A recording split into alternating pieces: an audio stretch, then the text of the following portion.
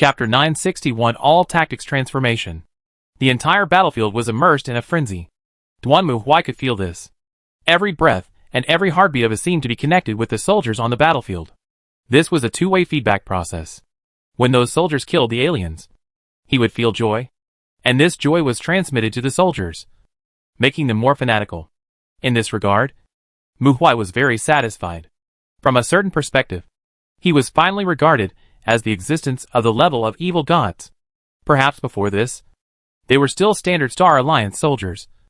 But Duanmu Huai believed that after this war was over, they would become purifiers of the most fanatical enemies of humanity. The will of the old gods combined with the god of destruction seems to be quite useful. If Duanmu Huai had anything to complain about, it was that the pace of advancement was too slow. Comrose was originally just a building similar to a large logistics center built by the Eldar in the Webway. But after countless millennia of expansion, it has become a huge tumor. But for Duanmu Huai, this is enough. Originally, he had not expected to destroy Comrose through ground warfare, which was obviously impossible. Although Comrose was a large city located in the Webway, it was actually about the same size as a planet. It would take too much time and effort to occupy the planet manually, and it would not be worth it. For Duanmu Huai, the god of destruction, it was even more uneconomical. After all, the ground battle was initially only used to attract Comrose's attention, so that the Inquisition fleet could enter the Webway in time. Now that Icode has destroyed the garrison fleet and reached the designated location, there is only one thing left for Duanmu Huai to do. The battle is over. All units must immediately withdraw to the portal and prepare to implement Plan B. He once again looked at the dark, vast city in front of him, and then gave the order coldly. At the same time, the Dark Eldar also began to act. Of course, they would not blindly be beaten. What the Dark Eldar needed to do was to find and understand where these enemies came from and why. Fortunately, they found the answer without spending too much time. Star Alliance. That group of monkeys. The Dark Eldar were somewhat surprised by this information. But not surprised. Not long ago, they intercepted and captured a monkey warship. From the interrogation of the crew, the Dark Eldar learned about the monkeys. They did not take these monkeys seriously, because from the dismantling of the monkey warship technology, this monkey civilization called Star Alliance was still very backward, and was not enough to attract their concern and attention. But now it seems that they have changed. Ripples appeared in the endless universe. And then, sharp black warships emerged from the darkness, their target being the azure planet before them. Clive stared at the planet in front of him, his eyes revealing unhesitating anger and hatred. He was sitting on a slave. The monkey was originally a senior officer on the Star Alliance battleship, but now it has completely succumbed to the Dark Eldar. Its skin was completely torn off, and the exposed muscles inside could be seen. The Dark Eldar's superb skills enabled them to easily peel off the monkey's skin without killing them. The endless screams of the monkey under him made Clive feel relaxed and happy. The extreme pain filled the hunger and emptiness in his soul. He couldn't wait to start another hunt, and use the horrible pain of those monkeys to fill the emptiness in his heart. But unfortunately, the purpose of his coming here this time was not to hunt. The Alliance and the Inquisition invaded Comarak, and Comarak was in the midst of war due to the rude and blasphemous behavior of those monkeys. Its purpose in coming here was to stop the war by conquering the Alliance headquarters and forcing them to issue a ceasefire order, which was the strength of the Dark Eldar. At least it's not a stupid fight against those steel warriors on the opposite side. Everything is ready. Archon. Very good. Clive cleared his throat. He had already begun to imagine whether his position in Comrose City would be further improved after this victory. However, it was obviously too hasty to talk about this now. Prepare. The flash of fire interrupted Clive's order. He turned his head and saw a warship on the side exploded and turned into a wreck. At the same time, a huge, brilliant warship appeared from the void. The black muzzle of the macro cannon aimed at the Dark Eldar fleet in front of it, bringing a touch of cold shock. Speed up. We've been discovered. Clive didn't care how he was discovered. He only knew that he had fallen into the enemy's trap. But Clive didn't hesitate at all, and continued to give orders. Soon, a layer of colorful shields appeared outside the Dark Eldar warships in front of him. And at the same time, they rushed towards the planet in front of them at an unimaginable speed. One after another, the Inquisition warships appeared and blocked the way of the Dark Eldar warships. With the roar of artillery fire, the Dark Eldar warships were hit and destroyed like moths to a flame. However, Several Dark Eldar warships still passed through the blockade and continued to move forward. The trial court turned without hesitation, and once again fired the Dark Spirit battleship, which flashed their attacks with a flexible attitude, and picked up the atmosphere. The Inquisition's attack did not stop. They did not care whether their attacks would hit anything on the ground or not. Instead, they followed closely and fired a series of light spears and macro cannons, pouring down like a rain of flowers from the sky. Soon, another Dark Elf warship was unable to dodge and turned into a blooming and burning firework under the endless bombardment. The remaining 3 Dark Elves warships changed direction under the command of Clav. One rushed to the Star Alliance headquarters, and the other 2 were scattered on the left and right, and they appeared in a panic to escape. His warship exploded behind. Clav clenched his teeth and was pulled by gravity from the ground. The escape cabin turned lightly in the air, falling on the ground like a feather or leaf. How many people survived? He asked in a low voice.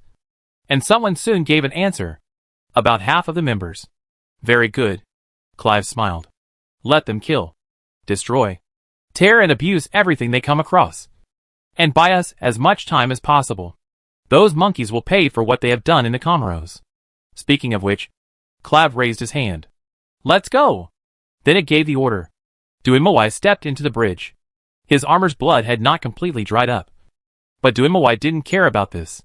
He just stepped onto the bridge and looked at the star map in front of him. It's going very well, Uncle. At this moment, Iko also stretched out his finger and quickly explained to Duanmuhai. Since the enemy was totally unprepared for our arrival, their resistance was hasty and ill-prepared. We have eliminated most of the remaining resistance. We have locked down Comoros and are ready to start the final plan at any time. This is enough. Install the whirlwind torpedo. Summon the Wani giant ship, and prepare to issue an extinction order. Karimlo is provided by 2 stars. As long as we can defeat these 2 stars, Karolo will be destroyed directly, Duanmuhai said as he took off the rose knot from his body. Soon, an angel quietly flew down and knelt in front of Duanmuhai. She humbly raised the parchment in her hands and presented it to Duanmuhai. At this moment, Aikot's voice suddenly sounded. Uncle, we received an urgent communication from the Star Alliance headquarters. Please bring it in. Duanmuhai didn't even blink. And then the screen flashed. And then Duanmuhai saw Li Longqing's face appear on the screen. However, at this moment, Li Longqing's face had been cut to pieces, and the wounds that tore his face almost to pieces made him look like a non-human. He opened his mouth wide, gasping for breath, but couldn't speak, from the blood foam and the black hole around his mouth. It can be seen that his tongue has been cut off. Hello, monkey. A smiling face of the Dark Eldar emerged from behind Li Longqing, holding a scimitar in its hand, and pressed it against Li Longqing's neck. Seeing this scene, the girls were all shocked, but Duanmuhai's expression remained unchanged. Just as I expected, the lowly aliens will always do such boring things. Shut up, monkey. Clive's expression changed slightly when he heard Duanmuhai's mocking words. In that case, you should understand why we are here. If you don't want this monkey to die, stop attacking Comoros immediately. That's it? Do you think I care about him? It's hard to say. Clive grinned, then reached out and pulled out a strange green box. Perhaps you can take a look at this. This is a virus prepared by the Haymonkey themselves. It only takes a few minutes for it to spread through the air to every corner of the planet. All monkeys will die from this virus without exception. Oh! And it is ineffective against us Eldar. I can't wait to see the miserable deaths of those monkeys. By the way, our conversation is being broadcast live on the entire Star Alliance network. So, what decision will you make? Hearing this, Duanmuhai was silent for a moment, then smiled slightly. Alien. This universe does not tolerate those who are weak-willed and hesitant. Only through firm actions and beliefs can humans survive.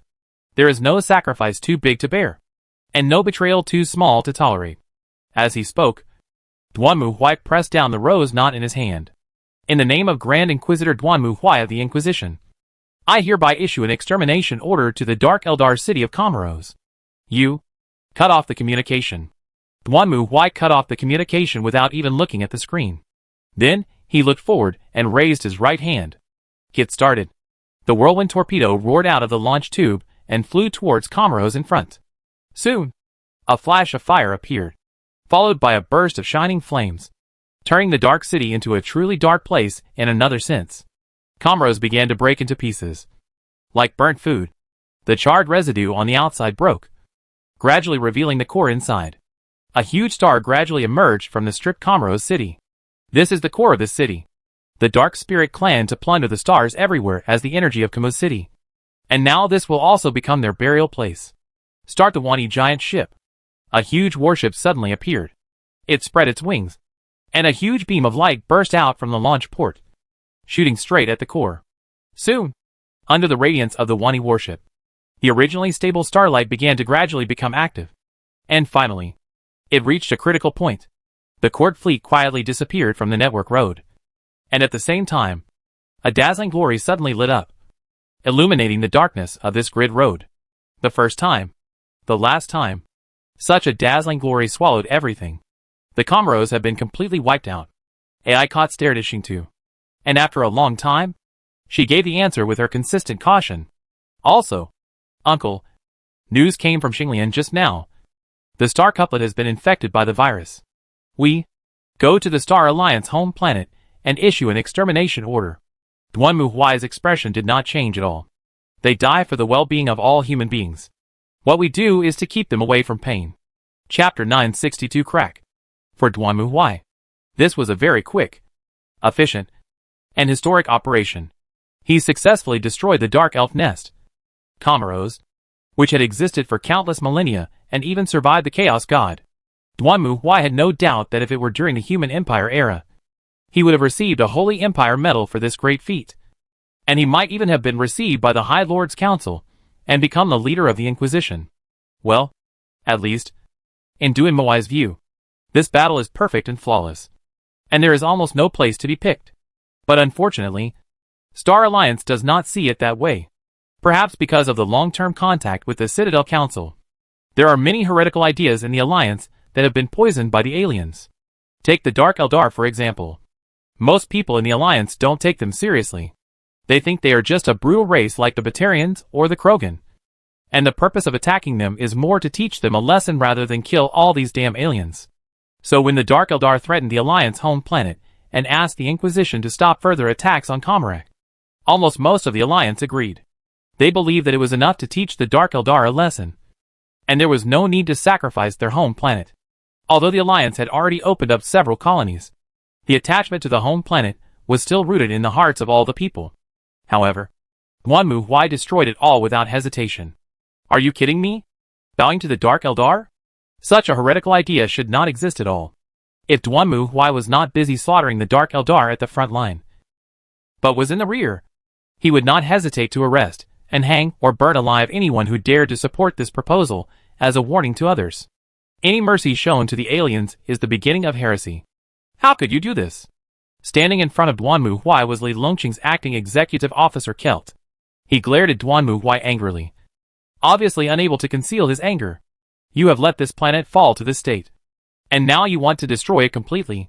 I mean this with the best of intentions. Celtic executor. Duanmu Huai didn't care about Celtic scolding, as if the person in front of him was just a barking teddy bear. According to the conclusion of the auspicious observation scan, your home planet has been completely infected by toxic substances. In fact, all the people on this planet have also been infected and mutated. Do you still want to continue to indulge their suffering just for your insignificant kindness? Duanmu Huai narrowed his eyes and stared at Celtic. The poison prepared by the Dark Eldar certainly would not let you die suddenly. For the Dark Eldar, death is not even a punishment, but more like a reward. They have countless ways to make people live worse than death in reality. And this is the case with the people on this planet right now. It is a molecular dissolving and polymerizing poison. In simple terms, it will dissolve people temporarily, and then merge with the surrounding life, thus transforming them into strange and bizarre species. For example, when a person inhales poison, his body begins to dissolve. If, unlucky enough, there is a fly around him at this time, he will merge with the fly and become a flyman. He will retain human consciousness, but he will also feel the feelings of a fly. He will feel the stimulation of his body merging with dense swarms of flies. Well, that fits the nature of the Dark Eldar. We can save them. They're not dead yet. This virus is contagious. Do you want to spread it to every planet and every corner of the universe? Who is the executioner who wants the extinction of mankind? We will do everything we can to keep it safe. We swear not to let this virus leak out. We can set up a medical research laboratory in the orbital satellite station. I have listened to your nonsense. Duanmu Huai pushed the idiot directly in front of him, and then picked up the rose knot.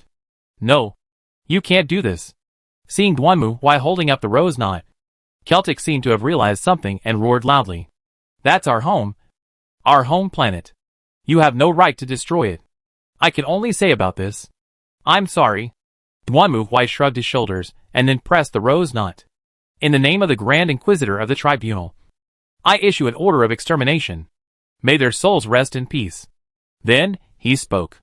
The next moment, a dazzling beam of light shot out from the bow and directly hit the azure planet in front of him. The entire ocean evaporated under the intense high temperature, and then the planet in front of him shattered like a glass bead. Seeing this scene, Celtic let out a heart-wrenching roar. But Duanmu Huai turned a deaf ear to it and just waved his hand. Throw him out. Soon a night guard came over, grabbed Celtic and took him out. The latter shouted and cursed as the door fell and closed again, and the entire bridge fell into silence, until Duanmu Huai patted his hands. Okay, everyone. You did a great job. We completely wiped out Comoros, a cancer that has been wandering in the universe for countless millennia. Considering that we only lost one planet, this is already a very outstanding record.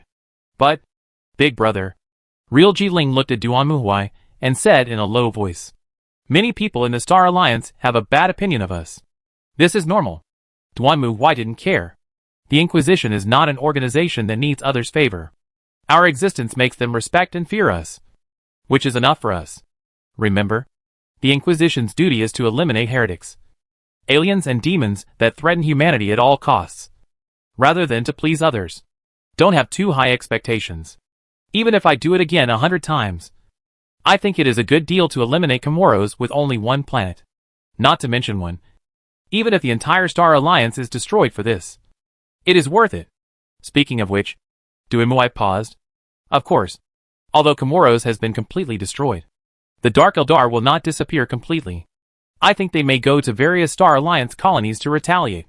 So we have to conduct high-intensity surveillance on these planets around the clock for a period of time, and eliminate the surviving Dark Eldar until they are completely suppressed or completely destroyed. But even though Duanmu Huai said so, he knew that the Dark Elves could never regain their former glory. After all, his natural disaster jumped forward again, which is enough to explain the results. It's a pity that the Ida Elves are not as easy to find as these black bean sprouts. After recovering his thoughts, Duanmu Huai nodded facing the girls. Okay, everyone. You are tired. Go and have a rest. The work here is over. How smart. We will temporarily close the space station to prevent anyone from coming here to cause trouble. Yes.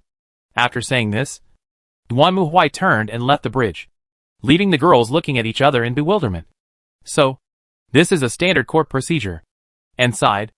I understand why Mr. Knight said that the Inquisition is not a respectable organization. Frankly speaking, I can understand Mr. Knight's approach intellectually, but emotionally, it is indeed a little unacceptable. Yeah.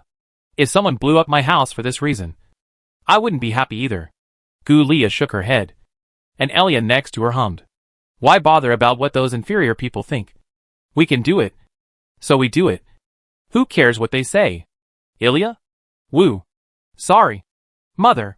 Hearing Ilya's slightly dissatisfied rebuke, Ilya's head, which had been held high, suddenly lowered. But what I said is also true. Karen, what's the situation online? Mary looked at Jinjiling, who was silent and frowning beside her, and asked in a low voice. The latter smiled bitterly and shook his head. The reaction from the Star Alliance was huge. I thought I could hold a press conference on behalf of the Inquisition and explain our Inquisition's position as much as possible. Is this useful? Medea shook her head. Aren't there many people in the Federation who sympathize with the aliens? How are you going to explain to them that in order to eliminate an alien race, we have to destroy your home? I don't think they will listen. It's their business to feel sympathy. But we, the Tribunal, must make it clear what we need to say. Otherwise they will think that we, the Tribunal, are in the wrong and are unwilling to speak out. Jinjiling now showed an expression of eagerness to try. And I remember that there are quite a few human supremacists in the Alliance. In the past, because the Alliance joined the Citadel, these human supremacists were unable to be active and publicize their ideas publicly. Perhaps we can start with them, and first split the public opinion trend within the Alliance. I think as long as we talk, they should understand. But anyway, I think we finally understand the practice of the trial court, and why it did it. Anne's complexion became much serious. To be honest, as I said just now, emotionally, I think this is indeed a bit too harsh. But from a rational point of view, I have to admit that this is the best way. We have no evidence to prove that the Dark Eldar will let the Star Alliance go after we withdraw. Based on Mr. Knight's understanding of the Dark Eldar, they can easily attack the colonies of the Star Alliance after we leave, and then mock our stupidity. In contrast, the goal is right in front of us. Whether or not we sacrifice this planet, we can completely destroy this cancer in the universe. I have experienced too many similar things. Mr. Duanmu is not someone who will let this kind of organization go easily. Mary sighed silently. In her world, destroying cults and aliens was a tough job. For example, destroying the ghouls before. But Mary also agreed that someone had to do it. Or it had to be done. To be fair, what did those ghouls do wrong? They just wanted to survive. And they even specifically looked for people who committed suicide to eat. But Duanmu Huai would not accept this excuse. Even if they didn't want to eat people, it didn't mean that their descendants wouldn't eat people. In this case, the best way was to completely eliminate these ghouls once and for all, whether they are innocent or not. The result is the same. Back in the room, Duanmu Huai sat on the sofa and sighed silently. He did not have too many emotional fluctuations about this, because the player has encountered similar situations many times in the game. There was once a mission where an innocent little girl suspected that her family had been captured by the devil and asked for help from the Inquisition. However, when the Inquisitor took the child to find her family, he found that her family had become cultists. So the Inquisitor had to kill all her family members in front of the child. And the little girl who could not accept this awakened her spiritual ability, and then accepted the bewitching of the evil god from the subspace, and tried to avenge her family. Then he was beaten to death by the judge. There are countless similar tasks in this game, and situations like this often occur. It can be said that players are numb. This is just a way to kill people. Owner? At this moment, Ajiza's voice was heard. Duanmu Huai opened his eyes, and saw Ajiza's blue eyes staring at him. Then Aji said nothing, but stretched out her arms, hugged Duanmu Huai's neck, and wiped Duanmu Huai's face like a kitten. Duanmu Huai smiled gently, then reached out, and touched the little head of his little cotton-padded jacket. It's quite intimate. Master, you stink. Go take a shower. It's still the same as always. Chapter 963. We are on this road. After this, the relationship between the Inquisition and the Alliance changed somewhat. Of course, many people in the Alliance thought that the Inquisition's actions were too radical. Not to mention that many people's families lived on the Alliance's home planet. So they believed that the Inquisition's actions were unforgivable. But the Inquisition was no pushover. Jin Jiling relied on his platform to debate with many people, and successfully won the support of some Star Alliance citizens despite being at a great disadvantage. Of course, this is also related to the current overall political state of the Star Alliance. As we all know, the first negotiation between the Star Alliance and the Citadel was not friendly. At that time, the Star Alliance fleet discovered a Mass Effect portal, and wanted to open it out of curiosity, or to see where it led to. However, it was discovered by the Turian fleet. At that time, the Citadel had formed a system, and resolutely refused to activate the Mass Effect portal at will. So the Turian fleet issued a warning to the Star Alliance fleet. For the Star Alliance at that time, you, an alien who came from nowhere, are telling me what to do. What I do in my star field is none of your business. As a result, the two sides had a disagreement. And then the war between the Alliance and the Turians broke out. The two sides fought fiercely for a long time, until the other two races of the Citadel Council intervened to mediate. Considering that the opponent's fist was bigger than theirs, the Alliance had to choose to surrender and join the Citadel. At this stage, many people in the Alliance were anti-alien. After all, they fought with the Turians when they first met, and the fight lasted until the end without a clear winner. The intervention of the Asari and Solarians made many humans think that those who are not of my race must have different hearts. However, after joining the Citadel Council, in order to prove to other aliens that humans are good kids, the Alliance had to choose the second path. which is to coexist with the aliens. There is actually no other way. After all, they are numerous and powerful, and the Alliance will not have the upper hand in a fight. So they can only take the path of peaceful coexistence and a prosperous family. During this period, human supremacism and hostility towards aliens were basically suppressed by the Star Alliance government. And Cerberus was a good example. It was even identified as a terrorist organization by the Star Alliance, and a series of strikes were carried out against it. However, after the emergence of the Inquisition and the end of the Reaper War, the previously suppressed human supremacist school within the Alliance began to stir again.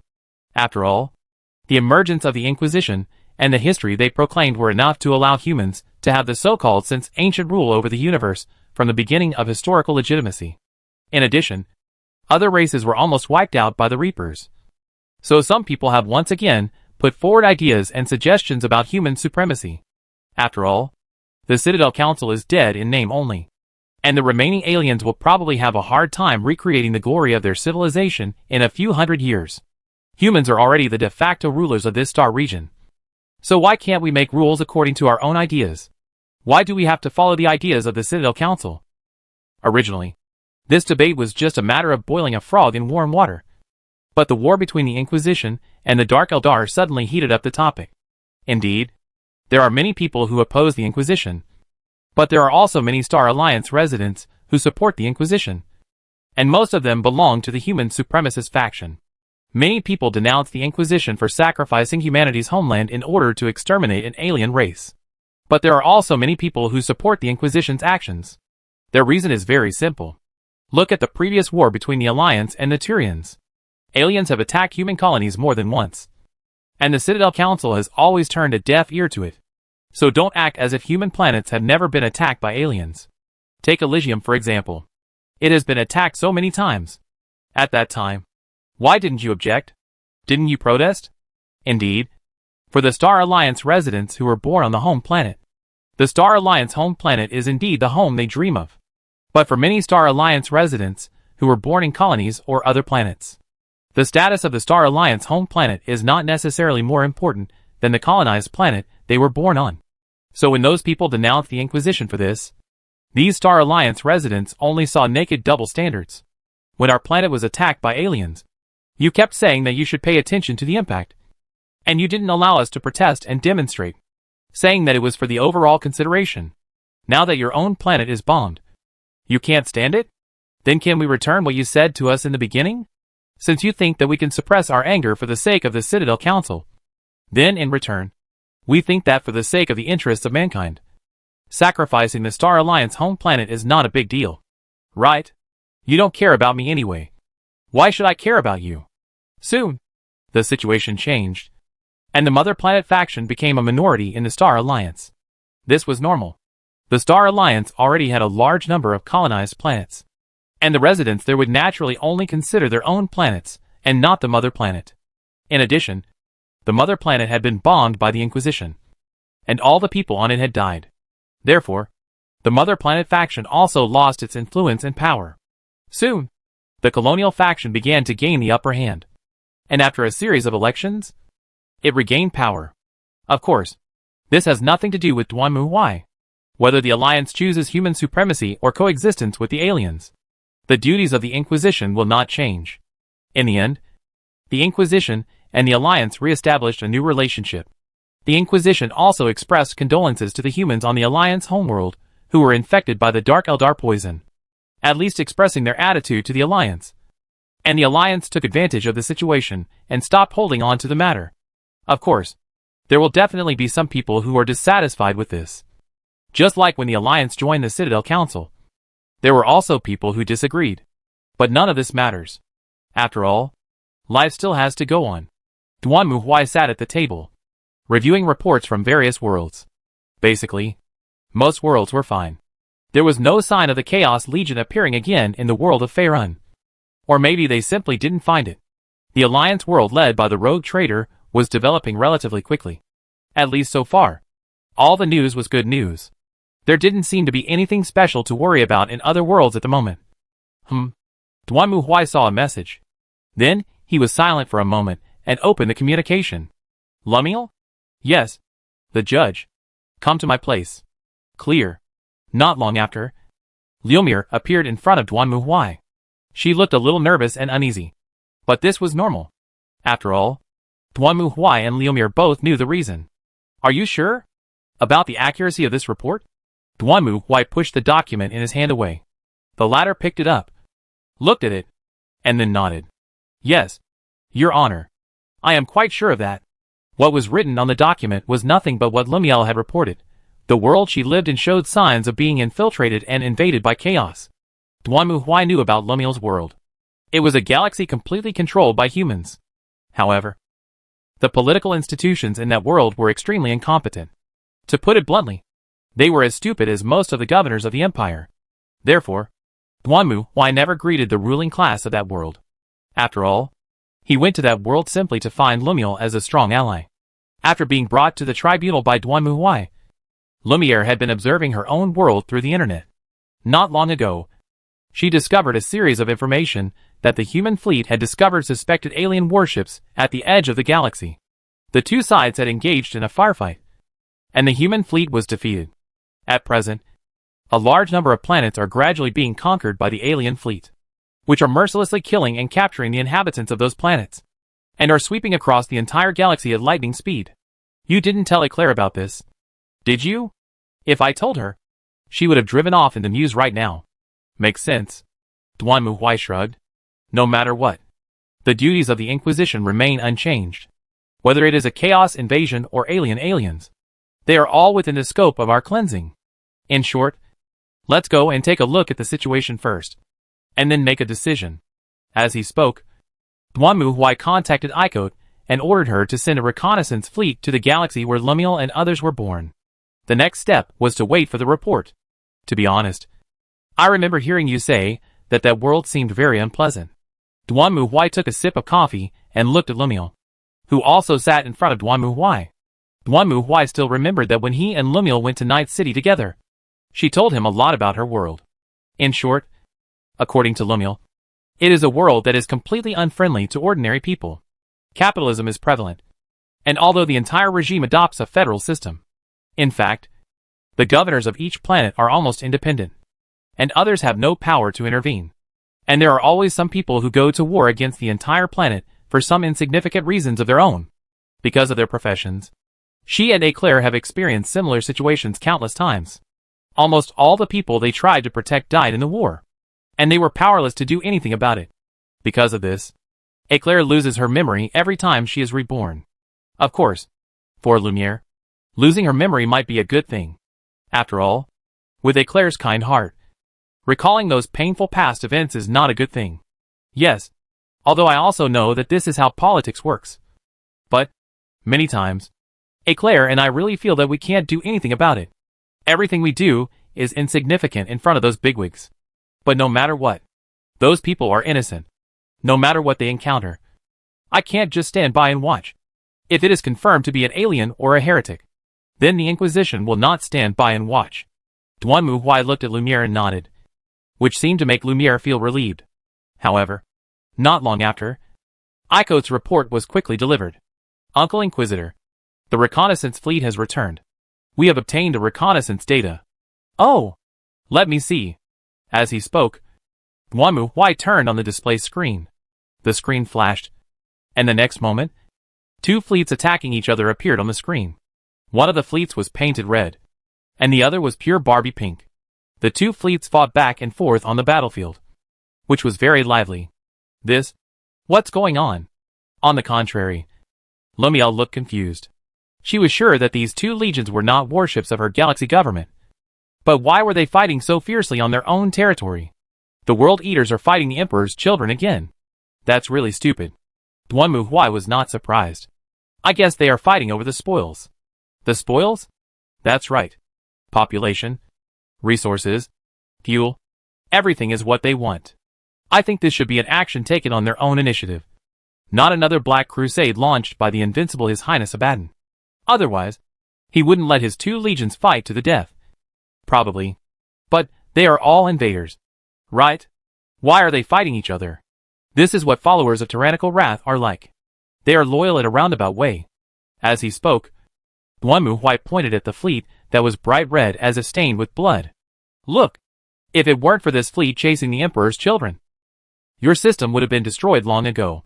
But it is because of the selfless fighting spirit of these brave warriors, who are not afraid of sacrifice, that there are still people alive in your system. How loyal they are. Well, hearing this, Lumiel was confused and didn't know what to say. Well, now it looks like we should do our job. Duanmu Huai stood up as he spoke. Let these heretic bastards see clearly that even if another 100,000 years pass, they still don't have the final say in this world. Chapter 964 Fireworks. Curbed loyalty is indeed worthy of its reputation. When Duanmu Huai led the Inquisition fleet to Lumiel's hometown, the Emperor's children and the World Eaters were still fighting each other. If someone didn't know, they would have thought that the two fleets had some mortal feud. Is this our enemy? Aren't they invading? Why are they fighting each other? Is this a trap?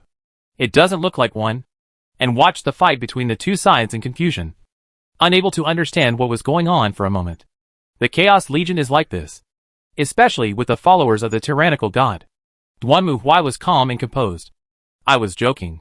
Are you kidding me about the indirect loyalty? Not to mention that although all the Chaos Legions have surrendered to the evil god, they have never had a sense of companionship with each other. Not to mention that there is no sense of companionship between the legions. Even within a legion, the same is true. Although the rebel legions were not divided into countless battle groups, like the loyalists due to the second founding of the army, there were also many factions within the legions. And they were basically a group of loose sand. Are they here to plunder this world? Of course. If I'm not mistaken, these two legions should be from the Eye of Terror, where supplies are scarce, and it's almost the same as hell. In the Eye of Terror, it's common for legions to rob each other of their supplies due to insufficient supplies. So it would be strange if they didn't fight. But aren't they outside now? Could it be that the spoils are not evenly divided? It could also be that the World Eater simply dislikes the Emperor's son. Duanmu Huai sneered, then leisurely leaned back in his chair, carefully looking at the fleets of both sides. Although Duanmu Huai seemed very calm on the surface, he was a little uneasy deep in his heart at this moment. It was not because he was afraid that he was not strong enough to kill these rebellious legions, but Duanmu Huai found that the pace of chaos was also accelerating. At the beginning in the world of Faerun, there was only a fleet led by Mortar Ion and Typhons. Now even the World Eaters and the Emperor's children have appeared, which means that the seal of the Eye of Terror is weakening. Who knows when the invincible Abaddon will start his Black Crusade again? It seems that we still need to transform into a natural disaster as soon as possible and create an ether phase engine. But it is also good for now. There are a total of 9 pre-March legions who have defected to the Chaos God, Emperor's children. Iron Warriors, Night Lords, World Eaters, Death Guard, Thousand Sons, Sons of Horus, Word Bearers, and Alphas. Mortar Ion, the pre-March of the Death Guard, was killed by Duanmu Huai outside the Crystal Wall of Faerun, while Onran, the pre-March of the World Eaters, was killed when Duanmu Huai traveled to the 30K timeline. Now these two legions are left with only small soldiers and generals. Not worth mentioning. The only one left is the pre-March of the Emperor's children, the narcissistic Fulgrim, the pre-March of the Iron Warriors, Perturabo, who was fond of civil engineering, the pre-March of the Thousand Sons Legion, the incredibly stupid braised pork ribs Magnus, the pre-March of the Word Bearers, the mystical religious lunatic Lorger. What are these 4 heavenly kings? Of course, the death of the pre-March does not mean the death of the Legion, but compared to the Legion with the pre-March, without a backer, the Legion will naturally be less confident. At this moment, Duanmu Huai suddenly saw the mark on one of the warships. He narrowed his eyes and stared at it for a moment, then snorted coldly. Lucius? This guy is here too? This is really interesting. Lucius mentioned by Duanmu Huai is a very famous character among players. He is the Lord Commander of the Emperor's Son, and the champion warrior of the Obsessed Sin. Of course, ordinary champion warriors will not let players talk about him with relish. The reason why players discuss him is because of his characteristics. Lucius's nickname is the Immortal. And just like his nickname, Lucius cannot be killed. You can kill him in a battle, but after a while, he will run out alive and kicking from somewhere else to revive. Of course, in addition to this feature, there is another point that players talk about very much. The captain of Lucius's battleship Crown is a white-haired lowly whose body was stolen by the devil. She looks quite cute. White-haired lowly, possessed by a demon, and the long-term entanglement with the immortals. A large part of the romance novels in the forum are based on these two people. Either Lucius is a Lolita lover and has found true love, or it is the love-hate relationship between the demon girl and Lucius. There are even people saying that the soul of the white-haired girl secretly fell in love with Lucius. After all, before becoming the god-chosen champion of the obsessive evil, Lucius was very handsome, which fits the fantasy of many rotten girls. That subforum can be considered a very standard version of the depravity of obsession. Duanmu Huai was not interested in that little Lolita. His own Aiko was also very cute, wasn't she? But on the contrary, he was very interested in Lucius. The reason was very simple. As mentioned before, Lucius could not be killed. Even if he was killed, he would be resurrected. Not only that, he also had a curse that as long as the person who killed Lucius gained a little happiness, pleasure or satisfaction, it would become a soul curse plundered by Lucius's armor.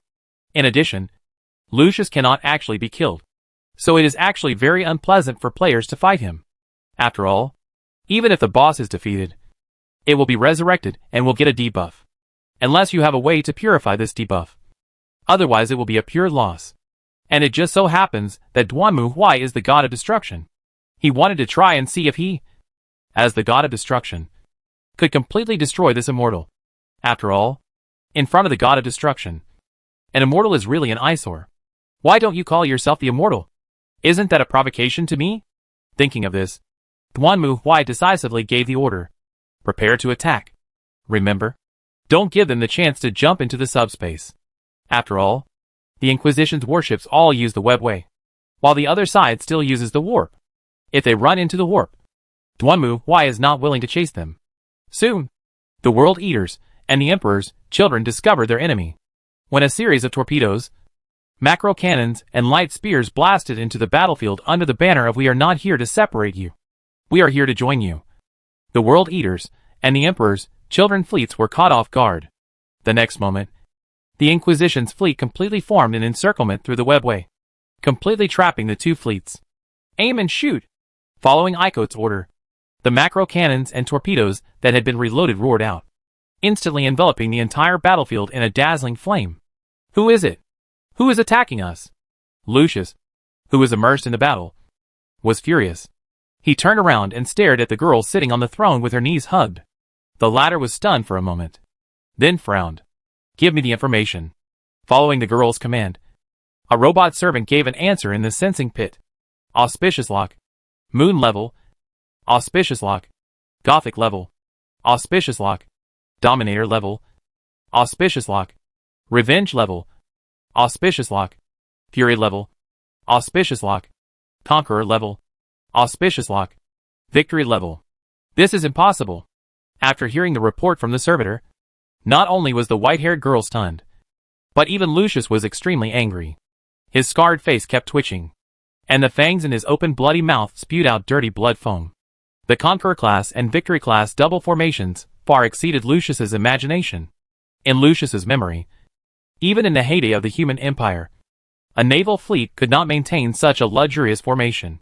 However, now that the human empire has been annihilated, where did this fleet come from? No one answered Lucius's question, because the attack from the Inquisition had already arrived at this moment.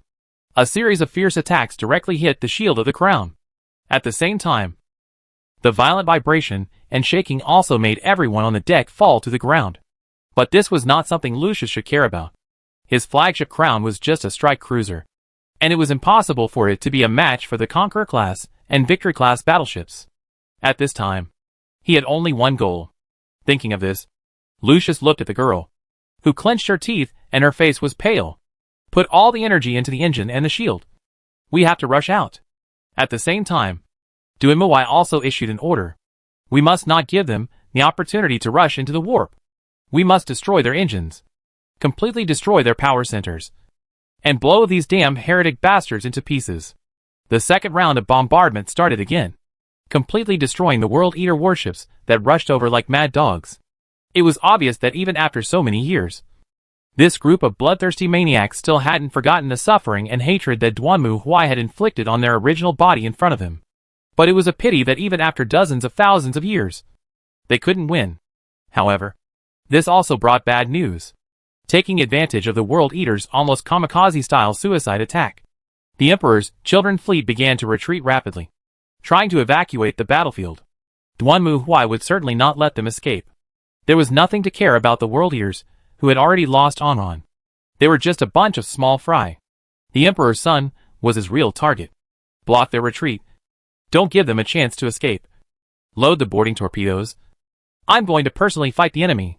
Astartes are also human, although they are stronger than ordinary people, and are even regarded as demigods.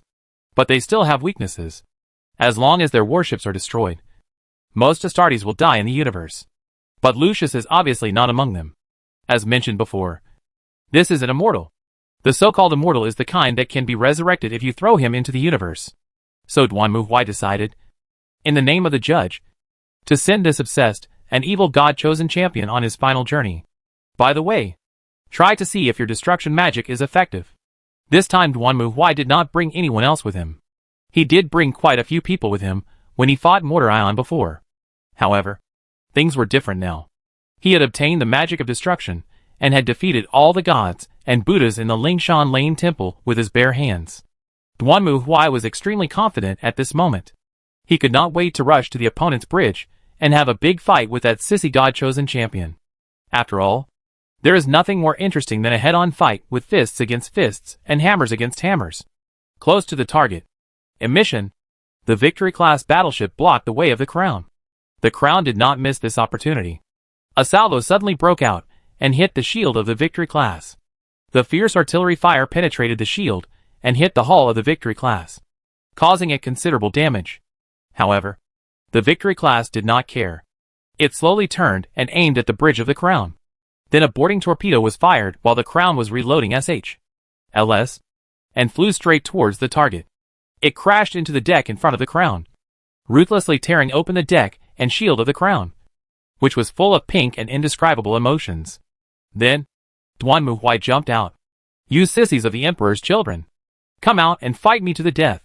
Chapter 965 Destruction and Immortality. They were born to be angels. More than those legions that bear the title of angel. More than the other Astartes legions that were given the name Angels of Death as they marched across the galaxy for the Imperium of Man. Only one legion knew the full implications of what such an ideal truly was. Was innate. The vision they were born into. Achieved only by the aspiration to perfection. Only one legion was given the name of the Emperor. Only one legion was chosen to bear the symbols of the Master of Mankind. Only one legion was worthy to be called his sons. Son of the Emperor. However, all that glory is now a thing of the past. The angels now have abandoned their original beliefs, original ideals, and everything they originally had. They prostrate themselves at the feet of their new gods, becoming fallen and corrupt remnants. The fallen angels are no longer worthy of being called angels. And their end has come to an end. The smell of irritating gas hit him in the face, and then spread in front of Duanmu Huai's helmet. Duanmu Huai never took off his helmet for no reason. Of course, this was not for the ridiculous reason that his little cotton-padded jacket said I don't want to scare others, but simply to avoid being calculated, especially the believers of the evil of obsession and the stain of corruption. They all like to use various poisonous gases to weaken their opponents. Just like now. Rose-colored smoke floated around Duanmu Huai. As long as he inhaled it, he would feel unimaginable happiness and joy, as well as bliss that was almost like his soul ascending to heaven. But they could not get close to the giant in front of him. With every step Duanmu Huai took, the aura of destruction on his body floated, ruthlessly dispersing the rose mist around him. It was like a man who did not understand romance, cutting off the fragrance of the young girl in front of him without hesitation. Opposite Duanmu Huai was a group of Astartes, wearing gorgeous purple-red precious metal armor. They stared at the uninvited guest in front of them, and raised the sonic amplifying cannons on their forearms. The next moment, a piercing noise that could even shatter Tao Gang in his flesh and blood burst out from the speakers and voice grills on the armor of these warriors, almost tearing apart the walls and floors along the way. The roar that sounded like a landslide rushed directly towards Duanmu Huai. The noise made Duanmu Huai feel extremely manic. It felt like when you were reviewing for the college entrance examination and heard the aunties downstairs dancing in the square. When you came home from work after a hard day and were ready to go to bed. You heard the aunties downstairs dancing in the square. When you argued with them in a nice way and returned home, they were still dancing in the square. At this time, You had only one thought in your mind. That is, kill. Duanmu Huai roared and rushed forward with his warhammer raised high. He didn't care whether the person in front of him was an old lady dancing in the square or an Astartes making noise. In short, they were all dead. The warhammer whistled down and hit the leading noise warrior's chest directly. Duanmu Huai raised it and shouted, then smashed it forward. The flashing thunder-like warhammer completely pierced through the body of the Astartes in front of him, burning his limbs and armor into black charcoal. Another noise warrior rushed over and grabbed Duanmu Huai's hammer. At the same time, another noise warrior pounced on Duanmu Huai from behind and grabbed his waist tightly. The sharp noise that was enough to decompose everything rang out again, trying to completely destroy the enemy in front of him. But this makes no sense. Duanmu Huai roared, raised his head suddenly, and retreated to the corner of the wall. Then he stuck his butt out and broke free from the entanglement of the noise warrior behind him. At the same time, he smashed his head forward and hit the head of the noise warrior in front of him, who was holding his warhammer, smashing the latter's head and bleeding. Taking advantage of the moment when the noise warrior relaxed his strength, he rushed forward and smashed into the body of Astarte in front of him with the iron hammer, crushing his body into a meat paste. At the same time, Duanmu Huai gripped the warhammer tightly, turned it 180 degrees, and hit the noise warrior behind him, adding another bloody decoration to the wall. In just a few moments, a squad of noise warriors was annihilated. If players encountered these enemies in the game, they would probably need a squad to deal with them. But even if Astartes was a demigod, he was definitely no match for Duanmu Huai, the god of destruction. Even if they crawled at the feet of the new god, dogs were still dogs. Duanmu Huai strode forward, and the wave of fear was like an army, accompanying him forward, wherever he went. All the ship's slaves and machine servants working on this cursed warship were frightened out of their wits. They screamed and fell to the ground. The aura of fear and destruction came towards them like a violent tsunami, ruthlessly extinguishing the struggling fire of life. Then, Duanmu Huai stopped and looked at the figure standing at the end of the colorful corridor that looked like a nightclub bar. He was wearing the same purple-red armor, with human skin covering it. His originally handsome face had become bloody and hideous due to countless years of self-mutilation, and looked more like a bloody second-hand prop from a B-level horror movie. He held a silver scimitar in his hand. After just one glance, Duanmu Huai withdrew his gaze, and at the same time confirmed the identity of the Astartes in front of him. Lucius the Immortal, staring at the extremely ugly face in front of him. Duanmu Huai sneered. You have abandoned the elegance and perfection of the Emperor's children and surrendered to that bisexual sissy. And this is what you get? Stupid, ugly, and inferior. It is really a pity that the Third Legion has fallen to this state. You don't understand what we have gained, you lackey of the false emperor. Lucius gripped the blade of lyre in his right hand and grabbed the long whip with a barbed hook in his left hand. In my opinion, it is you who are struggling ugly. Even now, you are still unable to open your eyes and see the lies you serve. The Inquisition protects humanity, not the old bacon of the Emperor. Duanmu Huai interrupted Lucius calmly. Your feud with the Emperor has nothing to do with me. But your attack on humanity is an atrocity that the Inquisition cannot tolerate. I am not here to argue about who is right or wrong. I am here for one thing. As he spoke, Duanmu Huai tightened the hammer in his hand. That means completely destroying you. The Immortal. Interesting. Then let me see if you have the ability to do this. Both sides were silent for a moment, and then the battle began. Duanmu Huai roared, raised his warhammer, and rushed towards Lucius. The latter suddenly stretched out his left hand and swung it forward, and the long whip was swung out quickly and wrapped around the long handle of the warhammer. Duanmu Huai held the warhammer and swung it hard, directly taking Lucius flying. The latter seemed to have thought of this move long ago. The silver scimitar in his right hand flashed a shining sword flower in the air, and then stabbed the enemy in front of him. Facing the oncoming blade, Duanmu Huai loosened his right hand, clenched it into a fist, and roared forward. His steel gauntlet collided with Lucius's silver scimitar, knocking the latter directly out. Lucius fell from the air like a cannonball, and hit the wall at the end of the hall on the other side. But Duanmu Huai knew that this was not the end. The figure leaped up. Lucius turned into lightning, rushed out of the ruins, and rushed towards Duanmu Huai again. A bottle of bright red potion on the potion shelf behind him was injected into the opponent's body. Lucius' body began to swell instantly, and in the blink of an eye, he seemed to have turned into a furious rhino. rushing straight towards the enemy in front of him, wanting to tear him into pieces. It's useless. Looking at the immortal rushing towards him again, Duanmu Huai sneered. He stood firmly on his legs, gripped the warhammer tightly, and smashed down at the god-chosen champion, who was overdosing on drugs in front of him, hitting him directly on the head. Boom! The moment the thunder hammer hit Lucius' head, the powerful force in Lucius' body instantly disappeared. No matter where he got this power from, it had no meaning in the face of the power of destruction. Anything could be destroyed, even power. But Lucius was faster. At the moment when he was almost knocked to the ground by Duanmu Huai's hammer, he dodged the coming force that could smash the entire warship with unprecedented agility. He was like a ball of light surrounding Duanmu Huai, with the blade of Lyra in his hand shining brightly, just waiting to give Duanmu Huai a fatal blow like a venomous snake when he opened his mouth. At the same time, Duanmu Huai's hammer had already hit the deck. The surging air wave, like a supernova explosion, exploded in all directions with Duanmu Huai as the center, and everything in its path completely exploded and collapsed. The armored bridge of the entire crown was directly shattered under this hammer, and the deck and the thick and solid floor that were strong enough to withstand macro shooting exploded like plaster. Lucius did not expect this to happen at all. He took advantage of the moment when Duanmu Huai opened the gap and rushed forward. The blade in his hand shone brightly, bringing a shadow, and directly chopped Duanmu Huai's head. Then he was blown away by the explosive gust of air coming towards him. For a moment, all the sounds around disappeared completely, and the entire bridge was exposed in a vacuum. Outside the broken wreckage of the warship, all that could be seen were shining beams of artillery fire.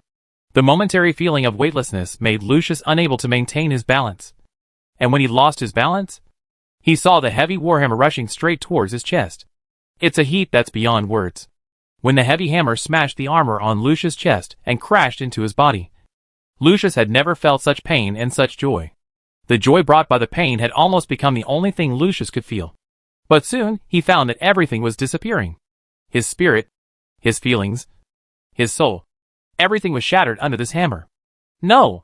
Lucius opened his mouth to shout, but he couldn't shout anything in this vacuum environment. Duanmu Huai stepped forward, holding the hammer that pierced Lucius' body tightly in his hand, and smashed it hard on the ground again. The entire ship of the crown exploded and shattered under this blow, and the flames flashed in the starry sky, and Lucius' soul and body were completely destroyed under this blow. Duanmu Huai could feel that his mutated and twisted soul exploded like a broken lollipop, and his body collapsed with it. Lucius's broken soul turned into blood-red balls of light, emerged from his dilapidated body, and then merged into Duanmu Huai's body. When Duanmu Huai raised the war hammer again, there was nothing left on it. Humph! The immortal is nothing more than this. Looking at this scene, Duanmu Huai snorted coldly. Well, this proves once again that those who try to show off by not wearing a helmet will inevitably die miserably. But in the final analysis, Lucius is still the appetizer. Next, it's time to go find trouble with Fugen. Chapter 966. I'm going now. The commander must be waiting for me. Wait. Eclair. Calm down. When Duanmu Huai killed Lucius and returned to the bridge, he saw a mess here. Eclair looked like she was trying desperately to leave, while the other girls were trying to stop her. Ogus even tied her up with silk thread and hung her up. What's going on? I went out and had a fight. And you guys also had a fight? Looking at Eclair dangling in the air, Duanmu Huai was confused. Ah, uncle, you're back. Seeing Duanmu Huai coming back, Iko also breathed a sigh of relief. We have completely routed the Chaos Fleet. I saw this. Now I'm more curious about why you tied Eclair here? Duanmu Huai looked at Eclair dangling on the ceiling with curiosity. Since coming to the tribunal, Lumiel had been valued by Duanmu Huai because of her skill in manipulating the internet and electronics. However, Eclair's power did not have much room for development in the tribunal. So most of the time, she was only responsible for Lumiel's safety and some sundries in the tribunal. That's right, uncle. After defeating the Chaos Fleet, I sent out a reconnaissance fleet to search the surroundings. Well, this is in line with Ikot's cowardly and sinister character. Then what? We received a distress signal from one of the planets. As he spoke, Ikot opened the communication, and then a woman's voice came from it. Help! Help! Help! This is Commander Eric Puth. Please answer if you hear me. We need backup. God! I think it was the organization that Eclair and Lumiel belonged to before they fled. Yes, the Federation of Systems and the Organization of System Trade and Tariffs. Or GOT for short. Leomir nodded. And Duanmu Huai sighed. TSK. Your tax bureau is pretty impressive. Duanmu Huai remembered that Lumiere said that they had taken on tasks from the Interstellar Federation several times, such as mediating wars between two planets. Is this something the tax bureau should do? Is it possible that in this world, taxes are also unavoidable even when one is dying? Well, then what? Duanmu Huai sighed, and then returned to the topic. Then, Miss Eclair wanted to go and check the situation immediately. So you tied her up? Why? Because there was no response to this signal. We have conducted several reverse searches and calls, but there was no response. We think this is just a mechanical distress signal that is automatically broadcast. Or it may be a trap. In this case, we cannot act without authorization. I hope to wait for you to come back before making a decision. But Miss Eclair can't wait. So Miss Okies tied her up. Why? Lumiel beside him also sighed helplessly. I'm sorry, but that's just Eclair's personality. Any other responses? It is currently under investigation, but no other findings have been made for the time being. Then let's go and take a look. We have nothing to do anyway. Maybe we can find a few survivors here and ask them what happened in this galaxy. Okay. Ojas. Put her down. Yes, Master. After hearing Duanmu Huai's words, Ojas nodded and put down her right hand. Then a scream was heard. And then Eclair fell heavily to the ground. Ouch. It hurts. Eclair stood up while rubbing her butt, and then saw Duanmu Huai coming to her. Eclair, you have been in the tribunal for a long time. I hope you can remember that the tribunal has its own rules. I have not given you enough authority, so it is not your turn to act independently. Do you understand? If there is a next time, it will not be so simple. Yes. Very good. Then let's go over there and take a look. With Duanmu Huai's order, the Inquisition fleet was immediately activated. It didn't take them long to arrive at the source of the distress signal. The planet Ainis. ECAT. Full scan results. Report. The surface shows high concentrations of radiation signals, and atmospheric exploration shows traces of multiple large-scale nuclear weapons bombings. This planet suffered a war that covered the entire planet, and has now completely lost its viability as a planet. Miss Lumiel? According to the Auspex scan data, based on the current radiation concentration and climate conditions on the planet, the possibility of life on this planet is very low. Perhaps God's underground command room has not been attacked yet. But it's just a possibility. That must be it. Before Lumiel could finish his words, Eclair spoke hurriedly. Director, they are not so easy to die. Have you locked onto the location where the signal originated? Locked. As Akat spoke, the screen soon flashed a few times, and then a building that looked quite tall appeared on the screen. This was a city that had been destroyed by war. There were high-rise buildings that had been attacked everywhere around it. The radiation cloud in the sky completely blocked the sunlight, and the city was dark. That's the God headquarters. Looking at the dilapidated but still standing building in front of him, Lumiel whispered. That's it. Then, Duanmu Huai decisively issued an order. Lumiel. Eclair. This is your hometown. You should be familiar with it. So come with me. Remember to wear N7 armor. Ojas. Jiawei. Mary. Follow me. And Giulia. Lorena. Ailey. Medea. You are responsible for guarding the bridge. ECAT. Remember? If there is an emergency, don't worry about us and evacuate directly. We can use the portal to go to the soul world, but the radiation interference below prevents normal communication. I will give orders to Odell through telepathic connection. Duanmu Huai pointed at Audrey, who also gave a slight yes bow. You too. If you find anything, contact me through Odell. Understand? Yes, Uncle. Very good. Prepare a Night Raven Black Star for me. Soon.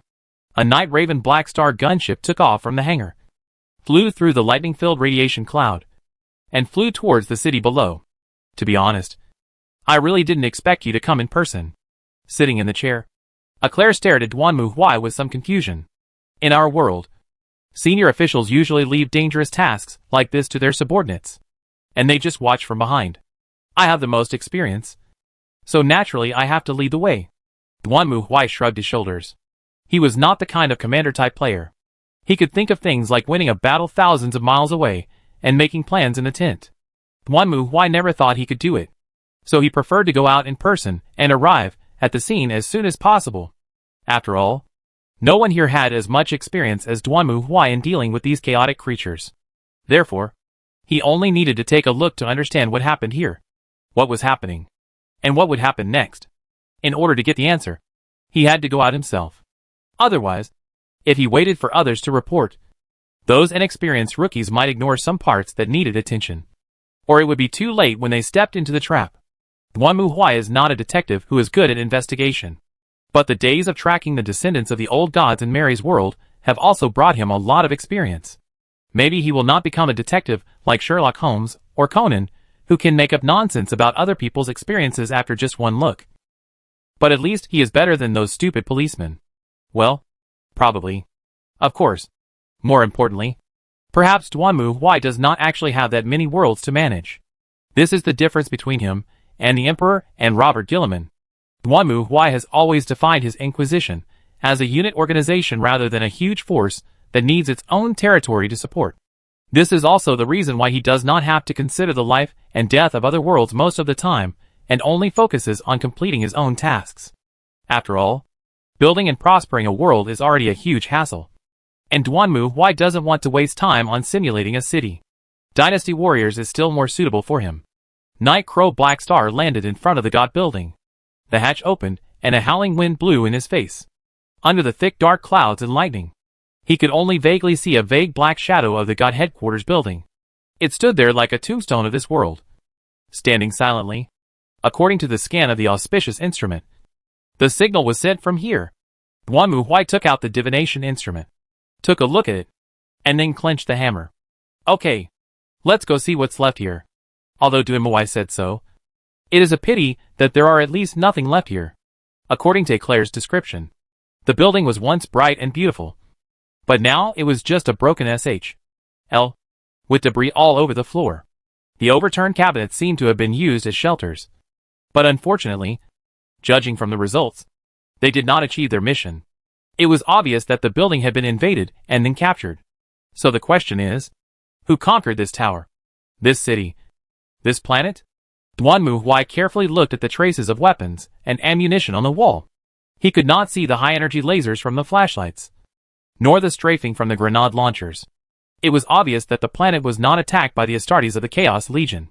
On the contrary, it looked more like a civil war. How can it be? Lumiel also discovered this. But she couldn't imagine it at all. Why did the civil war break out? I don't understand.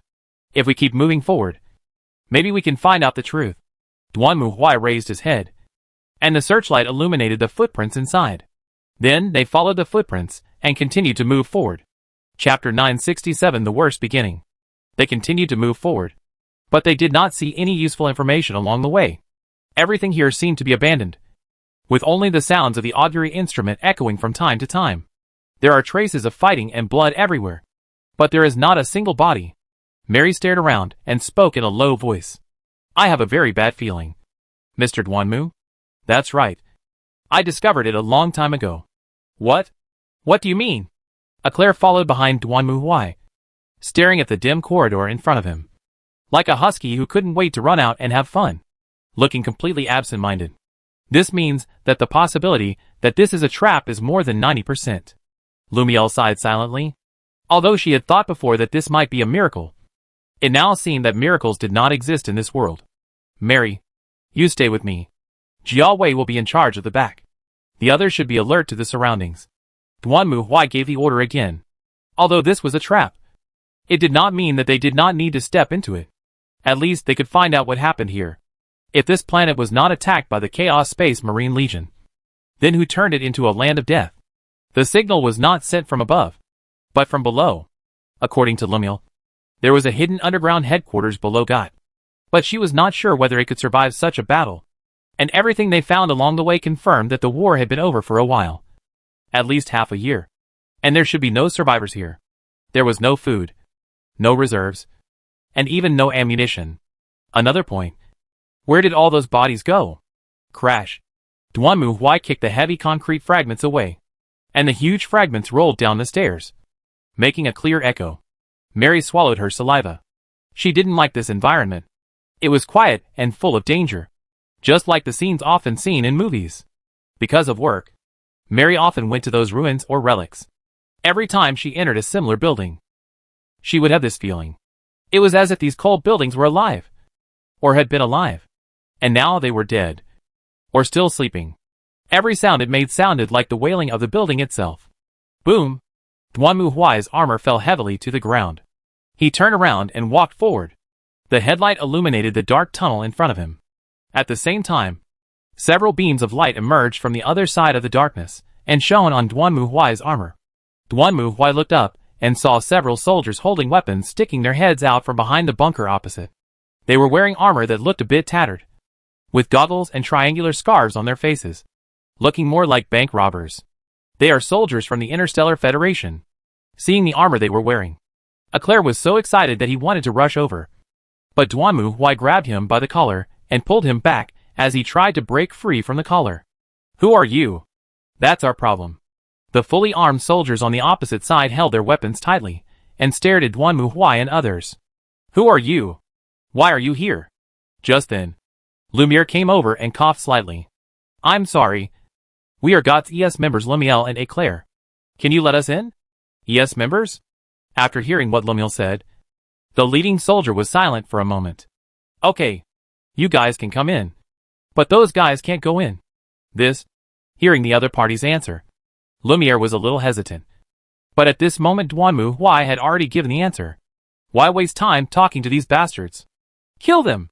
As he spoke, Duanmu Huai suddenly swung his hammer forward. The spinning thunder hammer flew forward and directly hit the soldiers, knocking them to the ground. Get started. Seeing Duanmu Huai taking action, the soldiers on the other side also raised their weapons and opened fire, attacking Duanmu Huai.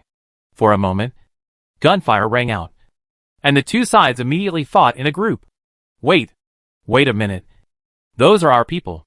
Eclair tried to stop the fight that had started out of nowhere, but Lumiere grabbed her and shook her head. This isn't right. Eclair. Wait. What are you talking about? Lumiere? Just when Eclair was confused, the battle was nearing its end. The soldiers' bullets were completely unable to penetrate Duanmu Huai's power armor and Star Alliance armor. In almost a moment, the soldiers who were originally guarding behind the bunker were wiped out by Duanmu Huai and others, leaving only corpses on the ground. Why did you do that? Just after Duanmu Huai killed the last soldier, Eclair hurried over and asked. But Duanmu Huai just glanced at her and then threw a corpse over. Use your brains. Idiot. These guys are not human. Why? Hearing Duanmu Huai's speech, Eclair stunned. She lowered her head and looked at the corpse in front of her. Then she found out that the soldiers who fell in front of herself were barely on the head of the soldiers, without a trace of hair. In addition, his sharp teeth and long tongue could be seen in his big mouth. Essence. Sure enough, I just noticed something was wrong. At this time, Lumiere also came over, looked at the scene in front of him with a serious expression, and spoke in a low voice. Hey! Lumiere? Have you discovered it already? Of course. Eclair? Have you forgotten? Why should we wear this kind of cosmic armor? As he spoke, Lumiere pointed to the space suit he was wearing. It's not because of the ground radiation and poison gas. That's right. According to instrument detection, the radiation concentration here far exceeds the limit that humans can resist. Only people like us who are wearing fully enclosed armor can enter. But these people are only wearing ordinary military uniforms and a triangular bandana. If they were real humans, they would have died from excessive radiation long ago. But what on earth is this? I've never heard of such a thing before. Eclair stared at the corpse in front of her, unable to conceal her confusion in her eyes. But Duanmu Huai soon gave the answer. It's the Genestealers. As Duanmu Huai spoke, he tightened his grip on the war hammer again and looked forward. I have to say, your world is really miserable. It is really like a wolf in front and a tiger behind. It is being targeted by the Chaos God and the Tyranids at the same time. This galaxy is completely hopeless. Tyranids. Upon hearing this, Eclair and Lumiere's faces suddenly changed. After entering the Inquisition, they also learned the lessons of the Inquisition and naturally knew what a terrifying race the Tyranids were. How come? Why are the Tyranids here? The Tyranids are boundless. And no one knows exactly how many there are. Although a large number of Tyranids have been eliminated before. That is only the part that has invaded the interior of the Milky Way. There are still many Tyranids outside the Milky Way. In short, I said that this is a long war. It seems that we have something to fight now. Before Eclair could ask anything else. Suddenly, a shrill scream came from deep in the passage. Then, everyone saw, under the dazzling searchlight, hundreds of dark shadows crawling out from the ground, ceiling, and walls like geckos, using their hands and feet, and pounced towards Duanmu Huai and others with a speed and flexibility comparable to that of cockroaches. Go! Kill these bastards! At the same time, on the battleship, Icode was also observing the intelligence reported by various reconnaissance teams. This galaxy. Ugh! To be honest, I think it's very dangerous. Most of the planets have been almost destroyed due to various disasters and wars. And why did the Tyranids appear? And they are fighting against the Chaos Legion? Looking at the information in front of him, Icode was confused. But if Duanmu Huai was here, it would be understandable. The Tyranids increased their power by consuming biomass, while the Chaos Legion, on the other hand, requires almost exclusively souls. Logically speaking, if the Chaos Legion eats the Tyranids, wouldn't they be able to obtain souls? However, it is not. For the Chaos Legion and the Tyranids, neither side can eat it.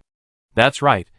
To the Chaos Legion, the Tyranids have no souls, only a unified will, and eating them will cause stomach upset. Similarly, for the Tyranids, Chaos Legions, which are contaminated by the warp, are not worth devouring and will only cause stomach upset if eaten. In other words, they will not gain anything by eating each other, but will only suffer losses. So under normal circumstances, the Tyranids and the Chaos Legion are too lazy to care about each other. However, there is only one exception, and that is when their targets are humans. For the Tyranids, if all humans are contaminated by chaos, they will have nothing to eat. To the Chaos Legion, humans would be soulless if they were eaten by the Tyranids. Because of this, the fight between the Tyranids and the Chaos Legion that Icode saw was almost all for the remaining humans. Neither side was willing to give the other side the meat that was in their mouths. And the fight was a life and death struggle. DD. Just when Icode was puzzled, a sudden alarm sounded. Alarm. A strong psychic signal detected. Why? Icode was shocked and quickly raised his head to look at the screen. In the originally colorful starry sky, a strange cloud-like thing suddenly appeared and gradually spread. Then, accompanied by flashing lightning, an extremely huge creature emerged from it. What is that? I seem to have seen it in the Inquisition's documents. This seems to be the mothership of the Tyranids. What? What do we do now? Notify Mr. Knight immediately. This is not a problem we can solve. Chapter 968, The Starfield of Chaos. To be honest, I'm not surprised at all. When he received the call from Odell, Duanmu Huai was standing in the underground command post under Got. It was already a mess, with the bodies of Genestealers everywhere. Duanmu Huai never doubted the arrival of the Tyranid fleet, because this was the usual behavior of the Tyranids. Genestealers would use their power to instinctively summon the Tyranids to outer space, and the latter would go to the destination after receiving the signal, and then eat up the Genestealers on the target planet along with other things. So after seeing that the planet had been almost completely occupied by Gene Stealers, Duanmu Huai knew that the arrival of the insect nest was only a matter of time. How's the situation with the Chaos chapter? They are fighting the Hive. Well, after all, the Chaos Legion is also very hungry. After hearing the report from Akot, Duanmu Huai couldn't help but sigh. The Chaos Core had been trapped in the Eye of Terror for so many years, and had been starving. Now that they had finally come out and encountered such a top-notch meal, they naturally didn't want anyone to snatch it away. So from this perspective, the Chaos Core was still protecting the humans in this galaxy from being eaten by bugs. Well, although in a sense, being eaten by bugs is a better fate for the humans in this galaxy. We have nothing to gain here. This is just a trap. Evacuate immediately and release an extermination order for the entire galaxy. Duanmu Huai gave the order without hesitation. And when he heard Duanmu Huai's order, Eclair was shocked. Wait, are you really going to do this? Completely destroy this galaxy? After following Duanmu Huai, Eclair and Lumiel had also seen Duanmu Huai issue many extermination orders. But, when it came to themselves, it was another matter. Yes, the threat of the Tyranids is real. We must ensure that the Tyranids do not use this system as a springboard to enter other systems. This is non-negotiable. Duanmu Huai issued this extermination order not simply because it was a habit of the trial court. He also had his own very reasonable reasons. Right now in this universe, there are several ways to travel through galaxies. For example, the method used by the Inquisition and the Eldar to use the webway to jump. There is also the method used by the Chaos Legion to travel through the warp. However, the method used by the Tyranids is different from both of them. It uses a method similar to the warp engine. Simply put, it disturbs the gravitational field between planets and then travels across the galaxy at warp speed. How to stop the Tyranids from advancing? That's easy.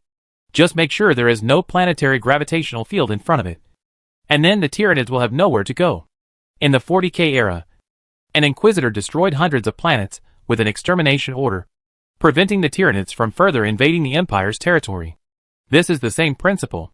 As long as there are no planets in the Tyranids' path, there will be no gravitational field, no gravitational disturbance, and they will not be able to move forward. Therefore, for Duanmu Huai, the best way at the moment is to directly issue an extermination order for this galaxy. In this way, the Tyranid swarm will lose its springboard to move forward and will not be able to further invade the Milky Way. So, to be on the safe side, I want the fleet to immediately calculate the gravity of the surrounding area and issue extermination orders for all galaxies centered around it. Duanmu Huai said, not only will I not give you a springboard, I will even take away your way. Let's see how you can escape. Okay. Eclair wanted to object, but Lemuel pulled her hand. She gritted her teeth and looked around. It was not difficult for Duanmu Huai and others to break into the underground command center against the Gene Stealers. But when they arrived here, all they saw was a mess and a signal machine that was automatically sending signals. Of course, there was no living person here, and no dead people were to be seen, which was somewhat of a comfort to Eclair. At least, she didn't see the dead body of her former companion with her own eyes. How much is a good thing? Then however, just when Duanmu Huai was about to announce the retreat, suddenly a beep sound popped up on everyone's terminals. And then everyone was stunned. What happened? It looks like our gunboat has been destroyed. Duanmu Huai opened the terminal and glanced at it, then shrugged his shoulders silently. Gene Stealers are bugs, not fools. Cutting off their retreat is a standard operation. Wait, what do we do now? Now everyone was dumbfounded. What are you afraid of? It's not like there's nothing we can do. Compared to other people, Duanmu Huai seemed very calm. Although Duanmu Huai was always reckless. As a player, he could also be cowardly and timid at times. In fact, in many cases, Duanmu Huai was no less calm than Icode in this respect. It's just that Icode is timid but not reckless, while Duanmu Huai is both reckless and timid. Since he dared to come here in person, he must have his own way. That is his killer soul resonance. That's right. There's a problem in this world. So wouldn't it be fine if we just run to the world of soul fragments? This is also the reason why Duanmu Huai is willing to take the initiative to come down. He never thought that he could conquer the world.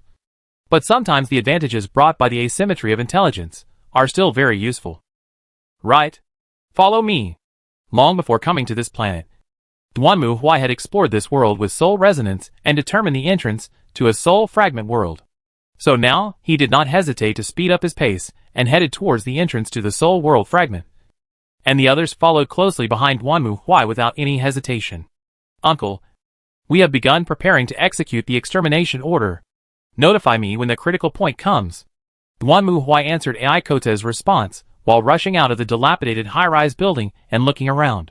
At this moment, the whole sky was extremely dark. Looking up at the sky, you can see that the radiation cloud that originally covered the sky was quickly blown away.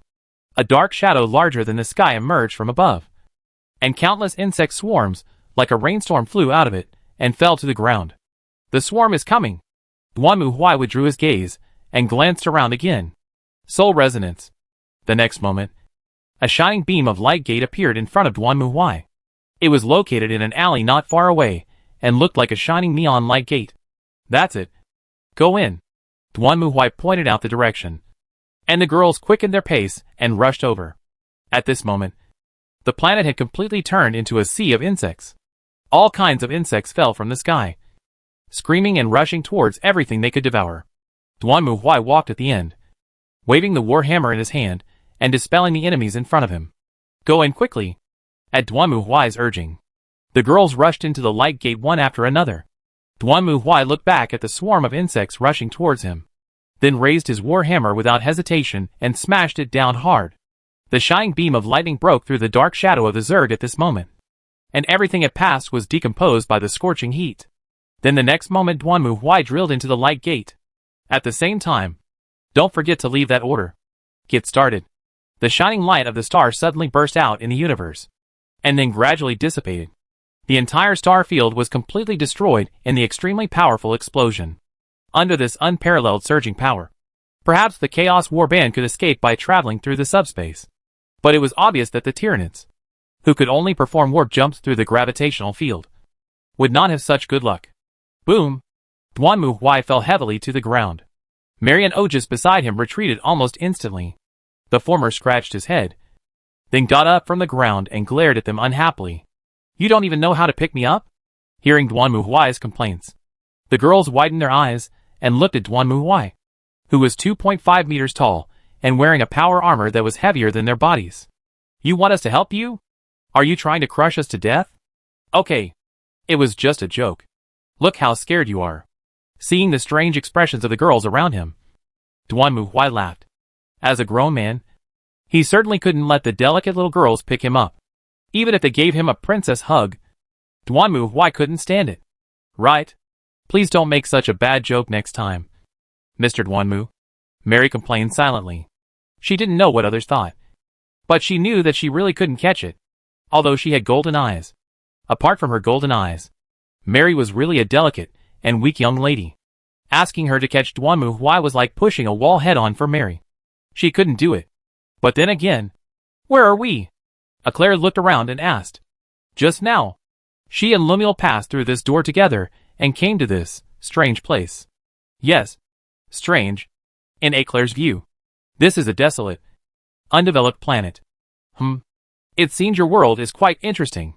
Duanmu Huai did not answer Eclair's question immediately, but squinted his eyes and stared around. The fragmented world was still in this position of this world. In other words, this desolate planet was actually the city of God where Eclair and the others were before.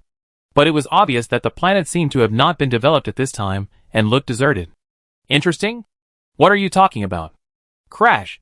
Before Eclair could finish her question, the ground at her feet suddenly cracked, and then a strange monster jumped out of it and pounced at Eclair with its fangs and claws bared. Chapter 969 The Lost World. A black shadow jumped out from the ground and pounced directly towards Eclair. Looking at the black shadow in front of him, Eclair, wow! Almost at the same time, Mary and Lemuel also screamed in fear and quickly retreated to the side. On the contrary, Ojus reached out and wrapped the black shadow with a silk thread. Only then did Eclair run away, as if he had been electrocuted, and jumped up from the side of the black shadow. As for why the girls were so frightened, the reason was very simple. Because it was a cockroach with several pairs of legs, smooth curves, black body, and about the same size as a human. No. No. No. What is this? Mary desperately climbed onto Duanmu Huai's body, holding onto his jetpack tightly, and even her usual ladylike reserve disappeared. Even Lemuel hid behind Duanmu Huai, and the grace and elegance she always talked about were nowhere to be seen. Squeak! Squeak! Squeak! However, the giant cockroach did not seem to be prepared to give in, and continued to desperately wave its tentacles, making a creepy sound. Not only that, but what was even more creepy was that along with the cockroach's scream, the ground nearby began to bulge, and then equally huge cockroaches emerged from it. No! The screams of the girls broke through the sky, and even Duanmu Huai had to lower the volume of his helmet. The screams were comparable to the sonic attacks of the noise warriors. However, Duanmu Huai also admitted that it was really creepy to see a group of cockroaches as big as humans crawling out from underneath. But, after all, it's just a cockroach. Watch me! Duanmu Huai roared, raised the hammer, and smashed it hard on the ground. The cockroaches crawling all over the ground were instantly smashed to pieces, and countless smelly, sticky white liquids burst out and scattered all over the ground. Ah! However, what Duanmu Huai did not expect was that he had just helped the girls solve the problem that made them scream. But the next moment, they screamed again, quickly got off him, and then distanced themselves from him. Even Ajis and Jiawei were no exception. What's wrong with you guys? Duanmu Huai looked around. All the cockroaches had been killed. Why were they still screaming? Mr. Duanmu? Your body. Mary stretched out her hand tremblingly, and pointed at Duanmu Huai's body. Duanmu Huai looked down, and saw that the front of his armor was stained with a layer of blood sprayed by cockroaches. And there were a few cockroach legs stuck on his body, but they were outside the armor. Duanmu Huai didn't feel it at all. It's just a small thing. Why are you afraid? Didn't you kill the cockroaches? As Duanmu Huai spoke, he wiped off a few cockroach legs that were stuck on his body and walked towards the girls. As a result, he had just taken a few steps when he saw the girls taking a few steps back, staring at him as if they were looking at a scary giant cockroach. When they saw the cockroaches just now, they all ran towards me out of fear. Now that they see some cockroach blood on me, they all stay away from me. You know, I killed the cockroaches for you. Haha. Woman. Duanmu Huai rolled his eyes silently. It was not until Duanmu Huai silently disinfected his entire armor and washed it again that the girls dared to approach him again. Just now, they almost treated Duanmu Huai as a big cockroach. What on earth is going on in this world? Mary held her chest and gasped for breath. Even facing the descendants of the old gods had never made her so nervous. Why are there such big cockroaches here? Eclair even hugged his arms, his whole body numb. It would be fine if it were just an ordinary little bug, but a cockroach as big as a human would really give people nightmares. Ahem. Duanmu Huai coughed and spoke. I have heard of similar situations. Similar situation? Yes. I seem to have heard that there was a mad scientist who wanted to fuse the genes of cockroaches and humans to create a super cockroach man. Then his experiment succeeded, and a bunch of super cockroach men appeared. They had the appearance of cockroaches, but under the SH. I was a muscular human body, and their heads were also like cockroaches. Oh, please don't say any more, Mr. Duanmu. Mary was the first one to cover her ears. She was so scared that she almost fell to her knees. Then she jumped up again. After all, she still remembered that the cockroaches crawled out from the ground. What's even worse is that Mary is a writer. Writers generally have rich imaginations. Not to mention that Duanmu Huai described it so clearly. Mary felt like she was getting goosebumps all over her body. Even Eclair and Lemuel were pale and trembling. Only Otis and Jiawei seemed calm. As puppets, they seemed unable to understand the fear of humans towards this strange insect. So why did Ogisi and Jiawei leave Duanmu Huai just now? Well, Otis's answer is simple. It's dirty and smells bad. As expected of his own little cotton-padded jacket, Duanmu Huai was almost pierced through. Looking at the miserable appearance of the girls in front of him, Duanmu Huai chuckled. This is retribution for why you disliked me just now. So, what is going on in this world? After a short stop, the group immediately left the wasteland. Although there was nothing there, the cockroaches emerging from the ground were enough to make them change their direction. A fragmented world. The afterimage of a world that has vanished. Otis and Jiawei knew about it. But Mary, Lumiere and others didn't know much about it. And Duanmu Huai had never talked about it with them. At this time, he took the opportunity to popularize some knowledge. Of course, this kind of knowledge of the fragmented world is of no use to ordinary people. And it is indeed useless if you are not a soul messenger. It's hard to imagine. Are you saying that there was another civilization on this planet before our world? I have never heard of it. Eclair looked incredulous. She wouldn't care about other places. But Duanmu Huai was talking about her own planet. She had worked on this planet for hundreds of years. And now someone told her that there was another ancient civilization before them. To be honest, Eclair couldn't imagine it at all. It is very far away from you. It may have been destroyed before your civilization was born. Duanmu Huai looked around. He did not let the girls take off their helmets. Although according to the detection of the augur, the various data of the fragment world were better than the previous planet wrapped in clouds and lightning. There was also some high radiation pollution data.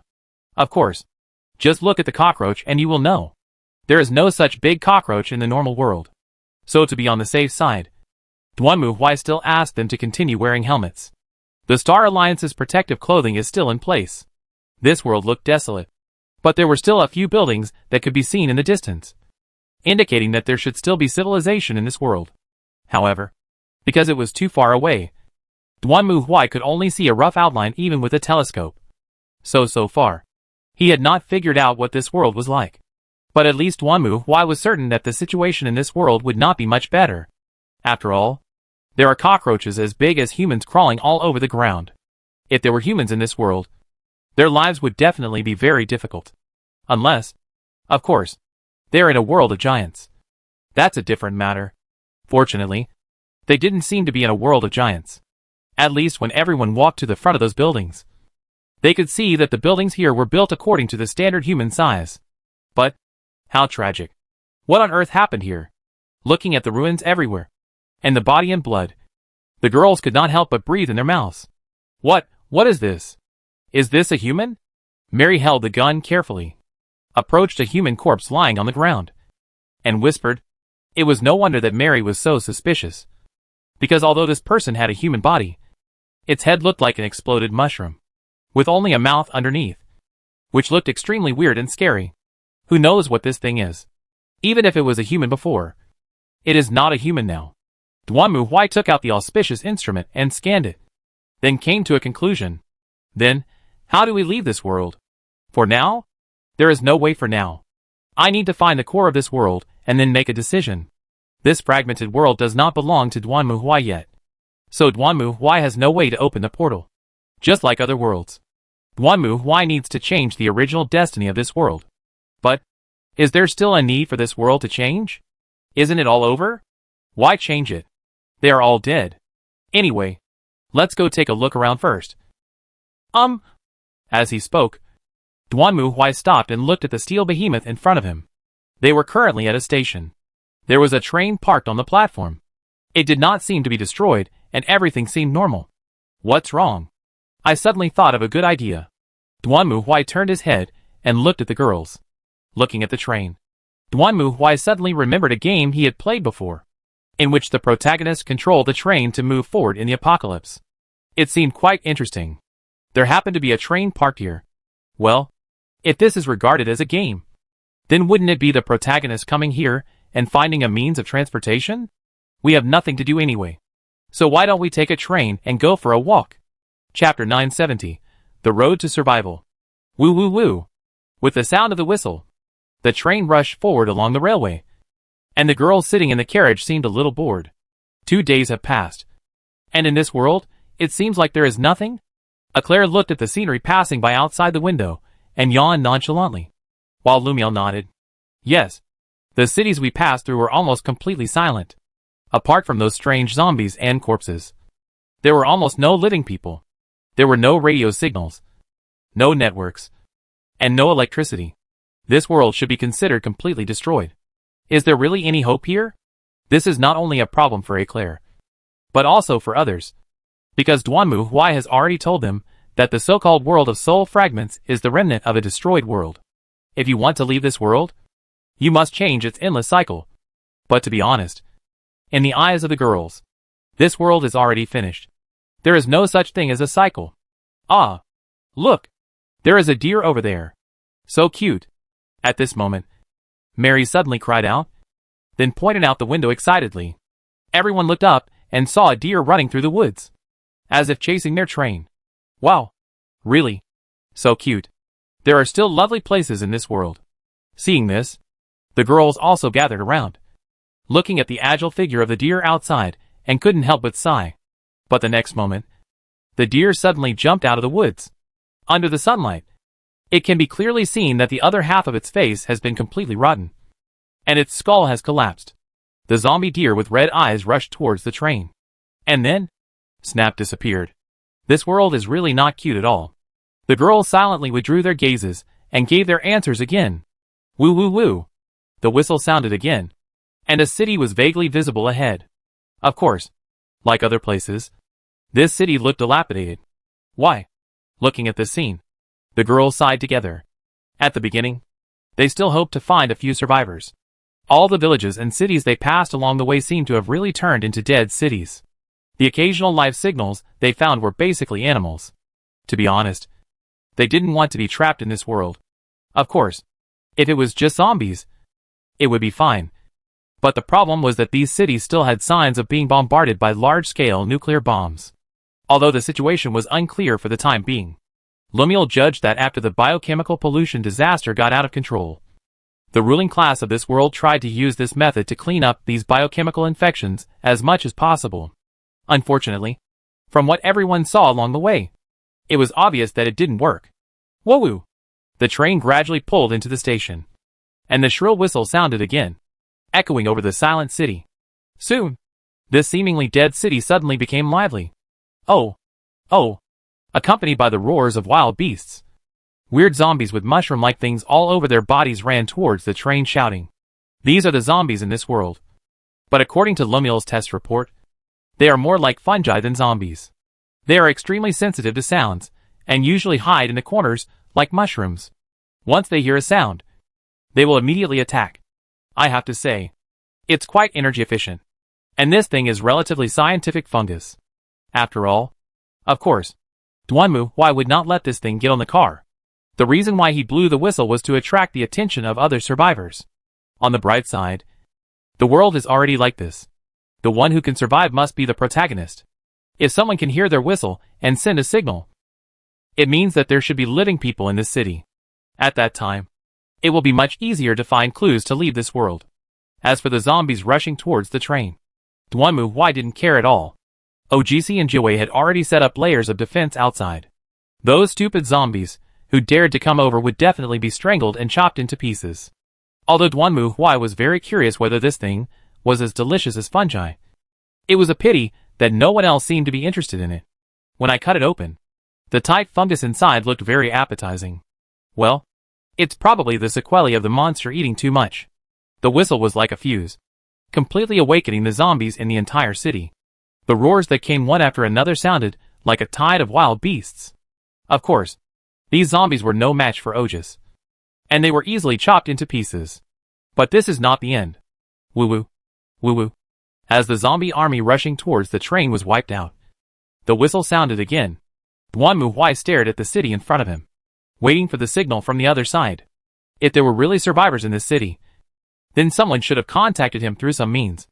Just as Duanmu Huai was thinking, suddenly, a flare shot straight out from a distance, illuminating the sky. Oh! Finally someone is here. But it's a pity that it's a little far away. Looking at the location where the flare was launched in the city, Duanmu Huai breathed a sigh of relief. And then he made a gesture. And soon, the servo skull flew out of the backpack behind Duanmu Huai and flew towards the location where the flare was launched. Duanmu Huai also turned on the camera and began to synchronize the servo skull to check the situation on the other side. Soon, under the scanning of the servo skull, Duanmu Huai saw a group of people trapped on the ground similar to the roof of a shopping mall. Most of them were women and children. And there were also a few men. The latter were shooting at the zombies that surrounded them with guns, while the women were responsible for loading ammunition. Of course, there were also some who went out in front to kill the enemies. All in all, go check it out. Duanmu Huai thought of this and made a decision. Claire, Mary, let's go! Woo-woo! The whistle sounded again. Hearing the whistle, the people trapped on the roof of the shopping mall were stunned and hurriedly looked towards the place where the sound came from. Wait! Is that train about to leave? It shouldn't be. I don't know either. I could have just left. It's all that damn woman's fault. One of them waved a baseball bat and complained loudly. They had held on to this mall for several months. At the beginning, there was no problem. But as time went by, the supplies gradually decreased, and everyone gradually became impatient. The expected reinforcements did not arrive until today, when the train whistle opened up a new path for them. At first, the zombies were attracted by the whistle, and everyone planned to take the opportunity to leave and run away while the number of zombies around was reduced. But unexpectedly, the teddy bear raised by one of the old ladies went crazy and screamed desperately outside. As a result, the zombies that had originally left were called back. Not only that, when everyone pushed the door and planned to leave, the zombies suddenly appeared and rushed in, killing the old lady directly. And the latter's screams attracted more zombies. So with no other choice, everyone had to fight and retreat. Now, let alone check the situation on the other side of the train. They might not be able to save themselves. What should we do now? Looking at the zombie army that gradually came in, everyone shuddered. Is it that so far? Hey, look! What is that? At this moment, One of them suddenly raised his hand in surprise, and pointed to the sky in the distance. Everyone looked in the direction of his finger, and saw a small black dot flying towards them. When they got closer, they saw that it was actually a human skull. Wait! What is that? Seeing this scene, someone hurriedly raised his gun and pulled the trigger at the flying head. Boom! However, at the moment the gunshot sounded, the human head dodged the attack directly, and then it dropped again, and a bright light appeared in its two eyes shining with red light, scanning the people close to it from head to toe. Seeing this scene, the others were also scared and dodged hurriedly. But the human skull obviously didn't care what they were doing. It just scanned one by one, and then stopped where it was. So, what on earth is that? Looking at the servo skull floating motionlessly in the air, everyone was confused. But soon they joined the battle with the zombies in front of them again. At this time, suddenly, a heavy footstep sounded. Boom, boom, boom! Wait, what's that sound? Everyone subconsciously looked in the direction of the sound, and saw that not far away, dust was flying, and car wrecks were smashed into the sky, and countless zombies fell like water drops, and the heavy footsteps were getting closer and closer. Boom, boom, boom, boom! Right beside them, hundreds of zombies suddenly flew up from the ground into the sky as if they were hit by a speeding dump truck. Even the people on the rooftop could see it. They stared with wide eyes in surprise, watching the zombies passing by them and crashing into the tall building opposite. They couldn't believe what they saw. Boom! The next moment, I haven't waited for everyone to react, and I saw a dark shadow suddenly rising and fell on the platform. Chapter 971. Boom! A huge black shadow descended from the sky, and everyone was shocked when they saw it. In front of them, there was a warrior nearly 3 meters tall, wearing strange and terrifying heavy armor, holding a huge war hammer, staring at them coldly. The skull-like helmet was flashing with a scarlet, cold light, which made people tremble just by looking at it. What is this new zombie facing this terrifying existence? Even those who were fighting against the zombies before completely lost their courage. This terrifying warrior seemed to represent the end of everything, like the incarnation of the god of death. When it came here, they didn't know how to resist it all. Call! In full view of the crowd, the huge warrior suddenly swung his hammer and instantly knocked away all the zombies that were surrounding him. Seeing those zombies being easily knocked away like baseballs, everyone stepped back in fear and could only watch the behemoth walk towards them. Mr. Duanmu, if you continue like this, you will scare them to death. Fortunately, just when everyone was at a loss, a voice suddenly appeared, and then everyone saw 2 girls sticking their heads out from the left and right sides of the warrior's shoulders, and seeing this scene, everyone was somewhat relieved, although they didn't know what this was. At least it didn't look like a zombie? Probably not. Excuse me. Who are you? We came from the train and saw your signal, so we came here to check the situation. As he said, Duanmu Huai took off his helmet and saw his face, and everyone couldn't help but exclaim again. Fortunately, it was not a zombie anyway. Next, the survivors here introduced themselves one after another.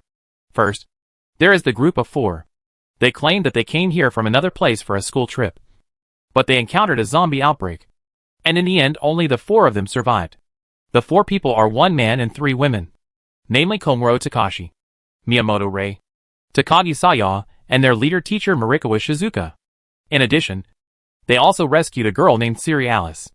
According to them, after surviving the initial zombie outbreak, they have been staying in the mall. After that, there were other people who successively joined in.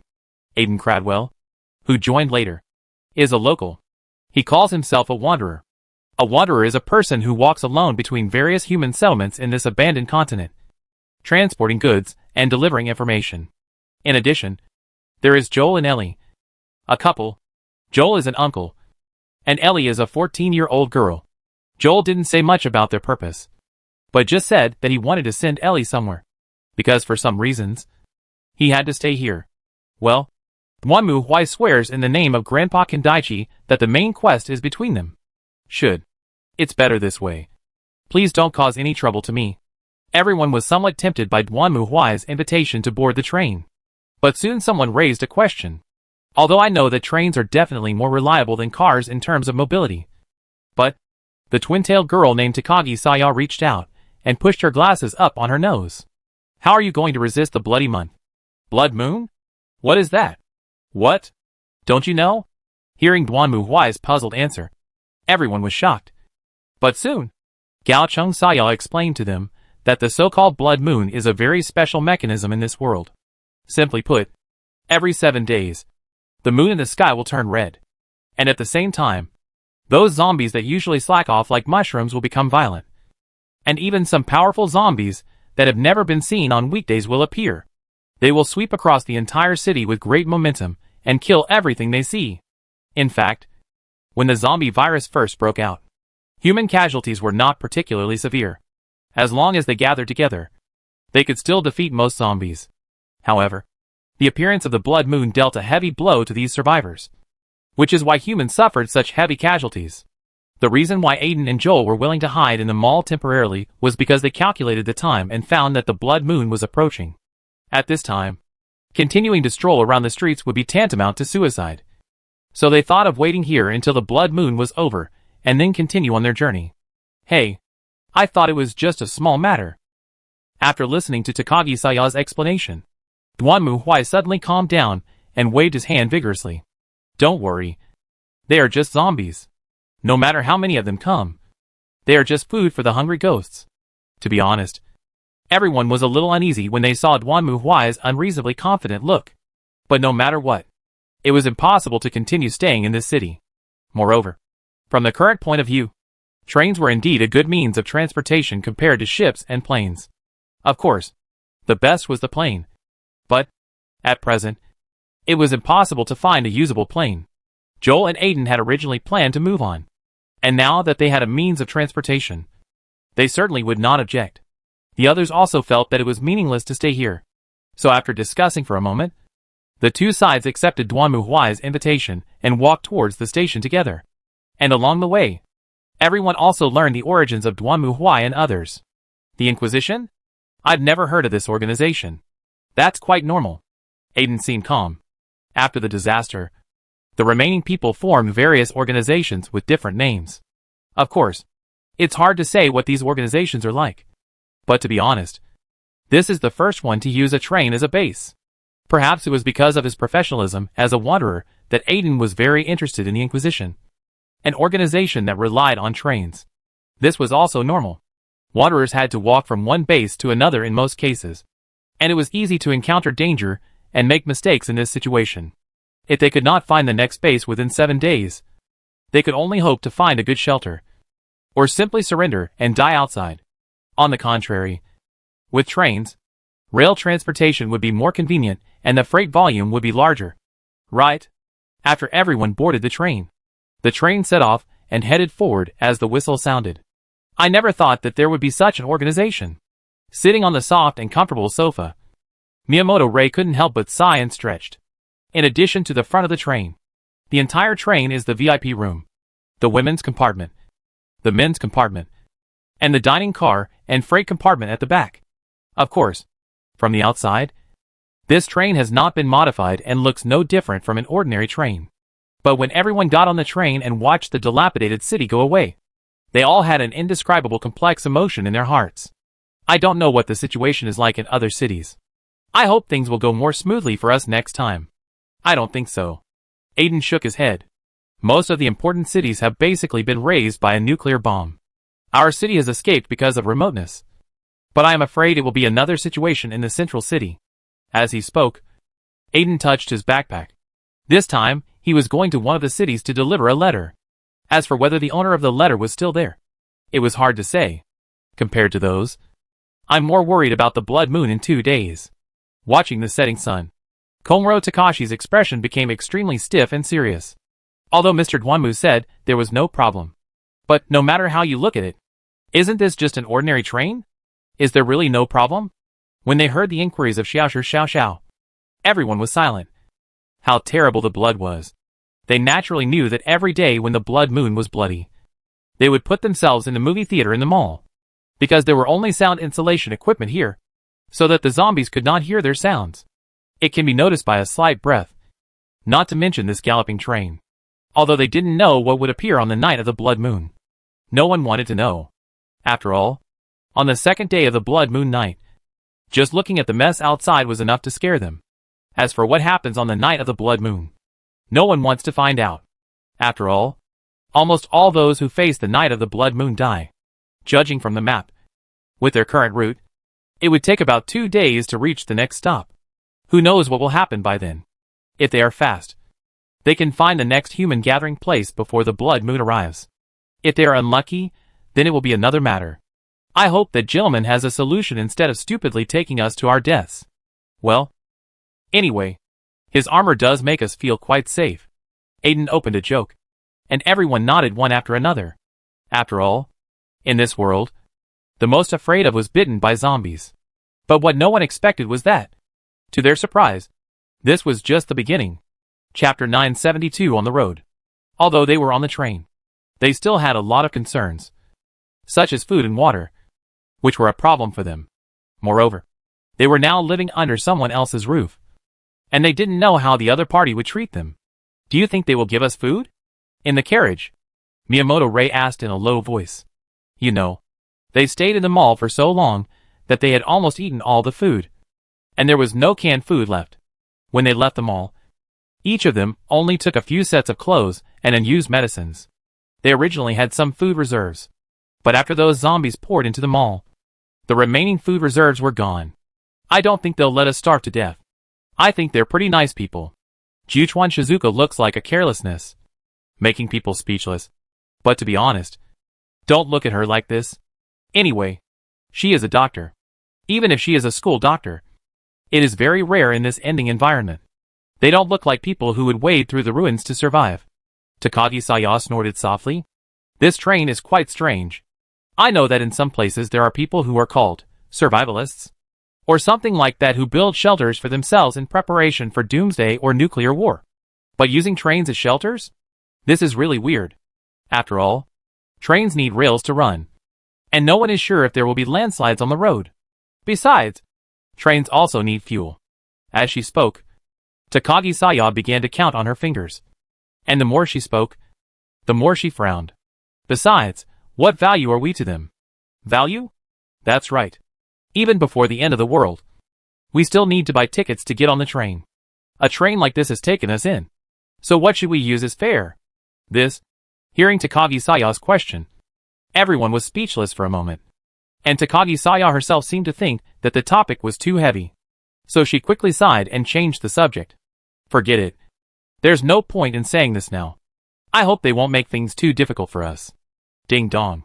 At this moment, the horn in the car suddenly sounded, which made everyone startled. And then, they heard a voice coming from the horn. Hello, passengers. It is almost dinner time. Please prepare to go to the dining car for dinner. What? Time for dinner. As a child, Hill Alice raised her hands very excitedly.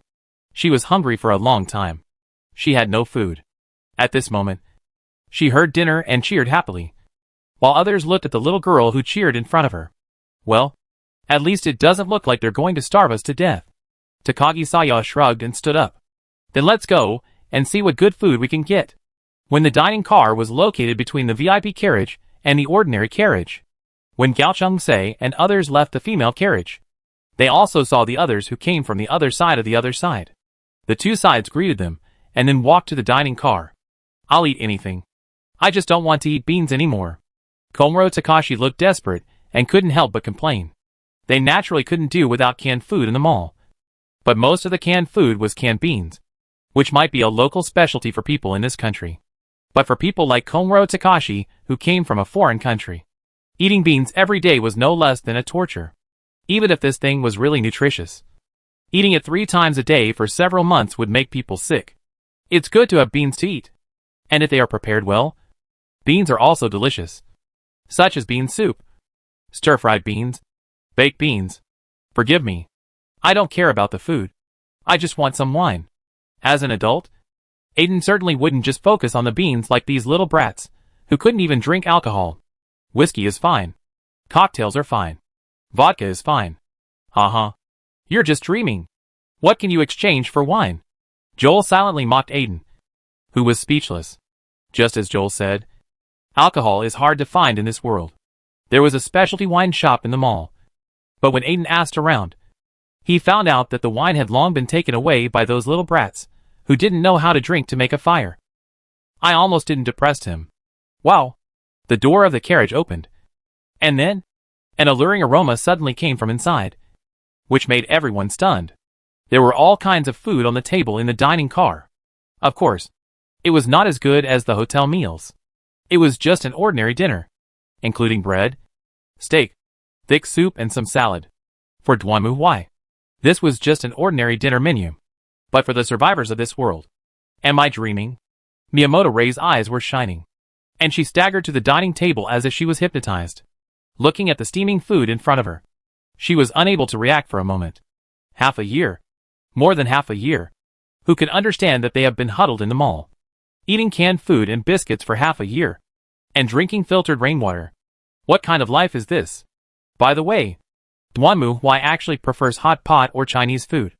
But most of the girls under him are Western food lovers. Needless to say, Eclair and Lumiel don't sound like they like Xiaolongbao.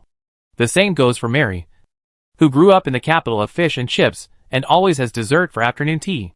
Ojas and Jiwei are the kind that you can eat or not, and you don't care. So the minority obeyed the majority. And Duanmu could only eat the red wine beef, and could not eat the braised beef. Actually, there is nothing we can do. After all, everyone likes to eat what they are used to. Even though people from other countries always mock the Fog City for eating fish and chips and looking up at the stars, Mary still likes to eat these. It's not that the other food is not delicious, but she just can't get used to it. How can I put it? Hey, this is fate. Is this really for us to eat? Even Takagi Saya couldn't believe it. She thought that having some hot soup and bread was already a delicacy. But there was beef and salad? You know, even before the end of the world, beef was not a delicacy that could be enjoyed at any time. Crash. Just when everyone was hesitant, the door on the other side of the dining car opened. And then Mary and others walked in. Seeing the survivor standing there, Mary and others were also stunned. And then, they saluted. Ah. Hello. Hello. Takagi Saya also hurriedly saluted, and then pointed to the delicious food on the table. Excuse me. Is this prepared for us? Yes. That's right. I've already notified everyone to have dinner. Right. That's true. But isn't this a bit too luxurious? Can you? In response to Saya Takagi's question, Mary, Eclair and others looked at each other in confusion. Anyway, it's good to have something to eat. I'll go first. Aiden didn't bother to care about that, and rushed over, found a seat and sat down, and started to enjoy the food. Siri and Alice couldn't help but sit at another table and began to enjoy the food with relish. With these two people taking the lead, the others no longer worried. No matter what. Let's eat first and talk about other things later. Even if you poison me to death, you should let me have a good meal before I die. Right? Soon. They were full and satisfied. Well, they couldn't count on the wine. But for the survivors, who had struggled for so long in this cruel world, being able to eat tender and sweet beef, drink sweet and sour thick soup, and eat soft and delicious white bread in a comfortable dining car was like going to heaven. After the meal, Mary and the others returned to their own carriages to rest, and the survivors also left the dining car. Although Takagi Saya and Miyamoto Rei were willing to wash the dishes, Mary said that there would be people to do it, so they didn't have to worry. So everyone returned to their carriages with bulging stomachs, and then lay comfortably on the bed. Huh. I never thought I could eat such delicious food. I'd rather die tomorrow. Miyamoto Rei lay on the bed, listening to the rhythmic clang-clang sound of the railway outside. She felt like she was in heaven and was about to fall asleep. But we can't just eat and drink for free. We have to do something. Takagi Saya sat on another bed and had to admit that the meal was indeed delicious. But she felt that she should not accept the reward without doing anything, even if the other party was just kind-hearted. It was impossible for her and others to just eat and not do anything. Besides, we don't know what to do next. Aiden and Joel both had clear destinations. Saya Takagi also knew that Aiden was going to deliver a letter to another city ahead, while Joel was going to send the girl next to him to another place. But she and the others were different. After all, their hometown was on the other side of the ocean, and it was almost impossible to go back at the moment. Takagi Saya also asked Aiden and Joel about some human settlements. It must be said that the conditions in those settlements did not sound good. at least in Takagi Saya's opinion. If he and his companions went to such settlements, they would definitely not end up well. On the contrary, this train seemed to be quite good for him and his companions. If he could stay here, it might be a relatively perfect choice. Then the question comes back again. What can we and others do? Thinking of this, Takagi Saya thought for a moment and clapped her hands. I'm going to go talk to them. Chapter 973, the seventh day. Call. After getting out of the car, Takagi Saya was somewhat nervous. She stretched out her hand to her chest and took a deep breath.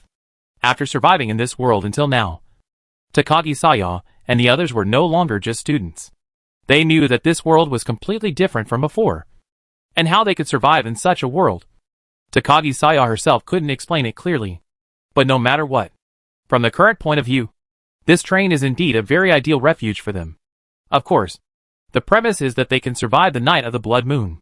Can they really survive the blood moon? To be honest, Saya Takagi doesn't have much confidence about this. But anyway, what should be talked about?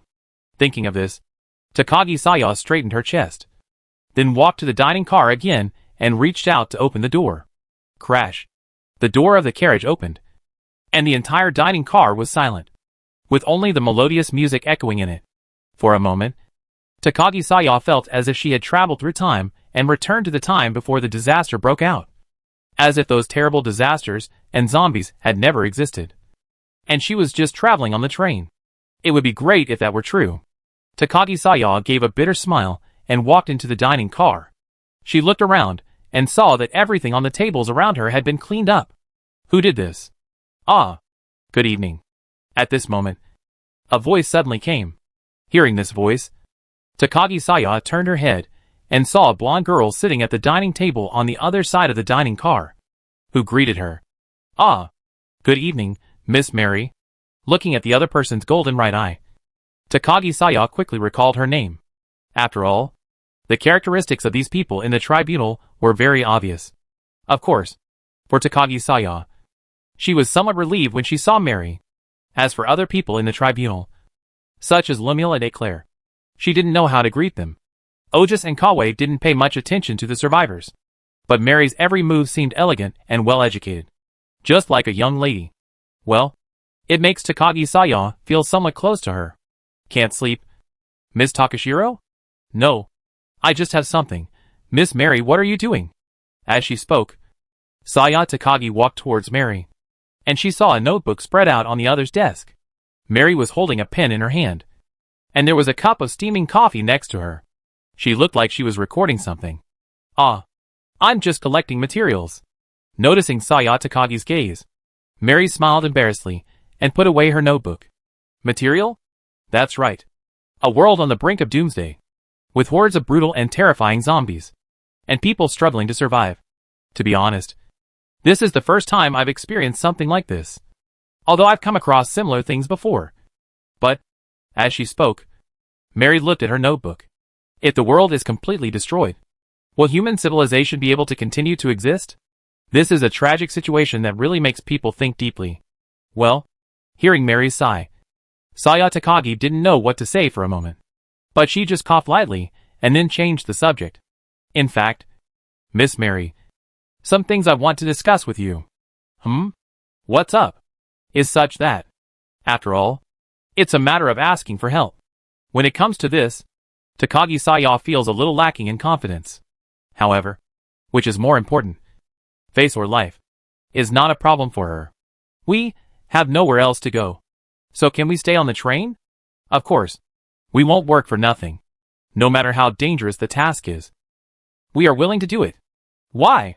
I have to say that Saya Takagi's request really surprised Mary. Stay on the train?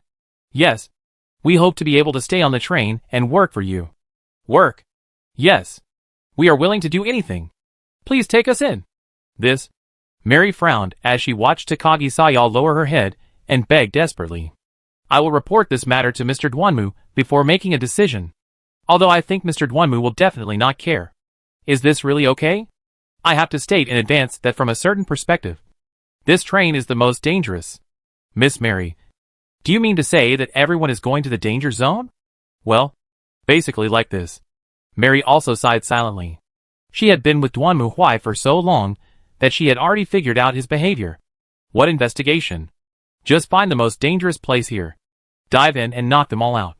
Well, after all, Duan Muhui had always done this. Why go to the dangerous area? It must be said that Takagi Saya was quite surprised to hear Mary's answer. Although she also guessed that since this group of people were traveling by train, they must have a destination. But she didn't expect that their destination was actually the danger zone.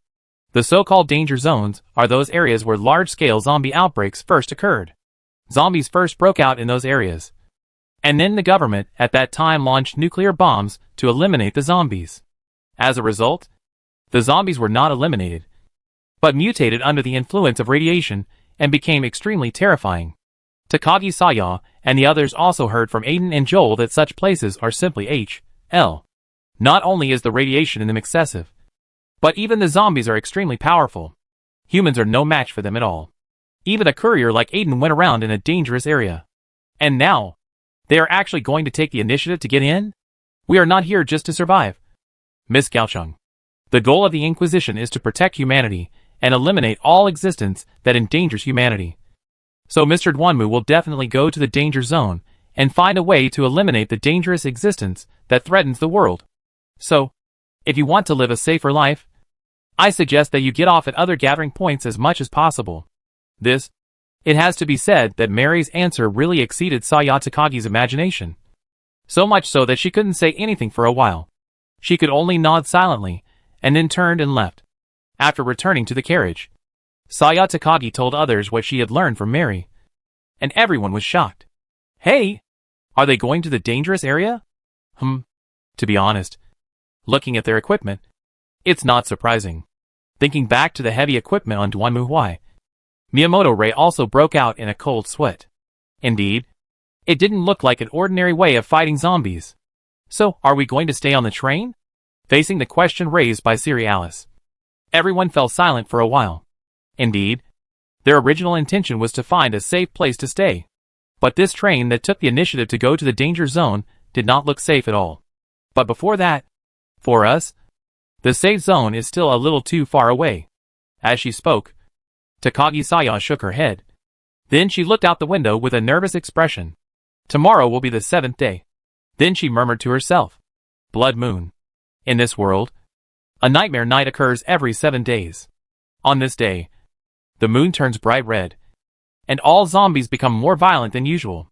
There is even the possibility of the appearance of unimaginable monsters.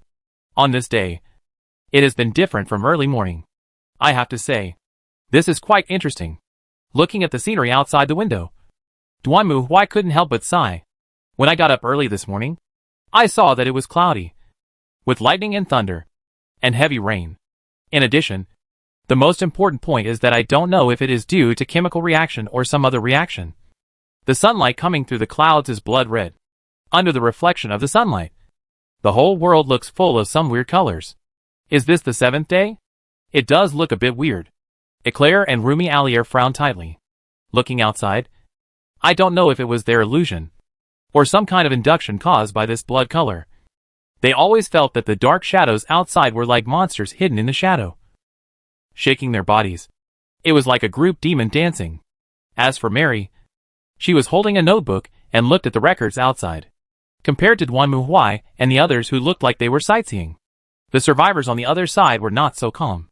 Aiden and Joel had checked their guns several times since they woke up in the morning. Miyamoto Rei and Konro Takashi had prepared their own weapons, and they even planned to get some wooden boards to nail the car window shut.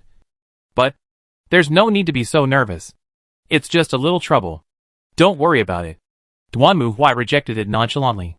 Of course, in their opinion, Duan Muhui's nonchalant behavior was completely out of ignorance of the Blood Moon. But unfortunately, this was someone else's train, and they had the final say. So Duan Muhui could do whatever he wanted. So even though they felt that this was simply courting death, they had no other option since the other party would not listen to their advice. Soon, time passed. The sun set, and the moon rose. Call. Aiden glanced at his watch, clenched his weapon, and put on his bag. The others were similarly prepared. Although they didn't say it, to be honest, most people didn't think that this train could survive the upcoming blood moon. So what they had to do now? in addition to fighting the upcoming blood moon, was to find a chance to escape from this train. This is actually normal. After all, in this world and at this time, most people are more concerned about their own affairs. Woo! Clank! It was already evening. The rain had stopped at some point. The thick dark clouds had dispersed, and a blood-red full moon hung high in the night sky, illuminating the land before us. The whole world was dead silent, with only the sound of the train speeding by echoing around. And everyone stared out the window, holding their breath. And as they watched, the world outside began to change. Wow! It sounds like Hideout's sound. At the beginning, I thought it was the sound of the wind blowing through the wilderness.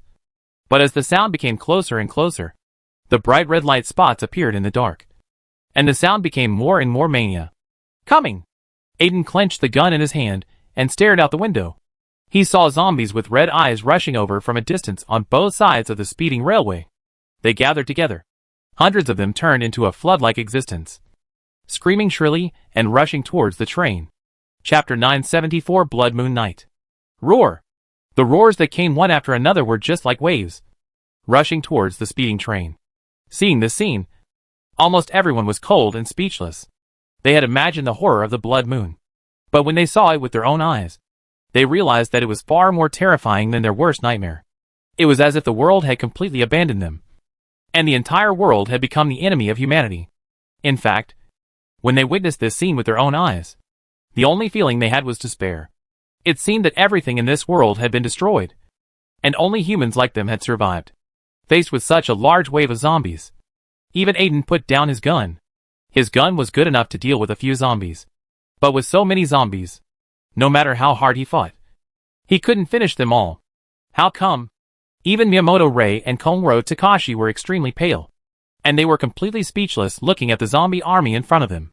Under the blood-red moonlight, the zombie army that almost covered the entire earth was advancing at an unimaginable speed.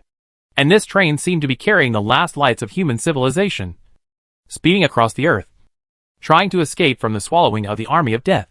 Can you really escape? The train was moving very fast, but the zombies were also moving fast.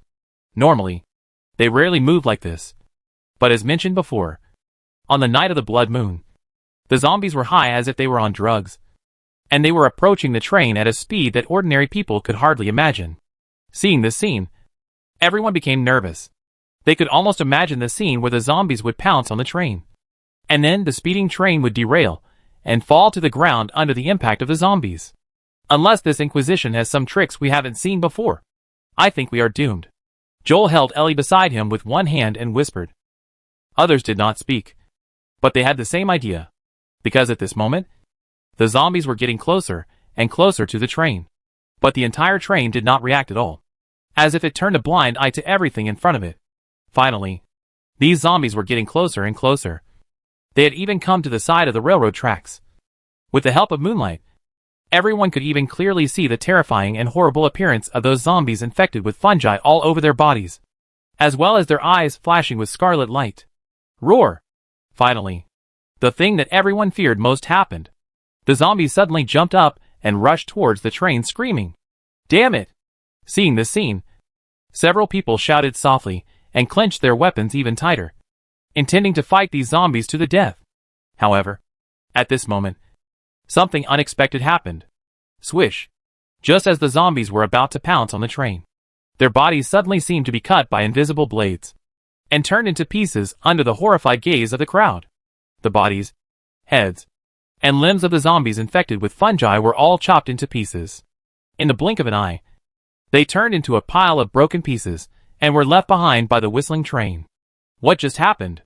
Looking at the night outside the window, everyone was confused and had no idea what was going on. They only saw the zombies approaching the train suddenly pounce on them. And then they turned into pieces? What's going on? How on earth is this possible? Roar! Before everyone could react, more zombies filled the gap again, and they rushed towards the train one after another, risking their lives. However, no matter how scary the zombies were, they would be directly and neatly dismembered the moment they approached the train, turning into a pile of fragments that disappeared into the night sky. At this time, Joel and Saya Takagi had covered the eyes of the two little girls respectively.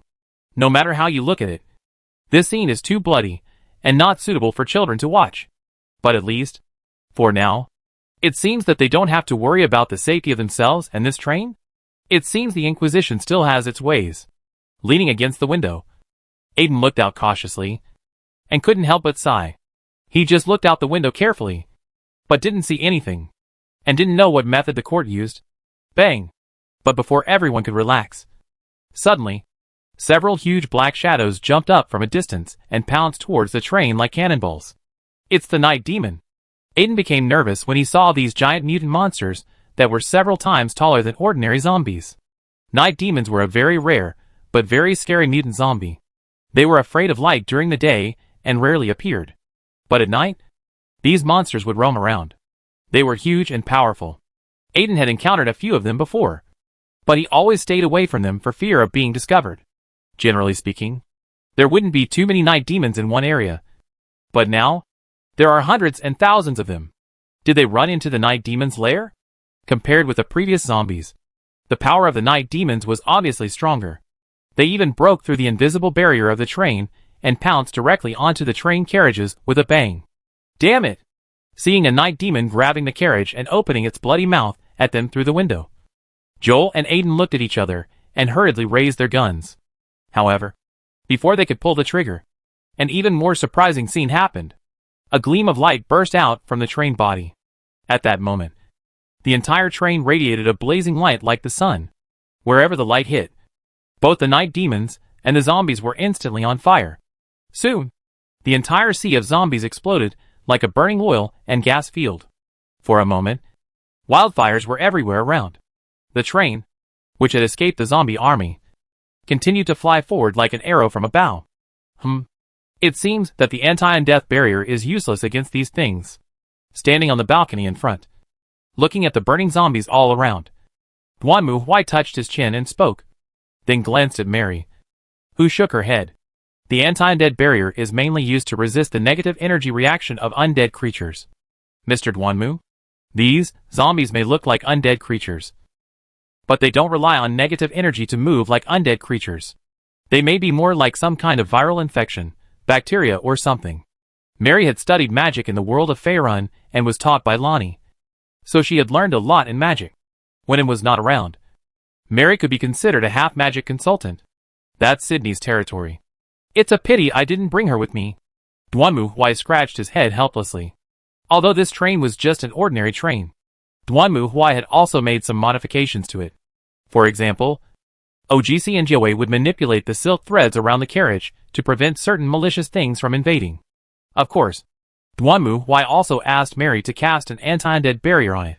Unfortunately, it now seems that this barrier is of no use to the zombies in this world. Fortunately, Duanmu Huai still has his own trump card. He is the god of destruction. Wouldn't it be better if he could directly inject divine power into the train and turn it into a divine weapon? It now seems that no matter whether it is zombies or something else, it will be completely destroyed in the end. Unfortunately, Duanmu Huai doesn't know anything about viruses and bacteria, and Lemuel isn't good at this either. Forget it. Let's talk about it later. For Duanmu Huai, this was not a big deal. After confirming that this so-called blood moon was nothing serious, he went back to rest.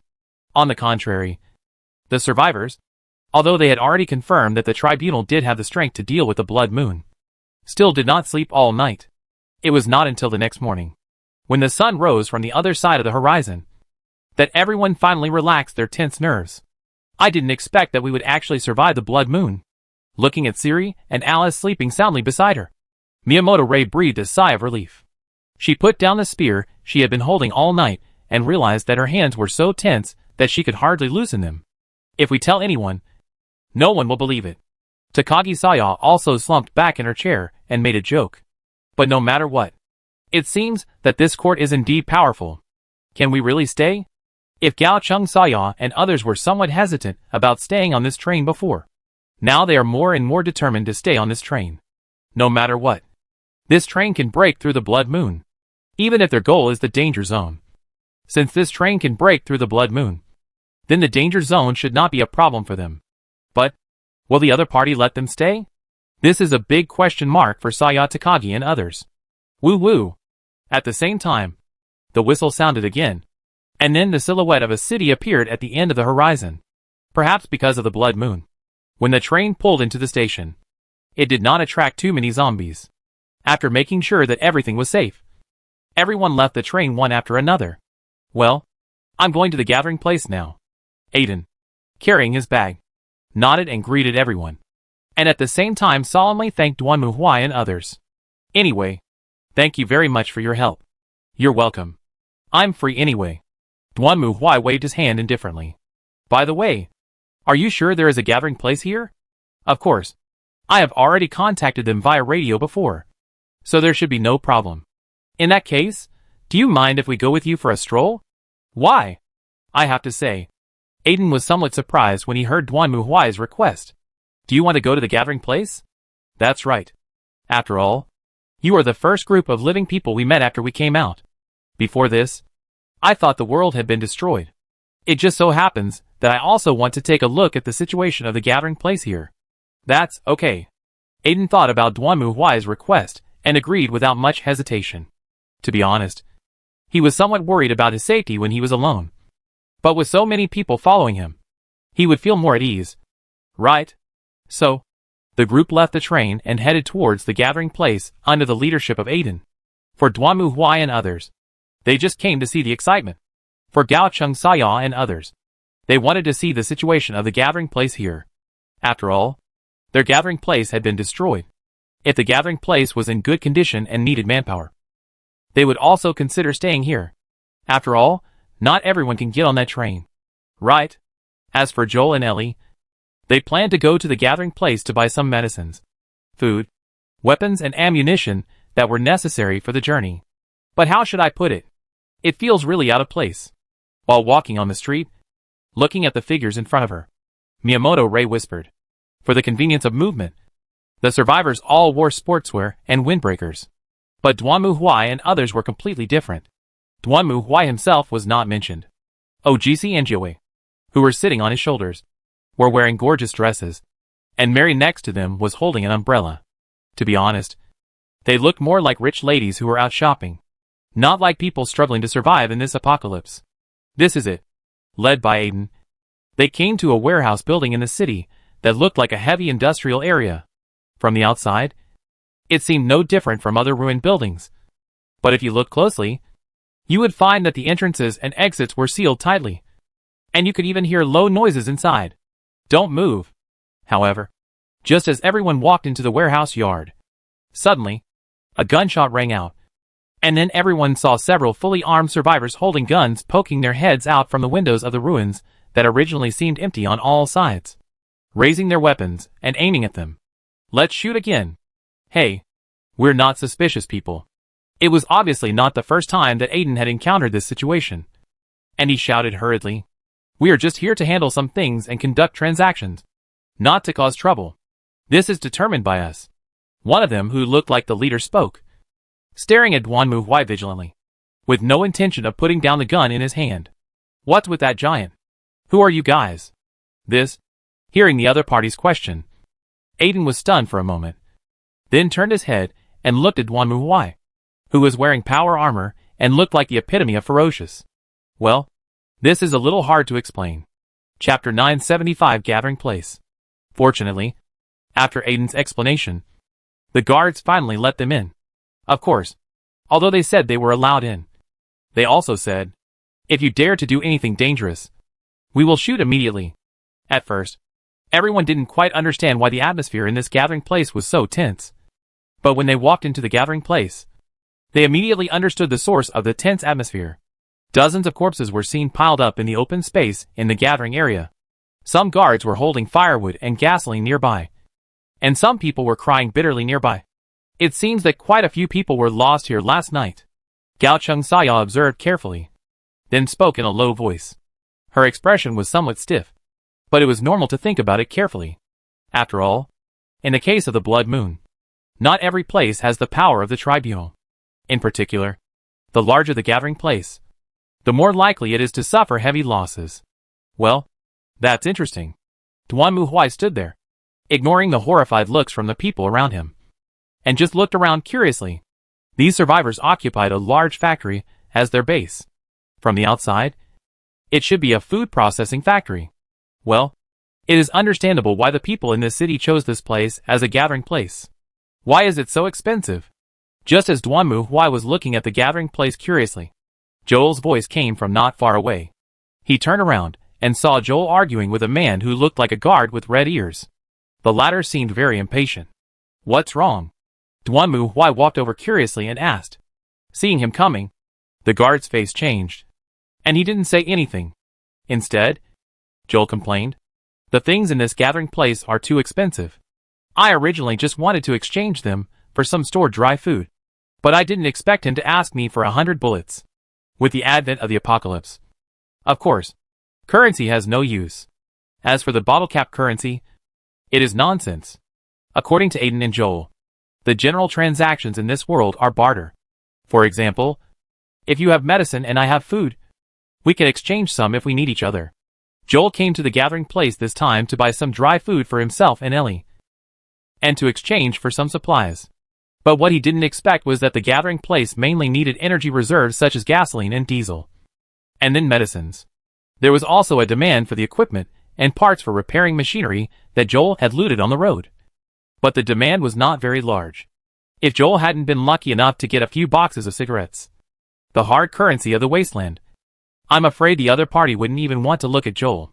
Even if you say so, our requirements in this regard are indeed not high. Although the guard was a little scared when he saw Duanmu Huai, he still insisted on his argument. After all, this is the end of the world, and every bit of resources is almost a matter of life and death. So how can it be easily traded? Joel argued with the other party for a long time, but the guard refused to give in easily. After all, the medicine Joel needed was hard currency, and cigarettes could only relieve boredom, but medicine could save lives. It's no use for you to quarrel here. Duanmu Huai stood nearby and listened for a while. He felt that this was actually no different from the bargaining at a roadside vegetable stall. This vegetable is too expensive at $1.50. Give it to me for $1. I won't sell it for $1. The minimum is $1.30. He decisively lost interest. Since we can't agree on the transaction price, is there no other way? Another way? Joel and the guards, who had been arguing endlessly, were stunned when they heard Duanmu Huai's proposal. While Duanmu Huai nodded. I remember Aiden wasn't that wanderer or something. He could take on commissions and be paid. Can't you do the same? Since we can't agree on a price, do you have any tasks you can assign to him? If he helps you complete them, wouldn't it be okay for you to give him some medicine or something as a reward? Hearing this, the guard and Joel were stunned. The former thought for a moment, then looked at Joel, and then at Duanmu Huai. If that's the case, then I do have a task for you. If you can complete it, then we can provide you with some of the supplies you need. So generous? That's dangerous. Right? Of course it's dangerous. The guard didn't say anything nonsense and nodded. When you entered the gathering place, you saw those corpses, right? Yes, I saw it. In fact, they were originally carrying out an important mission. Soon, the guards explained to Duanmu Huai and Xiao Er that after the apocalypse, this gathering place has been gradually expanding and has also taken in many refugees. But there is a problem. That is, their energy supply is not enough. The entire food processing plant does have several backup emergency generators, but there is not enough fuel. Before this, the gathering place sent people to nearby gas stations and other places to collect fuel. But now all the surrounding gas stations have been emptied. However, the scouts sent by the settlement did bring good news. They found a fuel pipeline and a fuel warehouse that had not been damaged near the other side of the city, although it was just a small warehouse. If they could occupy it and open a transportation line connecting to the food factory, then the fuel problem of the settlement could be solved for a long time.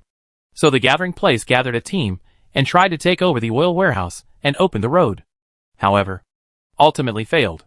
The reason is simple: there is not enough time. If this world didn't have a blood moon every 7 days, they might succeed if they slowly pushed forward. But unfortunately, a blood moon frenzy would erupt every 7 days in this world. And in this case, the gathering place couldn't slowly push forward at all. But if they want to speed up, they don't have that much power.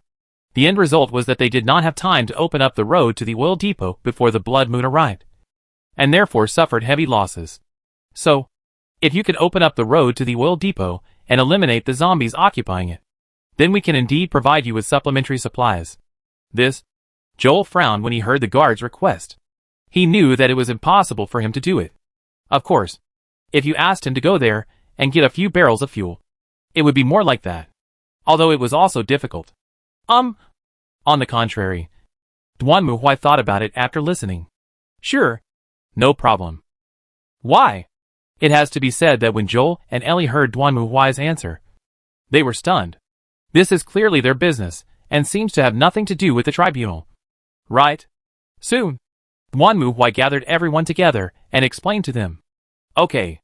After listening to Duan Muhui's explanation, the survivors are quite incredible. Of course, from their perspective. But the Inquisition doesn't need to take risks with them. Right? We do need supplies. And at this point, this is very important to us. But Gaocheng Saya frowned and looked at Duan Muhui. Mr. Duan Mu, the tribunal doesn't need these supplies. Right? Are you helping out purely out of goodwill? Of course not.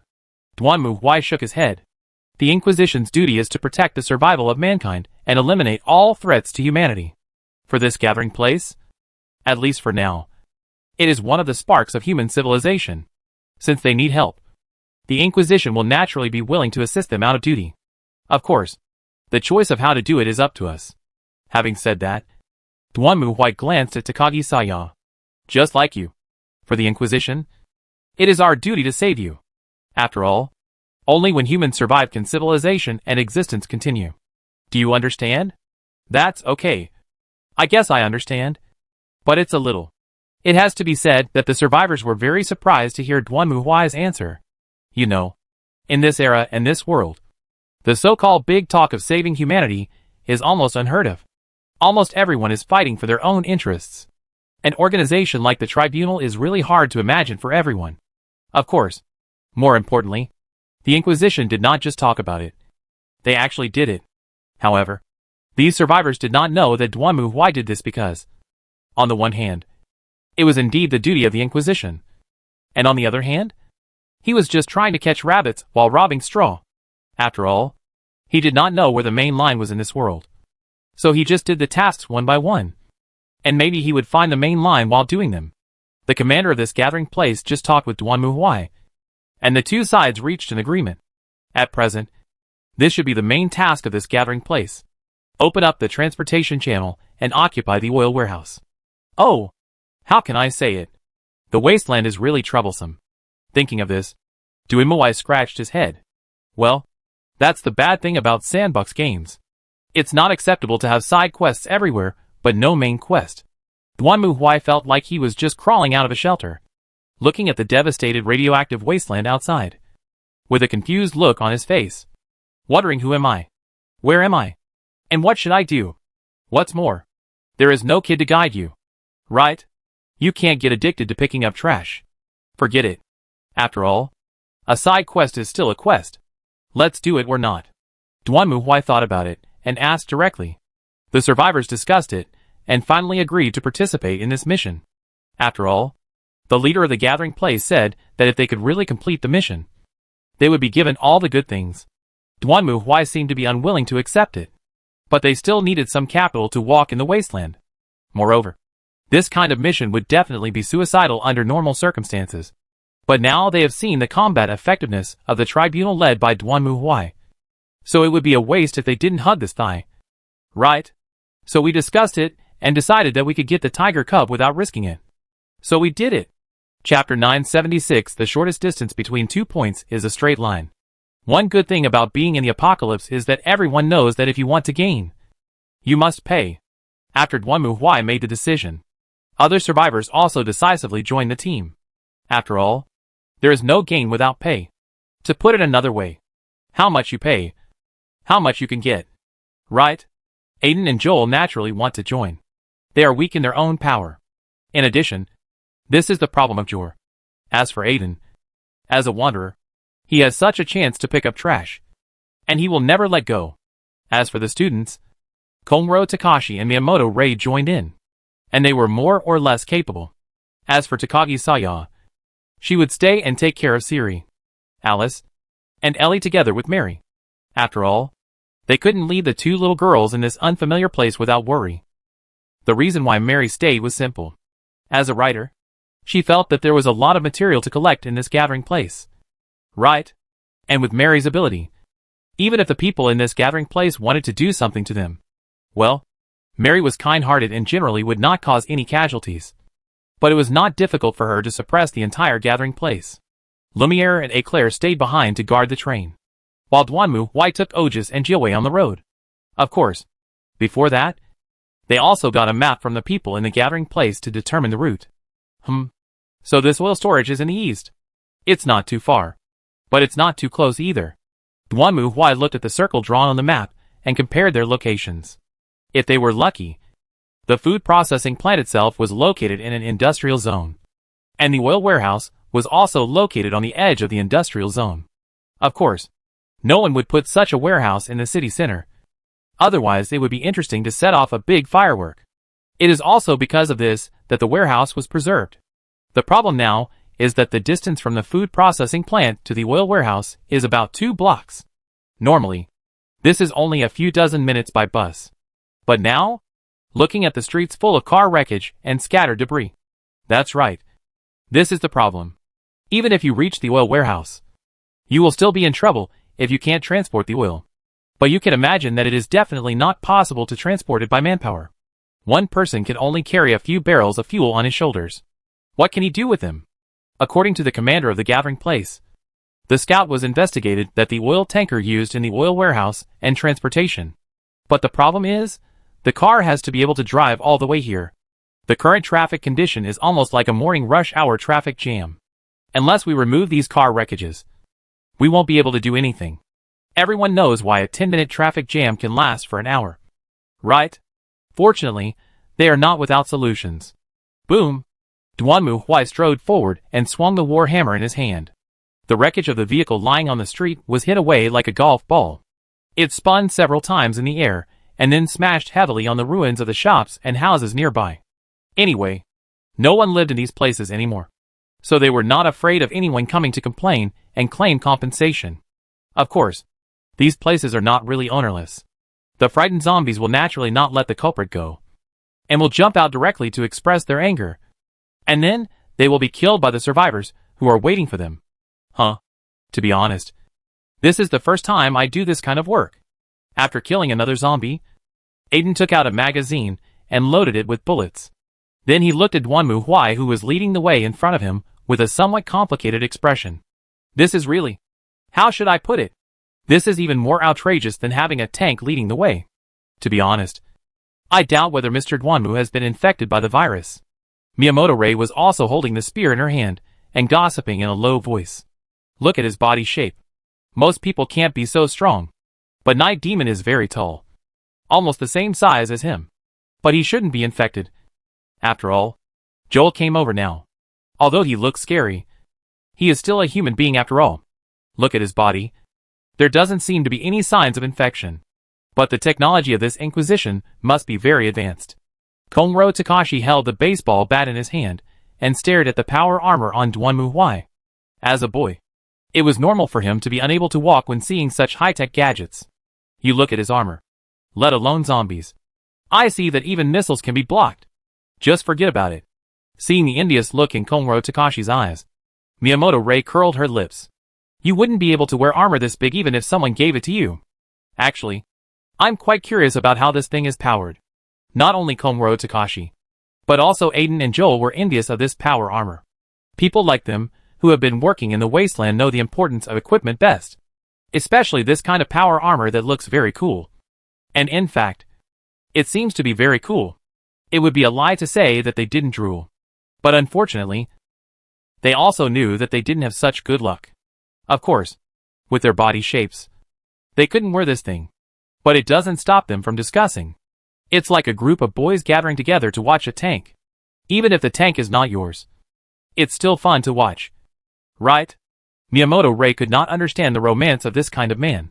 She followed Duanmu Huai carefully, holding the spear tightly in her hand, and looking at the houses on both sides of the street. The houses on both sides of the street had basically collapsed due to Duanmu Huai's cleaning just now. Even if there was something inside, it would not last long. However, as a girl, Miyamoto Rei was still very careful. Crash! At this moment, a strange noise suddenly came from the ruins of the house next door. Hearing the noise, Miyamoto Rei hurriedly turned around, gripped her spear, and aimed at the place where the noise came from. Be careful. There's something over there. What? After hearing Miyamoto Rei's reminder, the other three men who were still discussing whether Duanmu Huai's power armor was powered by nuclear energy or something else also came to their senses. They hurriedly looked towards the place where the sound came from, and silently raised their weapons. Then, as they watched, a black shadow suddenly jumped out from the wreckage of the half-collapsed house. Woof woof woof. That's Akita? Everyone was a little surprised looking at the dog in front of him. But this Akita dog seemed to have not seen people for a long time. It rushed over excitedly and wagged its tail at Miyamoto Rei. What's wrong? What's going on? Duanmu Huai, who was clearing obstacles in front, also heard the dog barking from behind and turned around to look. Oh, there's a dog? That's really interesting. Jiawei looked at the dog and chuckled. It seems quite cute. It's dirty. Ojas, on the other hand, has a completely different view. Wang wang. Wang wang wang. The Akita dog seemed really happy. It kept wagging its tail and circling around the group. It also performed a belly-exposing roll on the ground for them. At least it looked like it was quite friendly. However, Miyamoto Rei had a complicated expression when she looked at the dog. Finally, she gritted her teeth and gripped the spear tightly. Go! Go! While shouting, Miyamoto Rei waved her spear at the Akita dog, trying to drive it away. The Akita dog was obviously reluctant to leave, dodging Miyamoto Rei's drive while barking, begging. Joel couldn't stand it, so he raised his hand and shot, scaring the dog so much that it trembled and then turned and ran away. Why drive it away? Isn't it good to keep it? Looking at the appearance of these people, Duanmu Huai was somewhat surprised. Wasteland is like a dog, and you just left without saying anything. It came to your door, and you actually drove it away? And you, Miyamoto Rei, you are a little girl, but you are so cruel. Animals are a nuisance. After driving the dog away, Joel frowned and snorted, while Komuro, Takashi, and Aiden nodded. That's right. No matter how humane they are still animals. We were harmed by dogs before. Oh, yes. I remember now. Hearing their complaints, Duanmu Huai remembered that the reason why this group of people were tragically destroyed by zombies was because the teddy dog raised by an ant among the survivors barked like a lunatic, which attracted the zombies and almost killed them all. No wonder these people have such a big psychological shadow on dogs. If you think about it carefully, it is not wrong. After all, dogs are dogs. Although Duanmu Huai thinks that there is still a difference between teddy dogs and Akita dogs. Actually, if Duanmu Huai were to say, it would be quite nice to have a dog in the wasteland. But the dogs in the game won't cause you any trouble. If it were in the real world, you were lurking, and then your teddy suddenly pounced on you and barked, exposing you. You would probably want to kill it and make dog meat hot pot. Although teddy doesn't have much meat, it's probably not enough to make hot pot base. The zombies in this world have no vision and rely on hearing. So most of the wanderers are stealthy, and Aiden and Joel are no exception. Therefore, what they hate most is naturally the kind that exposes their existence. Well, I have to admit that they probably don't like dogs very much. In that case, there is nothing we can do. For Duanmu Huai and others, this was just a small episode. After that, everyone continued to move forward, while clearing out the zombies attracted by Duanmu Huai. It must be said that these people did have some skills. Duanmu Huai originally wanted to replace them if they were not capable enough, but he did not expect that these people actually had some abilities. For example, Takashi Komuro. He wore a motorcyclist's helmet and held a baseball bat full of nails in his hand, and he swung the bat at the zombies and hit their heads. Although those zombies infected and mutated by fungi were resistant to blows, they would still die if hit on the head. Aiden on the other side was better at making weapons. Duanmu Huai saw him rummaging around in the ruins, then taking out a wooden board and discarded saws, kitchen knives, water pipes and so on, wrapping them with tape, and rushing forward directly. Although these weapons were not very durable, they were made of local materials and could be remade if broken. Miyamoto Rei was holding a weapon that looked like a spear, which she seemed to have found in the mall. It must be said that this little girl was the most professional one among them. She swung the stick and stabbed the him. And it was obvious that she had practiced. Duanmu Huai also asked out of curiosity. And sure enough, this girl was from the spear club, and was considered a semi-professional. Joel is the most normal one among them, or the most abnormal one. He has a pistol on his waist, a shotgun on his back, and a longbow in his hand. He looks like a gunman. In fact, he is responsible for long-range attacks in the back most of the time. At least, he will not fight close combat with zombies like Aiden or Miyamoto Rei. Duanmu Huai was somewhat dissatisfied with this. After all, close combat was the sacred justice. Miyamoto Ryuki can hold a spear and fight zombies head-on. It's a bit unreasonable for a man like you to hide behind them. Right? Of course. Although everyone cooperated well along the way and killed a lot of zombies. But reality is not a game after all. In the game, you can control the character to kill zombies for a whole night without eating. But in reality, everyone does not have the physical strength to do so. Soon, several people in charge of close combat were already panting and a little out of breath. Seeing this, Duanmu Huai raised his eyebrows, and then looked at OGC and Jiawei. Well, they've done a good job. It's time for you to do something. Chapter 977 Stealing the House? Cleaning the streets is not an easy job. After working for a long time, everyone was tired. So they simply found a restaurant nearby, sat down and started to eat lunch. Of course, there was no one in the restaurant, and there were no waiters working. But after all, eating is about the mood.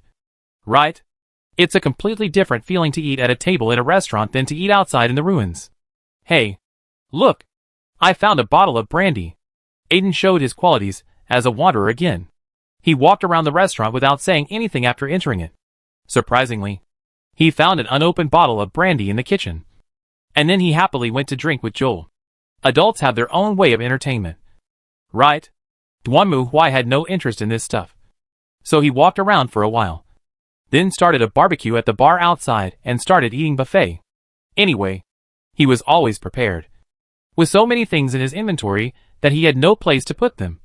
Not to mention that Duanmu Huai also had the magician's mansion, a killer weapon, so he didn't have to worry about these problems on weekdays. The aroma of the grilled steak was so fragrant that the others drooled and looked at the compressed biscuits in their hands. Is this for human consumption? Here, 1 piece each. And there are more. Duanmu Huai naturally noticed the envious looks in the eyes of others. He laughed and started to share the food. When everyone heard this, they immediately gathered around like students rushing to the cafeteria after lunch get out of class. They happily shared the steaks, ate the meat, and drank the wine. Is it really okay for us to do this? While eating steak, Takashi Komuro felt a little embarrassed. What if we attract zombies here? Don't worry. Duanmu Huai waved his hand. Otis and Jiawei are watching outside. The zombies can't get through. Aren't they still children? Miyamoto Rei frowned. At least from the appearance. Otis and Jiawei were actually about the same age as Siri and Alice. In everyone's eyes, they were all children in their teens. Before, they had just been sitting on Duanmu Huai's shoulders and basically did not take any action. Therefore, everyone had little idea whether these two little girls had the fighting power. In their opinion, the reason why the two little girls sat on Duanmu Huai's shoulders was simply for safety reasons. I never thought that these two could fight as well as Duanmu Huai. They are not ordinary children. In short, you just look at it. They are serious and clean up the zombies in the entire city. As he spoke, Duanmu Huai looked outside and saw the two sisters sitting at a table outside the restaurant, looking around boredly. Otis was silent as always, and Jiawei was talkative as always. These two are getting along pretty well now. Duanmu Huai nodded while eating steak while looking at the two of them. He still remembered that at the beginning in the Holy City, Jia Wei was fighting against Otis for the title of the most perfect puppet and acted like either she or me. At that time, he could not have imagined that she would become such a chatterbox now. Duanmu Huai scratched his head. After raising Jiawei, Duanmu Huai realized that twins were really troublesome. Logically speaking, Jiawei's ability and fighting power were actually no different from Aji's. Both sides used silk threads to control puppets to fight. But Jiawei didn't know whether it was out of self-esteem or some other reason. But she was unwilling to choose the same fighting method as Aji's. So I was at a loss. Duanmu Huai also chose some weapons for Jiawei. But the latter didn't like any of them very much and said that she must choose one that her sister didn't have. It seems that Jiawei has made up her mind to compete with Otis in this. So Duanmu Huai experienced for the first time the feeling of raising twins. Jiawei didn't have to be the same as Ojus in everything. But she had to do the opposite of Ojus. Take dresses for example. Ojus usually wears black dresses, while Jiawei wears white. Ojus holds a black umbrella, while Jiawei holds a white umbrella. Duanmu Huai doesn't understand the inexplicable desire to win between the twins, so he just lets them do as they please. Anyway, it's still a little cute. Although strictly speaking these two were not created by the same father. After all, Duanmu Huai also found that although his little cotton jacket did not respond to the performance of Jianwei, he also secretly competed in the mainland. It seems that this sister is quite thoughtful, and Jiawei actually found a way to fight against Ojus. Which is, boom! When the gunshots rang out, Duanmu Huai raised his head and glanced out the window, only to see Jiawei holding a sniper rifle that was taller than her, grinning and aiming at the distance, then pulling the trigger. Boom! Ha ha ha. Another one, whose head shattered like a watermelon. So funny! Listening to Jiawei's crazy laughter, Duanmu Huai twitched his eyes and said nothing. That's right. Jiawei finally thought of specializing in long range. It must be said that this move is really useful for Duanmu Huai. Most of the people around Duanmu Huai are close combat or medium range attacks. And there are no snipers who specialize in long range attacks. Many times, if Duanmu Huai has a helper who specializes in long range attacks, it will be more convenient. So after Jiawei learned this, she volunteered to become a sniper. Of course, Duanmu Huai felt that the reason why Jiawei chose this was not only to be able to compete with her sister. Ha ha ha. I killed another one. The corpse is twisting around. So funny. Next one. Mostly to satisfy his own bad taste. After the wine was full, everyone continued to set off after a while. Maybe it was the blessing of Tuo Wei. The zombies around were basically swept away. Only a few were hiding in the house, and were not captured. They were also directly smashed into fragments by Duanmu Huai. Next, everyone came to the oil warehouse very smoothly. Compared to other places, the oil warehouse, well, it was also very quiet here, with only a few large oil tanks standing in the yard. Duanmu Huai kicked open the dilapidated iron door and strode in. My goodness, it looks like no one has been here for a long time. Looking at the overgrown parking lot, Duanmu Huai curled his lips and turned to look at other people. Is this mission accomplished? Let me see. Aiden took out the map and compared them. They said, we should clear the road, and then clear the threat in the warehouse. That means we just need to kill the zombies in here. Right? Duanmu Huai snapped his fingers, then stood in the yard, held his head high and chest out, took a deep breath, and then roared. Grandson! A deafening roar burst out from Duanmu Huai's armor and echoed throughout the entire warehouse, scaring the flocks of birds in the distance, so much that they screamed "Ga Ga Ga" and ran away. However, the entire warehouse was dead silent, without any echo at all. Looks like everything is alright. Duanmu Huai looked at everyone again. After all, the zombies in this world rely on hearing. If they had heard Duanmu Huai's roar on a normal day, they would have exploded long ago. Now there is no reaction at all. Does this mean it is safe here? I guess so? Aiden scratched his head. But to be on the safe side, I think we should wait and see what's going on here. Now? Are you sure? Miyamoto Ray was not very enthusiastic about Aiden's suggestion, for the simple reason that the sun was about to set. In the pitch-black night, staying in such a remote place? It's dangerous just thinking about it. It doesn't take long to go around. Duanmu Huai didn't care. It's just a small warehouse. Let's see if there are any hidden threats here. We'll check the warehouse in pairs. Jiawei, you stay outside and pay attention to your surroundings. Ojus and I will go inside the warehouse to take a look. Since Duanmu Huai had already made the decision, no one else would object. Komuro Takashi and Miyamoto Ray were in one group.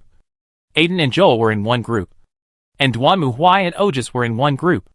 They went into the oil warehouse in front of them separately. To be honest, I thought we would encounter some kind of boss battle or something like that. Walking in the warehouse, Duanmu Huai complained while checking the surrounding oil tanks and pipelines with the auspicious instrument.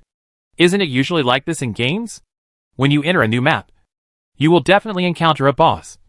Right? I didn't expect this place to be so unconventional. There was nothing here. Duanmu Huai just scanned it with the auspicious instrument. The only life reactions here were them and rats. The fact was just as Duanmu Huai thought. After everyone came out, Miyamoto Rei and Konro Takashi did not find any threats. Only Aiden said that there was a problem with the operation room here. The parts on the operation table were dismantled by someone at some point. However, the oil here was full. At present, everything seemed normal, and there was no leakage. That's it temporarily. After listening to everyone's reports, Duanmu Huai also made a decision. Let's take a break. Then you go back and report first. I'll stay and watch to prevent any trouble. We can't drive this tanker back. Right? The tire is flat. Joel, who had been inspecting the tanker for half a day, climbed out and spread out his hands. Although the car currently looks mostly intact, it still needs to have its tires and parts replaced. I hope there are spare parts here. That's not something we need to worry about. We are not the babysitters of this gathering place. What they plan to do is their own business. In short, the mission has been accomplished for now. Duanmu Huai waved his hand. Then we just... boom. However, Duanmu Huai hadn't finished speaking when suddenly a deafening roar broke out, interrupting his words. Hearing this sound, everyone was stunned and turned to look at the place where the sound came from. In the dim city, a bright red fire cloud was clearly visible. That's the direction of the gathering place. Right? Aiden looked confused, while Duanmu Huai raised his eyebrows and looked at Jiao Wei. Jiao Wei, can you see what's going on? Let me see. Jiao Wei, who was sitting on top of the oil tank, raised the sniper rifle in her hand and aimed at the direction of the explosion. Report to the master, the gathering place seems to have been attacked. What? After hearing this, everyone couldn't sit still anymore, and Duanmu Huai was even more confused. What a joke. I'm waiting for the boss battle here, and you're stealing my house? You, the boss, have no moral principles. Let me see what's the situation. Duanmu Huai made a decision immediately. He looked at the others and quickly gave orders. You guys stay here for now, and wait for my signal. Clean up this place a bit just in case. I'll be back after I take a look. After saying this, Duanmu Huai did not wait for their answer. He suddenly opened the jetpack on his back and ejected a fierce airflow. The next moment, Duanmu Huai took Ojus and jumped up into the sky, flying towards the gathering place. Upon hearing that the gathering place was attacked, Joel and Miyamoto Rei were very worried about the safety of their children and wanted to leave with Duanmu Huai. However, before they could open their mouths, a violent storm came and blew dust in their faces, and when they opened their eyes again, Duanmu Huai was gone. Seeing this scene, everyone was stunned. This armor is too powerful. Duanmu Huai certainly didn't know how envious and jealous those people were of his power armor. He just accelerated forward. Duanmu Huai knew that Mary was watching over the gathering place. So generally speaking, nothing serious would happen. But now it actually exploded, which meant that he had encountered a difficult problem that even Mary couldn't handle. Boom! Just when Duanmu Huai was about to reach the gathering place, suddenly there was another violent explosion. Duanmu Huai saw a flash of light in front of his eyes, and a small mushroom cloud rose into the sky, directly sucking him into it. Then Duanmu Huai, who had lost his balance, fell from the sky like a meteorite and hit the ground. Hack! Is this really a nuclear bomb? Looking at the high-energy radiation alarm that was displayed crazily in his helmet, Duanmu Huai also cursed. Although this nuclear bomb did not seem to be very powerful, it was still a nuclear bomb. Who was so crazy as to drop a nuclear bomb into a place where people lived?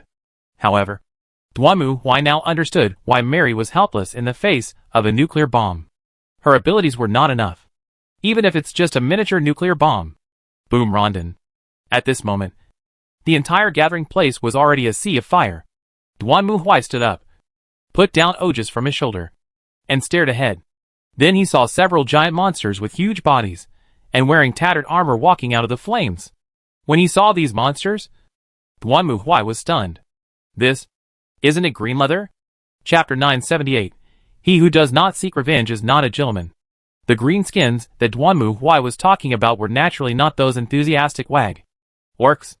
Although from the outside, these guys were tall and muscular, and did not look much different from orcs. But for Duanmu Huai, they were actually more like the mutants that he had seen in games before, who were infected by viruses and mutated by radiation. If anything, these guys' skin was pure black. As black as coal. Shit. The world is radioactive. Right? Where is BB? Duanmu Huai stood up and couldn't help complaining. In his memory, the favorite thing for the mutants in the radioactive wasteland was to start with a miniature nuclear bomb. Unfortunately, this group of black-skinned mutants also carried something similar. Or at least it looked similar. Where did these bastards come from? Why haven't I seen them before? Duanmu Huai was also scratching his head at this moment. They had been in this world for several days already. Duanmu Huai even drove a train around the streets. But he failed to attract these guys. So where did they come from under the ground today? But it also served as a reminder to Duanmu Huai. Fortunately, he was not driving at the moment. Otherwise, if the other party launched a miniature nuclear bomb at his train when he was about to sleep, that would be scary enough. Ha ha ha ha. At this moment, those who were variety rushed over and saw Duanmu Huai, who stood up and suddenly laughed and saw one of the RPG in his hand again. Are you still frying? Oh just. Duanmu Huai certainly couldn't let this broken mutant continue to bomb. And he roared. Then he saw Ojus raised his right hand. And the next moment, the mutant was cut in half. He leaned back, and the rocket launcher in his hand suddenly flashed. And then a miniature nuclear bomb was shot out of it, turned a corner in the air. And then, boom. Well, at least it didn't explode in the gathering area. Duanmu Huai glanced at the flickering fire not far away, and then looked away. Fortunately, there were few living people in the city, so there was no need to worry about the nuclear bomb hitting flowers and plants. All in all, let's kill these mutants first. Duanmu Huai always acted faster than he thought. When he came to his senses, he had already rushed to the front of the group of mutants. He swung the war hammer in his hand forward and knocked the mutant, who was not wearing armor, but only a dirty pair of underwear, to the ground. Before the other party could react, Duanmu Huai swept his hand back and instantly knocked the other two mutants away. Yes, that's right. They really flew directly into the black night, because they were also covered in black. It looked like the villains in many animations, who disappeared into the sky after being beaten away. Duh. At this moment, gunshots rang out, and a series of bullets hit Duanmu Huai's armor directly, and then bounced off. Duanmu Huai turned his head, and saw several mutants not far away holding guns that they had gotten from somewhere and shooting at him. Go to H.L. Although these mutants were not very close to Duanmu Huai, and Duanmu Huai's shooting skills were not very good, he didn't care about that. He just raised his right hand, and the thunder hammer in his hand flew out with a whistling sound, smashing directly into the group of mutants like a 1,000-pound boulder. For a moment, lightning and thunder flashed, and the roaring lightning scattered, directly electrocuting all the mutants into black carbon. Well, it can be seen that AoE is really better than Sniper. The number of mutants attacking the gathering place was not large. Only about 10. Of course, don't underestimate these 10 mutants. They are carrying miniature nuclear bombs, have sufficient firepower, and are full of murderous intent. After all this tossing and turning, the entire gathering place has become a mess. But Duanmu Huai has no time to care about this at the moment.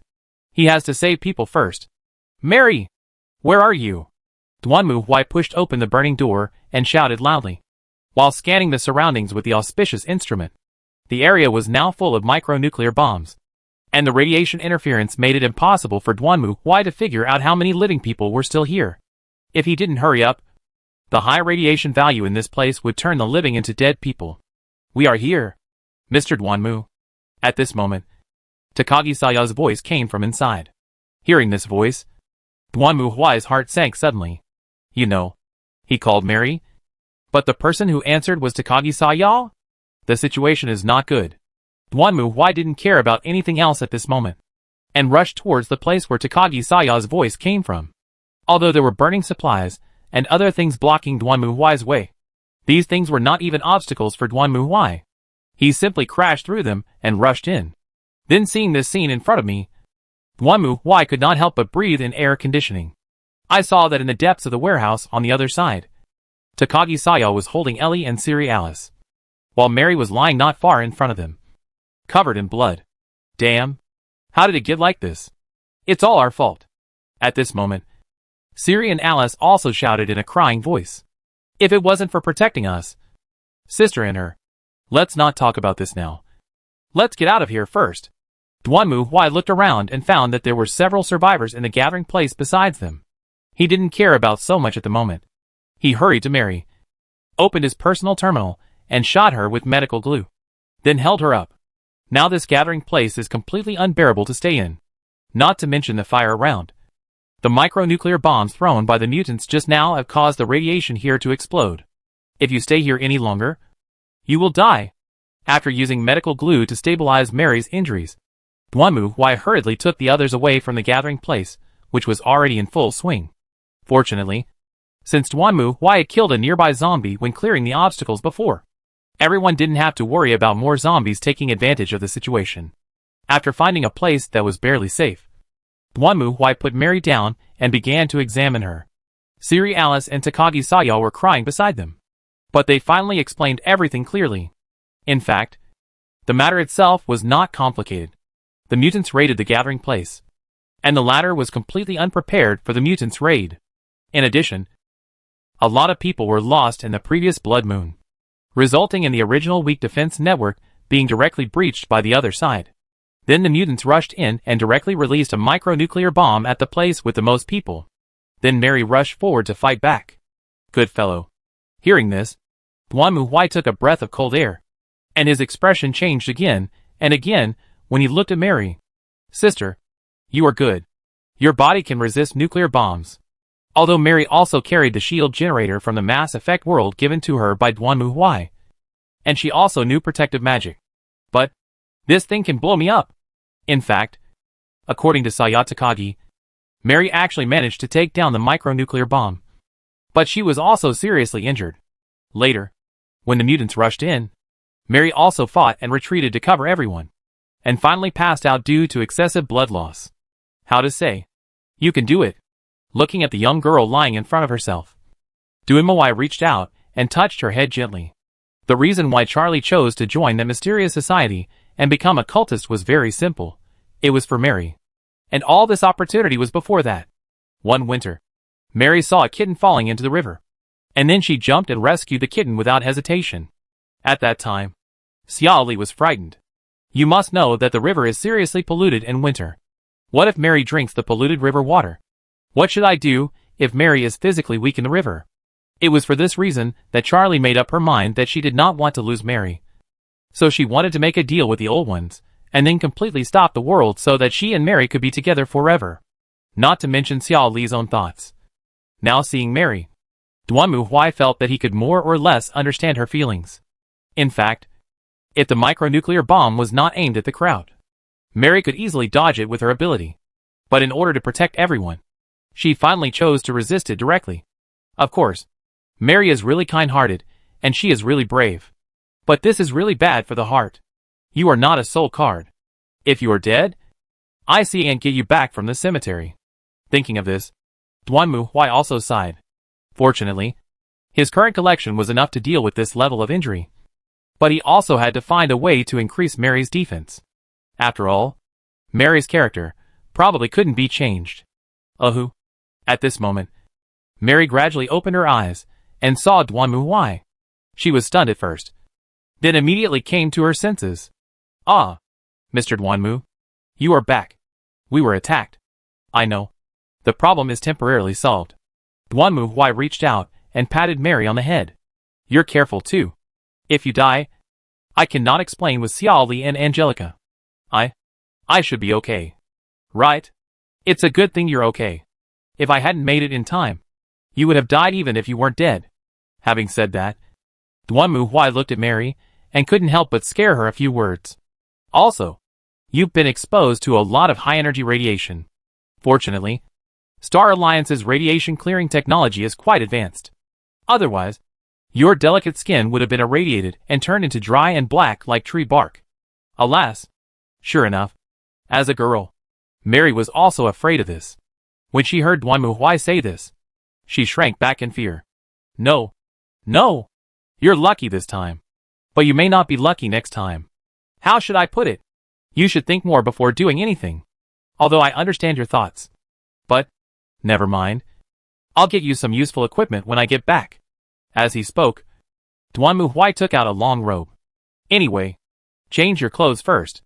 Hearing Duanmu words, Mary was stunned for a moment. Then she lowered her head and found that her dress had become tattered and her snow-white skin was clearly visible. This immediately made her blush, and she hurriedly took her robe and turned around. Here, Mary was changing clothes, and Duanmu Huai also walked out. He found the commander, who was gathered over there. The latter was lucky and did not die. But he was also injured. He was treated by Duanmu Huai. He came to find the other party with only one purpose, which was to find out the identity and origin of this group of mutants and then kill them completely, putting aside other things, just because they dared to touch my sister. I must avenge them. Chapter 979. A gentleman takes actions, not talks. Where the H.L. did these monsters come from? I don't know either. Sir. Seeing Duanmu Huai coming to him with murderous intent, the commander of the gathering place also turned pale. I can guarantee you that we never know that there are still such terrible monsters in this city. If we know, we will leave here. You mean to say that you've been here so long, and you've never seen these guys? Yes. Looking at the commander who nodded desperately, Duanmu Huai frowned. And I had to say that it was really unexpected in him. So, do you have any idea about where these guys came from? I have a clue. This. Hearing Duanmu Huai's inquiries, the commander frowned, thought desperately, and then he was in front of him. By the way, if you want to say a clue, it is not completely absent.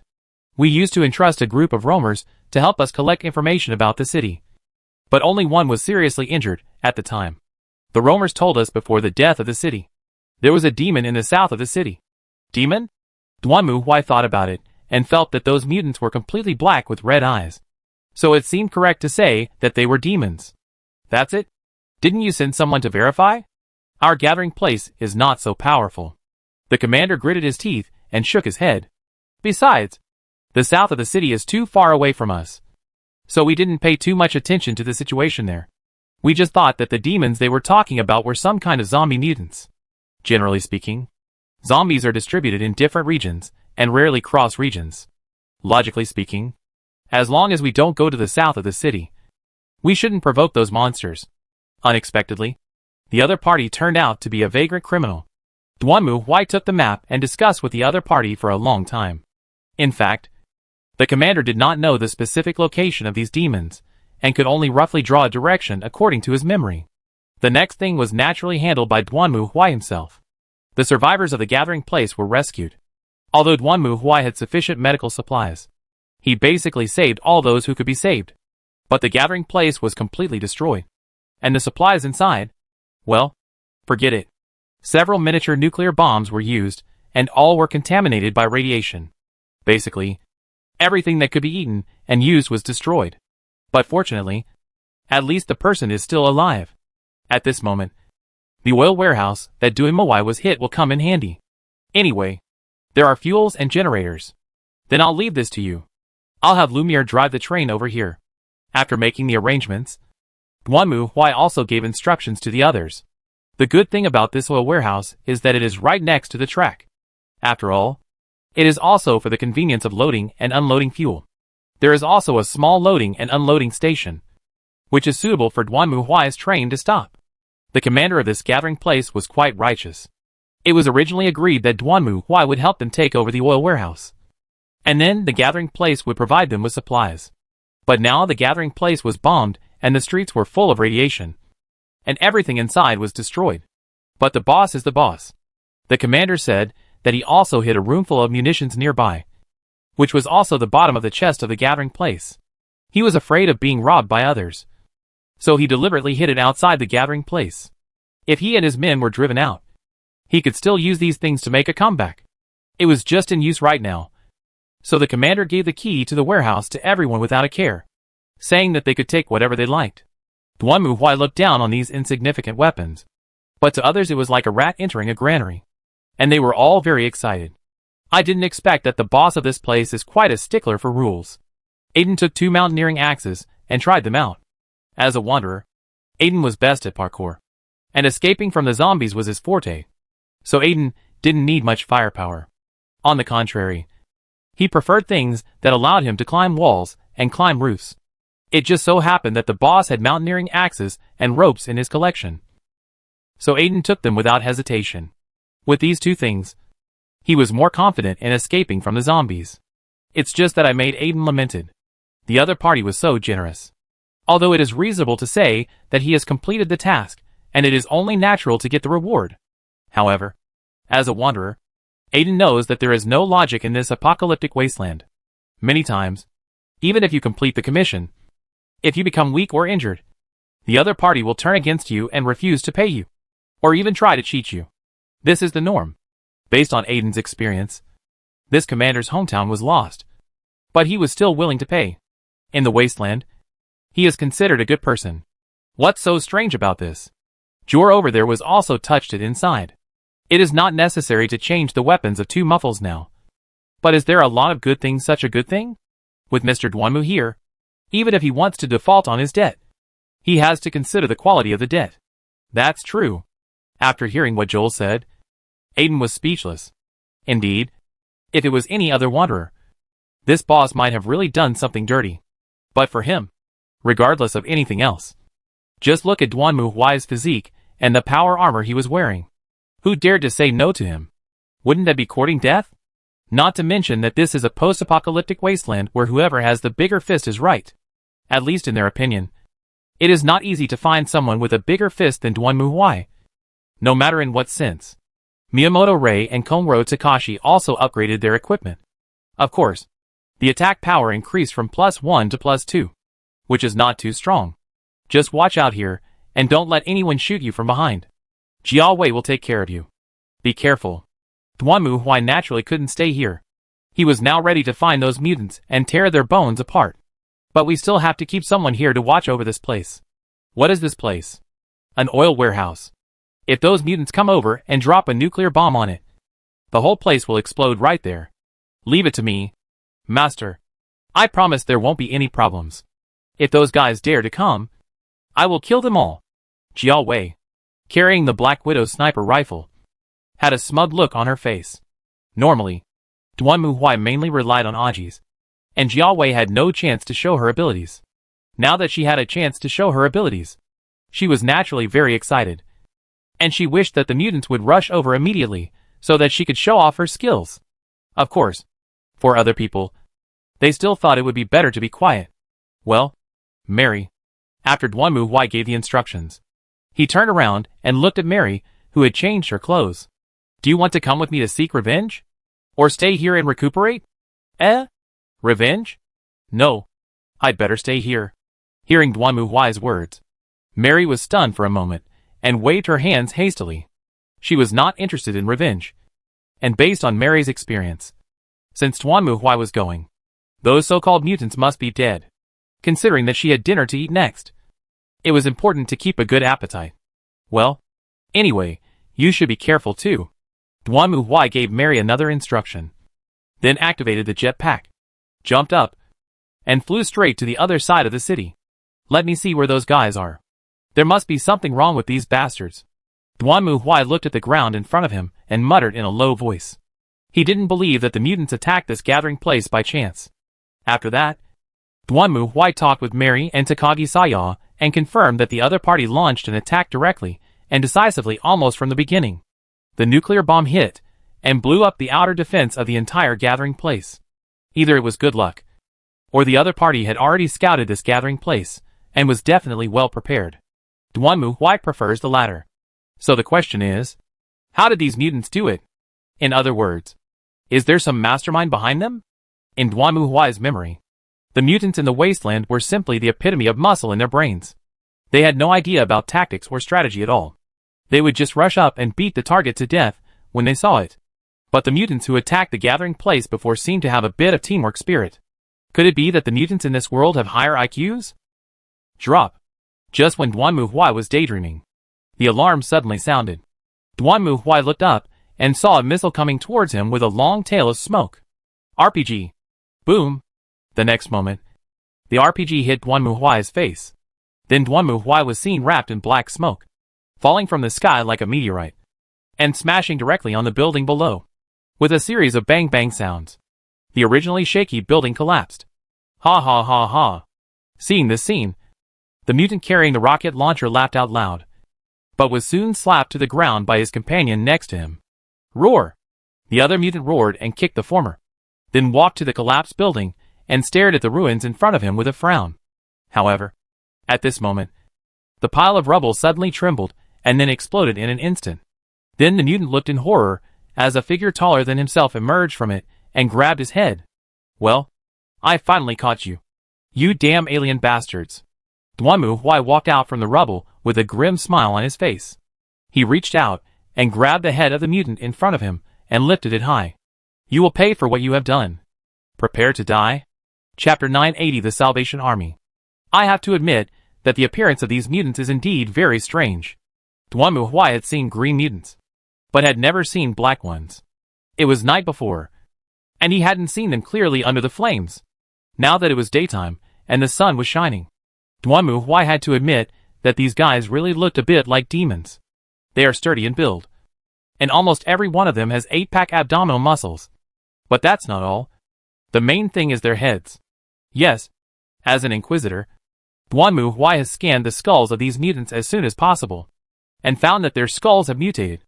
Not only have their teeth become sharp like sharks, but even their skulls are twisted and deformed, expanded and elongated like buffaloes, looking very scary. Well, at least not according to the Inquisition standards for the right amount of human skull.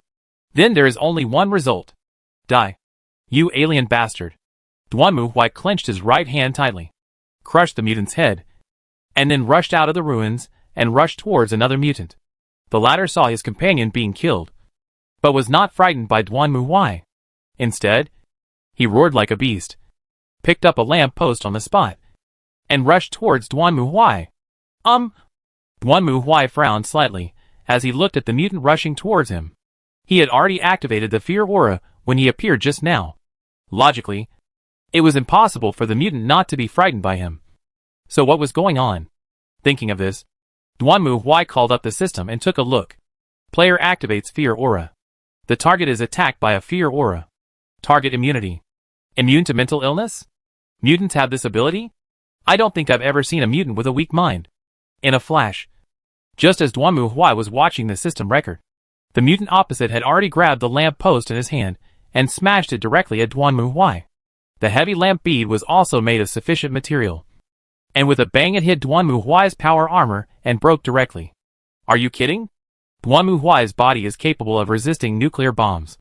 But unless the god of electric light Edison personally blesses this pillar, it's wishful thinking to break through Duanmu Huai's defense.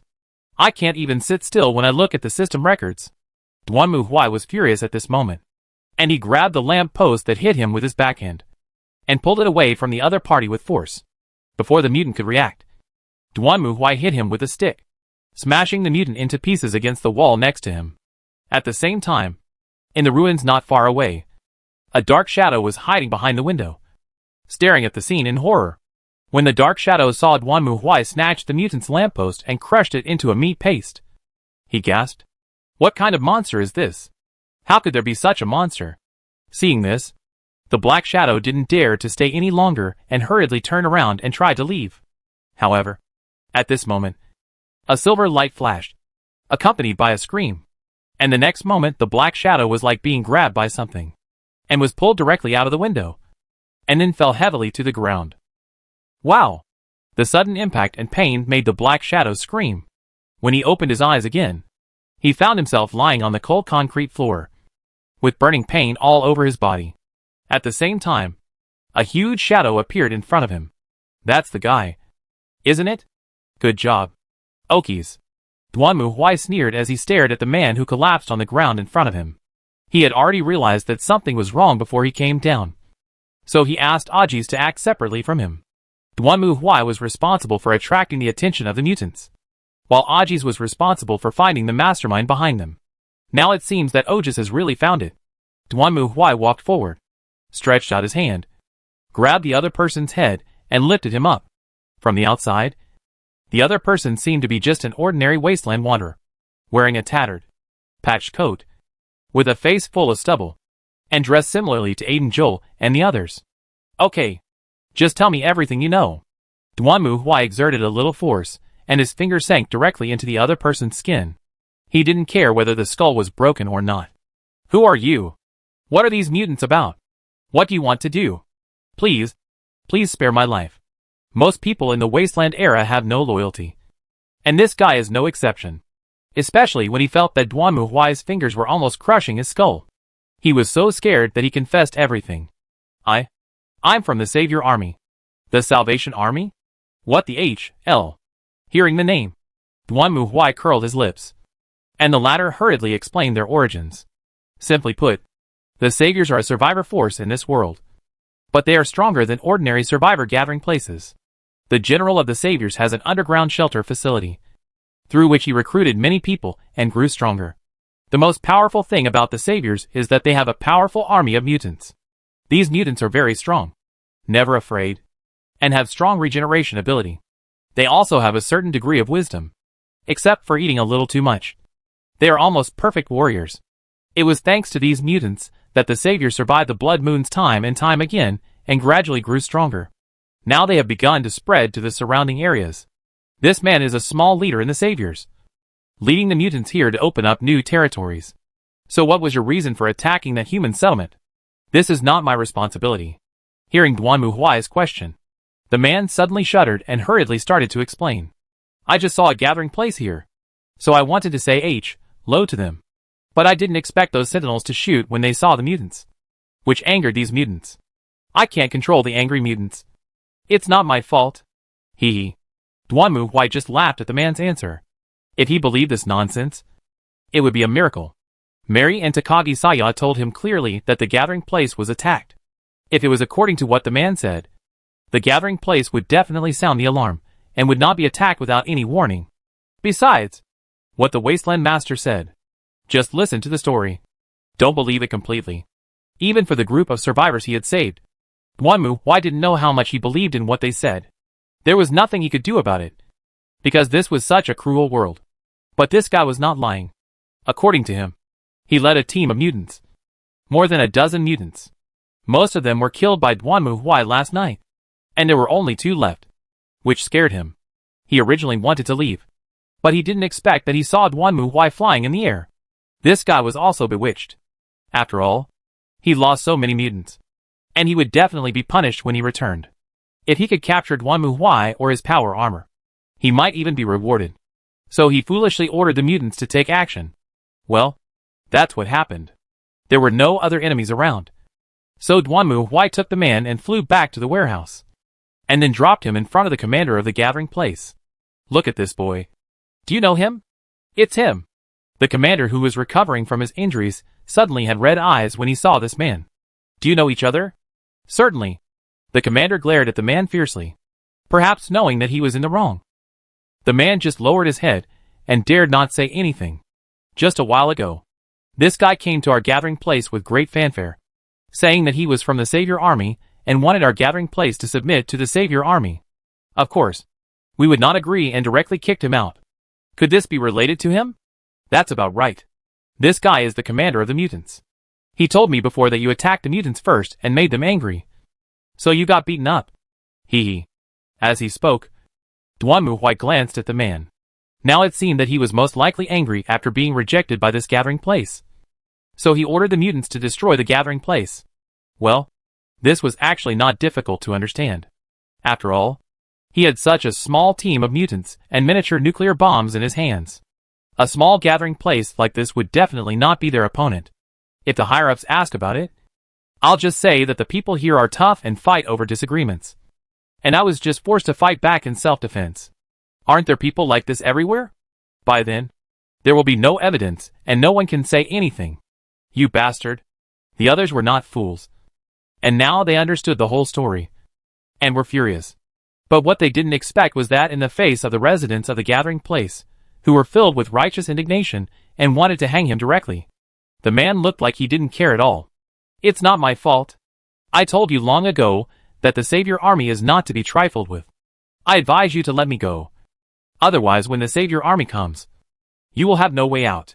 If you are willing to let me go, then I can even say a few good words for you in front of the general. You? Hearing the man's mockery, the commander drew his gun and aimed at him, wishing to kill this bastard who destroyed his gathering place and killed his men. But his reason stopped him from doing so. Now this gathering place has been weakened to the point where it cannot be weakened anymore. If the Saviors really come to attack, they will be in such a bad state. But soon, Duanmu Huai made the decision for them. Okay. It's not a big deal. You should just go with peace of mind. As he spoke, Duanmu Huai reached out his hand and slapped the man's head, smashing it to pieces. The man's eyes widened, and before he could say anything else, he collapsed to the ground, motionless. Wait, Mr. Duanmu, you just killed him like that? Seeing this scene, everyone was shocked, while Duanmu Huai shrugged his shoulders. Of course. This kid hurt my sister. Can the people of the Inquisition do whatever they want? Oh, by the way, this is just foreplay. Didn't he say he was from the Savior Army? We will have to go to their house and settle the score with them later. No, there is no need to do this, Mr. Duanmu. Mary was also startled at this moment and waved her hands quickly. I'm fine. And the other party is also the surviving force of humanity. Logically speaking, shouldn't the Inquisition maintain the principle of neutrality? That also has prerequisites. Duanmu Huai glanced at Mary. By the way, I scanned the bodies of those mutants before. Guess what the result was? Why? According to the results of the auspicious instrument, these mutants have traces of gene adjustment, virus activation, and high-dose radiation exposure in their bodies. And I heard from this kid that the Savior Army is still recruiting people everywhere. Hearing this, Mary was stunned for a moment, then immediately reacted. Mr. Duanmu, what you mean is, these mutants are actually transformed by the Saviors? It's very likely. So I want to take a look. You should understand the principles of the Inquisition. Mary was silent now. The target of the Inquisition was aliens, heretics and demons. If the Savior Army was really a terrifying force that could turn humans into mutants, Duanmu Huai would definitely destroy it without a second thought. Is what you say true? At this moment, Joel, who had been silent nearby, suddenly spoke. What's wrong? What's the problem? Actually, Joel glanced at the man's body on the ground and was silent for a moment. Actually, the place I'm sending Ellie to is the headquarters of the Saviors. You sure? Yes. Joel nodded. You're going to send Ellie to the Saviors' headquarters? Why? What's her connection to the Saviors? Duanmu Huai looked at Ellie standing next to Joel curiously. The latter felt a little nervous under Duanmu Huai's gaze, but still held Joel's hand and stood there motionless. I don't know either. In fact, I originally received the commission from my friend. She asked me to send the girl to the Salvation Army. As for the reason, she didn't tell me. I see. Duanmu Huai touched his chin and narrowed his eyes. Isn't this a coincidence? Now it seems that my goal in this world may have to rely on this Savior Army. Chapter 981 Choice. Although there is no basis for this, Duanmu Huai feels that the core focus of this mission is most likely on the Savior Army. After all, isn't Joel also going to take Ellie to find the Saviors? There are no such coincidences in the world. Well, probably not. It's better not to. The main and side quests are not differentiated like this. Duanmu Huai made such a guess, in addition to the overlap of tasks. Because after that, Duanmu Huai decided that the next stop was to go to the Savior Army. And the other survivors discussed and decided to stay to help rebuild the gathering place. After all, after Duanmu Huai's disturbance, the city is temporarily safe, at least in the short term. There is no need to worry about zombie invasion, even if it is a blood moon. Considering that the zombies around have been swept away, this blood moon should not be too threatening. In addition, this gathering place is currently in need of manpower and occupies such a good location as the oil warehouse. So Komuro Takashi and several other students and Aiden plan to stay here. After all, they can't help much by going to the Saviors. Right? Since their staying didn't trigger any special plot, it means that these survivors are not the core characters. Now the only ones left on the train are Joel and Ellie, since both parties have the same destination. Then, it seems that the key to their leaving this world should lie in the missions of these two people. But why did Joel take Ollie to find the Salvation Army? Joel didn't know this either. He and Ellie were not related. In the beginning, Joel simply treated Ellie as his mission. But the two of them built some feelings along the way. But even so, when Joel asked Ellie why she wanted to find the Saviors, the latter still kept her mouth shut and said nothing. This situation continued until they arrived at the city where the Salvation Army was located. Compared to the previous settlement that just occupied a food processing plant and barely survived, the Savior Army's territory is indeed large enough. They almost occupied half of the city, and even built a towering city wall. Fully armed soldiers patrolling with guns can be seen everywhere. It seems that the Savior army is indeed growing quite strong. Well, I think you all know what to do. Dwanmu White glanced at Mary, Ojas, and Joey. Then looked back at Joel and Ellie. Let's send Ellie to the Saviors first, Joel. Do you have a way to contact these guys? Certainly. Joel nodded. That's good. After we send the people here, you can do whatever you want. We will investigate the Saviors.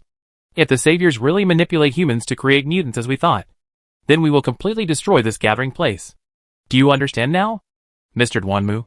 As soon as Dwanmu Huai finished speaking, Mary quickly raised her hand. This gathering place looks like there are a lot of people.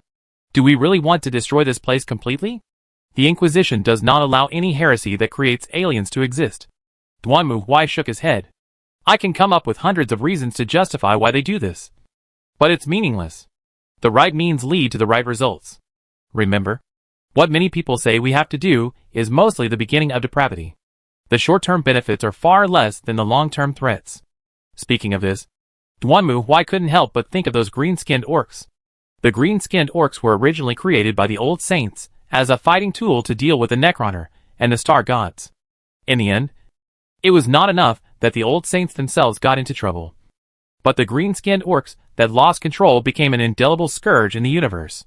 Although at present, mutants may help humans fight against zombies and blood moons, it is certain that in the distant future, these mutants will become a disaster like the green-skinned orcs. Of course, some people would say that if you can't even survive now, then there is no future. But this is just sophistry. People can find 1,000 excuses to rationalize their actions. But reality doesn't care about such trivial matters. Just like the old saints created green orcs to protect themselves. It is also understandable. But this cannot erase the reality that the green orcs eventually became a threat as terrifying as the Necroner and the Star God. In fact, there are different opinions among the judges. For example, a planet is contaminated by chaos and is about to perish. So at this time, it is the vast majority of evacuation. But there are no skills. It is basically a civilian who is hard work, or a high-ranking official or noble who has certain skills and connections. Or, to be on the safe side, don't save anyone and just kill them all with an extermination order? Every Inquisitor has his own approach. Some think that they should save as many as they can, while others choose to save the nobles based on rational analysis. After all, ordinary civilians don't have any skills or abilities, but the nobles still have some abilities. Right? There are also people who don't save anyone. After all, you can't be sure how many cultists or remnants contaminated by chaos there are on that planet. So to be on the safe side, just issue an extermination order to kill them all. And then, there will be no trouble. As for whose choice is correct, it is hard to say clearly. Everyone has different ideas. So everyone just wants to do whatever they want, and see what they want done. However, in the eyes of many Inquisitor players, groups like the Savior should basically be wiped out directly. The reason is very simple. Today you can create mutants to save humanity. But tomorrow, you can believe in the filth of corruption for humanity. Depravity is like taking drugs. Once you start, there is no turning back. You tell me that you will turn over a new leaf. But I don't believe you. By the way, Dwanmu Huai prefers to directly issue an extermination order. After all, efficient. Okay, go ahead. After Dwanmu Huai determined the direction, he waved to Joel. Although the latter was a little speechless. This was indeed his mission. So he had no choice but to take Ellie towards the gate of the Saviors in front of him. Hey, who are you? What do you do? When Dwanmu Huai and his group reached the gate, they were soon blocked by patrolling soldiers. Dwanmu Huai took a quick look and found that there was nothing to say about these soldiers. On the contrary, the mutants behind them were actually wearing equipment similar to power armor. Wow, this Savior is posing as the Enclave. Right? Dwanmu Huai narrowed his eyes and carefully looked at the mutants on the opposite side. The mutants he met at the gathering place before did not have such heavy equipment, which was equivalent to running around naked in the streets, wearing only shorts. Now it seems that those mutants are probably just cannon fodder, and the ones here are the regular army. Dwanmu Huai didn't know whether these mutants had intelligence or not, but seeing these mutants wearing power armor and holding Vulcan cannons standing obediently behind the soldiers with a well-trained look, it really seemed to be the case. Dwanmu Huai was looking at the mutant soldiers of the Saviors here, and Joel had just finished talking to the guard in charge of the gate. He picked up something, and the other party examined it carefully. and then looked at the girl next to Joel. That's her? That's right. Okay. You can come in. The guard nodded, and then looked behind Joel. To be exact, it was Duanmu Huai. By the way, the power armor this mutant is wearing is very special. Is it a new model? Duanmu Huai said that he would wait until he went in to figure out the situation here, and then come back to deal with you. Fortunately, the other party seemed to have regarded Duanmu Huai as a client of the Saviors and handed him over to Joel to protect Ellie. Instead of asking about his identity, Duanmu Huai was happy to be alone and pretended to be deaf and dumb. As for Mary, "Oh, kiss Njiowe," Joel said they were companions he met on the road. Seeing that they were a few weak girls, the other party did not care too much and let them in directly. After passing through the gate that looked like it was covered with iron sheets, the group entered the Savior's base camp. At least from the outside, this camp was much more lively than the previous gathering place. There were pedestrians everywhere, and many mutants could be seen walking around busy. Duimawai observed it, and found that these variants were basically divided into two types. One was wearing a full set of power armor. It seems that the people here and the mutants seem to get along pretty well. Mary looked around carefully, and then expressed her thoughts. While Duanmu Huai sneered, the Covenant and humans faced the Forerunners together. But they ended up selling out humans. Those who are not of my race must have different hearts. And Duanmu Huai will never compromise on this point. The unity of the nations in the Milky Way is the business of politicians, while the Inquisition is responsible for those who are not of our race and have different hearts. To put it bluntly, the court is just the good guy, led by the guards. The group crossed the streets and came to a big gate inside the city. Well, I have to say that this place is really interesting. Looking at the heavy door in the middle of the cave in front of him. Well, if it was gear-shaped, then Duanmu Huai could now look for investment in the shelter company. Unfortunately not. Boom, boom, boom, boom. The heavy door opened, revealing a clean and tidy metal passage inside. Then everyone saw several people wearing protective clothing from head to toe walking out and almost jogging to Ellie. That's her? The leader looked up at the guard, and after getting confirmation, he reached out and grabbed Ellie. I've been waiting for you. Follow me. Wait. Where do you want to take her? Of course, Joel was unwilling to make people take away Ellie inexplicably. She hurriedly wanted to catch it back. But at this moment, the guard next to him suddenly took out his gun to point to Joel and pushed him back on his chest. Damn it. Let me go. Wait. What are you going to do to Ellie? Seeing Ellie following those strangely dressed people into the gate, Joe suddenly roared. And the soldier couldn't help but raise his gun and tried to hit Joel. And at this moment, a voice suddenly rang out. Okay. Leave this to me. With this voice, everyone saw a brown-skinned, black-haired woman who came over. The other person seemed to have a high reputation here. The soldier saw the woman and hurriedly walked and then turned away. Malin. Seeing this woman, Joe's face suddenly became serious. The reason was simple. This woman was the one who handed Ellie to him. He didn't expect to see her here again. To be honest, I really didn't expect that you can really come here. It seems that this may be our destiny. The child's fate. Marlene pulled Joel up, lit a cigarette for him, and spoke silently. Maybe I'm lucky. That's not my luck. Marlene shook her head. In order to get back here, I sacrificed a lot of people. Never mind. But now, it's all worth it. Thank you for sending Ellie here. What happens after this? What happens to Ellie? You don't have to worry about her anymore. We'll take over. Marlene stared at Joel, then looked at Mary and Oki standing next to her. Perhaps she didn't think these girls could pose any threat. No. I'm worried. What are you going to do with that child? Let me see her. No. Marlene shook her head. She's getting ready for surgery. Operation? Hearing this, not only Joel was stunned, but also Duanmu Huai. Mary and others were a little surprised. Could it be that Ellie was sick? But they didn't see any symptoms along the way? Joel's expression changed slightly. What are you ghosting? What surgery? You know, the child was infected. Marlene stared at Joel. The doctor told me that the bacteria in that child's body had mutated. So she became immune. As long as they can remove the bacteria in her body, they can make a vaccine and save everyone. But, hearing Marlene's speech, Joel didn't feel at ease, but became nervous. But the germs have spread to Ellie's brain. This time, Marlene didn't say anything, but just stared at Joel. After a moment's silence, she nodded. Yes. At this moment, Duimawai and others who watched all this also understood that it was obvious that Eli also infected those viruses that could turn people into fungi. But the virus in her body was mutated, so that Eli could immune to this virus. The only problem is that the virus has infected with Ali's brain, which means that the doctor who saved the army had to do it at Ali's brain.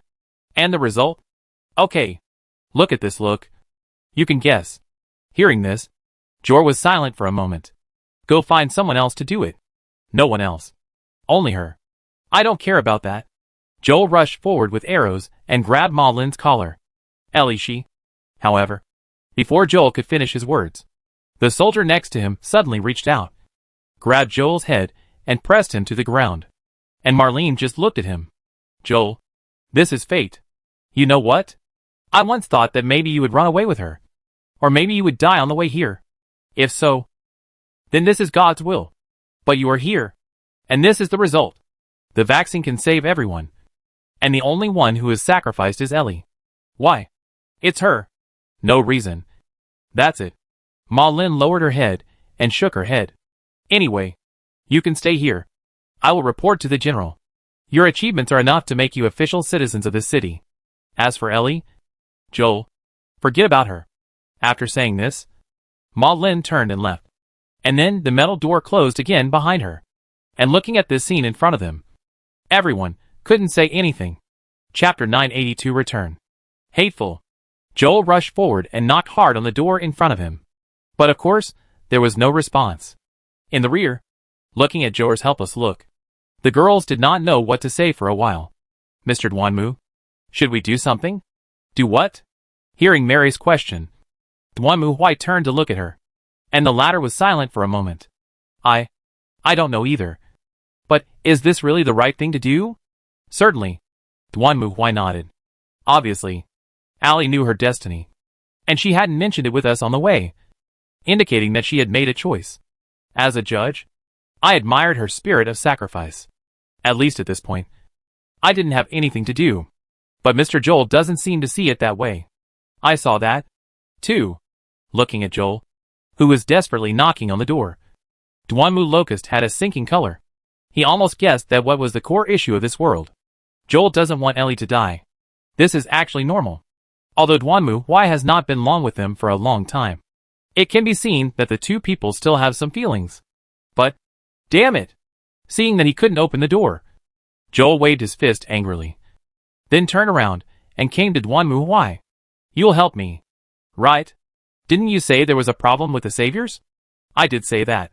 But if what they said is true and Ellie is indeed the only savior of this world, then I will not stop them. Why? Because the goal of the trial court is to protect human beings. Duanmu Huai reached out, grabbed Joel, and lifted him up. Sacrificing Ellie to save all of humanity is naturally reasonable.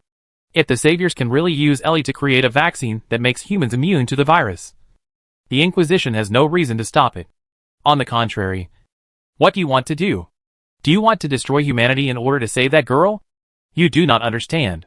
Joel punched Duanmu Huai on the chest armor angrily. Damn it! I've been through that period. When the virus first broke out, I wanted to escape with my daughter. I wasn't sick. And neither was my daughter. She just had a broken leg. And we just needed help. But those soldiers didn't care about that. They killed my daughter just because they suspected we were infected. But what was the result? Didn't the world end up like this? Who can guarantee that the saviors can use the bacteria in Ellie's body to make a vaccine? What if they fail? Well, what if they succeed? Duanmu Huai stared at Joel. And Joel also stared at Duanmu Huai. I won't let Ellie sacrifice herself. She is just a sacrifice for those adults. As he spoke, Joel pushed hard and fell to the ground. Then he glared at Duanmu Huai and others fiercely, and turned away. I will not give up. Walking into the alley next to him, Joel gritted his teeth. He would never let those people kill Ellie. He couldn't let them take Ellie away from him like they killed his daughter. No matter what. He must find a way to sneak into that secret organization. There must be a way. Boom. However, at this moment, a gunshot suddenly rang out. And the next moment Joel's head was blown open by the impact. He widened his eyes, stumbled forward a few steps, and then fell to the ground, turning into a corpse. Immediately afterwards, Xiao Wei's figure emerged from behind. Don't blame me, uncle. Putting away the gun at hand, Jiawei chuckled as she looked at the corpse in front of her. This is the Master's order. The Inquisition will not allow anyone to interfere with the plan to save humanity. No matter what your reasons are. It's not allowed. But in this way, you may be able to reunite with Ellie in that world. If you think about it carefully, this may be a good thing? As soon as she finished speaking, Jiawei's figure disappeared the next moment. When the guards who heard the gunshots arrived, all that remained in front of them was the body of a man. Master. Mission accomplished. Jiawei returned to Duanmu Huai with a smile and gave a report. Sure enough. As the owner, you think? Mr. Joel didn't plan to give up, and wanted to find a chance to rescue Miss Ollie. I knew he wouldn't give up. Duanmu Huai snorted coldly. You have to know that this is a fragmented world, which means that this world has been destroyed once. Then the question is, as far as we can see now, although this world has various problems, humans can still exist. So why did this world end up being completely destroyed? In Duanmu Huai's view, the reason is likely to be on Joel and Ollie. Obviously, if he does not stop it. Although generally speaking, from common sense, Joel alone could not rescue Ellie from this heavily guarded underground shelter and leave. But what if this guy has the aura of a protagonist? So for the sake of caution, Duanmu Huai still ordered Jiawei to execute him just in case. In this regard, the tribunal will definitely not have any mercy. Why? Mary sighed silently. Although she had not been with these people for a long time, she had developed some feelings for them. Now that she thought about Joel's death, she could not help but feel a little complicated. But if she thought about it carefully, sacrifice one person to save the world, or save one person and sacrifice the world. It was indeed a very difficult question. Mary felt that if she encountered such a problem, she would definitely be in a difficult position. After all, her personality was to save people if possible. But, if I save Ellie, I will have to give up all of humanity. This thought is too stressful. From this point of view, Duanmu Huai was decisive. First, he killed Joel and eliminated an uncertain factor. Mr. Duanmu, what should we do next? Well, first, let's find out whether this antidote is real, and then investigate the relationship between the saviors and mutants. But Mr. Duanmu, have you discovered a problem? Mary hesitated and spoke.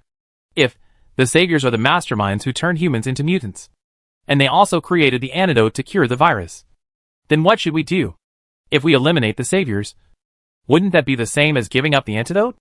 Wouldn't Ellie's sacrifice be in vain? Even if we get the antidote, it seems that no one among us knows how to use it. Don't worry about that. Duanmu Huai waved his hand. If Ellie's fate is really the key to changing this world, then as long as the fate of this world changes, I can open the portal back to the Inquisition. At that time, I can bring Sydney here. Her skills in this area are first class. At that time, even without the saviors, our Inquisition can save the human beings in this world. But what if it's not? Well, I can only say it's bad luck. Duanmu Huai shrugged helplessly. Mary hit the point. The premise is that Ellie's sacrifice is indeed the key to changing the fate of the world. If not, then Ellie died in vain. And Duanmu Huai made a wrong choice. If Duanmu Huai can open the door now, then he believes that with Ellie's biochemical technology, there must be a better way. And maybe Ellie can survive. But the problem is that if Ellie doesn't die now, she may not be able to change the fate of this world. And Duanmu Huai won't be able to open the door. So this is basically a dead loop. Duanmu Huai just sighed and didn't think much about it. In fact, many of the tasks that the Inquisitor player received were of this nature. Many times you have to make compromises and choices between sacrificing an innocent person or sacrificing a group of innocent people in exchange for greater safety. Duanmu Huai has experienced many tasks like this. By the way, Duanmu Huai also investigated the issue of mutants. And the result was simpler than he thought. Duanmu Huai thought that according to the nature of the saviors, they would do some concealed experiments or report missing persons. Unexpectedly, all the residents of this city knew that the saviors had the ability to turn people into mutants. In fact, those who broke the law and committed crimes in this city were basically captured by the saviors and turned into mutants who only obeyed orders. This is one of the reasons why the city is so peaceful. Well, now it seems that such a well-known thing does not need further investigation. So after that, Duanmu Huai took everyone back to the train and told Lumiel and Eclair what happened. As expected, they were very excited to hear that Ai Li was going to sacrifice herself. But faced with the choice of saving one person or saving the world, they were also helpless. And now, all we can do is wait. Time passes by every second. Duanmu Huai sat on the chair, staring at his fingers. The other girls also sat beside him uneasily, watching Duanmu Huai. Judging from the time, Ellie should have started the operation by now, extracting the bacteria in her body to start making a vaccine. If everything goes well, then the fate of the world will be completely changed because of this girl's sacrifice. But if nothing changes, for a moment, everyone stared at Duanmu Huai's fingers, and their mood was a bit complicated. They couldn't tell whether they wanted it to be like this or not. Duanmu Huai just stared at his fingers without saying a word. After all, he is the judge, and he has made the decision. So the consequences of this decision will naturally be borne by Duanmu Huai. Snapped. After an unknown amount of time, Duanmu Huai suddenly raised his hand and snapped his fingers. Then, everyone saw a portal opening in front of them. Seeing this familiar portal, the girls all had mixed feelings. Well, there's no point in staying here. Duanmu Huai stood up as he spoke. Ali did what she could do. And it was our turn. Chapter 983 Mysterious Message. For Duanmu Huai, what happened in that world was just a trivial matter. After all, he had more important work to accomplish. That is the threat of the Tyranid Swarm and Chaos Legion in the real world. After opening the portal, Duanmu Huai immediately returned to the tribunal and contacted Icot, who was relieved to learn that Duanmu Huai had successfully escaped and then quickly reported the situation. According to Icot, she had completely destroyed several neighboring galaxies in accordance with Duanmu Huai's orders, cutting off the Tyranids' way of continuing to invade the Milky Way. In this way, at least before the Tyranids find another way to invade the Milky Way, they will temporarily have no way to launch an attack on the civilizations within the Milky Way. Of course, Duanmu Huai did not relax his vigilance because of this. He had ordered Icot to send a large number of reconnaissance fleets to the galaxies on the edge of the Milky Way. Once the traces of the Tyranids' invasion were found, an extermination order would be issued directly to that galaxy, completely destroying the entire galaxy to cut off the Tyranids' attack path. After all, the current Inquisition does not have the ability to confront the entire Tyranid swarm head-on. Not to mention that the Chaos Legion within the Milky Way has revived. Duanmu Huai does not want to fight internal and external troubles like the human empire. And he does not want to be in trouble with the internal and external troubles. He said that he must first settle the internal affairs before he can deal with the external troubles. It will not be too late for him to deal with the Tyranid swarm after he has dealt with the Chaos Legion. In fact, Duanmu Huai is not really without a way to solve the Tyranid swarm once and for all. The best way is for him to escape from the galaxy, then go deep into the core of the Tyranid hive, and then activate the ability of the old ones to summon Azathoth. You two can bite each other and see who can eat who up. Of course, for Duanmu Huai, this is a way to be away. It is the last killer, compared to the Tyranids, whose attack direction is clear. The Chaos Legion is the biggest problem at present. The Tyranids use the gravity of the planet to travel at warp speed, so their direction of advance can be calculated. However, the Chaos Legion uses the subspace to travel, and no one knows where they will go. According to Icot's previous report, after the Tyranids fought with the Chaos Legion in the Lumiere Galaxy, the latter disappeared, which also made Duanmu Huai more vigilant. After all, compared to the dirt and violent anger, the chaotic believers like the son of the Emperor are more troublesome. Of course, Duanmu Huai did not forget about the Wasteland world in his busy schedule. He sent Xueli and a group of night guards into the Wasteland world to suppress the Savior Army. Xueli lived up to expectations and created an antidote to the virus in the Wasteland world by using the immune agent left by Ellie. Well, the Inquisition will take over the work of the Savior Army and try to restore the order of that world, gather refugees, and restore human civilization. The only thing to say is that Duanmu Huai named the antidote Ellie, which can be regarded as a commemoration of the girl's sacrifice and contribution to mankind. This way, when people from that world use this potion in the future, they will wonder why it was named this way. And then, they will know that a girl sacrificed herself for all of humanity. Well, at least her death was not in vain. In comparison, Joel died in vain and is not even mentioned in textbooks. So you see, everyone will die one day. Some people's death is heavier than Mount Tai. Some people's death is lighter than a feather. Some people can be remembered for a lifetime. And some people, Duanmu Huai has now sent the Inquisition fleet to various star systems for monitoring. Fortunately, the Inquisition fleet is on the webway, so there is no need to worry about being discovered by the Chaos Legion. As long as the subspace fluctuations when the Chaos Legion appears are locked, it should be possible to stop the opponent's attack in the first place. During this period, Duanmu Huai was very busy in arranging the fleet of the Inquisition. At the same time, he had to notify other planets and forces to be alert to the Chaos forces. However, as the saying goes, the busier you are, the more chaotic it is. Just when Duanmu Huai finally had a chance to take a breath, another trouble appeared. TSK. Why now? Looking at the prompts in the system in front of him, Duanmu Huai finally sat down and took a sip of coffee. But he almost spit it all out. The reason why Duanmu Huai lost his composure was very simple, and that was the line of system prompts floating in front of him. The user's values have been detected to be in compliance, and the specialization assessment can be started. Damn. I didn't expect that even if I became a god I couldn't escape this thing? Looking at the system prompt in front of him, Duanmu Huai was speechless. There is also something called specialization assessment in the game. After a player reaches the maximum level of a profession, if the proficiency or something like that reaches a limit, the specialization assessment will be started. As long as the player passes the assessment, his profession will be suffixed with specialization, and the power of his professional skills will also increase. For example, in the Assassin's Court, a sneak attack at full level will do 5 times the damage, and after specialization, the sneak attack will be increased to 10 times. It's really cool. As for Duanmu Huai, all he could think of now was that he had gone through the journey to the West Dungeon before, and then got the advanced enhancement of destruction magic. Now it seems that as long as he specializes in God of Destruction, then at least the power of his destruction magic can be strengthened several times, and with some penetration and diffusion buffs, it would be awesome. Among the 4 priesthoods that Duanmu Huai possesses now, only the God of Destruction is at the maximum level, followed by the Will of the Old Gods, and finally the God of Joy and the Demon King of the 6th Heaven. However, the upgrade requirements for 6th Heaven Demon King are more stringent than those for God of Joy. It requires the complete destruction of the opponent's religion or belief to count as experience bonus. In other words, if the experience of other priesthoods is calculated based on quantity, then the experience of 6th Heaven Demon King is calculated based on the destroyed religious belief.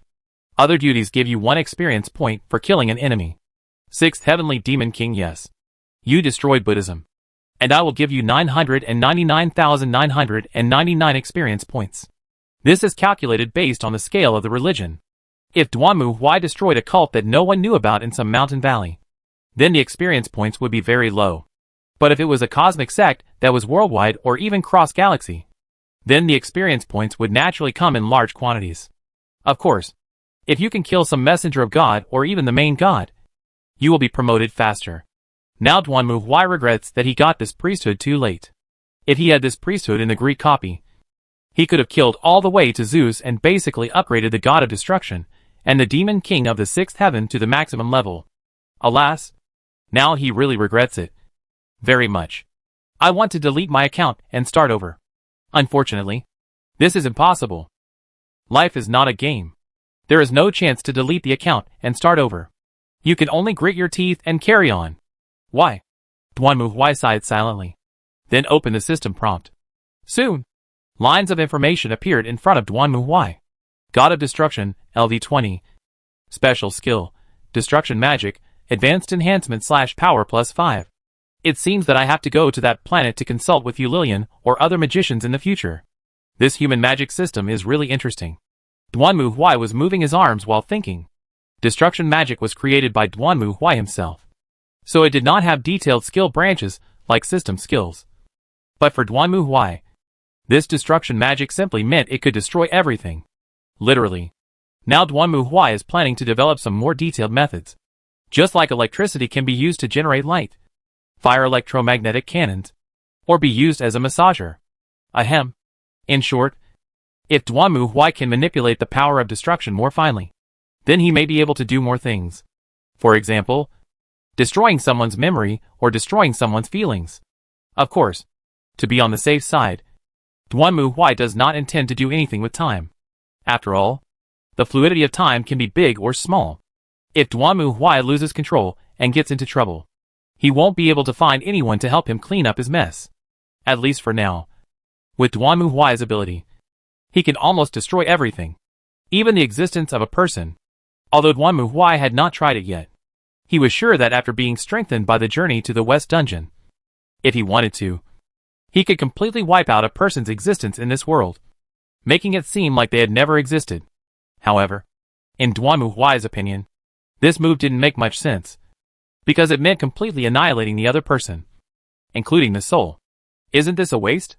Wouldn't it be more environmentally friendly to just use the souls to fuel the furnaces of the Inquisition? Forget it. Let me rest for a while before I do it. Duanmu Huai decisively turned off the system prompt. Anyway, this was not a task that had to be done right now. Duanmu Huai felt that his current task list was already full, although most of the systems did not give any tasks. He had to be on guard against the Chaos Legion causing trouble, and also guard against the invasion of the Tyranid Zerg. Why? Duanmu Huai leaned back in his chair and sighed. Boom boom boom.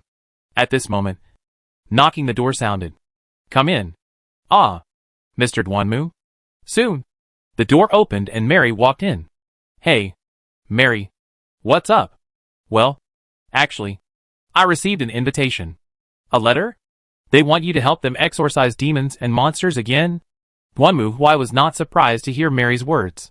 Mary was now a well-known writer in her own world, and many people invited her to help solve their problems after reading her novels. Many of them were about the old ones and supernatural events. But this invitation is a little different. Oh, why is it different? In fact, Mary frowned and explained the situation to Duanmu Huai. After returning from that world, Mary had been sorting out materials and planning to write a book about the lives of people in the wasteland and Ellie's experiences. So she basically did not go out. However, this morning, Mary found an extra message on her answering machine, and the time of the message was 10 o'clock last night. But Mary was very sure that at 10 o'clock last night, she was in the study organizing materials for writing a novel, and did not hear any phone call at all. This puzzled Mary, so she went to Duanmu Huai on purpose. After all, Duanmu Huai also said that no matter what the problem was, she could ask him for help. Oh, there is such a thing?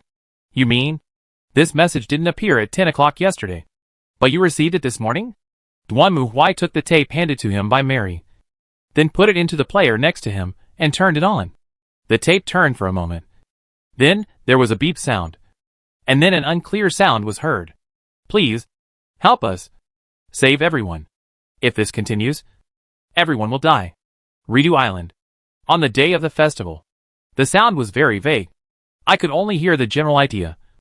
And then it ended. Then a mechanical electronic sound rang out. 10:24 at night. It's Japanese. Duanmu Huai listened to it and looked at Mary. Did you find the specific place? I asked a teacher from the Oriental Department of Master's College, and it seems that it is a small island located in Wakayama Prefecture, Japan. The teacher said that the sound is very similar to the dialect there. That sounds interesting. Duanmu Huai stretched and stood up. It's a good opportunity to go for a walk. A small island by the sea or something. It seems quite interesting to relax. Chapter 984 Him? Ritsu Island is located in the Kitten Strait and belongs to Wakayama City, Wakayama Prefecture. The population is 700, and the specialties are puff pastry and salted squid. It is a small island whose mainstays are tourism and fisheries. Huh? I can finally relax. The sky is blue. The clouds are white. The sea is clear. And the beach is blue. It's nice to relax a little. After getting off the yacht, Duanmu Huai stretched and looked around. To be honest, I don't have high expectations for this place. But it's nice to come out and relax. To be honest, I'm really tired. Mr. Duanmu, you really just want to relax. Walking beside Duanmu Huai, Mary looked at the man beside her helplessly. At this moment, Duanmu Huai was wearing a pair of large shorts, a Hawaiian-style short-sleeved shirt, and a pair of large sunglasses. If he wore a large gold chain around his neck and a few gold rings on his hands, he would be a gangster boss. It's necessary to change your mood occasionally. As he spoke, Duanmu Huai twisted his neck and then looked at Mary. It's you. On the other hand, aren't you hot? Unlike Duanmu Huai, who was dressed in Hawaiian style, Mary was still wearing a long dress, although she was holding an umbrella in her hand. It didn't look like something she should wear in summer. Fortunately, this outfit is still very breathable. It would be nice if you could dress cooler. No one here is dressed like you. Duanmu Huai curled his lips and looked towards the pier next to him, only to see quite a few tourists walking out there. Forget it. Don't worry about these little things. What should we do next? If that inexplicable message is true, does it mean that this island will be destroyed? Or is there something that will kill everyone here? Isn't it about a festival? As he spoke, Duanmu Huai took out a crumpled travel leaflet from his pocket. Is this the festival? What's this about the Haruto god? What's going on? Is this god going to be resurrected? If that's the case, don't blame me for being rude. At this point, Duanmu Huai also laughed grimly. What he was looking forward to most now was killing gods and demons, especially those with faith. If he didn't kill them, how could he be worthy of his identity as the sixth heavenly demon king? The festival is only going to be held in the next 2 days. So let's go check into a hotel first and find out more about it. By the way, I can't tell if the person who left you a message is a man or a woman. Yes. Although there were messages, the voice was very vague, as if it was interfered with by something. It sounded like a voice changer, and it was impossible to tell whether it was a man or a woman. And since only a few key words were left, there was no obvious clue from the grammar or tone. Then forget it. We'll just wait until the day of the festival and see what happens. Duanmu Huai waved his hand nonchalantly. By that time, if there are any messy things that want to come out and seek death, don't blame me for being rude. Since Duanmu Huai said so, Mary didn't know what to say. So the two of them continued to sightsee on the island. But how to put it? To be honest, this place is extremely remote and poor. Duanmu Huai walked on the street and did not forget to complain to Mary. There's nothing here. Even the supermarket is closed. When I asked, it turned out that this is the only supermarket on the island. Are you kidding me? If your supermarket is closed, how can we buy things? The more he talked about it, the more unhappy Duanmu Huai became. There are also local specialties. Although I also know that the so-called specialties in tourist areas are all scams. The fermented sushi is too disgusting. And the salted squid is really fishy and salty. Is this something that people eat? I would rather eat fish and chips. I think this damn place should be destroyed humanely. It's a waste to keep it here. We didn't come all the way from the other side of the world to suffer. Ah, Mr. Duanmu, there's a Western restaurant here. Why don't we have dinner here? Mary also had a bitter smile on her face at this moment, and quickly changed the subject. Although Duanmu Huai was complaining, Mary had to admit that the food here, she really couldn't get used to it. Okay, I don't have any other expectations, so a burger or something will do. Duanmu Huai sighed silently and glanced at the sky. The sun was already setting and the ceremony was about to begin. But before that, let's fill our stomach first. There was only one fat old man as the manager of this Western restaurant. Although he looked very old, his cooking skills were quite good. At least Duanmu Huai and Mary finally had a decent dinner. Huh? I'm full. I'm full. Huh? The festival has started too. After eating and drinking, Duanmu Huai and Mary walked out of the restaurant. It was already night. Looking from the restaurant, they could see the brightly lit approach to the shrine on the mountain not far away. And they could also hear lively music along with the sea breeze. It looks very peaceful. Duanmu Huai looked around and found that everyone around him seemed very calm. The tourists were also walking around the night stalls buying food and so on. They didn't look like they were attacked at all. Mary stared at the shrine halfway up the mountain and frowned slightly. Mr. Duanmu, let's go to the festival site quickly. After all, there is still that message. I am a little worried. Well, whatever that is. Hopefully it'll give me a nice after-dinner workout. Duanmu Huai stretched his body and then walked towards the ceremony site with Mary.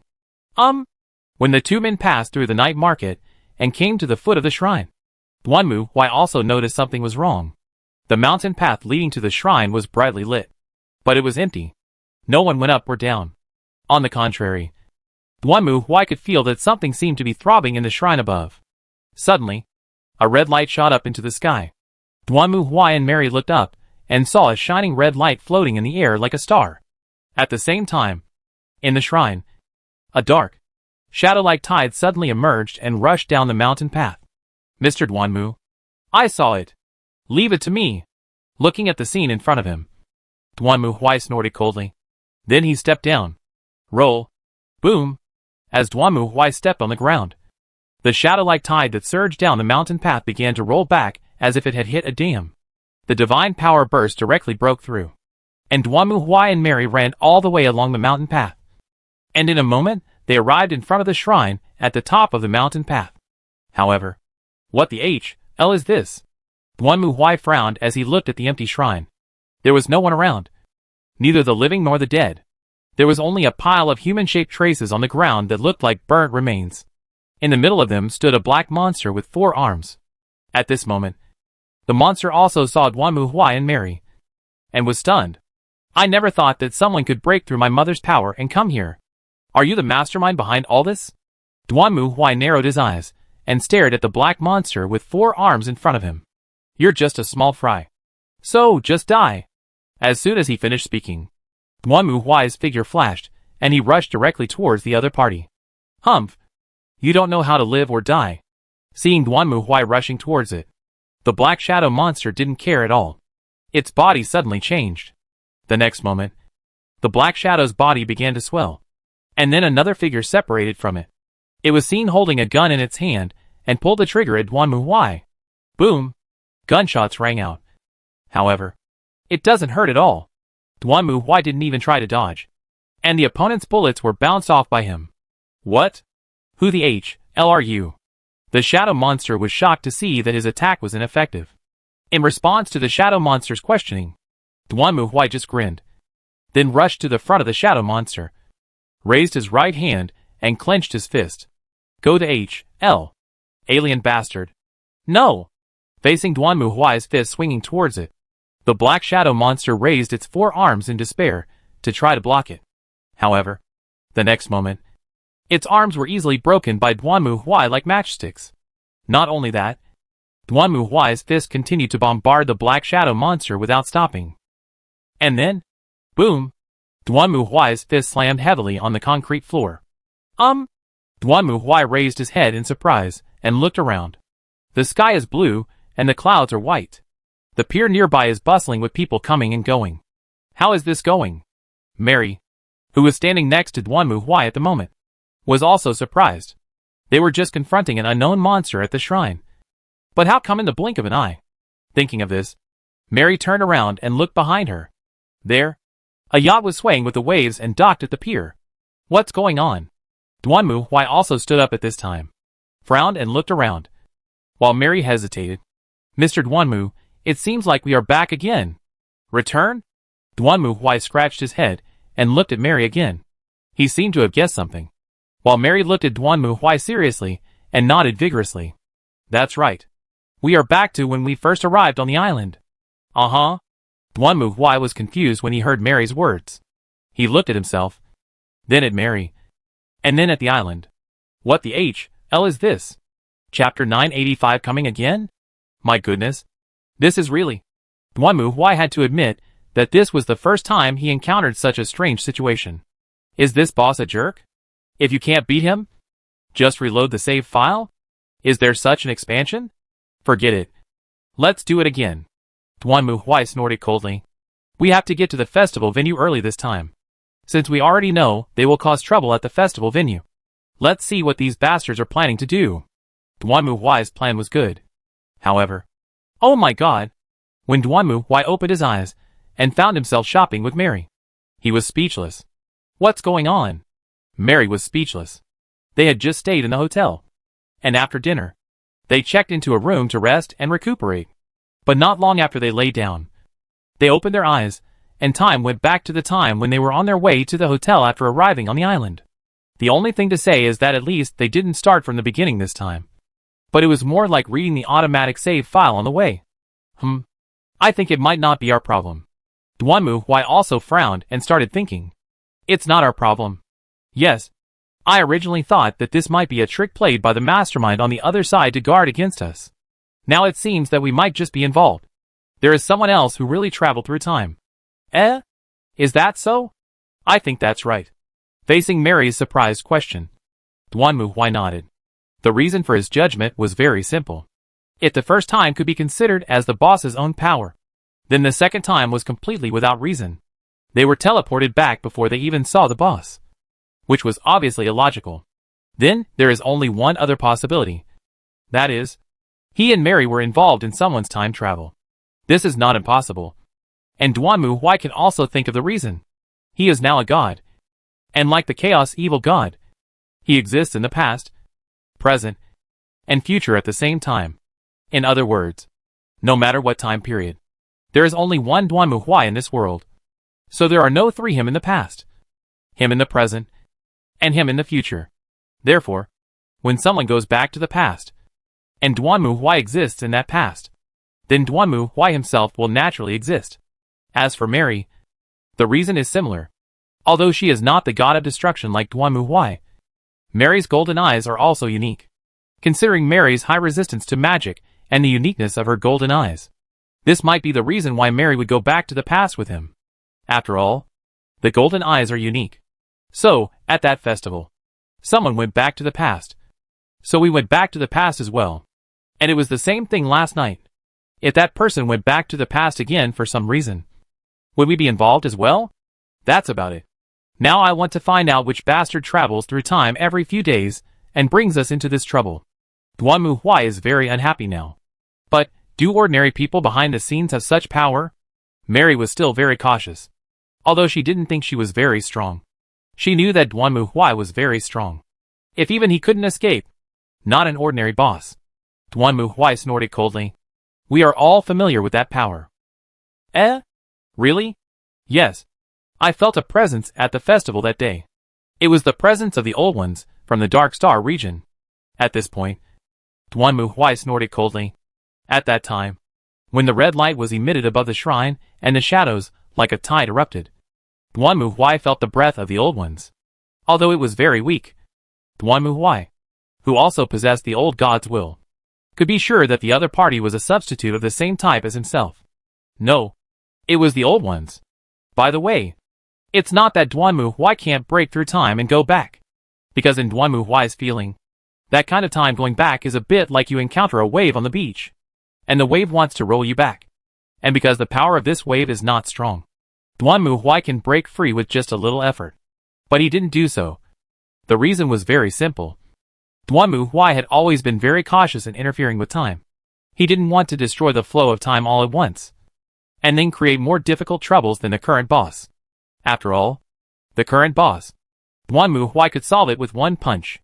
But if you interfere with or destroy the flow of time and attract the Hound of Tindalos or Yog Sothoth, then it is not a problem that can be solved with just one punch. So Duanmu Huai decisively chose to go with the flow and be swept back by the waves of time first. The great old ones. Hearing Duanmu Huai's answer, Mary's expression tensed at first, then relaxed. Phew. Fortunately, ever since I met Duanmu Huai, I have been dealing with almost all these guys. And anyway, compared to the old followers that Mary had encountered before, these ones were at least not as disgusting. Well, thinking back to the four-armed black shadow man, Mary was relieved. She had driven away many old followers and had faced the old gods. Apart from anything else, those things really affected her appetite. Half of the reason why Mary maintained such a good figure was that the more she looked at these things, the less appetite she had for food. So, isn't our power to go back because of the dark side? Not sure. Did you see anyone else at the time? At that time, Duanmu Huai just rushed up to beat the man, not bothering to care about what was happening around him. Mary was behind him, so perhaps she could see it a little more clearly. Mary thought for a moment, then seemed to have thought of something and clapped her hands gently. Ah, I remember now. There seemed to be a person lying not far away. I remember that the black shadow man with 4 arms attacked you, Mr. Duanmu. And then, Mr. Duanmu, you deflected the bullet.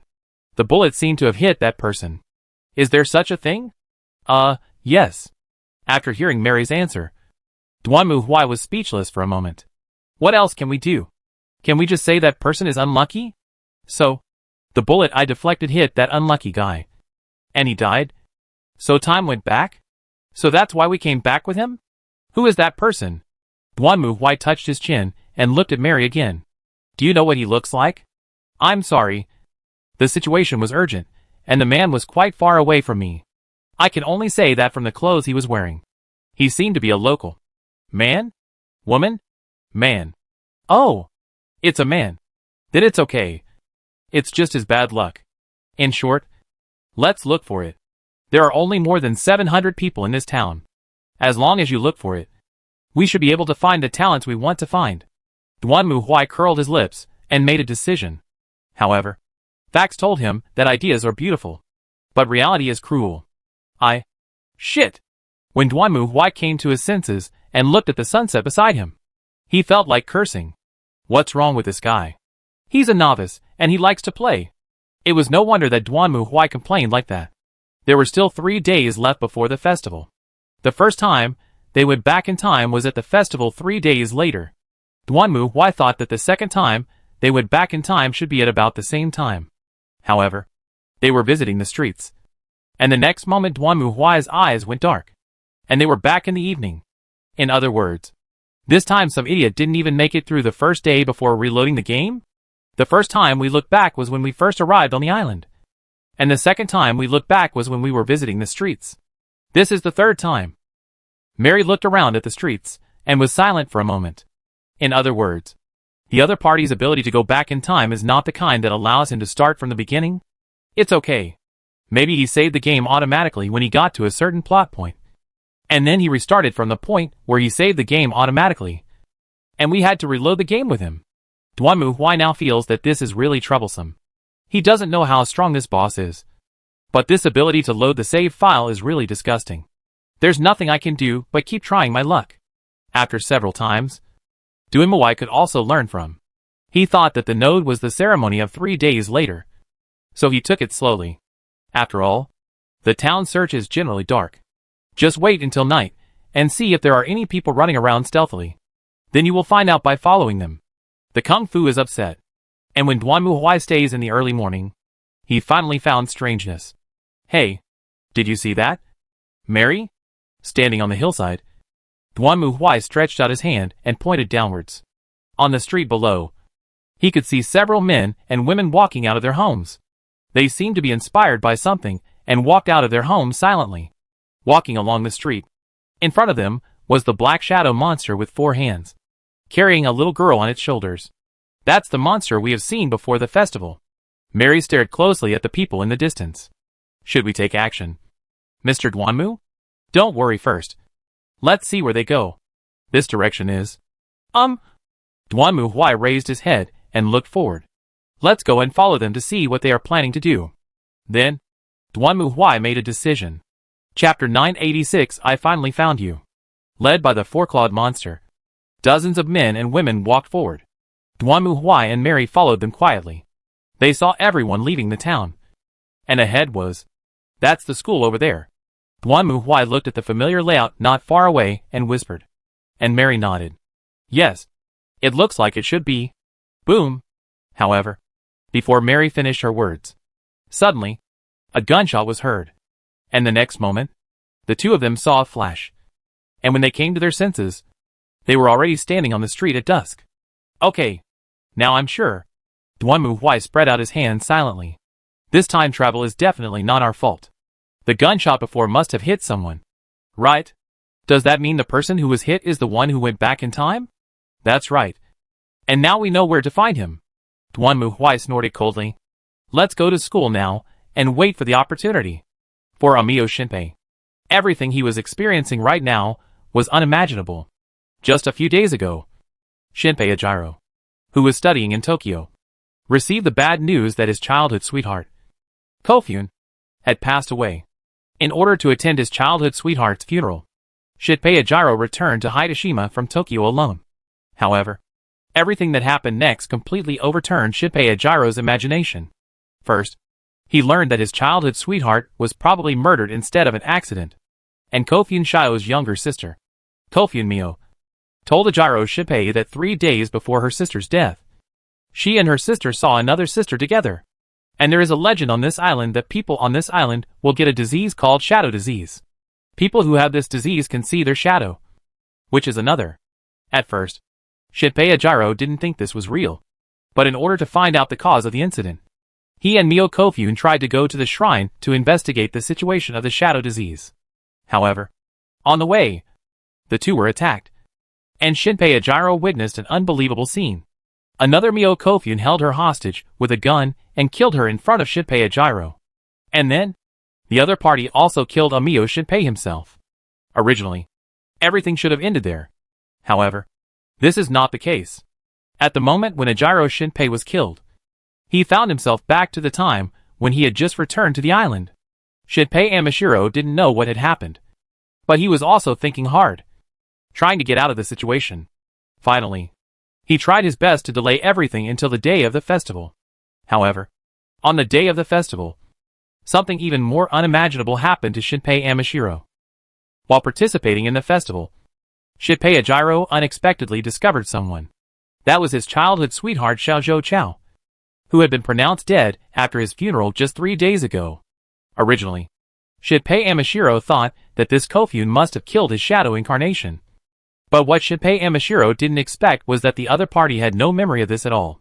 She seemed to believe that she was Kofun herself, not a shadow. But before Shinpei Amashiro could figure out what was going on, a disaster happened. The people who transformed into shadows killed all the people participating in the festival and sacrificed them. Although Shinpei Ajiro struggled desperately, he was powerless and could only watch his friend's sister, and his childhood sweetheart die tragically in front of him. At that time, Shinpei Ajiro was completely unable to move and could only wait in despair for everything to end. However, at that moment, suddenly, Shinpei Amashiro saw a huge figure appear, and the next moment, accompanied by the sound of gunfire, his head exploded instantly. Then Shinpei Amashiro went back in time again, and when he opened his eyes, he returned to the time when he had just arrived on the island. After that, Shinpei Amashiro used the information he got from time travel to conduct investigations and adventures again and again. In the process, Shinpei Amashiro also gained powerful companions. The novelist whose pen name is Minami Ryanosuke, Minami Hazuru, seems to have come to this island to destroy the shadow. Nanfang Hazuru's partner is Nizujin Jiro, a local hunter with excellent marksmanship. Shinpei Ajiro's childhood playmate and friend, Rhomboid Soto, and his sister, Rhomboid Takiko. And with repeated recollections, Amio Shinpei also learned the whole story. A long time ago, an alien creature fell on this planet and fell into the deep sea. This is a mysterious creature that lives in a higher dimension. It has the ability to scan other creatures and copy them. In the deep sea, this creature scanned a whale, turned into an incarnation, and then came to Ridu Island. When the whale ran aground on Ridu Island, it naturally attracted the attention of the residents of Ridu Island at that time.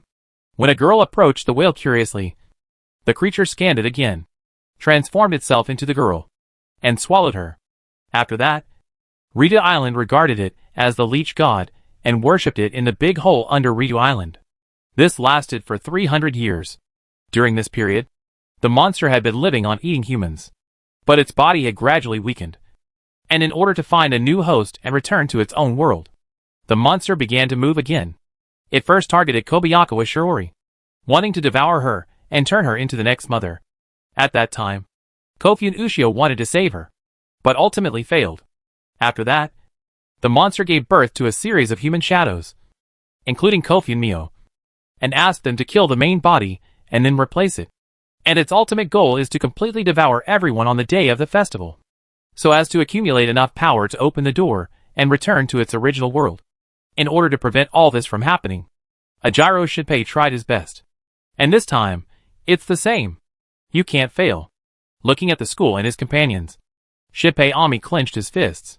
Their original plan was to lure the monster named Bo Tao into the school and kill it directly.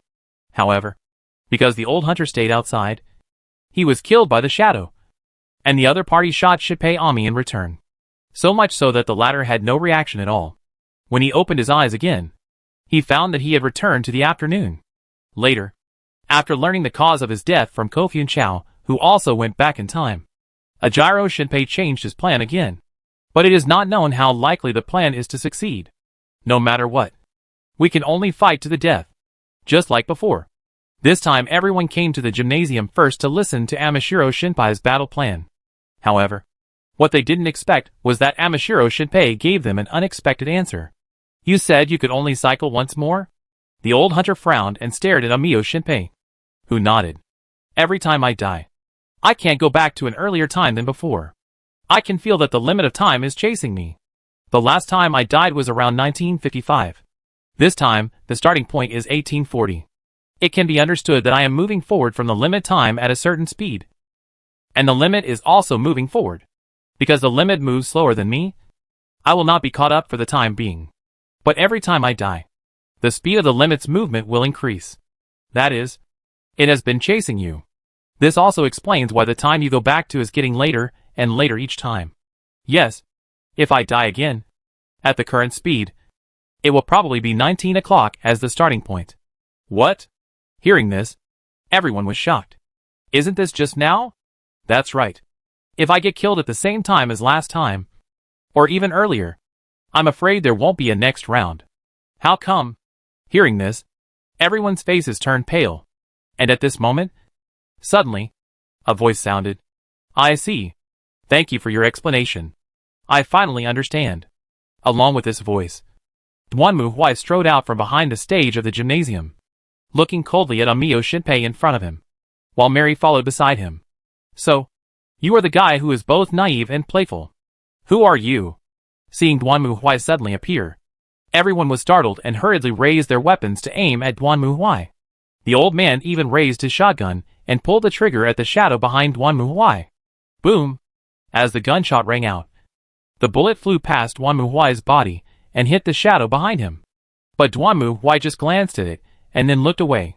What does it mean? You're not a shadow? I don't know what you're talking about. As Duanmu Huai spoke, he walked off the stage with Mary, came in front of the crowd, and stared at Amio Shinpei. So, can one of you explain to me what exactly happened on this island? After that, the two sides exchanged information, and Duanmu Huai finally learned the whole story. I see. Letting go of Xiao Shouchao's hand, Duanmu Huai narrowed his eyes. As expected, it is a great old one. Humph. But an old one of this level is nothing to be afraid of. After learning about the other party's life experience, Duanmu Huai immediately understood that this was an old one. In fact, Duanmu Huai and Mary had encountered a similar old one before. At that time, an unlucky old one was smashed into the bottom of the lake together with a meteorite, so it used its power to transform nearby humans into zombie-like monsters. Of course, in the end, that thing was still killed by Duanmu Huai. This is almost the same. The poor luck in the old dominance is not very good. Well, of course, it's based on Duanmu Huai's strength. That means, the shadows will come to kill you next, and the old one will be among them. Right? Duanmu Huai clenched his fist and pushed hard. That's easy. As long as I kill it here, the matter will be over. You too, are you sure everything is alright? Looking at the high-spirited Duanmu Huai, Wang Dai Shipei was somewhat worried. After all, he knew how powerful those monsters were. You know, although shadows look no different from humans, their strength, speed and reaction are far stronger than humans. Although Duanmu Huai is strong and looks very powerful, facing a shadow, and the other party has a gun, don't worry about that. We are professionals in dealing with this kind of thing. Duanmu Huai waved his hand. Of course, a college student like Webtoon Shinpei didn't have much ability, but Duanmu Huai had fought his way out of a sea of blood and corpses. He was just an old one, and not a very strong one at that. Couldn't he bully him however he wanted? I just want to say that you'd better take good care of yourself and don't die again. I'm tired of reloading the save file. For Duanmu Huai, killing these shadows was not a problem. The problem was that the webmaster Shipei had to reload the save file as soon as he died. So he and others were forced to reload the save file. If he had not reloaded the save file, Duanmu Huai would have cut the guy who showed off at the festival into pieces, ground his bones into ashes, and then went home to sleep. Of course, if the save game wasn't loaded, almost everyone on the island would have died. For Duanmu Huai, this may be an unavoidable loss, but it is obvious that Wang Ai Shipei does not think so. But anyway, just kill it and it's over. Chapter 987, God Killing. Soon, night fell. Inside the campus, the lights came on and Duanmu Huai stood alone on the playground, his arms folded, looking coldly at the gate in front of him. In the school building behind him, Amashiro Shinpei and his friends were hiding inside, looking anxiously at Duanmu Huai standing on the playground. I say, is that big guy really okay? Xiao Mio asked in a low voice. Originally, Amio Shinpai's plan was to use himself as bait to lure the other party into the school building, and then use the terrain of the school building to disperse the other party's forces, and then defeat them one by one. But Duanmu Huai was too lazy to play this game of hide-and-seek, and directly waved his hand. "Leave it to me. You guys find a place to hide. Especially you. Don't always die and reload the game." In order to prevent the Ami no Shinpei from being accidentally killed and causing a save file to be reloaded, Duanmu Huai also gave the Ami no Shinpei a shield generator from the Mass Effect world. If you could die again, it would be really speechless. I don't know either, but I think so. Shinpei Amashiro still had some impression of Duanmu Huai. If he remembered correctly, when he almost died at the festival, he saw a huge figure rushing towards the shadows with 4 hands. If Shinpei Amashiro guessed correctly, it should be Duanmu Huai. Only, I never thought I'd meet Miss Christie here. I even asked for her autograph. Touching the book in his arms, Shinpei was also very happy. After all, Mary is now a world-famous writer, and her subject matter is very wide, from horror to science fiction. Shinpei also read the Mass Effect trilogy written by Mary, and has always admired it. He didn't expect that he could actually meet this writer and get her autograph. Snort. Seeing Shinpei Ajiro's delighted expression, Hikaru Minamahara next to him snorted in dissatisfaction. She is also a writer who debuted under the pen name Ryanosuke Minamahara and mainly writes mystery novels. Shinpei Ajiro also likes Hikaru Minamahara's novels and asked her to sign them before. But just say, after all, Southern Nikkei is just a novelist in the Japanese reasoning industry. It is still incomparable to well-known writers like Mary. I didn't expect Miss Christie here to be here, so that man should be D. The protagonist of Mary's novels is basically Duanmu Huai. After all, Mary has always recorded herself from Watson's perspective, and in order to avoid revealing her real name, the protagonist Duanmu Huai is named D in Mary's novels. According to Mary's description, Mr. D has a fierce face, great strength, and always likes to solve problems with his fists. Well, it was definitely him. Especially now, looking at Duanmu Huai standing on the playground. Ned Shinping was a little doubting whether he had crossed the world in Mary's book. If what Miss Christie wrote in her book is true, then this gentleman should have no problem dealing with those shadows.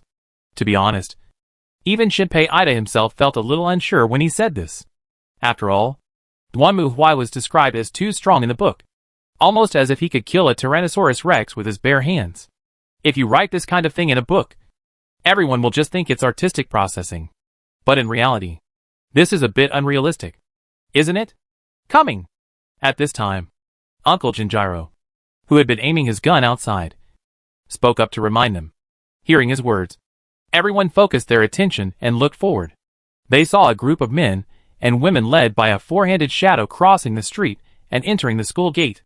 On the shoulders of the 4-handed shadow sat a girl with twin ponytails. The group walked through the gate, came to the playground, and then stopped in front of Duanmu Huai. Oh!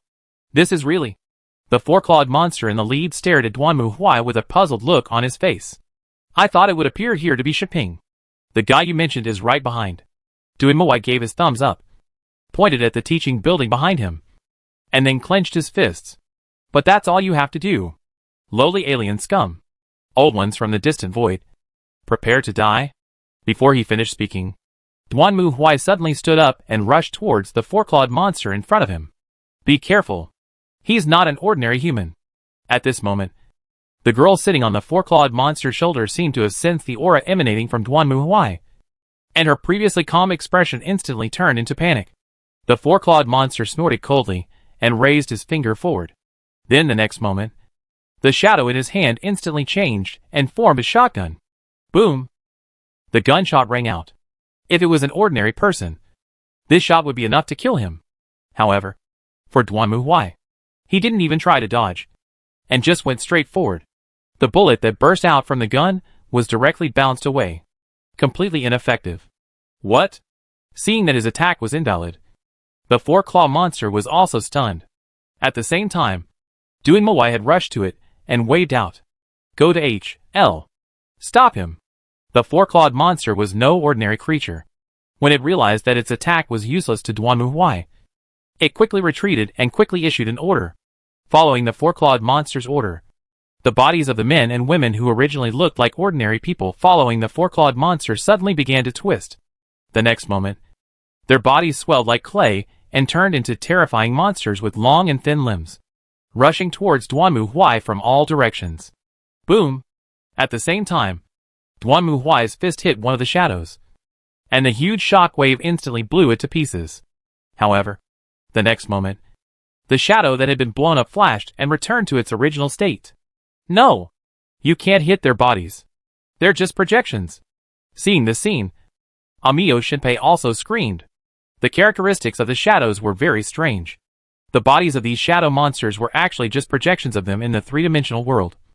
So no matter what kind of damage was done to them, it would be useless. If you really want to kill the shadows, you can only attack the shadows under their feet. If you only attack the bodies, you will not be able to kill these monsters anyway.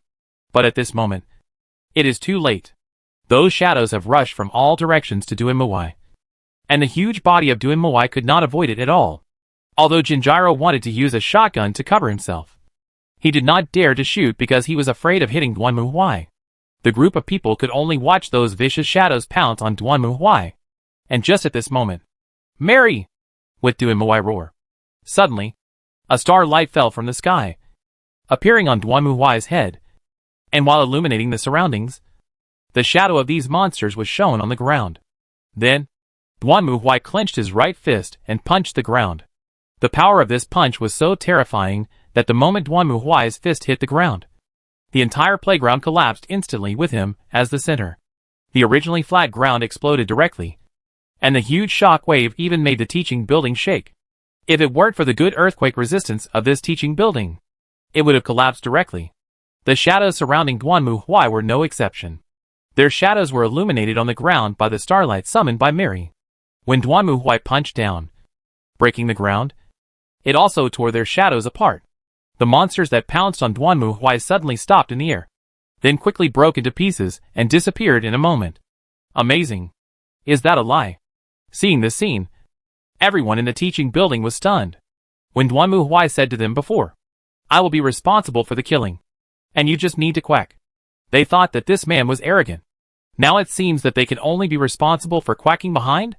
Duanmu Huai destroyed most of the shadows with one strike, but some of them escaped.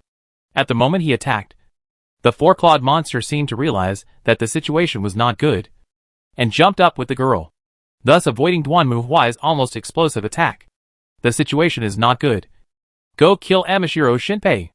At this moment, the girl sitting on the shoulder of the four-clawed monster, who should be the enemy boss, also changed her expression and hurriedly issued an order. Soon, a shadow was seen rushing out and rushed into the teaching building. For the shadows, the appearance of Duanmu Huai was completely unexpected. You know, before this, the old one had marked Shinpei Agito with his own power. So every time Shinpei Agito went back in time, it would go back with him. Since Amashiro Shinpei and Duanmu Huai had never met before, the shadows had never thought that there would be such a person with terrifying fighting power. Now, there was only one thing they could do, which was to kill Amashiro Shinpei and go back in time so that they could consider how to face this terrifying monster. But do they have the chance? Go to H.L. Duanmu Huai rushed towards the four-clawed monster and the girl again. He had confirmed that these two guys were the culprits. As long as he could kill them, he would have nothing to worry about. Paper is hanging. Seeing Duanmu Huai rushing towards her, the girl with twin ponytails changed color and shouted hastily. Hearing her call, the four-clawed monster also roared, crossed its four arms and stretched out, trying to block Duanmu Huai's attack. However, it's meaningless. Just like the reappearance of the original festival, Duanmu Huai's fist directly smashed the four-clawed monster's arm. The black shadow covering its body collapsed like mud, and the arm inside it made a crisp breaking sound like firewood. Then, Duanmu Huai's fist went straight through the four-clawed monster's body and smashed it to the ground. With a scream, the four-clawed monster collapsed to the ground, and the black mud covering its body retreated like melting snow, revealing the human body inside. Paper droop. Paper droop. The girl who was originally sitting on the four-clawed monster's body was also thrown out heavily at this moment. But when she saw the man who was pierced through the body by Duanmu Huai and fell to the ground, she immediately let out a painful cry and tried to pounce on the man, but was grabbed by Duanmu Huai and lifted up directly. Ugh, The girl held in Duanmu Huai's hand was like a poor kitten, trying desperately to struggle but unable to break free. Looking at the girl with a painful expression in his hands, Duanmu Huai grinned and revealed a hideous smile. How do you feel? Alien? Let me go! As a monster, you're actually begging for mercy like a human. Isn't that disgusting? As he spoke, Duanmu Huai clenched his right hand, and the girl felt Duanmu Huai's fist. Her face turned even paler, her expression twisted and painful, and she hit Duanmu Huai's hand hard like a helpless little animal. But Duanmu Huai just admired the girl's struggle in front of him, and slowly exerted force with his right hand. Cry, shout, will, and then die. Lowly aliens. There is no value in your existence here. Feel the terror and wrath of the Inquisition, and then die in despair. Ugh, ah, ah. At this moment, the girl's eyes were rolled back. She opened her mouth. Her tongue stuck out, and uncontrollable saliva flowed down the corners of her mouth. The petite, pitiful body kept twitching and struggling in Duanmu Huai's grasp, and her two legs kicked hard, while Duanmu Huai just watched it all coldly, as if what he held in his hands was just a worthless experimental animal. Then, veins on his arm suddenly popped out, and then he clenched his right hand hard. Crack! With the sound of a broken bone, the girl's struggle stopped, and she lowered her head like a broken doll.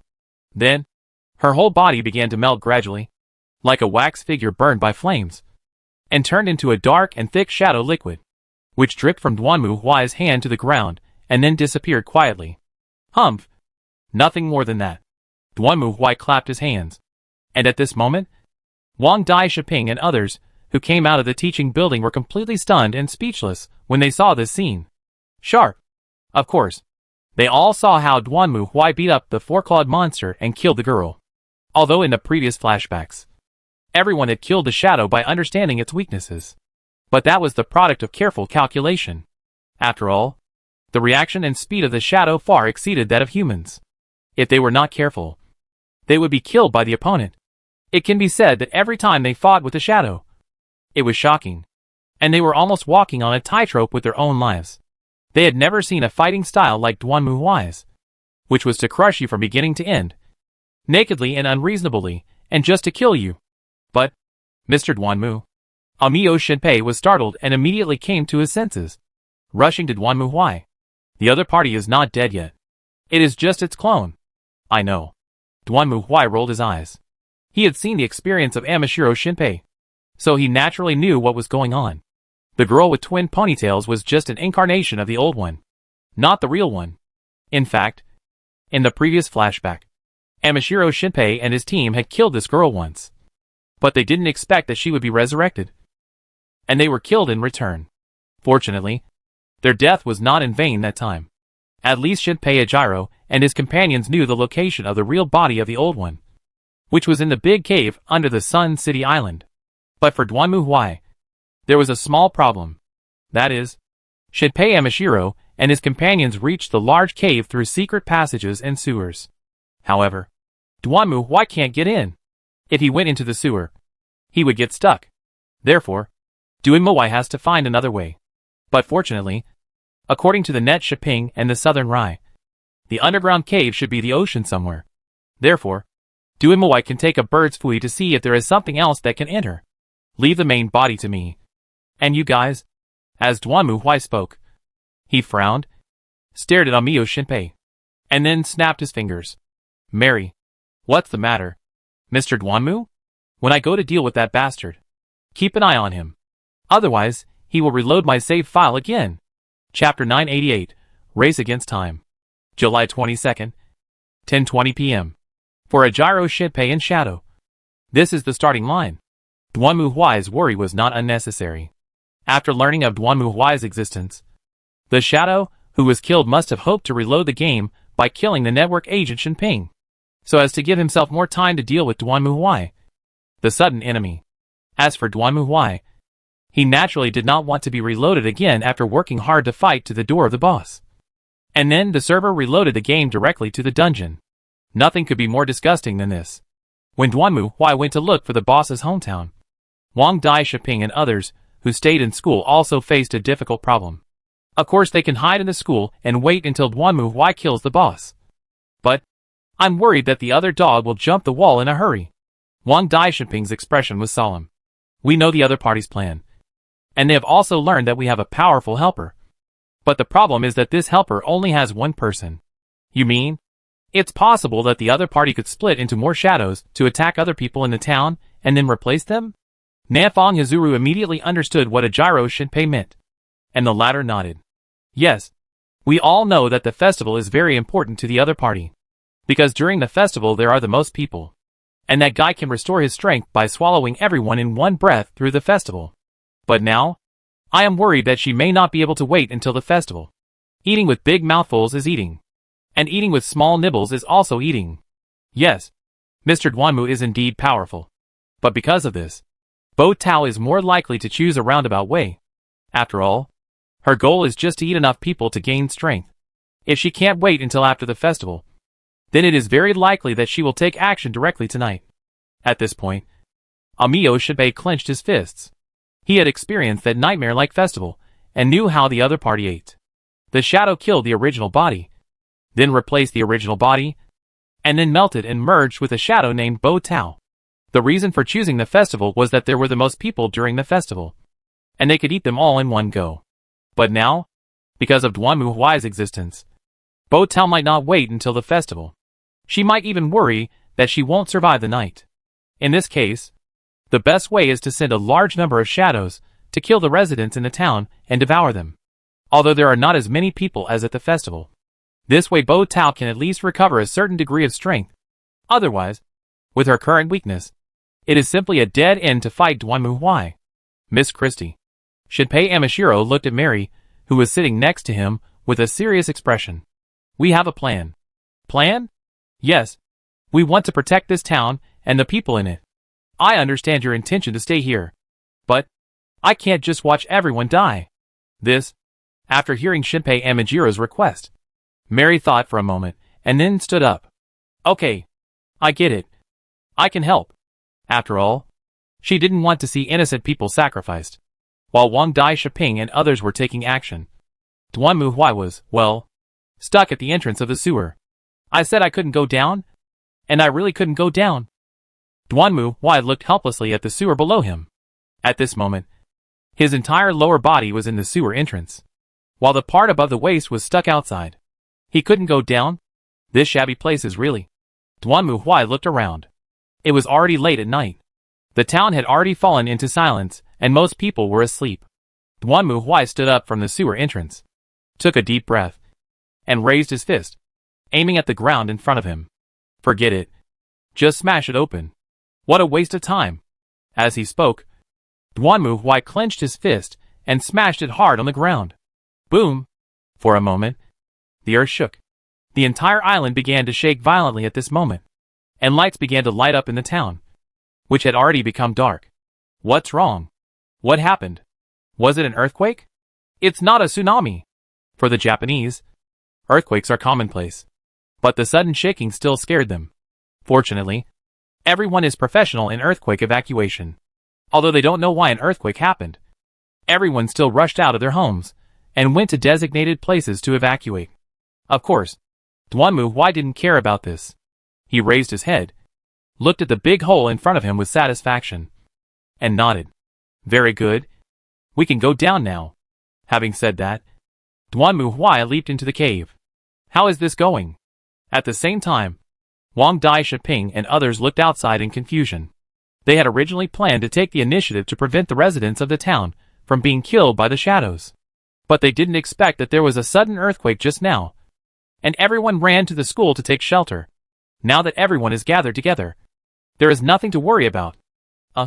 Maybe it was done by Mr. Duanmu. Mary was sweating coldly. She could imagine what Duanmu Huai had done, but she didn't expect that he would actually do that. Mr. Duanmu?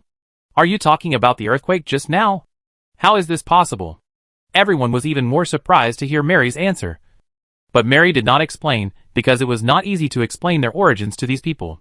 In short, now that everyone is gathered here, if those shadows want to kill the real body, they will definitely sneak in. So what we have to do next is very simple. But finding a shadow is not an easy task. The diamond-shaped window spoke up and said that shadows are certainly not unrecognizable. Although from the outside, shadows are almost exactly the same as the real people. They have a weakness. Their true bodies are shadows. So when others step on their shadows, the shadows will instinctively avoid them. But there are so many people here now. It is simply impossible to distinguish them one by one. Don't worry about that. Mary shook her head, then looked at the crowd outside, her eyes wide open, and her golden right eye emitted a faint light at this moment. Just follow my instructions. The man quietly blended into the crowd, hiding in the dark, staring at his original body. The latter had no idea that his death was about to come. After walking around the gymnasium, he yawned and went out to smoke. There's no one around. Right now. The man held a fruit knife in his hand and secretly left the gymnasium when no one was paying attention. He knew that the other party had gone to the back of the gymnasium. As long as he followed and killed the original body, he would be able to become his true self. Swish, swish, swish. However, just as the man touched the corner of the wall, there was a sudden sound of breaking wind, followed by a rapid shooting of nails, which firmly nailed the other person's shadow reflected on the wall. Woo!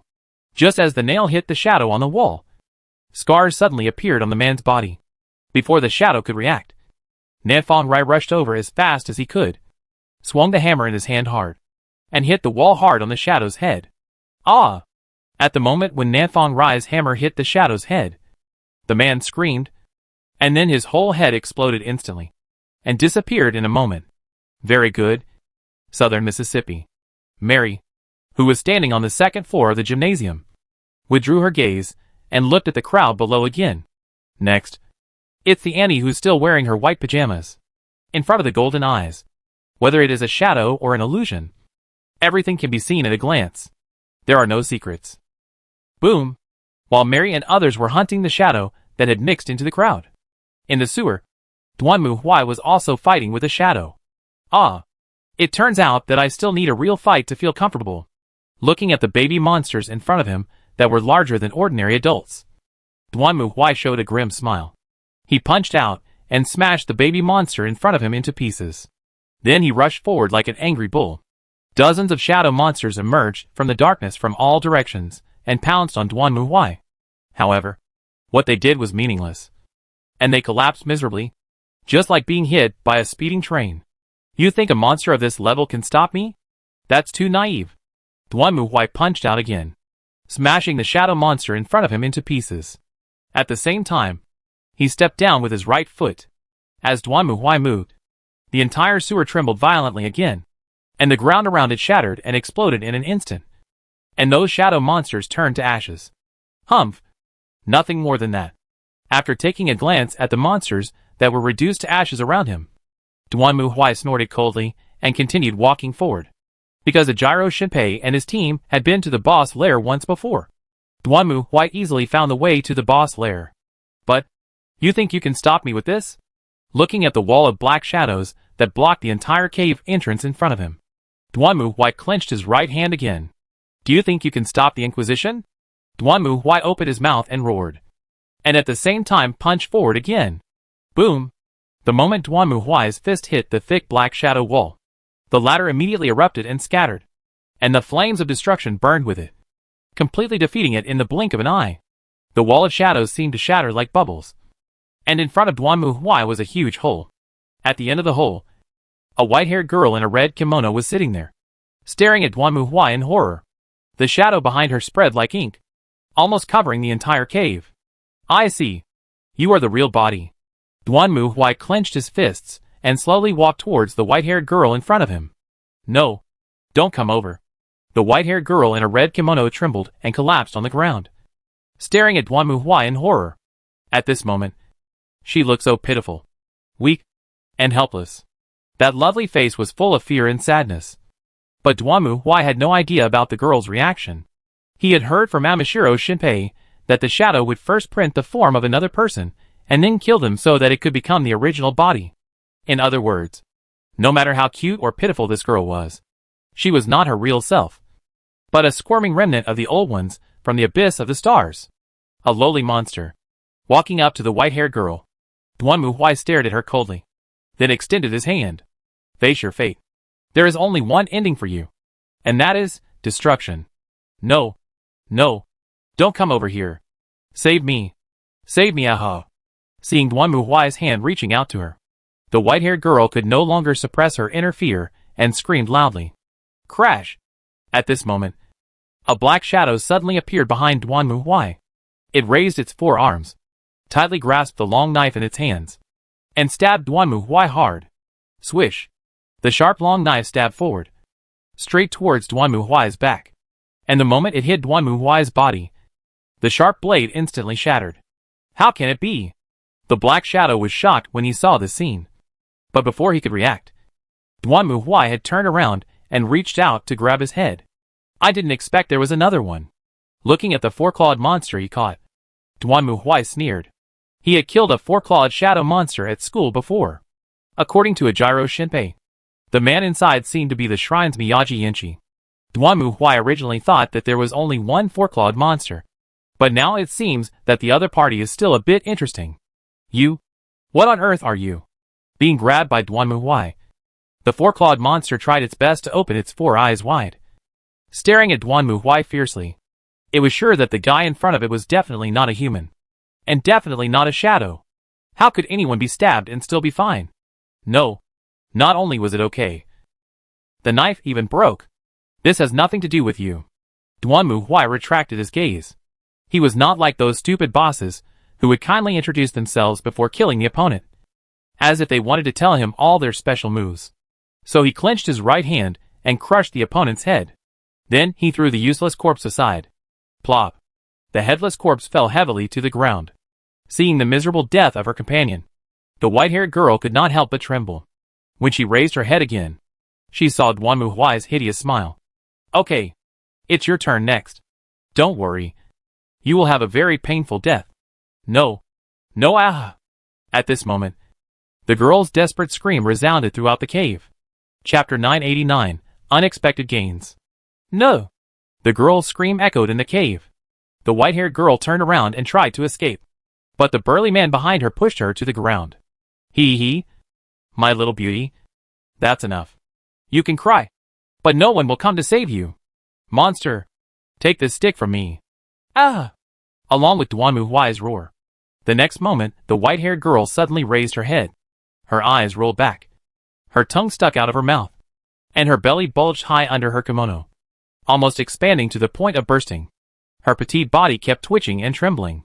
On the wall, you could see Duanmu Huai's shadow shaking constantly, with tentacles extending from it, flying forward and tightly entwining the white-haired girl's body. That's right. In essence, this is actually a battle between two old ones. The only difference is that the white-haired girl in front of her is a weak and feeble old one, while Duanmu Huai, whom she is facing, is a powerful old one. Ouch! Ah! The white-haired girl's body was lifted high, and the dark tentacles formed by shadows drilled directly into her mouth. She could feel a hot and cold touch spreading in her body, as if it was going to swallow everything of her. No. Why? The white-haired girl stretched out her hand in despair. But immediately afterwards, Duanmu Huai's tentacles swept up again and grabbed her tightly. No. I just want to go back. Why? Why? Hearing the white-haired girl's sad pleas and inquiries, Duanmu Huai, who was holding her petite body, raised his eyebrows. Because you eat people. Yes. It's that simple. Duanmu Huai knew very well that for the old ones, humans were no different from chickens, ducks, cows, and sheep, and they were all animals for eating. After all, the old ones were beings of a higher dimension. Just like how humans see the second dimension, no one would truly regard the beautiful girls in the second dimension as humans. The old ones would also not regard humans as beings equal to themselves. So from the other party's point of view, there is no problem. But unfortunately, who made Duanmu Huai the chief judge of the court? Any existence that endangers humanity must be eliminated. So, no matter how pitiful this guy behaves, he will die. Woo! The tentacles wrapped around the girl's body gradually melted and merged with it. At this moment, the girl could only stare with despair. She could feel that everything about her was being devoured, destroyed, and decomposed. However, now she no longer had the strength to break free. She could only feel everything about her gradually disappearing, and then turning into nothingness. A moment later, the white-haired girl's figure disappeared like snowflakes and completely disappeared. Phew, done. Duanmu Huai then stood up, pulled up his trousers and stretched. However, at this moment, there was a ding sound in his ear, and then a line of system prompts appeared in front of Duanmu Huai. Player detected absorbing a rare Great Old One. The player gains a special rare ability, used to be considered LV1. The player obtains a special rare ability, Shadow Clone LV1. Oh! There is such a good thing? Duanmu Huai couldn't help but be surprised when he saw the system prompt in front of him. He didn't expect that this old god, who looked weak and posed no threat at all, was actually rare? Holy shit. This is like catching a flash of light while walking on the side of the road. What luck! Thinking of this, Duanmu Huai immediately and happily activated these two abilities and read the instructions carefully. The ability of Past Vision made Duanmu Huai a little confused. But after he used it himself, he finally understood what this Past Vision was. In simple terms, what Duanmu Huai obtained was actually similar to the ability to read the game file of a Gyro Shinpei. However, the way Duanmu Huai used his ability was different from that of a Gyro Shinpei. Shinpei Gyro is a human, and he only obtained incomplete abilities of the old gods, so he could only activate them autonomously after passive death and losing consciousness. But Duanmu Huai can use them completely autonomously. To put it simply, if Duanmu Huai throws a punch, but the opponent dodges it, then he can directly reload the save file to the time before the punch was thrown, and then attack the opponent again. Of course, the previous attack will naturally be cancelled and will not count. At present, Duanmu Huai's Past Vision is only level 1, so he can only go back 10 seconds. Of course, as the level increases, the time Duanmu Huai can go back will become longer and longer. However, there is another problem. That is, it can only be done on a flowing and certain timeline. In other words, in the subspace where the timeline is chaotic and there is no clear boundary between the present, past and future, Duanmu Huai cannot use this ability. As for Shadow Clone, you'll know after you try it. As he spoke, Duanmu Huai raised his hand and made a casual gesture. Ninjutsu. Shadow Clone Jutsu. Hey! Along with Duanmu Huai's roar.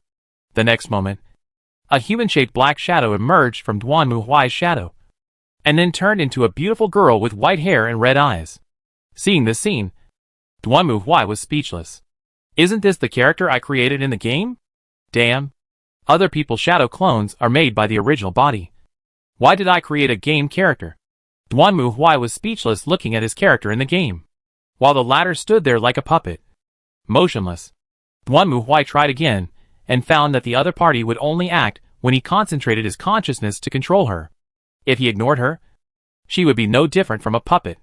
After reading the system introduction, Duanmu Huai finally understood that the shadow ability of this old god was a little special. To put it bluntly, this shadow clone is not created out of thin air, but needs to be copied like a file. And only after collecting the data information of the original body can the shadow clone be created. It is not like the ninja in the comics and novels that Duanmu Huai read, who made a seal, and then a large number of shadow clones appeared and rushed up to beat people. It's really troublesome. It must be said that after reading this introduction, Duanmu Huai was speechless about this ability. He originally thought that he could transform into several shadow clones and beat people together. Now it seems impossible. But this shadow clone is not without advantages. That is, as long as the opponent is copied, the opponent's memory will be copied together, and it will completely obey Duanmu Huai's orders. Well, that is, you don't need torture at all. Just copy the other person's memory with the shadow avatar, and you know everything, and after that, as long as you let the shadow kill the body, and then replace the body, in this sense, this shadow clone is indeed quite useful. But not the kind of usefulness that Duanmu Huai expected. He still prefers to attack directly instead of doing something like Infernal Affairs or Trojan Horse. Ah! My head itches when I think about this. As if I need to grow a brain. But no matter what, this is also a pleasant surprise. Well, Duanmu Huai didn't expect that he would be able to get 2 rare abilities when he accompanied Mary on a vacation to the island. Regardless of whether they are useful or not, players definitely want more. As long as there is no upper limit to the skill bar, they can't wait to learn one. Right? If the Space Marines could open the door and draw fountain water by themselves before going into the dungeon, what will others have to do? After defeating the boss, Duanmu Huai left the underground cave contentedly, then returned to school and found Mary. But What's wrong with those guys? Looking at the lifeless looks of Ami Dai Shiping and others, Duanmu Huai curled his lips and asked, "Ah, Mr. Duanmu. Actually, you should also know that Miss Xiao Chao is actually the shadow of the real person." "Yeah, I know." Duanmu Huai nodded. Xiao Shouchu's shadow was a little special. Generally speaking, shadows would completely obey the orders of the boss. But something went wrong with Xiao Shouchu's shadow. Not only did it not listen to the boss, but it went against the boss just to help its childhood sweetheart. Well, from this point of view, the ability of this shadow body is not completely without defects. But you destroyed the old god. So Xiao Zhouchao himself also. Oh, that's true. Hearing Mary's reminder, Duanmu Huai also patted his head. Before that, those shadows were obeyed in the old god. That can only be said that the sorrow has changed. Since the old gods have been destroyed, Duanmu Huai naturally said goodbye to everyone. Losing Xiao Bo Chao was indeed a big blow to them. But no matter what, it was already revenge. Of course, things are not over yet. Although the old gods have been destroyed by Duanmu Huai, there are still many troubles on this island that need to be dealt with. This is not a problem that Duanmu Huai needs to worry about. After saying goodbye to everyone here, he returned to the court of trial. Then, Duanmu Huai opened the system interface in front of him. It's rare to get two special abilities. It would be great if I could strengthen them at the same time. Duanmu Huai now wants to know whether the special ability of Shadow Clone is useful for Space Marines. If it is useful, he can copy a few corrupted Primarchs and let them kill him. Then, But before that, you still have to upgrade first. So Duanmu Huai decisively clicked on the previous enhanced upgrade test, and then assigned the two abilities of Past Vision and Shadow Clone to the priesthood of Old God's will. Then, Duanmu Huai took a deep breath and clicked the button to strengthen the test. The next moment, the surroundings are dark. Then, a line of system prompts appeared in front of Duanmu Huai. Clergy enhancement test detected. Intensive testing is about to begin. Start reading data. As the system information emerged, Duanmu Huai saw several spots of light appearing in front of him. Looking closely, they seemed to be chess pieces. A total of 16 pieces, which were spinning around Duanmu Huai. Then, the chess piece representing the king suddenly turned into a meteor and drilled into Duanmu Huai's body. At the same time, a new system prompt popped up in front of Duanmu Huai. Data reading completed. Lock coordinate point. Start the mission summoning the gods. God of God, the dependents of God who are enough to translate. Complete the trial. Seeing the system prompt, Duanmu Huai was stunned for a moment. Then suddenly, as if he remembered something, he slapped his thigh hard. Yes! How could he forget? I am a god now. And gods can transform their followers. For a long time. Because most of Duanmu Huai's subordinates were soul cards. He had forgotten that gods could transform mortals into messengers of gods, such as angels. In the past, this ability was useless to Duanmu Huai. But now it is different. For example, Mary. She is not a soul card, but just a mortal. If Duanmu Huai can transform Mary into his own god's dependent, then no matter what danger Mary encounters, Duanmu Huai does not have to worry. Right? Oh! And there's also Iko. This military strategist is a good fighter, but his own combat power is so weak that it's almost negative. Think about it carefully. Chaos Space Marines can become God's favored ones by joining the evil gods. But how can I, the god of destruction, be alone? I've been fighting too much and my mind is confused. Duanmu Huai patted his head. Maybe the system just couldn't stand his stupidity. So it gave him this task deliberately to remind him? If that's the case, this system is quite humane. Thinking of this, Duanmu Huai also became very interested in the task at hand. Then let me see how I can complete this task next. Chapter 990. The test begins. New test. New world. For Duanmu Huai. This was not unusual. But the mission copy this time, well, it was more difficult. Why do I have to do such boring things? Standing on the playground, looking at the students running laps, Duanmu Huai sighed silently. After starting the enhancement task, Duanmu Huai was teleported to a new world. However, this world made Duanmu Huai speechless. He originally thought it would be a world of war and smoke. But what Duanmu Huai didn't expect was that he was teleported to a peaceful world. Well, at least it looks peaceful. It is normal that Duanmu Huai's identity set by the system in this world is a physical education teacher. Considering Duanmu Huai's age, He certainly cannot be a student, so he can only be a teacher. Right now, Duan Muhuai is a physical education teacher in this private king's college. Of course, his physique and appearance, coupled with Duan Muhuai always wearing a pair of sunglasses on weekdays, also made many people away. However, Duan Muhuai didn't care about these. What he was thinking about now was how to complete this reinforcement task. What Duan Muhuai can be sure of is that he currently has a total of 15 chess pieces. Apart from the king that he has already merged with, there are still the queen, bishop, knight, castle and soldier. Among them, the lowest level soldier has the weakest enhancement. Castle has powerful attack and defense capabilities. The knight has the fastest speed. The bishop possesses powerful magic. The queen has all of the above bonuses. Apart from the soldiers, there are currently 3 people whose dependence Duan Muhuai wants to convert with clear targets. First of all, Mary's golden eyes are the most powerful. But she is just an ordinary person with the least bonus. Even if she learns magic, there is no special change to her physical fitness. So Duan Muhuai plans to give her the queen. After all-round strengthening is the most useful for Mary. Next is Ikit. This cowardly commander has top-notch tactics. But she is too weak. Duan Muhuai doesn't want her to be as unlucky as Yang Weili and be assassinated by some crazy cultists. Therefore, it is best to give Ikit a castle to enhance her defensibility. Then she was the Bell Girl.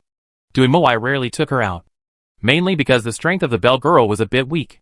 After all, Lingnu has always been following the assassin's court path of high sensitivity and high burst. So she might as well continue on that path. Although these pieces can also be used by soul cards like Ojas and N. Soul cards can be used to salvage graves. But ordinary people like Mary are really dead when they die. So Duan Muhuai decided to make up for the shortcomings first, and then strengthen them if there are any left. Especially the magic-enhancing bishop. If it were used by N, who knows what would happen? Duan Muhuai wanted to try it right away. But unfortunately, he couldn't try it yet. Although after coming to this world, the system gave Duan Muhuai a special function that allowed him to summon not only soul cards, but also all the people in the tribunal. This function and the chess pieces were currently sealed, which meant that Duan Muhuai had to complete a stage of tasks before he could unseal a chess piece and summon a person at the same time. Duan Muhuai's problem now is, where is this task? It's impossible that I can just attend classes seriously every day and win the best teacher award. Right? Although strictly speaking there is no hope. Why? After a day of classes, Duan Muhuai yawned and left the school. This job was quite easy. Although Japanese P teachers were not as weak and sick as those in Xiagua, who would give their own class time to Chinese, math and foreign languages.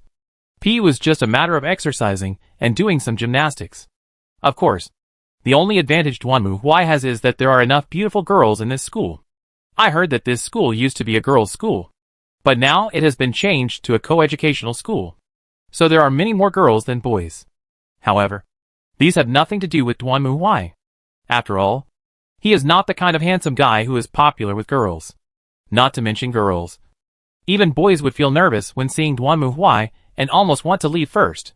So, these men are spineless and useless. Ah! Just as Duan Muhuai was strolling on the street, suddenly a scream was heard. And then Duan Muhuai saw a black-haired girl jogging out from the alley next to him. Seeing Duan Muhuai, the black-haired girl was stunned for a moment, and then hurriedly hid behind Duan Muhuai. Please, sir, help me. I'm being chased. Before the black-haired girl could finish her words, several men dressed like gangsters rushed over. When they saw Duan Muhuai standing next to the girl, they were stunned and stopped involuntarily. You, roll. Duan Muhuai didn't bother to pay attention to this group of idiots. He glanced at them coldly and shouted angrily. When the gangsters heard Duan Muhuai shout, they were so scared that their faces turned pale. They didn't even bother to say a word and just crawled away. Call. Only then did the black-haired girl heave a sigh of relief and looked at Duan Muhuai and bowed. Thank you for helping you. You're welcome. I'll leave now if I'm fine. Duan Muhuai waved his hand and was about to leave, but he saw the black-haired girl running over and blocking his way. Well, then, please let me thank you. Thank you? Yes. If it weren't for you, I'm afraid I would have encountered something bad. So, please let me invite you to my home. Staring at the girl in front of him, Duan Muhuai was silent for a moment. Lead the way. Okay. Please follow me. Hearing Duanmu Huai's answer, the black-haired girl immediately smiled brightly. Then she turned around and walked forward with Duanmu Huai. Led by the black-haired girl, the two walked out of the city and came to a nearby church that looked a bit shabby. Is this your home? Looking at the church in front of him, Duanmu Huai asked. And the black-haired girl nodded embarrassedly. I'm staying here temporarily. Come in. As she spoke, the black-haired girl pushed open the door of the church and walked in with Duanmu Huai. The entire church was empty. From the outside, it seemed to be just an ordinary church building. Duanmu Huai put his hands in his pockets, looked around boredly, and followed the black-haired girl to the altar. Then, the black-haired girl stopped. I'm so sorry, sir, but there's one more thing I want to ask you for help with. What's up? It's very simple. As she spoke, the black-haired girl turned her head, and at this moment, the expression on her face became extremely charming. Please go to H.L. The moment the words fell, a pair of black wings suddenly emerged from behind the black-haired girl. At the same time, her right hand stretched out, and a spear condensed from light suddenly appeared and stabbed directly towards Duanmu Huai's heart. Facing the sudden attack from the black-haired girl, Duanmu Huai was not panicked at all. He clenched his fists, roared, and rushed forward. Boom! Duanmu Huai's fist collided with the light gun in the black-haired girl's hand, causing a violent air wave, accompanied by a scream. The light gun in the black-haired girl's hand directly disintegrated, and the black-haired girl flew backwards, like a cannonball, and hit the altar heavily. You? How could you possibly? At this moment, the black-haired girl had completely lost the innocence she had pretended to have. On the contrary, she stared at Duanmu Huai with her eyes wide open in fear. Duanmu Huai sneered when he noticed the black-haired girl's gaze. Why? Is it weird? Do you think I'm really so stupid that I can't see what you're thinking? At this point, Duanmu Huai was helpless. Just kidding. He was very self-aware. Even if a normal girl saw him, she would definitely choose the gangster over him. Even if she chose to ask him for help, she would definitely thank him immediately and leave. Why would she take him home? After all, Duanmu Huai is not the kind of handsome guy who is extremely handsome. Instead, he looks more like a gang leader. As a result, this black-haired girl started to scam people right away. This is definitely not normal. That's why Duanmu Huai accompanied her in this monkey show, just to see if he could activate some tasks. Now it seems, I seem to have made the right choice. I never thought you would possess such a strong power. It seems that I underestimated the divine weapon that resides in you. The black-haired girl also tore off her disguise completely at this moment, stood up again, stared at Duanmu Huai coldly, and then snapped her fingers. Then the next moment, Duanmu Huai saw dozens of guys wrapped in black robes, dressed like cultists, rushing out of the church and surrounding Duanmu Huai. Oh! Seeing this scene, Duanmu Huai clenched his fists and narrowed his eyes. Although I don't know who you are, but since you want to cause trouble for me, it means you have found the wrong person. Kill him! Following the order from the black-haired woman, those in black robes immediately drew out long swords shining with light and pounced towards Duanmu Huai. What? Learning to be a Jedi? Facing the lightsaber stabbing at him from all directions, Duanmu Huai didn't care at all. He just clenched his fists and roared loudly. So, go to death. Huh? Along with Duanmu Huai's roar, a storm-like air wave exploded from his body, blowing away all the black robes that rushed over. Then, there was a deafening bang, and the ground of the entire church burst instantly. At the same time, the earth trembled, and the already dilapidated church was even more shaky. Wow! What kind of power is this? Facing this overwhelming wind wave, the black-haired girl also hurriedly retreated. She spread her wings and floated into the air, looking at the exploding dust and angry wind in front of her with uncertainty. A moment later, Duanmu Huai appeared again, but unlike before, he was now wrapped in power armor. He held the war hammer in his hand, raised his head, and a scarlet glow burst out from his helmet, staring at the black-haired girl in front of him. How could that be? Is that your divine weapon? How can there be such a divine weapon? Seeing the power armor on Duanmu Huai, the black-haired girl's face changed drastically. She hurriedly flapped her wings and tried to escape. However, at this moment, Duanmu Huai jumped up, swung the warhammer in his hand directly, and smashed it towards the girl in front of him. Chapter 991 Angels and Demons. Woo! Seeing Duanmu Huai's hammer coming down, the black-haired girl turned pale. She hurriedly raised her hands to try to block it. However, the next moment, Duanmu Huai's hammer mercilessly drew an arc in the air and smashed heavily on the black-haired girl. Ah! With a sharp scream, the black-haired girl was thrown directly to the ground, making the already dilapidated church even more miserable. Die! You monster! At this moment, a white-haired young man dressed as a priest suddenly rushed out from behind, holding a lightsaber, and swung the sharp blade in his hand at Duanmu Huai. The moment the light blade in his hand touched Duanmu Huai's armor, it dissipated directly, as if it had never existed. How so? Looking at the bare hilt in his hand, the white-haired boy was shocked. This damn demon. What kind of god is this? Unfortunately, it's too late. Duanmu Huai swung his hand back, and the war hammer hit the white-haired boy heavily. The latter's body exploded in the air like a watermelon hit by a stick, and blood and limbs splattered everywhere. At the same time, Duanmu Huai fell heavily to the ground. Boom! The whole church trembled suddenly. But Duanmu Huai didn't care. He strode forward to the center of the church, then reached out his hand, grabbed the black-haired girl's head, and lifted her up. Why are you attacking me? Who? Looking at Duanmu Huai in front of her, the black-haired girl gritted her teeth. She looked around and saw that the church was already full of corpses.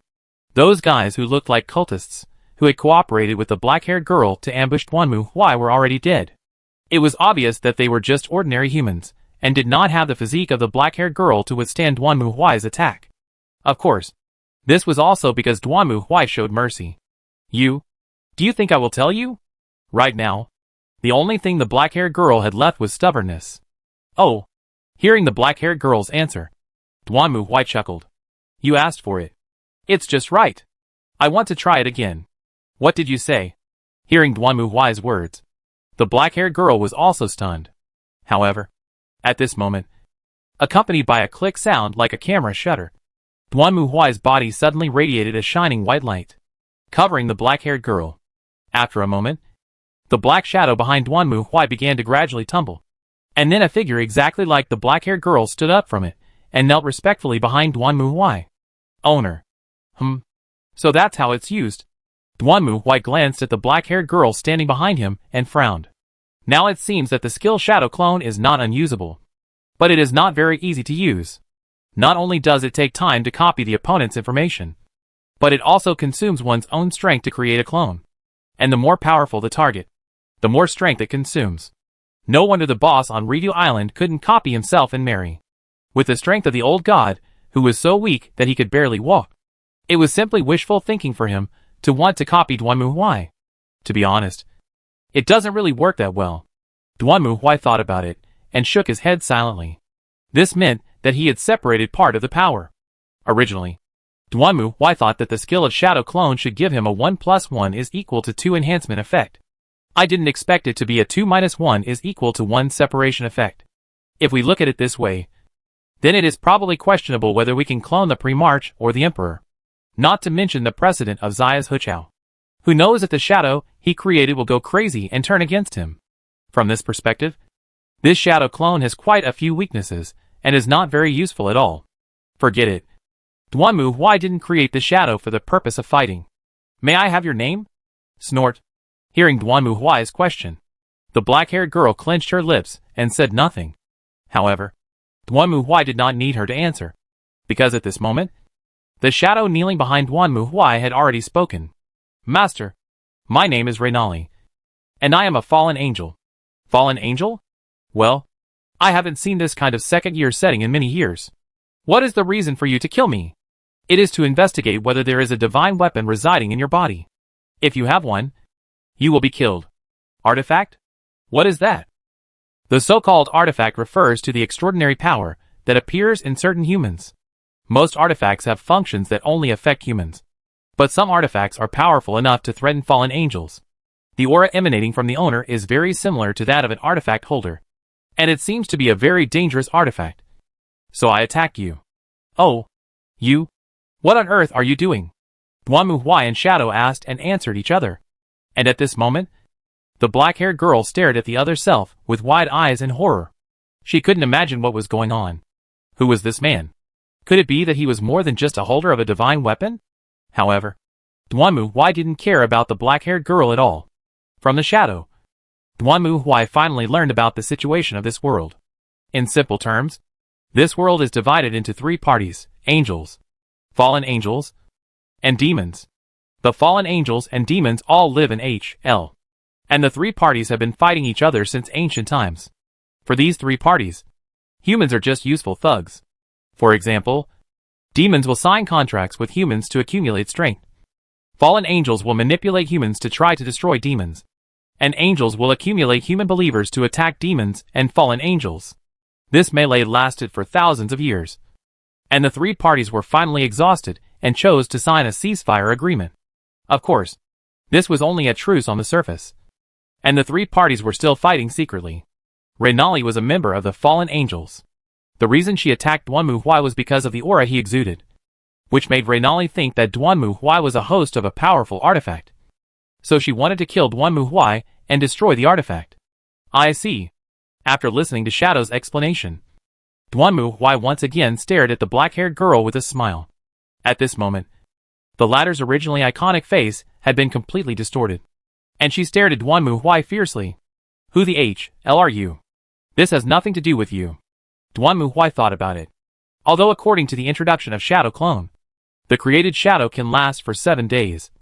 And after killing the original body, she can replace the original body forever. But Duanmu Huai didn't like this black-haired girl.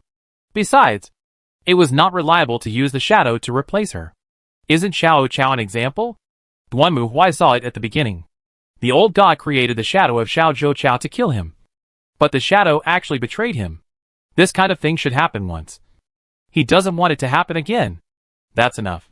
Duanmu Huai snapped his fingers. And the next moment, the girl kneeling behind him quickly melted away and returned to Duanmu Huai's shadow again. Then Duanmu Huai grabbed the black-haired girl's head with his right hand and lifted it high. If you want to blame someone, blame yourself for being stupid. This was the last words Duanmu Huai left for the black-haired girl.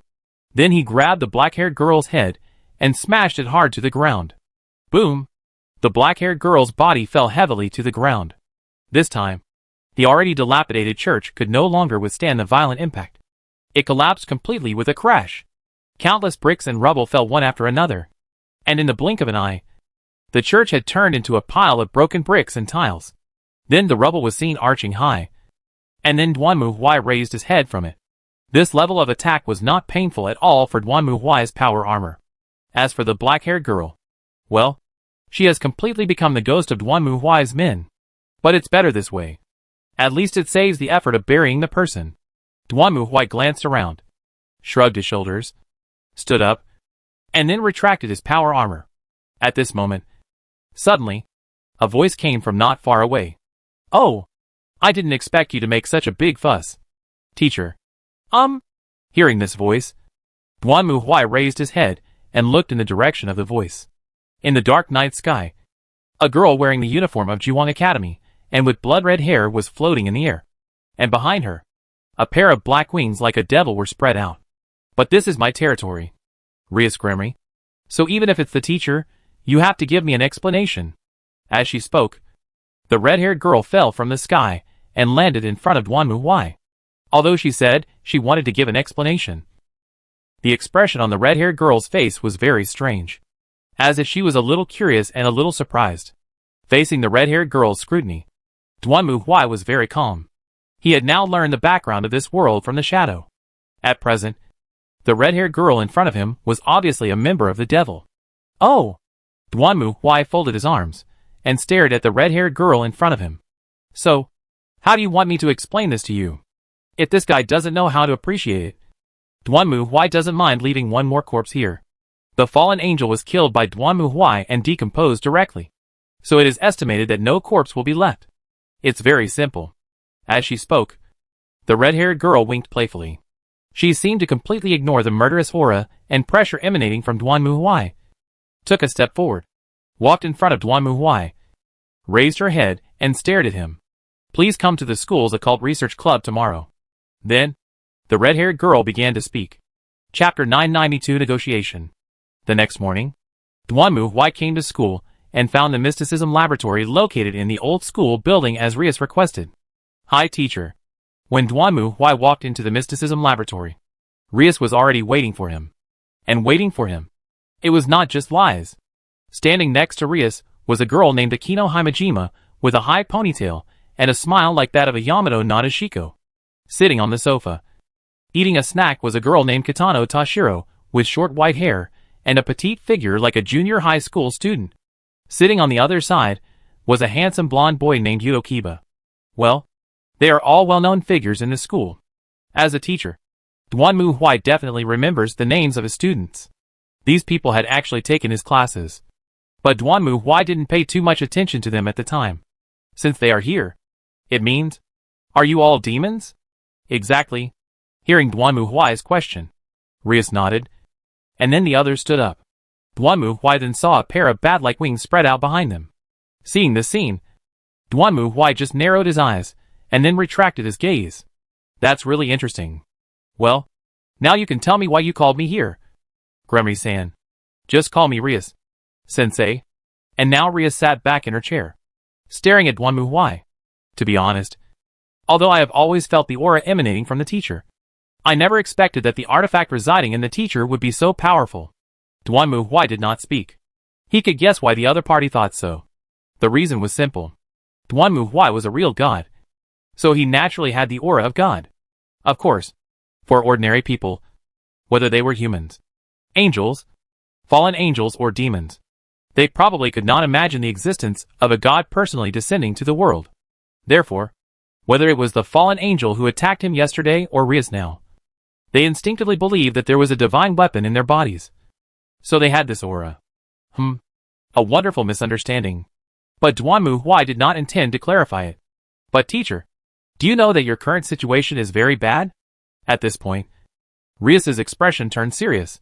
You attacked the members of the fallen angels in the church and killed them all. This will naturally cause hostility from the fallen angels. I think they will probably attack you next. I don't think you want to live under the pursuit of the fallen angels all day long. Honestly, I don't mind it too much. Duanmu Huai's expression remained unchanged. But he didn't care in his heart. It was just a fight. He was used to it. But he guessed that what Rias said was just the beginning. And the next part was the climax. Sure enough, Lias turned his mouth. But there is a way to help teachers solve this problem. Any solution? It's very simple. Rias looked at Duanmu Huai and spoke with a smile. As long as the teacher is reincarnated as my devil servant, our Gremry family is still somewhat famous. As long as the teacher becomes my devil servant, then no matter if it is a fallen angel or any other force, it will be difficult to attack the teacher. Because in that case, they will be at war with the Gremry family. So what do you want? It was only then that Duanmu Huai looked at Rias and asked, since you want to win me over in this way, you must have some ulterior motive. Certainly. Rias was not at all embarrassed by what Duanmu Huai said, but nodded very calmly. I am impressed by your strength, teacher. Although I don't know what kind of divine weapon you possess, its power is impressive enough. If I can recruit you to join my camp, it will be a trump card for me. I need your strength, so I am willing to give you shelter. How do you think? Teacher, I think this is a good deal. Hearing Rias's suggestion, Duanmu Huai thought for a moment, and then looked at Rias. You say you are demons. So would you kill people? Maybe that was the case with demons in the past. But times have changed. Rias shook her head. Of course. I don't deny that there are still some stray demons who like to eat and kill people. But for most demons, since the war with angels and fallen angels ended and peace was concluded, they no longer do such things. What we are doing now is just to help humans achieve their wishes to a certain extent. Fulfill their wishes? Like rule the world? Of course, it won't be that exaggerated. Rias smiled bitterly. The principle of equivalent exchange is universal everywhere. If an ordinary person wants to rule the world, he cannot do it even at the cost of his soul. Similarly, if a person wants to become the richest man in the world, he may die the moment he gets the money. We will all be informed of this. Of course, generally speaking, everyone's wishes are just small things in life, and they do not involve crimes or life-threatening situations. After listening to Rias's explanation, Duanmu Huai was silent for a moment. I have to admit that your suggestion is very good, but I refuse. Why? Hearing Duanmu Huai's answer, not only Rias was surprised, but even Himejima Aquino and others behind her showed surprised expressions. Why? Teacher? First, I am a human being, and I only fight for humans. If I become a demon, I will have to serve you. But I'm sorry. I don't intend to do that. Duanmu Huai shook his head as he spoke. I always act from the perspective of humans, so I won't join the devil's camp. Indeed, the fallen angels may be a trouble, but as long as they are not afraid of death, they can come. I will kill as many as they come. I want to see if there are enough of them for me to kill. At this point, Duanmu Huai also revealed a hint of murderous intent, but he quickly restrained it. Then, Duanmu Huai looked at Rias and nodded. Thank you for your offer, Rias-san, but I can't agree to it. Okay, I get it. Hearing Duanmu Huai's answer, Rias nodded a little disappointedly. But soon she looked at Duanmu Huai and asked curiously, and the second point? Teacher, you just mentioned the first point, right? Is there anything else? Certainly. Speaking of this, Duanmu Huai chuckled. I am also a teacher.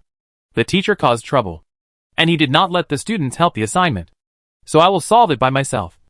So I don't need to worry about it. Then, I will leave. After saying this, Duanmu Huai nodded to everyone, then turned and walked out of the room. Then he seemed to think of something, turned around and looked at Rias again. Oh, by the way, Rias-san, I must make it clear first. I will fight for humanity, so I will not let go of any existence that attempts to harm humanity, no matter if it is an angel, a fallen angel, or a devil, or a god, a demon king, no matter what. As long as they dare to harm humanity, then there is only one way to go, and that is death. Do you understand what I mean? Facing Duanmu Huai's scrutinizing gaze, Rias took a deep breath and nodded. Of course. Sir, I understand. That's good. Duanmu Huai said nothing more and withdrew his gaze. I hope you won't forget that. After speaking, Duanmu Huai turned and left, and the door of the mysterious research room was closed again behind him. It was not until this moment that the tense atmosphere in the mysticism research room slowly relaxed. I never thought that Teacher Duanmu actually had this side. Kiba silently reached out and wiped the sweat from his forehead. Is he really human? It was no wonder that Kiba had such doubts. Everyone here was a demon and had experienced some battles. However, the sense of oppression that Duanmu Huai exuded when he spoke just now almost made them forget to breathe. Even if the Demon King appeared in front of them, he probably couldn't bring such a sense of oppression. Although Duanmu Huai has always been stern and serious in school, everyone is afraid of him. But this is far beyond the level of fear. What a pity. Lia sighed silently. She really hoped that she could pull Duanmu Huai into her camp. Minister, do you plan to give up? No. However, Duanmu Huai's refusal instead aroused Rias's desire to fight. I have decided. I must get him into the occult research lab. But the minister. Kiba shook his head after hearing Rias's aggressive speech. Looking at Teacher Duanmu's expression, he doesn't want to transform into a demon. This is not a problem. Rias shook her head. In fact, Rias had long been impressed by Duanmu Huai's strength. You know, the strength of the fallen angel yesterday was not weak at all. But Duanmu Huai was able to kill him easily. Not only that, even the fallen angel's subordinates were wiped out by him alone. Such combat power. Even his own followers can't do it. And from his speech just now, Rias also found that Duanmu Huai is a very principled person. And if such a person becomes a companion, then he must be the strongest helper. Just watch me. I won't give up so easily. Chapter 993 Encounter. Although Duanmu Huai decisively rejected Rias' invitation, he couldn't say he regretted it. Oh, this is really troublesome. What if that is really the main plot of the mission? Walking in the empty corridor, Duanmu Huai held a flashlight, looking around while muttering to himself. Although he had killed the fallen angel, Duanmu Huai still couldn't summon Mary and the others, nor could he use chess pieces to transform them into his own gods. But I am a judge. There is no way I can really work for the demons. Not to mention that Rias wants to transform myself into a demon. So let's not even think about it. Whether she can succeed is one thing, but whether Duanmu Huai is willing is another. It is a famous joke that the Inquisition is full of aliens. The Inquisition is full of heretics. And the Inquisition is full of demons. It was already time for school to end, and most of the students had already gone home. As a physical education teacher, Duanmu Huai's job every day was to patrol like a security guard. I guess the principal of this school also wanted to use him as a security guard. After all, unlike other teachers, the work of a physical education teacher is relatively simple, and the class hours are not too many. Duanmu Huai's appearance and figure are enough to deter all the villains. Therefore, one of Duanmu Huai's daily tasks is to patrol the school building after school to see if anyone is staying here. Of course, with Duanmu Huai's perception, ordinary students can't escape his lock at all. And after school, there are always some good things happening in school. For example, no, over there. Hearing this faint voice, Duanmu Huai's eyes lit up. Here we go again? That's right. This is one of the pleasures of Duanmu Huai's daily inspection of the school building. There are always some students who like to seek excitement in the empty school building after school, and they have been discovered by Duanmu Huai several times. In this case, Duanmu Huai usually does not move, and waits until the two students inside have finished the foreplay and are getting into the mood. Then, he suddenly pushes open the door and shouts loudly to stop them. When I think about how they couldn't help themselves, they were having a hot fight in the empty classroom, and were about to have sex, when suddenly they heard the teacher's angry shout from behind. TSK, TSK, TSK. It might become a psychological shadow for the rest of their lives. The man might even be hit hard by this, and become unable to do it again. But Duanmu Huai didn't care. Those who didn't go home to study and do homework after school, but just messed around in the classroom, should be mentally castrated so that they can focus on studying. In fact, after that, several couples did break up smoothly, and then went back to study. Well, you're welcome. As a teacher, teaching and educating is also my job. This time I caught another pair. Thinking of this, Duanmu Huai's eyes lit up. Then he flashed and used the stealth skills inherited from the blood duck to quietly move towards the place where the sound came from. It didn't take him long to find his target. No, don't, stop. Hey, you don't hate it, do you? Hearing this, Duanmu Huai was stunned for a moment. The plot here seemed to be different from what he had imagined. Duanmu Huai stuck his head out, hid in the shadows, and looked into the classroom through the window. In the classroom, he saw a female student struggling on her desk, and in front of her, a man reached out and grabbed the girl's hands. No uniform. This is a bit of a big deal. Duanmu Huai scratched his head. Although this was a popular fixed content in the book and MP4, it was the first time he saw the real version. Please, I really can't. Just be obedient. You should understand the consequences of not listening to me. That's right. You see, even the lines are the same as in the book. Huh? While listening to the sound coming from inside, Duanmu Huai nodded, and then suddenly reacted. Wait, I'm not watching a porn movie. If this happened in real life, it would be a crime. What are you doing? At this moment, Duanmu Huai hurriedly reached out his hand, grabbed the classroom door, and suddenly opened it. With a click sound, the entire locked classroom door was broken by Duanmu Huai. Duanmu Huai also threw away the door panel in his hand, strode into the classroom, and shouted angrily. What? Faced with this sudden shout, the two people in the classroom were startled and hurriedly looked towards the classroom door. After seeing Duanmu Huai, the girl sitting on the desk seemed to have courage. She pushed the man in front of her away, ran over, and hid behind Duanmu Huai. Teacher Duanmu, save me. Duanmu Huai raised his head and looked forward, only to see in front of him a middle-aged man with an ordinary appearance. His clothes were disheveled and his face was pale. Seeing Duanmu Huai, the man's face changed drastically, and he spoke hurriedly. Teacher Duanmu, don't listen to this BXXXH's nonsense. She seduced me first. You are talking nonsense. Perhaps it was the sense of security brought by Duanmu Huai's sturdy physique. The girl hiding behind Duanmu Huai also started shouting. It was you who threatened me, saying that if I didn't listen to you, you would. Damn BXXXH. It's obviously you. Okay. Duanmu Huai didn't want to hear the two of them quarreled here, and directly interrupted the two of them. What is going on? Facing Duanmu Huai's question, the girl also hurriedly started to explain that she was about to face the pressure of graduation, and this man was her head teacher, because of her special skills. The girl went to the teacher for help. The teacher said that as long as she was obedient, she would be willing to write a recommendation letter for her.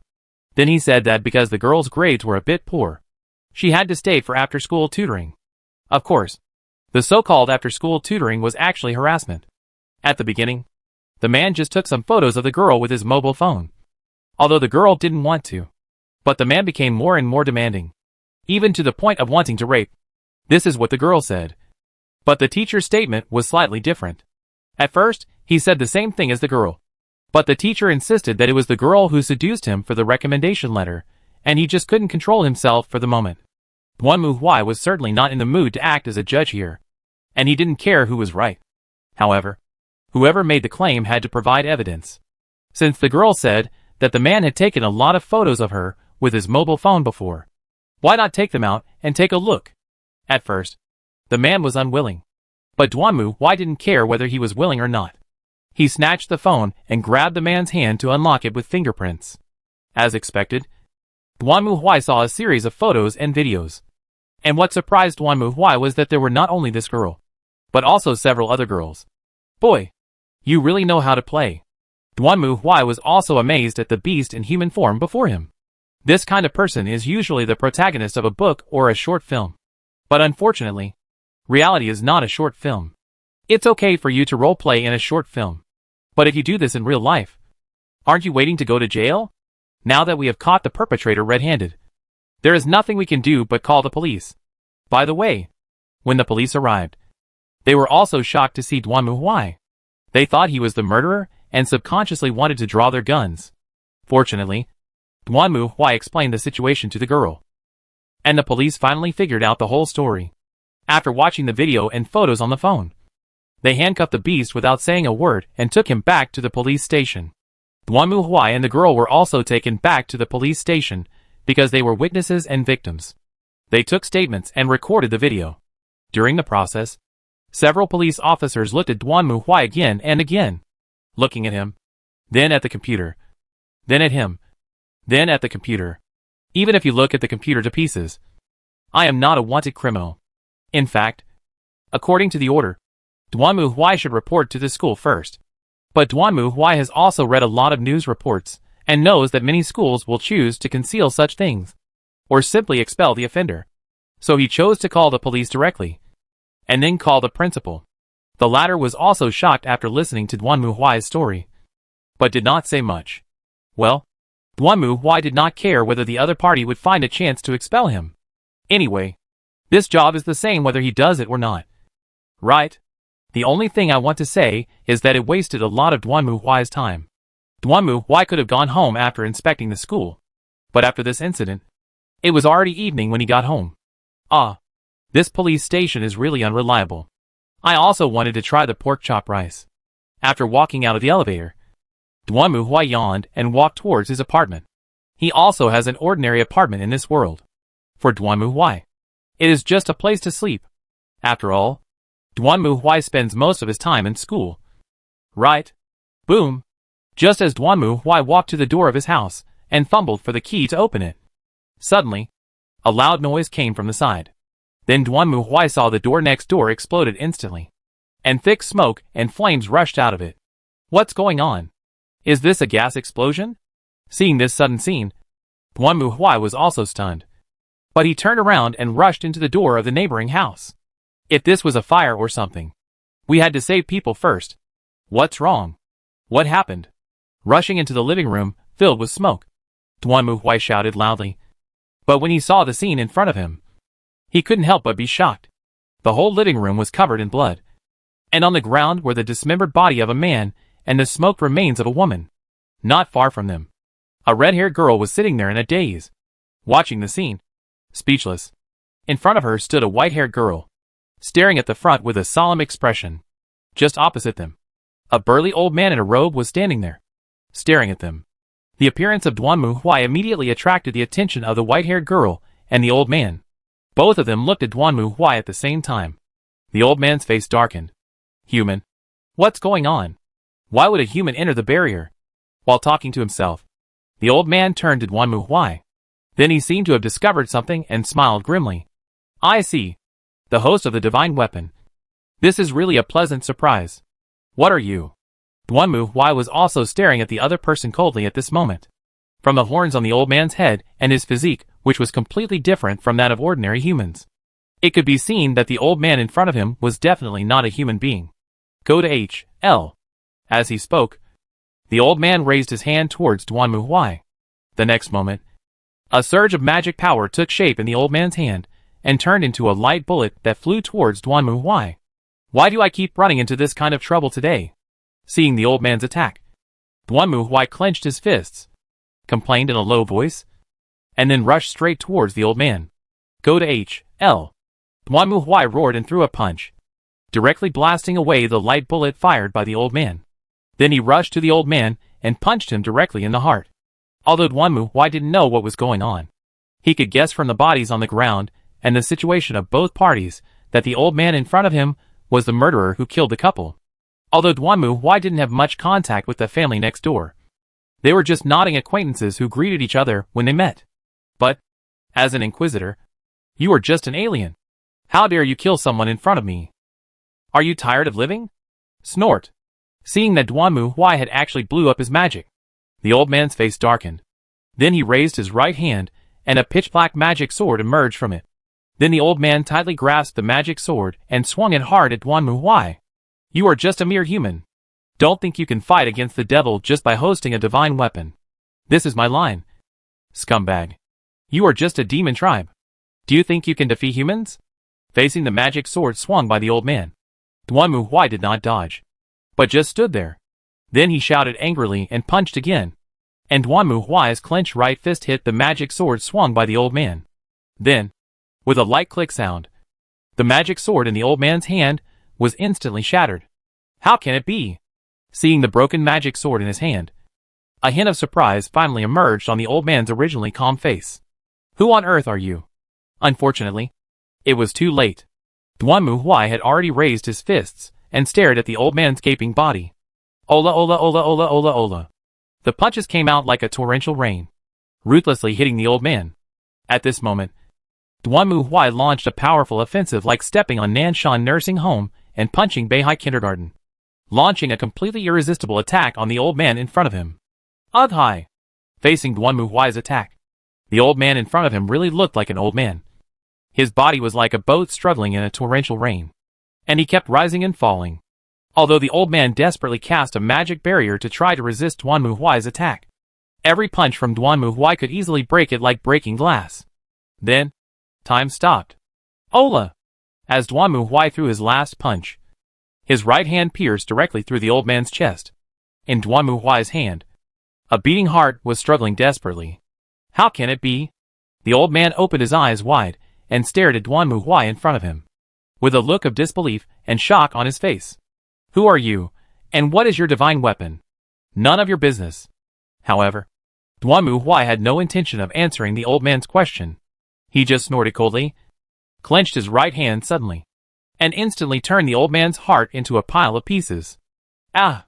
Then, amid screams, the old man's body was quickly surrounded by black flames and disappeared in the blink of an eye. Phew. Done.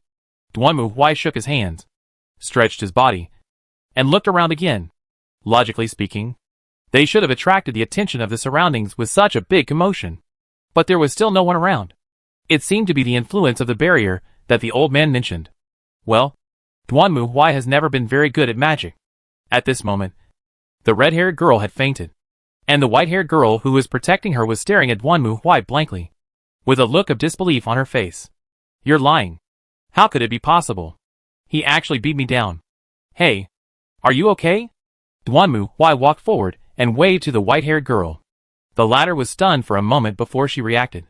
Ah, sorry. Thank you for helping us. I remember you were. Duanmu Huai looked at the red-haired girl and then at the white-haired girl. If he remembered correctly, the red-haired girl should be the daughter of the owner of the house, and the white-haired girl was her good friend. As for her name, Duanmu Huai had never really noticed it. After all, they were just nodding acquaintances. However, Duanmu Huai had seen her go shopping with the red-haired girl several times, and they looked very close. In addition, given the current situation, it seemed that she was not an enemy. All in all, it seems that things on your side are quite complicated. Duanmu Huai looked around. Let's get out of here first. Chapter 994 Signing a Contract. The girl had a dream. In her dream, she was happily having dinner with her parents. But at this moment, a man suddenly appeared in front of them out of nowhere. Before the girl could react to what was happening, her father, who was always kind and gentle, summoned 2 swords and rushed towards the man, and was killed in the blink of an eye. Her mother also raised her hands and summoned fire to try to fight. But soon, she was also covered by the fire and turned into a charred corpse. After that, the girl didn't remember what happened. When the girl opened her eyes, she saw an unfamiliar ceiling. Ah, you're awake. At the same time, a familiar voice came. The girl turned her head and saw a very familiar white-haired girl next to her, smiling and looking at her. You are Maria. The girl remembered that the other person was her cousin, Naru's Maria. She muttered to herself, then raised her head again, and saw a burly figure sitting on a chair not far away. If she remembered correctly, this should be her next-door neighbor. Uncle. Why call me uncle? I'm not that old. Duanmu Huai rolled his eyes helplessly. How are you? Wow. Why am I here? I remember I should be at home having dinner with my parents. The girl sat up. Then she lowered her head and looked at the bloodstains on her sailor uniform. At this moment, her originally vague memory became clear. Wait. Where's Mom and Dad? It's better if you don't look at it. Duanmu Huai reached out and pressed the girl's shoulders, and the latter struggled for a while, and sat back on the sofa dejectedly. What is going on? Why? This is all a dream. Right? Maria? As she spoke, the girl Naru's Mio raised her head and looked at the girl in front of her, while the latter did not speak either, but turned to look at Duanmu Huai. No. Why are you looking at me? Seeing that both of them were staring at him, Duanmu Huai was also stunned. I don't know anything. I'm still waiting for you to explain it to me. Hey! Uncle, weren't you assigned to protect Mio-sama? Hearing Duanmu Huai's answer, the white-haired girl was also stunned for a moment. Of course not. I'm just a neighbor who lives next door. How would I know what's going on with you? Duanmu Huai felt that he had been inexplicably involved in a very troublesome situation. Well, actually, after he met the old demon, Duanmu Huai knew that things would not be so simple. So he was now waiting for others to explain the background situation to him. Can a neighbor like me kill Zorki? Hearing Duanmu Huai's answer, the white-haired girl murmured in disbelief. But soon, she came to her senses, coughed lightly, and looked at the red-haired girl in front of her. Mio-sama, you are not dreaming. In fact, those 2 are not your parents. And I am not your cousin. Why? Hearing the answer from the white-haired girl Maria, Naru's Mio was stunned, and even Duanmu Huai raised his eyebrows. Wow, this plot is quite interesting. As the words fell, Maria's body suddenly began to glow. A moment later, the dress she was wearing disappeared, and was replaced by an extremely sexy black leather jacket. Behind Maria, bat-like wings and a slender tail grew. Seeing this scene, Naru's Mio was greatly surprised. But Duanmu Huai seemed very calm. After all, he had seen everyone in the Occult Research Society dressed like this today. Although I've heard from Rias a long time ago that many demons live in the human world under an assumed name, I didn't expect that they would be so close. Next, Maria also told a story to Naru's Mio and Duanmu Huai. Duanmu Huai already knew that there were demons in this world, and there were also upper-level demon nobles, and Rias seemed to be one of them. As luck would have it, Naru's Mio is also the descendant of another high-ranking demon noble. Her father is a high-ranking demon noble named Wilbert, who was one of the conservative nobles who supported the three-way truce among the demons. When Naru's Mio was born, Wilbert put her in the human world and gave her to his loyal subordinates to raise her in order to keep her away from the sight of the enemies of the demon world. That's right. The parents who had lived with Naru's Mio since she was born were subordinates of the devil Wilbert. And Maria herself came here as her cousin to protect Naru's Mio. Of course, if everything went well, Naru's Mio would have lived in such an ignorant and happy life. However, things never happened. 1 year ago, Wilbert suddenly passed away, leaving the demon family without a patriarch. In this case, it was logical that his daughter Naru's Mio would have inherited the position of patriarch.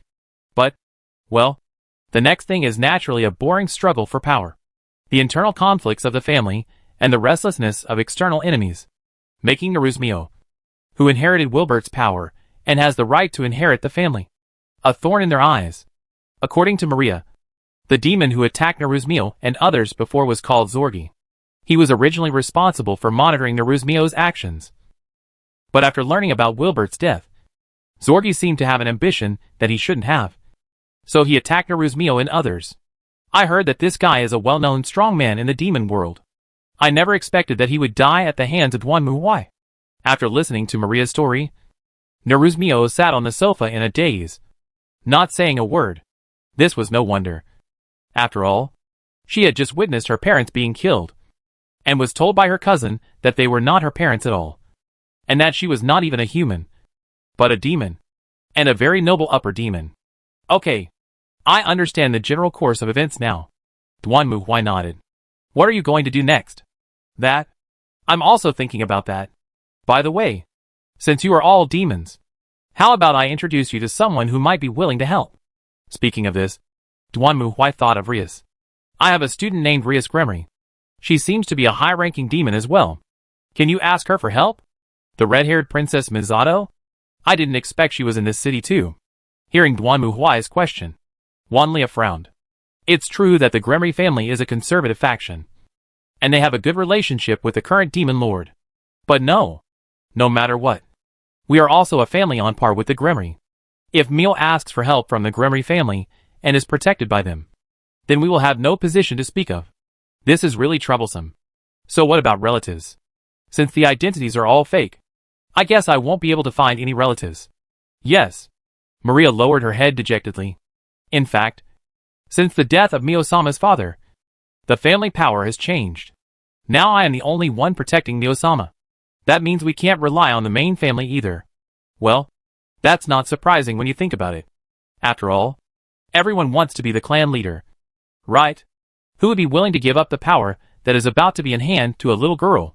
Maybe they even hope that Neruzmio will be killed so that they don't have to cause any more trouble. Forget it. Let's not think about it for now. Let's just deal with the current situation first. Duanmu Huai shook his head, and threw this trouble to his head decisively, looking at Narcissus. Well, Neruz, I think you must be tired after going through so much. Go take a shower, change clothes and rest. Maria, you are a devil, right? Is there any way to deal with what's going on outside? If the police are called in, it will be even more troublesome. Ah, don't worry. I am a nightmare. I can modify human memory to a certain extent. But, having said that, Wanlia raised his head and stared at Duanmu Huai. Your name is Mr. Duanmu, right? Excuse me. Why do you care about us so much? First of all, we are neighbors and have met each other several times, so we are quite familiar with each other. In addition, now that something like this has happened to you, I can't just sit there and do nothing. Secondly, you and I are like grasshoppers on the same rope. How to say? The guy I killed was called Zorki. Although I don't know much about the situation in the demon world, killing him would also bring me trouble. So since trouble has already come to my door, there is no need for me to distance myself from you. Even if you leave, they will still come to trouble me. Right? I can drive away one sheep, but I can also let a flock of sheep go.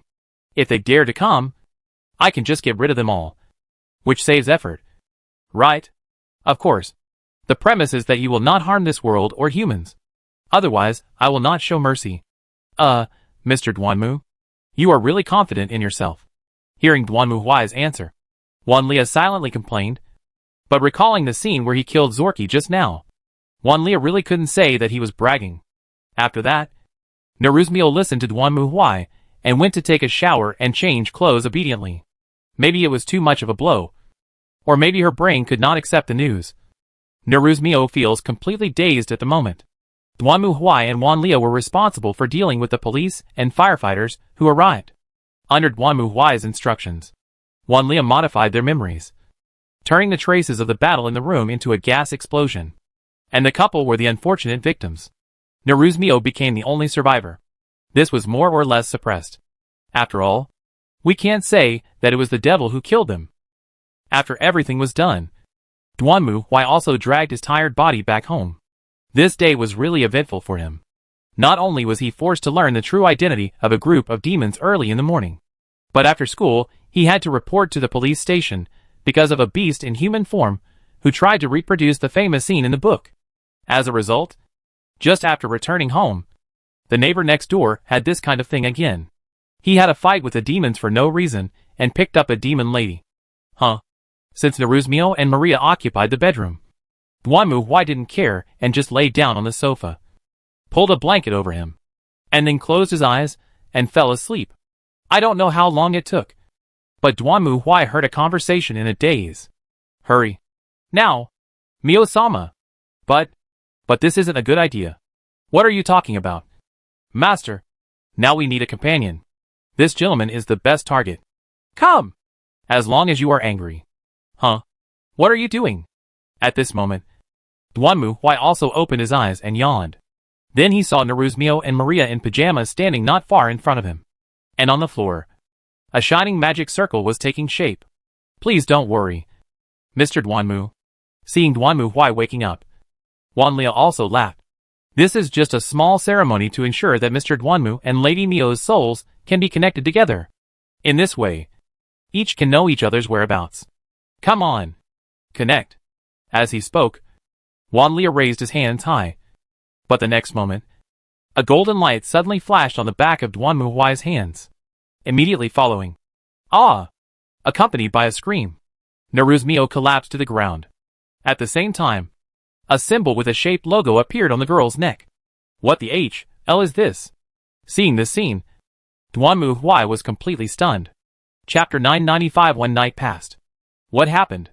Duanmu Huai was also confused when he saw Naruzmio sitting on the ground. Her face flushed, sweating profusely, and looking like she had a fever. He frowned and looked at Maria, who also had a very surprised expression. It seemed that she had never expected things to turn out like this. Oops.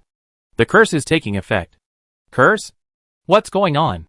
Facing Duanmu Huai's question, Wanlia hesitated for a moment, but still spoke. In fact, what I just cast was actually the master-servant contract unique to our clan. Once this contract is signed, we can know each other's positions. And, in order to keep the subordinates loyal, when the subordinates betray or resist the master, a punishment curse will be cast. Of course, the curse is generally affected by the characteristics of the caster. Oh. Hearing this, Duanmu Huai narrowed his eyes and stared at Wanlia. So, you want to secretly conclude a contract and turn me into Naruzmio's servant? Facing Duanmu Huai's serious gaze, Wanlia laughed dryly. But she quickly changed the subject. No. But that's not the problem now. Because Lord Mio seems to be somewhat resistant to concluding a contract with you, Mr. Duanmu. And for some reason, there was a problem with the contract magic I released just now, causing you, Mr. Duanmu, to become Lord Mio's master. So Lord Mio's resistance to concluding the contract was regarded as a betrayal of the master, which triggered the curse. This is bullshit. Hearing Wanlia's explanation, Duanmu Huai rolled his eyes. He was a true god. No matter what kind of contract it was simply wishful thinking to want to affect him. With Duanmu Huai as the highest priority of the true god, this situation was bound to happen. So now, what should we do? Let's cancel the contract. At this moment, Naruzmio had collapsed to the ground with her whole body weak. Her face flushed, her eyes blurry, her mouth slightly open. She kept gasping for breath, twisting her body and groaning in pain. Oh, the contract has already been concluded. If you want to cancel it, I guess we have to wait until the next full moon. Forget it. I'll cancel the contract, Duanmu Huai said as he stretched out his hand. He was the god of destruction, so destroying a contract was not a big deal for him. No. No! Seeing this scene, Maria screamed. If it is not to lift the contract with a regular ceremony, it will trigger the self-destruction effect of the contract, and the adult will die. This, hearing Wanlia's cry, Duanmu Huai couldn't help but stop his action. Somewhat hesitant, although he was sure that his destruction magic could destroy the master-servant contract. Who knew if it would trigger some curse in the contract while destroying it? Now what? Duanmu Huai stopped decisively. After all, it wasn't long until the next full moon, so it would be better to solve Naruzmio's problem first. That's easy. Hearing Duanmu Huai's question, Wanlia also laughed dryly. Because of the master-servant contract, basically as long as the subordinate swears allegiance to the master, the curse will stop. But in Mio's current situation, even the contract itself is rejected. So the first thing to do is to make her completely obedient and willing to conclude a master-servant contract with you. Mr. Duanmu? So, please make your move, Mr. Duanmu. As long as you can make Lady Mio immersed in happiness and stop resisting you, she will listen to you and swear allegiance to you. Duanmu Huai was helpless. Little girl, are you crazy?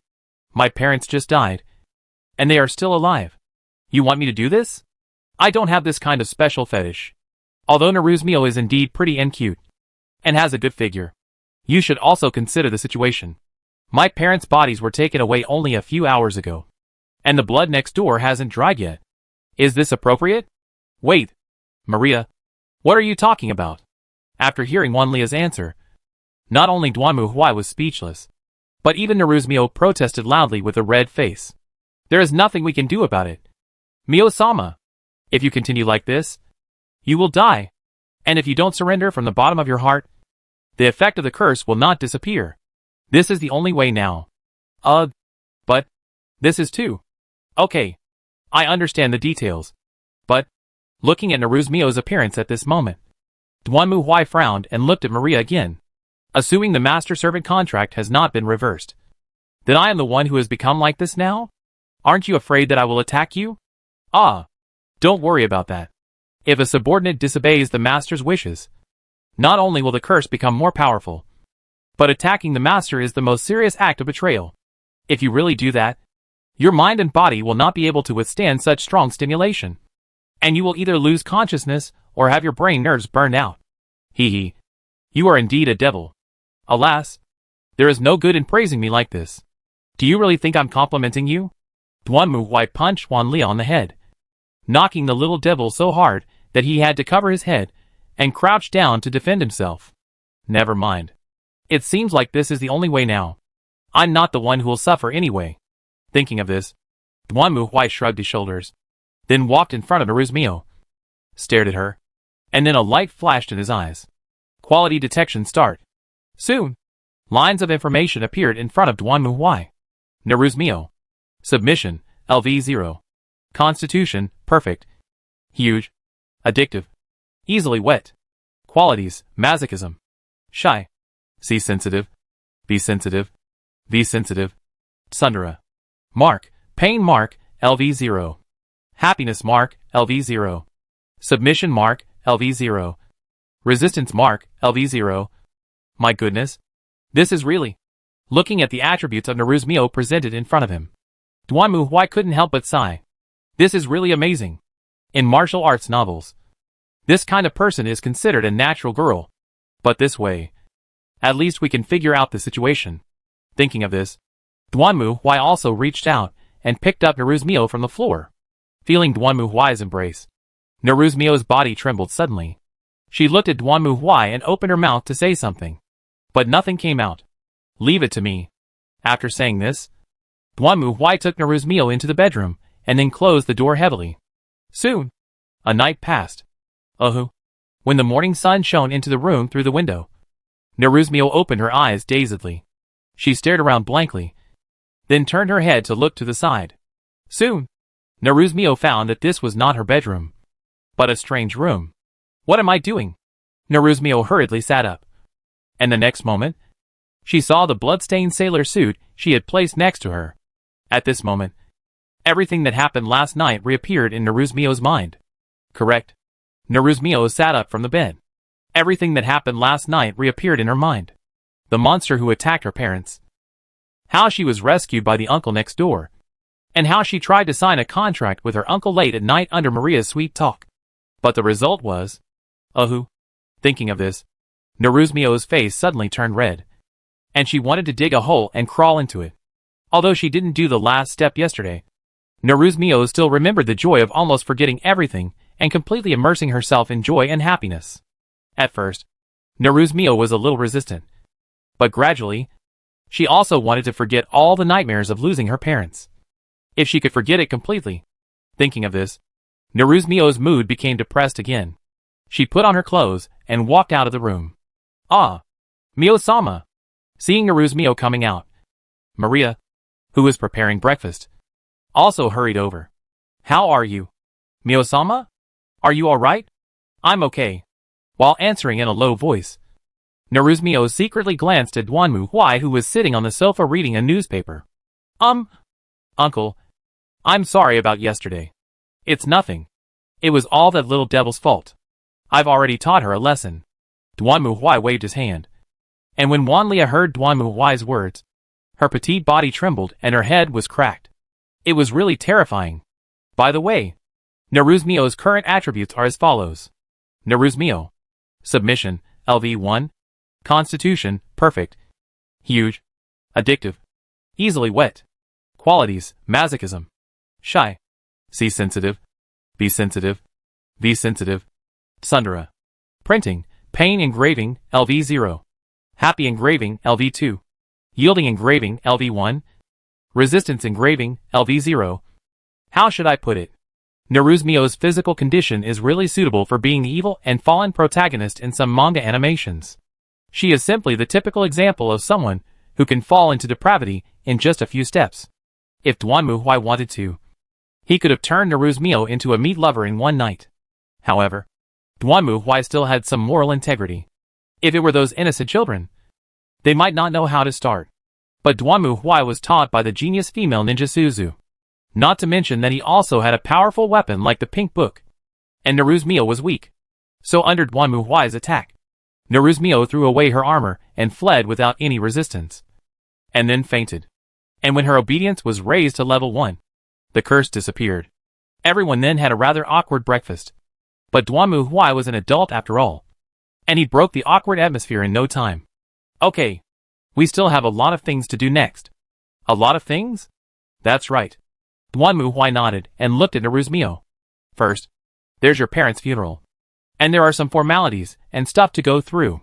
Hearing this, Naruzmio paused and lowered her head. To be honest, even now, Naruzmio still cannot accept the news of her parents' death. Although Maria said that they were only her adoptive parents, not her real parents.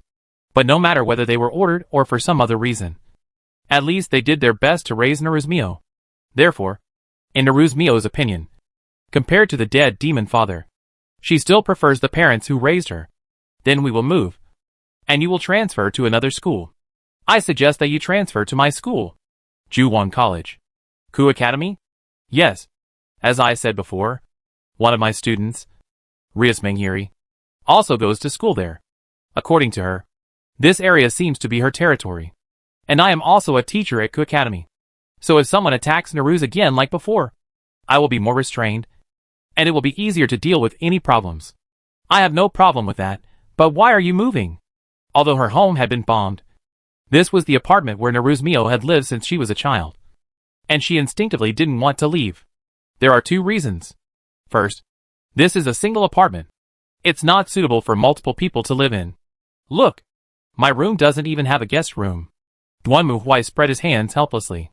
This was the backup residence that the system gave him when he traveled through time.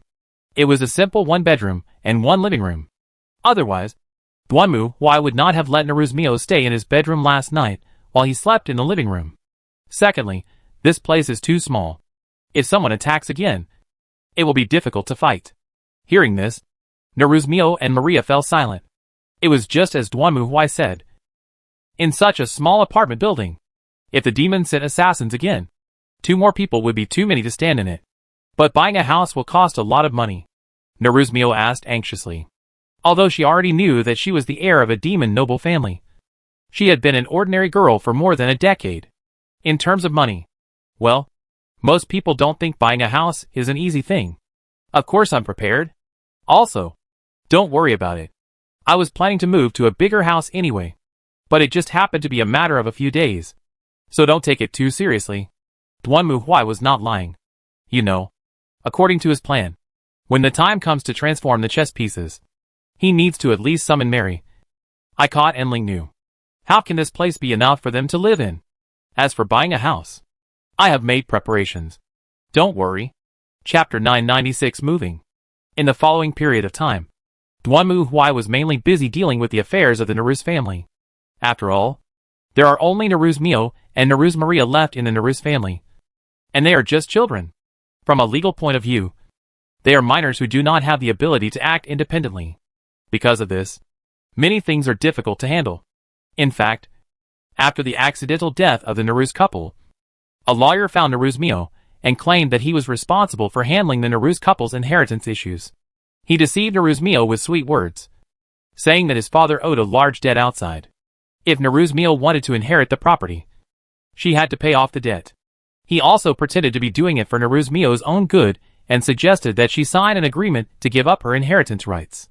Fortunately, Duanmu Huai was well prepared. He copied the lawyer when he came, and then learned the cause and effect of the matter from Shadow. Then he caught the lawyer and beat him up, saying that you only lost a life, while I lost a lot of money. You decide for yourself. Faced with the aggressive Duanmu Huai, the lawyer was also scared and obeyed Duanmu Huai's words and returned the inheritance to Nehru's Mio. Next is the funeral. Various formalities. And then? How is it? This house is nice, isn't it? Duanmu Huaiji stood at the gate with a smug look on his face, and spoke proudly to Nehru's Mio and Maria. Is this the house Uncle found? So quickly, looking at the villa in front of her. Nehru's Mio was also shocked.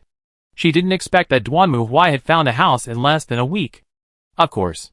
How about it? This place is nice, isn't it? Duanmu Huai looked around with satisfaction. He bought a single-family villa located halfway up the mountain. Not far down the mountain was Juwon College, and there was a shopping street nearby. In addition, the villa was surrounded by trees, which was also a good place to kill someone. This must be very expensive. Looking at the villa in front of her, Nehru's Mio swallowed her saliva. It was a 3-story villa in a typical European style. The wide gate and corridor, as well as the garden and fountain outside, looked like a building that only appeared in movies. Hee. In response to Nehru's Mio's question, Duanmu Huai smiled and gave a thumbs up. 10 million. Why? You're kidding.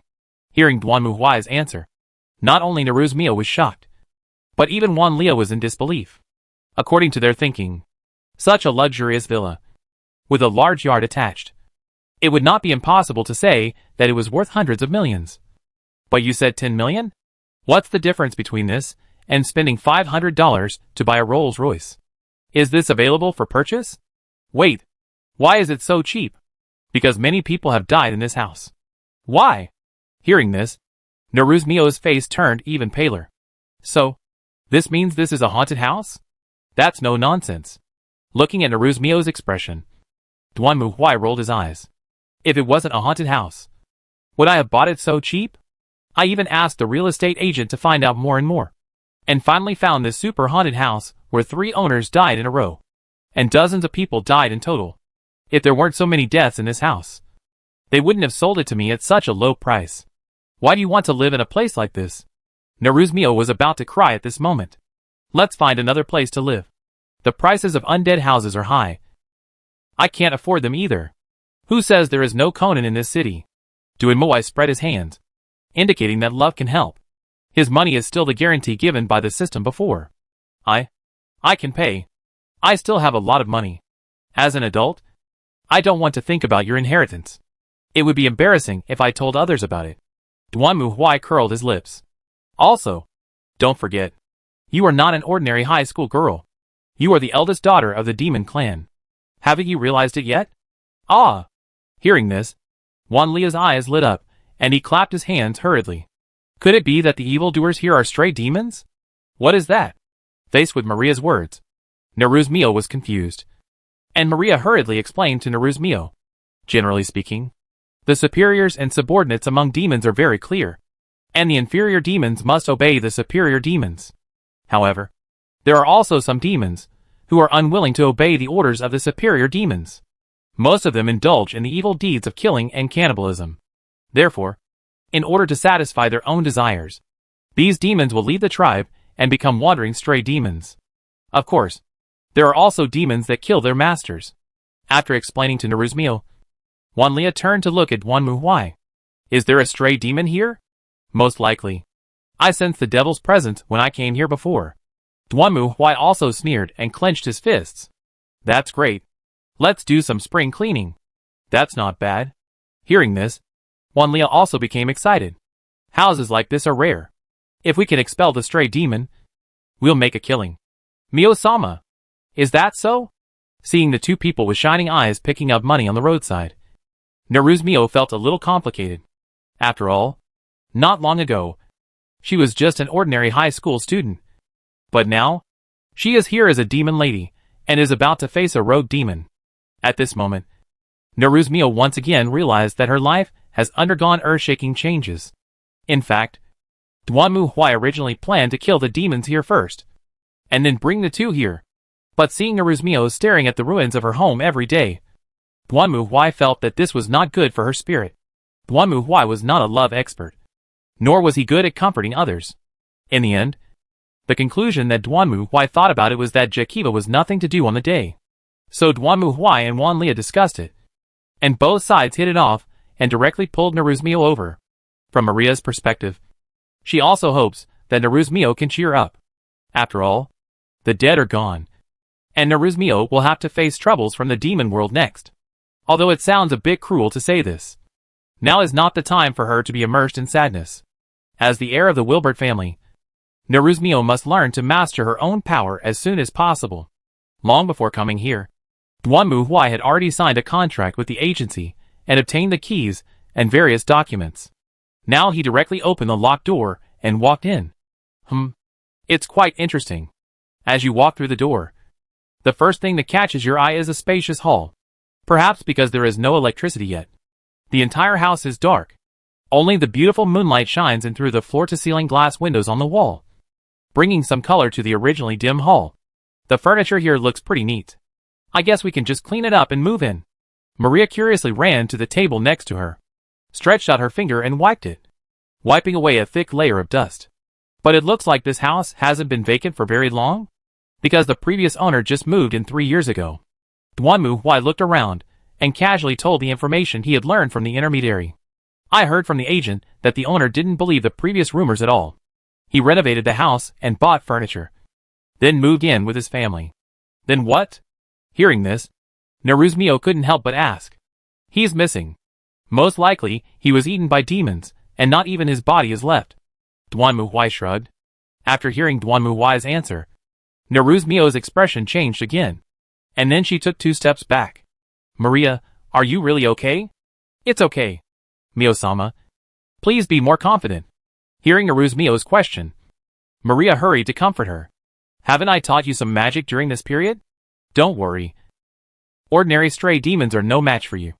Mio-sama, as long as you can use that power, you can easily kill all of them. How dare you say that? I've never seen a nightmare like yours. Listening to Wanlia's words, Duanmu Huai rolled his eyes. Generally speaking, demons like nightmare should be proficient in mental manipulation and magic. And Wanlia is also a freak. Although she is good at nightmare's own mental manipulation ability, her strength in magic is very average. In fact, what this petite and horny lowly nightmare is best at is physical combat. This made Duanmu Huai feel really uncomfortable no matter how he looked at it. After all, in general games, creatures like nightmares had points either in agility or intelligence. This was the first time he saw one with points in strength. Imagine a slender and petite nightmare spreading its wings, rushing up to you and punching you, then kicking you away. Okay, let's stop talking nonsense here. At this moment, Duanmu Huai suddenly realized something. His face changed quickly. He interrupted the conversation between Wanlia and Naruzumio, and then looked forward.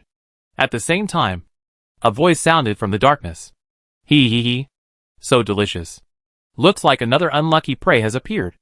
Along with this strange sound, soon, everyone saw a huge monster with a woman's upper body and a spider's lower body crawling out from the dark shadows.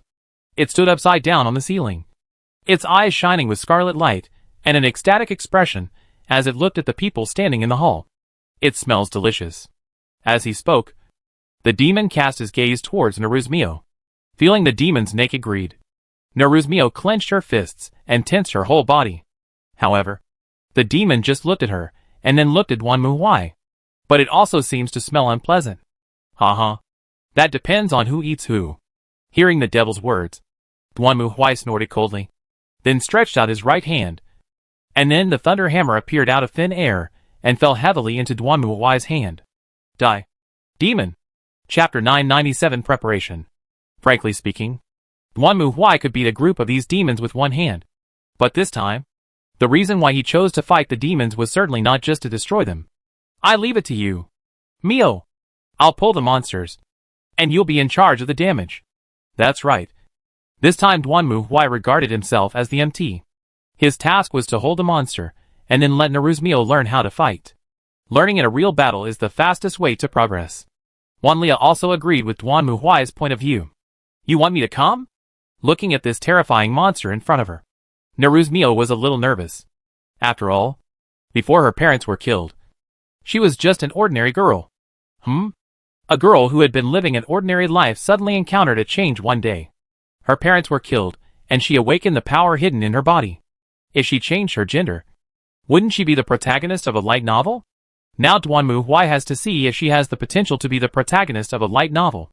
That's right. Duanmu Huai waved his warhammer casually to block the attack of the rogue demon on the opposite side, and nodded to Naruzmio. And Maria also clenched his fists and looked at Naruzmio. Come on, Master Mio. I've already taught you how to use magic. Hearing Maria's words, Naruzmio also raised her right hand. And soon, a bright red magic wave like a flame burst out from her body. Then, a lightning bolt shot out from the magic circle in front of her and blasted towards the rogue demon in front of her. The rogue demon obviously didn't expect that this delicate girl in front of him actually had such power. The bright red lightning radiated from Naruzmio's hand and hit the rogue demon directly, causing a lightning-like explosion. However, the rogue demon was obviously not a weakling.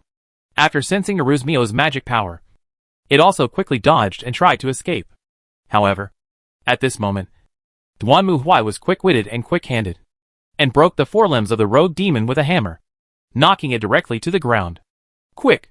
Get started. Kill it! Just think about how many people this demon has eaten. Seeing that Naruzmio was still a little hesitant, Duanmu Huai also shouted angrily. It's a demon that enjoys killing and eating people. The same demon that killed your parents. And the demon that killed my parents. Hearing this, Naruzmio recalled the nightmare again. The figure of the demon who easily toyed with and killed her parents. At this moment, the bright red magic power on her body shone even brighter. Then Naruzmio raised her hand again and aimed at the stray demon in front of her. Go to H.L. Along with Naruzmio's roar. The next moment, a bright red ball of light shot out from her hand and hit directly on the huge body of the rogue demon. Oh! The moment it was hit by Naruzmio's red light ball, the rogue demon screamed in pain. And then its body began to be squeezed, deformed, and twisted, as if it was crushed by some invisible powerful existence. It gradually began to decompose and shatter, and disappeared completely after a moment. This is Master Wilbert's power. Master Mio has inherited this power as expected. Seeing this scene, Maria cheered immediately, while Naruzmio stared blankly at the floor in front of her, not knowing how to react. There was nothing there now. Well done. Duanmu Huai also came over at this time and patted Chung Se-mio on the head. That's what you should do. Remember, there is no mercy in battle. Although I know it may be difficult for you to accept this. The only thing you can do now is to keep holding on. Remember, your parents are dead. They died to protect you. And all you can do is not let their sacrifice go to waste. Maybe you hate fighting. But if you don't fight, you will be killed. At that time, your parents' sacrifice will be meaningless and worthless. Do you understand? Hearing Duanmu Huai's words, Naruzmio lowered her head and looked at her hands. Then she raised her head and nodded vigorously at Duanmu Huai. I understand. Uncle. After the spring cleaning, Duanmu Huai and his group moved into this mansion that they had found for free. Fortunately, most of the furniture of the previous owner was still there. Currently, there were only 3 people living in this house, so there was no need to make it too complicated. Of course, for Naruzmio, she was 100% reluctant to live in such a haunted house. But Duanmu Huai said, You are the eldest daughter of the demon clan. Why are you afraid of ghosts? And under the persuasion of Wanlia, she finally bit the bullet and nodded in agreement. Of course, Naruzmio also did not forget to complain to Duanmu Huai, which made her look like a villain. After all, she was a demon now, and she lived in a haunted house, which was weird no matter how she looked at it. Wasn't it? In response to this, Duanmu Huai just laughed and said nothing. Facts have proved that his method is still effective. Although Naruzmio still minds the fact of living in a haunted house. At least, she will no longer stare at the ruins of her home for a whole day like before. The fact that she has the energy to complain means that she is walking out of the current shadow. Of course, she and Wanlia also transferred to Juwon College where Duanmu Huai was. In fact, Wanlia originally refused this, and she proudly took out a driver's license, claiming that if a policeman came to ask her why she didn't go to school, she would say that she was an adult. Duanmu Huai directly punished Wanlia with an iron fist and beat him back thoroughly. You better come to school and don't go anywhere. But before that, Duanmu Huai still had a problem to solve. Why? Looking at the sign of Mysticism Research Society in front of him, Duanmu Huai sighed silently, then knocked on the door. Soon, Rias's voice came from the door. You are teacher Duanmu. Please come in. I'm sorry to bother you. As he spoke, Duanmu Huai pushed the door and walked into the Occult Research Club. Unlike before, only Rias and Himejima Aquino were in the club office at this moment, and the other three were not in. Rias was sitting behind the desk, looking at Duanmu Huai with curiosity. Teacher Duanmu, what do you want to talk to me about? Have you changed your mind and decided to become my dependent? That's impossible. Give up. Duanmu Huai decisively refused. Then he looked at Rias. Actually, I do have something I want to ask you for help with. Wow. You just rejected my invitation. And now you still want my help. Hearing this, Rias's expression was somewhat speechless. Teacher Duanmu, you are so overbearing. But what is it that made you come to me? I remember you said that you were a high-ranking demon from H.L. Right? Are you considered a noble? Of course. Our Gremory family is a prestigious family with a long history. What's the problem? Hey, it's a long story. Duanmu Huai sat on the sofa, and Himejima Aquino hurriedly handed him tea. Duanmu Huai drank the tea while telling Rias what had happened in the past few days. After listening to Duanmu Huai's story, Rias could not hide her shock. I have heard about the situation of the Wilbert family, but I remember that after the death of the chief, his younger brother should be in charge of the family now. I see. I didn't expect that Lord Wilbert actually has a daughter who stayed in the human world. Anyway, I'm living with her now, and she will be attending Jua College soon. Aren't you all demons? It should be no problem for you to help take care of her. Rias was silent for a moment. It's not impossible. But I'm from the Gremory family, and she's the heir to the Wilbert family. And from what you said, they're fighting among themselves over the right of succession. Frankly speaking, as a member of the Gremory family, I don't think it's appropriate for me to get involved in the internal affairs of other families. This is not a problem. Duanmu Huai shook his head. I just want you to help her with club activities. Society? Yes. As he spoke, Duanmu Huai pointed to the club in front of him. A transfer student wants to join the club. As the head of the Occult Research Club, it shouldn't be a problem for you to help the newcomer. Right? Do you think this statement will work? Faced with Duanmu Huai's shameless answer, Rias was completely speechless. Indeed, if it was a relationship between two members of a superior demon family, there might be political problems. But as a student, Naruzmio transferred to Ku Academy, joined the Occult Research Department, and was instructed by the director. This was the student's duty, and no one could say anything. Right? Of course. That's what they say. But everyone knows what the situation is. The Wilbert family will not agree with you. Don't worry. They will have to agree even if they don't agree. Having said that, Duanmu Huai snorted coldly. I'll make them an offer they can't refuse. To be honest, I'm really curious. Teacher, why do you insist on getting involved in this mess? Rias picked up the teacup and took a sip of red tea, then looked at Duanmu Huai curiously again. To be honest, whether it's our Gremory family or the Wilbert family, it's our own problem among the demons. Teacher, you are just a human. Why do you have to interfere in this? And according to what you said, isn't Miss Naruzmio just your neighbor? But what you did for her is more than what a caring neighbor should do. If you want to ask me if I like her, of course I do. After all, she is pretty and cute, and has a nice figure. Duanmu Huai didn't take Rias's inquiries to heart at all, and spoke directly in a casual manner. But the main problem is that I'm already involved. How to say? I just told you that a demon attacked Naruzmio and killed her parents. Didn't I kill that demon to save her? That's right. I later learned that the guy's name was Zalgier. He seemed to be quite famous among you demons? Snap. The teacup in Rias's hand fell directly to the ground and shattered into pieces. And she stared at Duanmu Huai blankly with disbelief on her face. Wait. You're saying? You killed Marquis Zalgier? Yes. An old man with horns, and who looks very arrogant. Judging from your reaction. He is indeed very famous among the demons? More than famous. At this moment, Rias almost jumped up. Marquis Zalgier is one of the few remaining demon elders in the three-way war. And he has a very strong attainment in ancient magic. Even the current demon king respects him. Oh, that looks pretty bad. Duanmu Huai remained calm. He put down the teacup and spread his hands towards Rias. So you see, I've been involved. That's true. But I'm not sure that you killed Marquis Zalgier himself. It could be his clone or a trick. Rias let out a breath and sat back in her chair. I will investigate this matter. I have to say, teacher, you are really brave. It's just average. Third in the world. So, is that a deal? All I can say is that I will consider it, and then make a decision. That's all right. Duanmu Huai stood up and nodded to Rias. Then I'll leave it to you. I'll take my leave now. After saying this, Duanmu Huai walked out of the mysticism laboratory. And Rias watched Duanmu Huai's back disappear. Then she looked at Himejima Aquino beside her with a serious expression. Aquino, go investigate the situation immediately. The Wilbert family and Zalgier. Yes. Why? After giving the order, Rias sighed deeply and laid down on the table. Teacher, you really give me difficult questions. Then she murmured to herself. Chapter 998, Bottom Line. Duanmu Huai has always been decisive in doing things.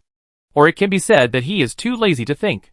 Not long after, Neruzmio and Maria entered Ju Academy as transfer students. Their appearance naturally attracted the attention of many boys in Ku Academy. After all, Neruzmio was beautiful and had a good figure. Although Maria was petite, she also attracted the attention of some boys with potential criminal tendencies.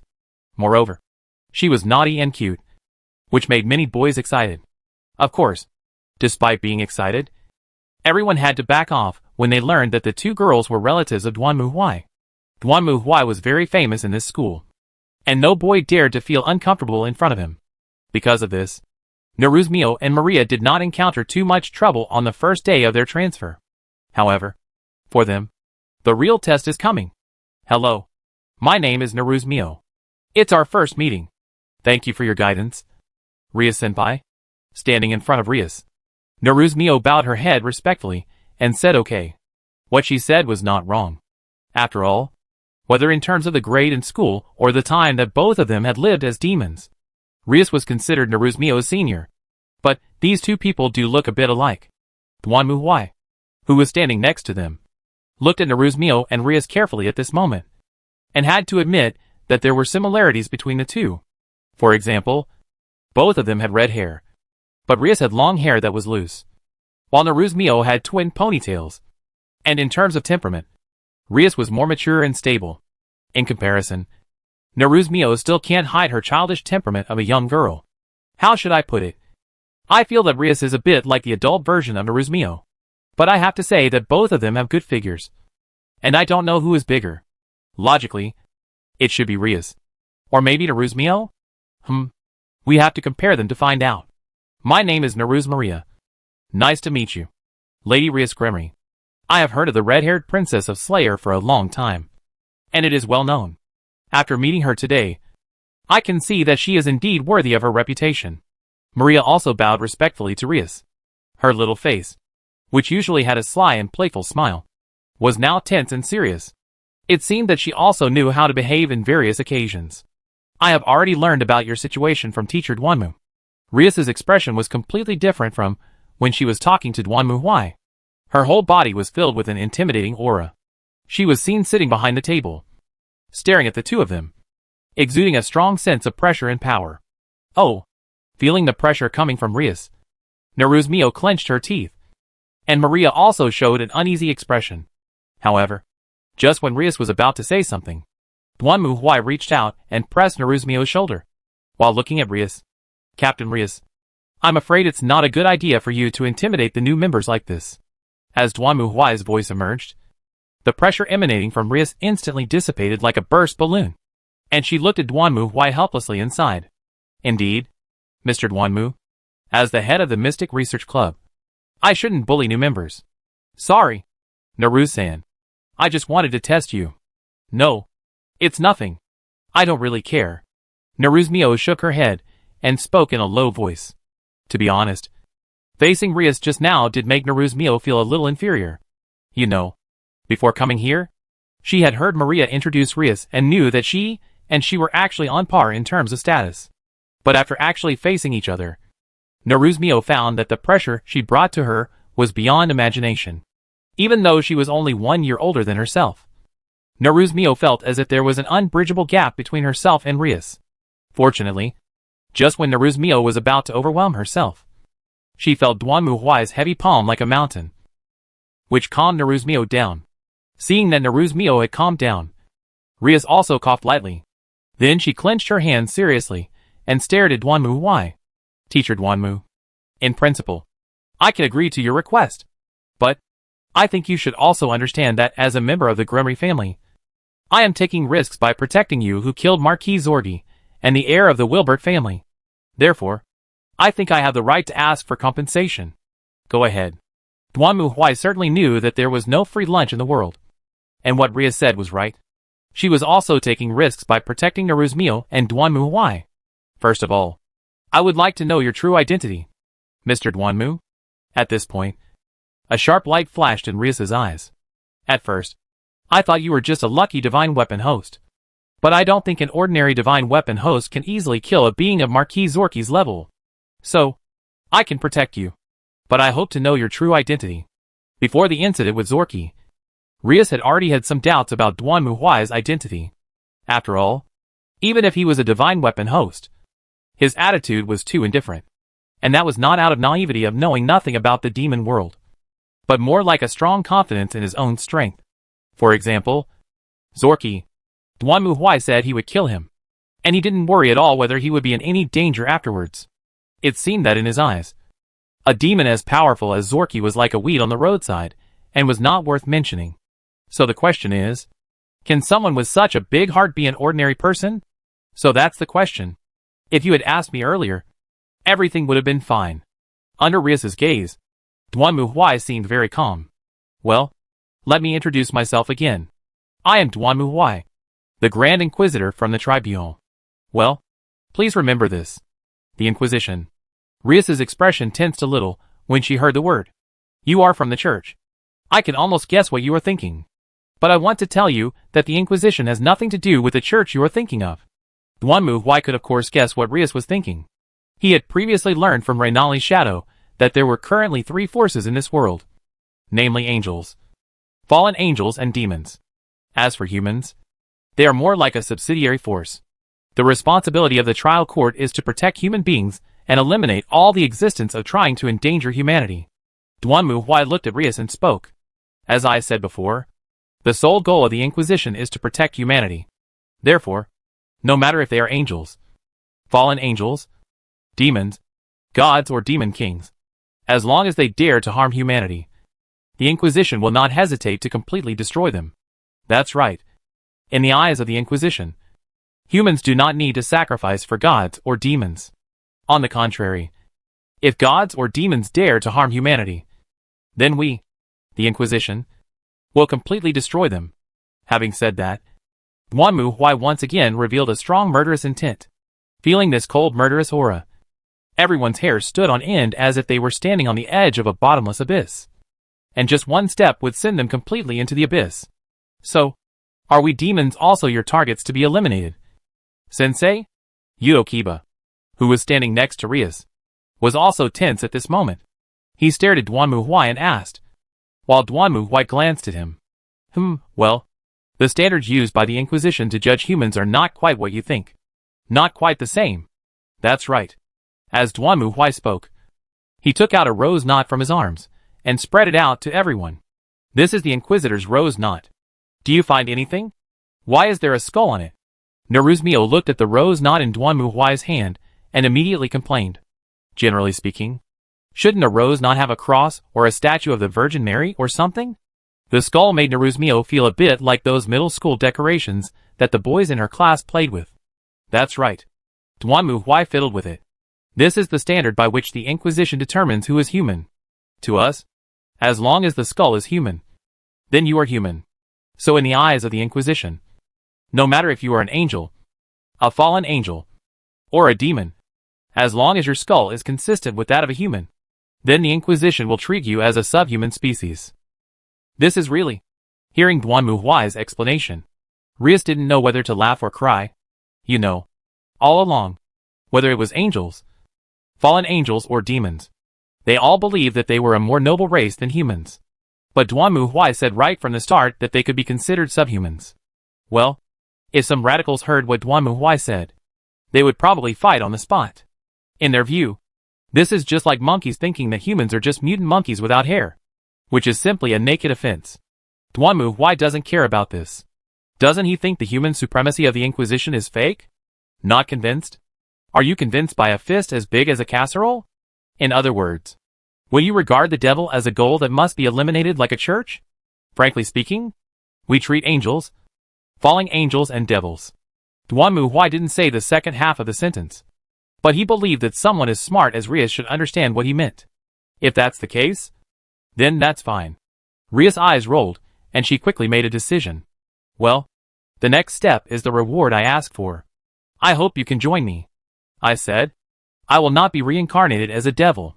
Duan Mu Huai rejected Rias' request again. But this time, Rias just shook her head. No, it's not reincarnation, but a temporary contract. A temporary contract? That's right. Looking at Duan Mu Huai, Rias nodded vigorously. I can help Narusen adapt to her power, teach her how to fight, and some common sense about demons. But my request is that you three can join my forces and fight for me. Next, Rias also explained the situation to Duan Mu Huai, Naruzmio and others. The reason why she made such a request was related to the ranking game. The so-called ranking game is a game in which demons with titles command their servants to fight and compete with each other. Only mature demons can participate in the official ranking game. So Rias has not participated in the ranking game so far, but she is about to reach this stage. So Rias hopes to increase the number of chess pieces in her hand to prepare for the next ranking game. This is also the reason why she repeatedly looks for Duan Mu Huai. In Rias' opinion, if Duan Mu Huai can join her camp, then she can be almost invincible in the ranking game. Generally speaking, the subordinates in this ranking game are basically demons reincarnated from chess pieces. However, there is also a special case where a temporary contract can be made. That is, not reincarnating a demon, but only temporarily obtaining the bonus of the chess piece to fight. Of course, almost no high-level demons will use this method. After all, it is equivalent to mercenaries. For high-level demons, compared with mercenaries, they still value their loyal subordinates more. This is just like how even if nobles hire mercenaries to fight in the front, they still trust their own private soldiers the most. So generally speaking, temporary contracts rarely occur. But since Duan Mu Huai firmly disagrees with reincarnating as a devil, Rias has no choice but to settle for the next best option. In response to Rias' proposal, Duan Mu Huai was silent for a moment. Then he turned to look at Naruzmio and Maria. Noticing Duan Mu Huai's gaze, Maria did not speak, while Naruzmio gritted her teeth and said nothing. But from her eyes and expression, Duan Mu Huai had already got the answer. All right. Duan Mu Huai withdrew his gaze and looked at Rias. That's settled then. Chapter 999 Ordinary Daily Life. After Duan Mu Huai nodded, Rias finally got what she wished for and signed a temporary contract with the three of them. Duan Mu Huai also took the opportunity to observe Rias' chess pieces. According to Rias, the so-called devil chess pieces were developed by the demon world because after the three-way war, the population of each faction dropped sharply due to the war. So a large number of people were needed.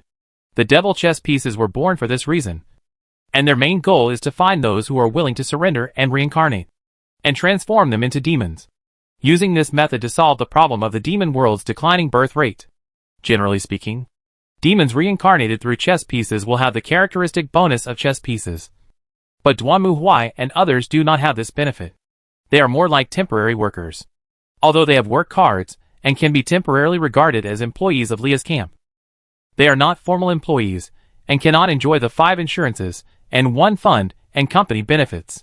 In other words, this is just a contract, and there is no attribute bonus of chess pieces. But Duan Mu Huai didn't care. As for Naruzmio and Maria, They were not demons of the Gremry family. They just signed a temporary contract to deal with the emergency. By the way, the chess piece that Rias has is black, while Duanmu Huai's own chess piece is white. Well, the system's products are indeed different, since it was a tentative contract and did not involve the issue of reincarnated demons and inheritance of power. Rias only gave Duanmu Huai, Neruzmio and Maria each a soldier chess piece as a signature. In this way, Duanmu Huai and others are officially under Rias's command. After that, Duanmu Huai's new life began. When Duanmu Huai opened his eyes, what came into view was an unfamiliar ceiling. Duanmu Huai yawned and then stretched out his hand. At the same time, a little head popped out from the quilt in front of Duanmu Huai's chest and looked at him with a smile. "Good morning, Master Duanmu." "Good morning, Maria. What are you doing here again?" "Hey, in games, isn't it always the case that the protagonist is woken up by a pretty and cute girl? This is not a wake-up call." Looking at Wanlia lying on his chest, Duanmu Huai couldn't help but complain. Since they moved to the new house, Wanlia would call Duanmu Huai to get up every morning. However, this was completely different from the ordinary brother. "It's morning. Get up quickly." Every time, Wanlia would take off his clothes, then lie directly on Duanmu Huai, clinging to him tightly, and then rub against Duanmu Huai's chest like a kitten. Even in our 18 games, there's no such outrageous way to wake someone up. Feeling the delicate skin and high body temperature, Duanmu Huai reached out and gently tapped Wanlia's little head. "Okay, get up." As he spoke, Duanmu Huai got out of bed and put on his clothes. Wanlia also laughed and jumped off the bed. If he were a male protagonist of a light novel who was in adolescence, he might be blushing and flustered when facing Wanlia. But Duanmu Huai had seen a lot of battles, and it wasn't me who was at a disadvantage anyway. It was not bad to get up early in the morning to feast my eyes. No matter how many times I watch it, I always think Mr. Duanmu is amazing. Sitting on the bed, Wanlia stared at Duanmu Huai, who was changing clothes with wide eyes. Then she lowered her head and stretched out her hand to measure her lower abdomen. Wow! If it were me, I would probably go straight to my stomach. I really don't know what it would feel like. Why don't you try and know? Hey! Please let me prepare myself mentally for this. Even the lustful nightmare Loli seemed unable to hold out in front of Duanmu Huai's giant dragon. After changing clothes and washing up, Duanmu Huai walked out of the bedroom and greeted Neruzmio, who had just returned from exercise. Neruzmio also received instructions from Rias. According to Rias, the first thing Neruzmio needs to do is to control her magic aura. Because if a high-level demon like Neruzmio does not control her aura well, it is easy to attract some stray demons or strange things. And it is also easy to be targeted by the clergy of the church or the fallen angels. Therefore, Neruzmio gets up very early every day and goes outside to practice magic control. From this point of view, she is still very hardworking. After breakfast, everyone went out to school and started their school life.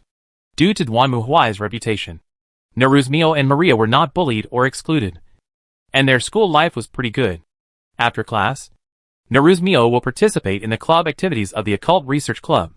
Of course, it is called club activities, but in fact it means that Rias will teach her about all aspects of demons, not only fighting skills, but also the etiquette, methods, words and deeds of demon nobles, as well as some necessary knowledge. As for the other members, they will do their duty as demons, which is to accept the contract of humans, do things for them, and then collect the price. This is the normal way for demons to exist. Of course, Duanmu Huai also secretly hid his whereabouts and went to investigate several times. After all, although Rias said that demons rarely kill people now, Duanmu Huai naturally would not believe everything she said. As the saying goes, seeing is believing. He only needs to see with his own eyes what they are doing. However, after watching it several times, Duanmu Huai said that the commissions these demons took were really disgusting. According to Lias, they would distribute flyers like advertisements on the street, and only those who wanted the help of the devil to a certain extent could activate the power in them and summon them. So at the beginning, Duanmu Huai thought of some very social and legal plots. For example, someone's child is murdered, but the murderer escapes punishment and remains at large. The victim is heartbroken and is determined to sacrifice his life to summon the devil to avenge his child. Or someone wants to gain the power of the devil, build a harem of wine and women for himself, turn the school into a paradise where he can do whatever he wants, and gain the ability of hypnosis and brainwashing. But the facts were completely different from what he thought. For example, there was a commission. The client was a social animal, and his wish was to have the touching kitten give him a princess hug. That's right. He didn't hold the touching kitten in his arms like a princess, but he let the touching kitten hold him in his arms.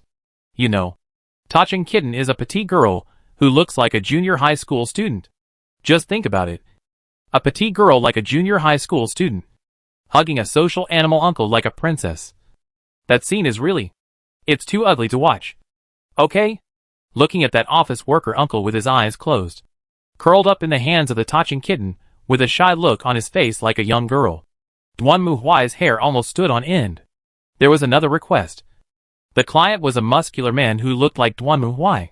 He actually asked the devil to accompany him in a magical girl costume to watch anime. They also had to perform some moves together, and say some magical girl lines. Seeing a muscular man in a pink magical girl costume saying, "I will destroy you on behalf of the moon," Duan Mu Huai felt like he was really going to die. This is, if I have to say, it's definitely not a serious commission. If I say the devil, he is indeed a devil. But how should I put it? Are all Japanese people perverts? And Rias also specifically said that if the desire is not strong enough, it is impossible to summon a demon. So those guys are psychopaths strong enough to summon demons? After secretly following several of Rias's followers to observe their work situation, Duan Mu Huai decisively gave up. He felt that he would be mentally polluted if he continued. By the way, after completing these contractual tasks, customers are required to fill out evaluation forms. Do even demons have to kiss? Give it a 5-star rating if you like it these days? Fortunately, Duan Mu Huai and his men were only mercenaries on a temporary contract. Otherwise, if Duan Mu Huai were to do this, he was afraid that he would not be able to control himself and would beat the client to death. He couldn't stand this. After the extracurricular activities, Duan Mu Huai still carried out his routine inspection of the school building. But this time, there was one more person. Wan Li. The reason why I brought Maria along was simple. Maria was a nightmare. According to Maria herself, nightmares mainly gain power by absorbing people's joyful emotions. In other words, Maria herself was a walking human radar. As long as she was with her, no matter in the sports warehouse, the infirmary, the empty music classroom, or the rooftop, Maria could immediately find those couples who dared to hide there, and do it.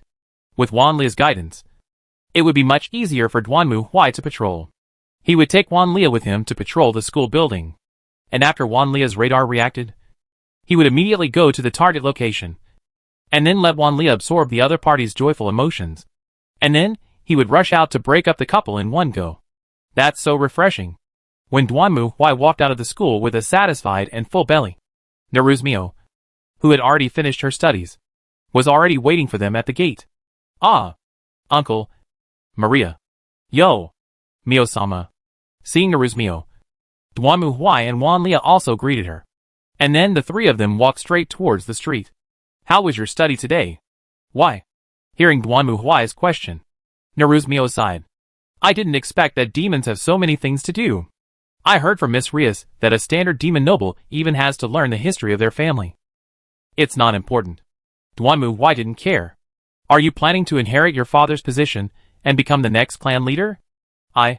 Naruzmio raised her head and looked ahead anxiously. "To be honest, I don't know. After all, I have always thought that I was just an ordinary high school girl. I have never thought about demons or nobles. Moreover, I have never seen my father, and I don't know what kind of person my biological mother is. I also don't know why they put me in the human world and let others raise me." "Mio-sama." Hearing Naruzmio's sigh, Maria looked at her with some worry.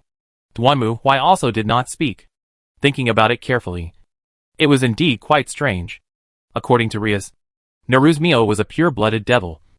That is, a child born between two devils. Not a devil reincarnated from a human like Rias' followers. Due to the low birth rate of demons themselves, and the fact that many people died in the three-way war, the number of demons reincarnated from humans in the demon world now far exceeds the number of purebred demons. Each purebred demon is quite rare, and generally speaking, they are held in the palm of their family's hands.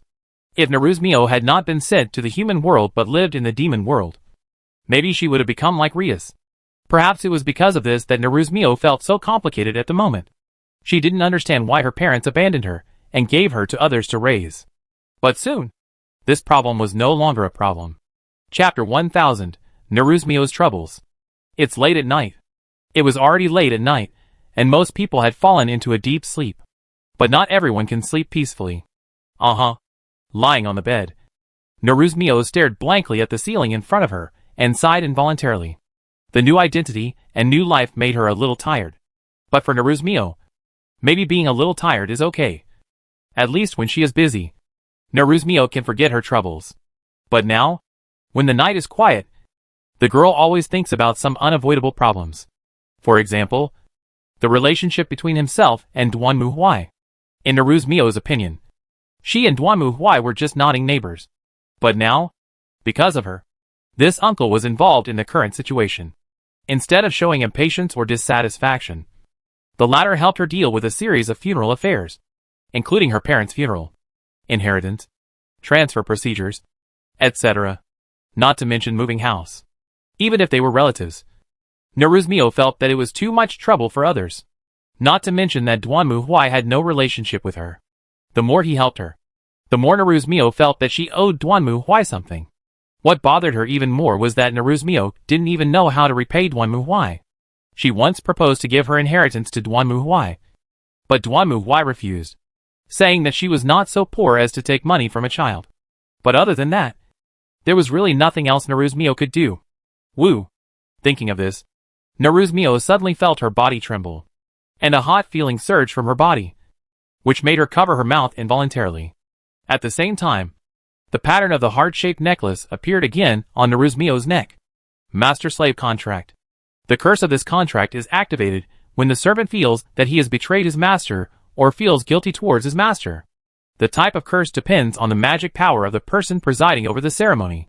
However, the power used to make the master-servant contract was that of Maria, the nightmare. Naruzmio twisted her body, bit her lips tightly, and her cheeks flushed. The burning sensation made Naruzmio unable to resist. But she didn't know what to do. And at this moment, "Oh, Mio-sama, it's not good for your health if you keep enduring like this." Suddenly, Maria's voice sounded in Naruzmio's ears. She turned around and saw the young silver-haired nightmare staring at her with a smile. "Do you want me to call Master Duanmu over? It's all your fault." When she saw Maria, Naruzmio was furious. She was just bewitched at the time and listened to Maria's lies, which made her want to conclude a master-servant contract. But it ended up like this. I didn't think of that at that time. Hearing Naruzmio's reprimand, Maria gave a somewhat awkward smile. But soon her expression became serious. "But Master Mio, this won't work. You should understand that if you feel you owe Master Duanmu anything, the curse will be activated. We must solve this problem as soon as possible." But, he doesn't want my money. TSK. Talking about money is so tacky. Mio-sama. Besides, I have a better idea. There is a way? Hearing Maria say that there was a way, Naruzmio quickly focused and looked at Maria. The latter took out a laptop, opened it in front of Naruzmio, and then clicked on a website. What's this? Perhaps after hearing Maria say that there was a solution, Naruzmio's mood changed, and the curse gradually weakened. So Naruzmio was finally able to sit up, panting while looking at the website on the notebook in front of her. God is waiting to be recorded. This is a website for girls who have run away from home and are homeless. Most of them have left their original homes for some reason and have nowhere to go and little money. So they post messages on such websites, hoping that kind people can take them in. Is there such a thing? After hearing Maria's introduction, Naruzmio was confused. As an ordinary female high school student, she had never been exposed to this. But how could anyone take me in if I have no relatives or friends? And I have no money. So I can't even stay in a hotel. Oh, Master Mio, you are wrong. These girls are not penniless. As she spoke, Maria chuckled and reached out to poke Naruzmio's chest. They still have bodies. Why? Hearing Maria's answer, Naruzmio was stunned for a moment. And the next moment, the girl's face suddenly turned red. Hey. At this moment, Naruzmio hurriedly stepped back. looking at the website in front of her in surprise, as if it was some kind of poisonous scorpion. Wait. So they use their own bodies. Is that okay? Of course. Since you don't have money, isn't it the same to pay with your body? The other party provides you with 3 meals and a place to stay. So isn't it natural for me to provide some services for him? Wow. There's actually such a thing. Staring at the content on the website in front of her, Naruzmio felt as if she had opened the door to a new world. Then she seemed to have thought of something and hurriedly looked at Maria. Wait. Maria, you mean to let my uncle and I? That's right. Maria nodded vigorously. Lord Mio, you should be very clear about your current situation. And you have also seen Lord Duanmu's strength. To be honest, your current situation is very bad, and we need a strong backer. Indeed, Lord Duanmu is treating you well now. But this is not enough. We need to tie him down completely. Let us become a community of shared destiny. Therefore, the best way is for the two of you to have a relationship beyond friendship. And in this way, the relationship between the two can be closer. And Lord Mio doesn't have to worry about it. Ah. Hearing what Wanlia said, Naruzmio's face flushed, and she was speechless. Although she did want to repay Duanmu Huai. But, sending herself away? This was still too shocking for Naruzmio. Not to mention that Duanmu Huai also looked too fierce. At least, Naruzmio never thought that she would meet a fierce and evil Prince Charming. But before that, there is a more important question. But even if I am willing, Uncle may not agree. Well, that is indeed a problem. Wanlia nodded. After observing Duanmu Huai for a while, Wanlia found that Duanmu Huai was very skilled in these matters between men and women. He could be said to be an old hand. Although she tried to seduce him several times, he did not look anxious at all, and seemed to be able to do it with ease. This was really a mistake. Wanlia thought that a man like Duanmu Huai who looked so fierce must have been single all his life, and had never seen a woman. Well, if Duanmu Huai knew what Wanlia was thinking, he would have grabbed this lustful nightmare lowly and spanked her. Judging from their interactions with Duanmu Huai, even if Naruzmio took the initiative, Duanmu Huai would probably refuse. Otherwise, he would have eaten Naruzmio up on the night of signing the contract. However, since Wanlia made this suggestion, he naturally thought of this. I have my own way. Master Mio, leave it to me. Looking at the confident Maria, Naruzmio felt like she had fallen into a pit. But she still nodded reluctantly. After all, it seems there is no other way? Duanmu Huai was completely unaware of Naruzmio and Maria's private plan. However, when he woke up, he found that the nightmare Loli did not get naked and crawl into his quilt like before. And he thought that Maria had finally given up.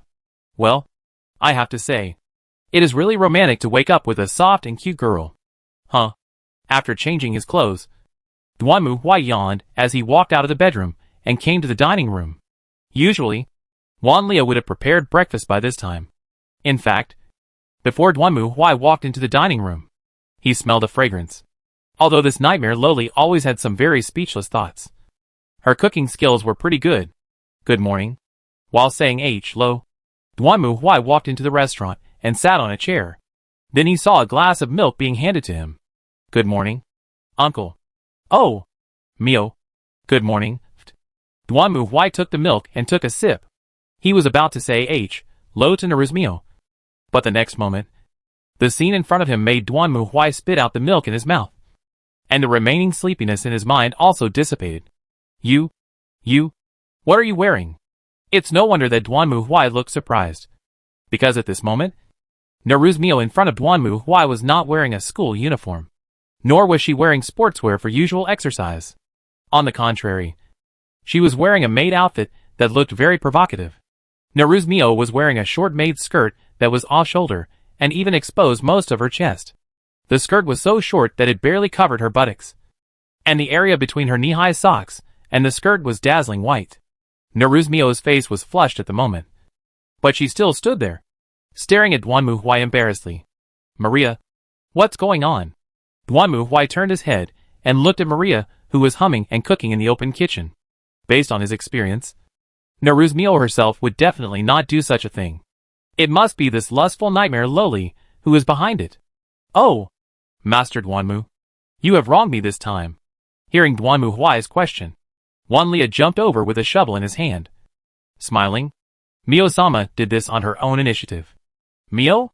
Yes, it is. At this moment, Mio's face was also red, and she spoke to Duanmu Huai stutteringly.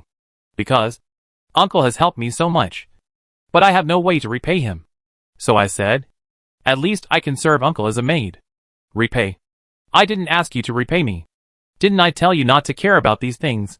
After hearing Naruzmio's answer, Duanmu Huai was speechless. But Wanlia raised his eyebrows, then raised the shovel and pointed it at Duanmu Huai. Master Duanmu, we understand your thoughts, but it is natural to repay a favor. And don't forget that you and Master Mio have a master-servant contract. Every night, Master Mio is often tortured by the curse and can't sleep well because she doesn't know how to repay you. You can't bear to see Master Mio being tortured by the curse. Right? Is there such a thing? Hearing this, Duanmu Huai was also stunned and looked at Naruzmio. The latter blushed and nodded slightly. Seeing Naruzmio's reaction, Duanmu Huai didn't know what to say for a moment. And in the end, he just shook his head. Okay. Let's leave it like this for now. If it makes you feel better. Anyway, it's only 1 month at most. And I can terminate the contract when the next month is full. Chapter 1001 Let me be a consultant. It's not that Duanmu Huai has never been served by maids. He also has made dolls in the tribunal. And there is also Odell, a maid who is no longer a full-time maid, and maid monsters. However, these are all professionals. They will smile, make tea for Duanmu Huai, bring food, take care of everything, and do everything perfectly. Of course, strictly speaking, a maid's job is to make tea, pour water, and make the beds. However, Naruzmio's maid surprised Duanmu Huai. After all, she was not a professional, and Wanlia had specially chosen a maid outfit with a skirt that was so short that it was almost at the thigh root. As long as she moved a little, she might be exposed. As a result, Naruzmio was very shy and blushed when doing these things. She looked reluctant but had to do it. As a maid, she was of course not qualified. But Duanmu Huai didn't really ask her to be a professional maid. Right? Seeing the beautiful girl blushing, cautious, and ashamed in a revealing maid outfit was also a kind of welfare. It wasn't until she changed back into her uniform for school that Naruzmio breathed a sigh of relief. Well, looking at her like this, I guess she will change it when she comes back from school. Never mind. Since Naruzmio thinks this will make her feel better, Duanmu Huai will let her do as she pleases. After all, he also understands the principle of repaying kindness with resentment. As a physical education teacher, Duanmu Huai had basically nothing to do. He came to the office, glanced at the class schedule, and after confirming the next few classes, Duanmu Huai planned to find a place to relax. But at this moment, another teacher called him. Ah, Teacher Duanmu. What's up? The principal wants to see you. The principal is looking for me. Okay, I get it. Hearing this, Duanmu Huai was stunned for a moment, but still nodded, then walked out of the office and came to the principal's office on the 3rd floor. The principal of this academy is an old man over 50 years old. But Duanmu Huai has heard from Rias that the principal is also a human member with a close relationship with the Gremory family. So Rias chose to study here. Although on the surface the principal is an old man. In fact, as long as Rias gives the order, he will do whatever she asks him to do. But this shouldn't have anything to do with me. Ah, you're here, Teacher Duanmu. Pushing open the door of the principal's office, Duanmu Huai saw the old principal sitting behind the desk. And on the sofa next to him, there was another man sitting. Duanmu Huai knew him, and remembered that he seemed to be Taki, who taught music. To be honest, Duanmu Huai didn't like him very much. This teacher looked light and soft, and he looked very elegant with glasses. He was also quite handsome, so he was very popular with girls. What's so great about that? He's just a pretty boy who makes a living by his face. Duanmu Huai can beat 100 of these with one finger. Duanmu Huai complained in his heart, nodded at him as a greeting, and then came to the principal. Principal, do you have something to ask me? Ah, yes, Mr. Duanmu. Actually, I asked you to come this time mainly because I hope you can help. I remember that you haven't served as any club advisor yet. Right? That's right. Duanmu Huai nodded. Generally speaking, club activities require the club director to invite a consultant. Given Duanmu Huai's qualifications, the sports club is the most suitable for him. However, Most students are afraid of Duanmu Huai, so no one dares to invite him to be a club consultant. Duanmu Huai was naturally happy with the quietness, and he was so busy that he didn't want to leave. Now it seems that I can't escape. However, what the principal said next made Duanmu Huai wonder if there was something wrong with his ears. Ah, in that case, would you like to serve as the advisor of the Wind Band Club? Wind Band Club. Hearing the principal's words, Duanmu Huai looked at the old principal in confusion. He originally thought that Rias wanted the principal to let him serve as the consultant of the Mysticism Research Club. What the H.L. is a consultant for the Wind Band Club? How can I go to KTV to sing, and the boss still give me money to treat me to go out? I don't understand music. Duanmu Huai spread his hands, looking surprised. A physical education teacher becomes a consultant for the music department. Principal. Are you showing signs of Alzheimer's? As for this question, I'll let Mr. Taki answer it. As he spoke, the principal looked at Taki, who was sitting on the sofa. The latter also stood up and smiled at Duanmu Huai. I'm very sorry, Mr. Duanmu. This is my request. Your request? As I recall, you're the music teacher. Why don't you become a counselor yourself? Ah. In fact, I am now the advisor of the Wind Band Club. Hearing Long's answer, Duanmu Huai stared at him with a puzzled look on his face. The band club has a consultant. And you still come to me? Are you teasing me? Are you feeling itchy? Do you want me to give you a massage with my fist as big as a casserole? I'm not trying to tease you, Teacher Duanmu. Fortunately, perhaps Taki sensed danger from Duanmu Huai's eyes, and he hurriedly explained. To be honest, I just took over the band recently, and there are serious problems there, and they want to participate in the national competition. I think this is a good start. But what does this have to do with me? Duanmu Huai knew nothing about wind instruments and was completely tone-deaf. Strictly speaking, he didn't really appreciate music and just listened to the noise. The members of the Wind Band Club are currently working hard to enter the national competition. They have persisted in strict practice. But in my opinion, their ability to withstand pressure is still a little insufficient. I think Teacher Duanmu should know that wind instrument performance is a performing art that needs to be performed in front of the public. There are many inexperienced freshmen among them, and they are not used to bearing pressure. Oh. After hearing this, Duanmu Huai understood what Taki meant. Oh. Actually, Teacher Duanmu, you did a very good job. At this time, the principal also spoke with a smile. Recently, several students from the Department of Physical Education of our school have performed well, which is inseparable from your strict guidance. Teacher Duanmu. Yeah, that's right. Although Duanmu Huai taught them physical education, he didn't remember giving strict guidance to anyone. While the principal and Long nodded, Duanmu Huai didn't know that the physical education department of Juwon College was very outstanding during this period. Many students got very good results in the preliminaries, including some freshmen. Logically speaking, when facing a big competition, many talented students would not perform well due to lack of experience and too much pressure. However, this time, the sports department of Juwon College blossomed across the board. Everyone was happy but also curious. Then the principal asked those students and learned from them that, compared to the pressure from Teacher Duanmu, this level of competition is nothing at all. According to those students, every time during physical education class, even if Duanmu Huai did nothing but stare at them, they felt as if they were being stared at by a tiger or lion. They were trembling with fear that if they made a mistake, they would be eaten by the other party. This was a kind of fear and pressure that came from the instinct of life, forcing them to work hard. Just like that, when these students entered the competition field, they were surprised to find that even the national competition field did not give them as much pressure as Duanmu Huai's physical education class. After all, if something goes wrong in a national competition, it's not a big deal. But if something goes wrong in a physical education class, you could end up losing your life. Although the logic is a bit confusing, in the students' eyes, no one in the national competition is as terrifying as Duanmu Huai. After learning this, Mr. Taki found the principal and made this suggestion. We hope that students in the Wind Band Club can accumulate as much experience as possible before the official performance. But it is difficult to carry out training under pressure. At this point, Taki was a little helpless. After all, wind music requires collective action. It is impossible for dozens of people to run to the street to play a symphony. However, wind music competitions are public performances. They have to be performed in concert venues, in front of judges and audiences. If you don't have the ability to perform in public, it's useless to perform well in private. And since Tuanmu Huai has his own pressure, then it would be a waste if he didn't use it. Right?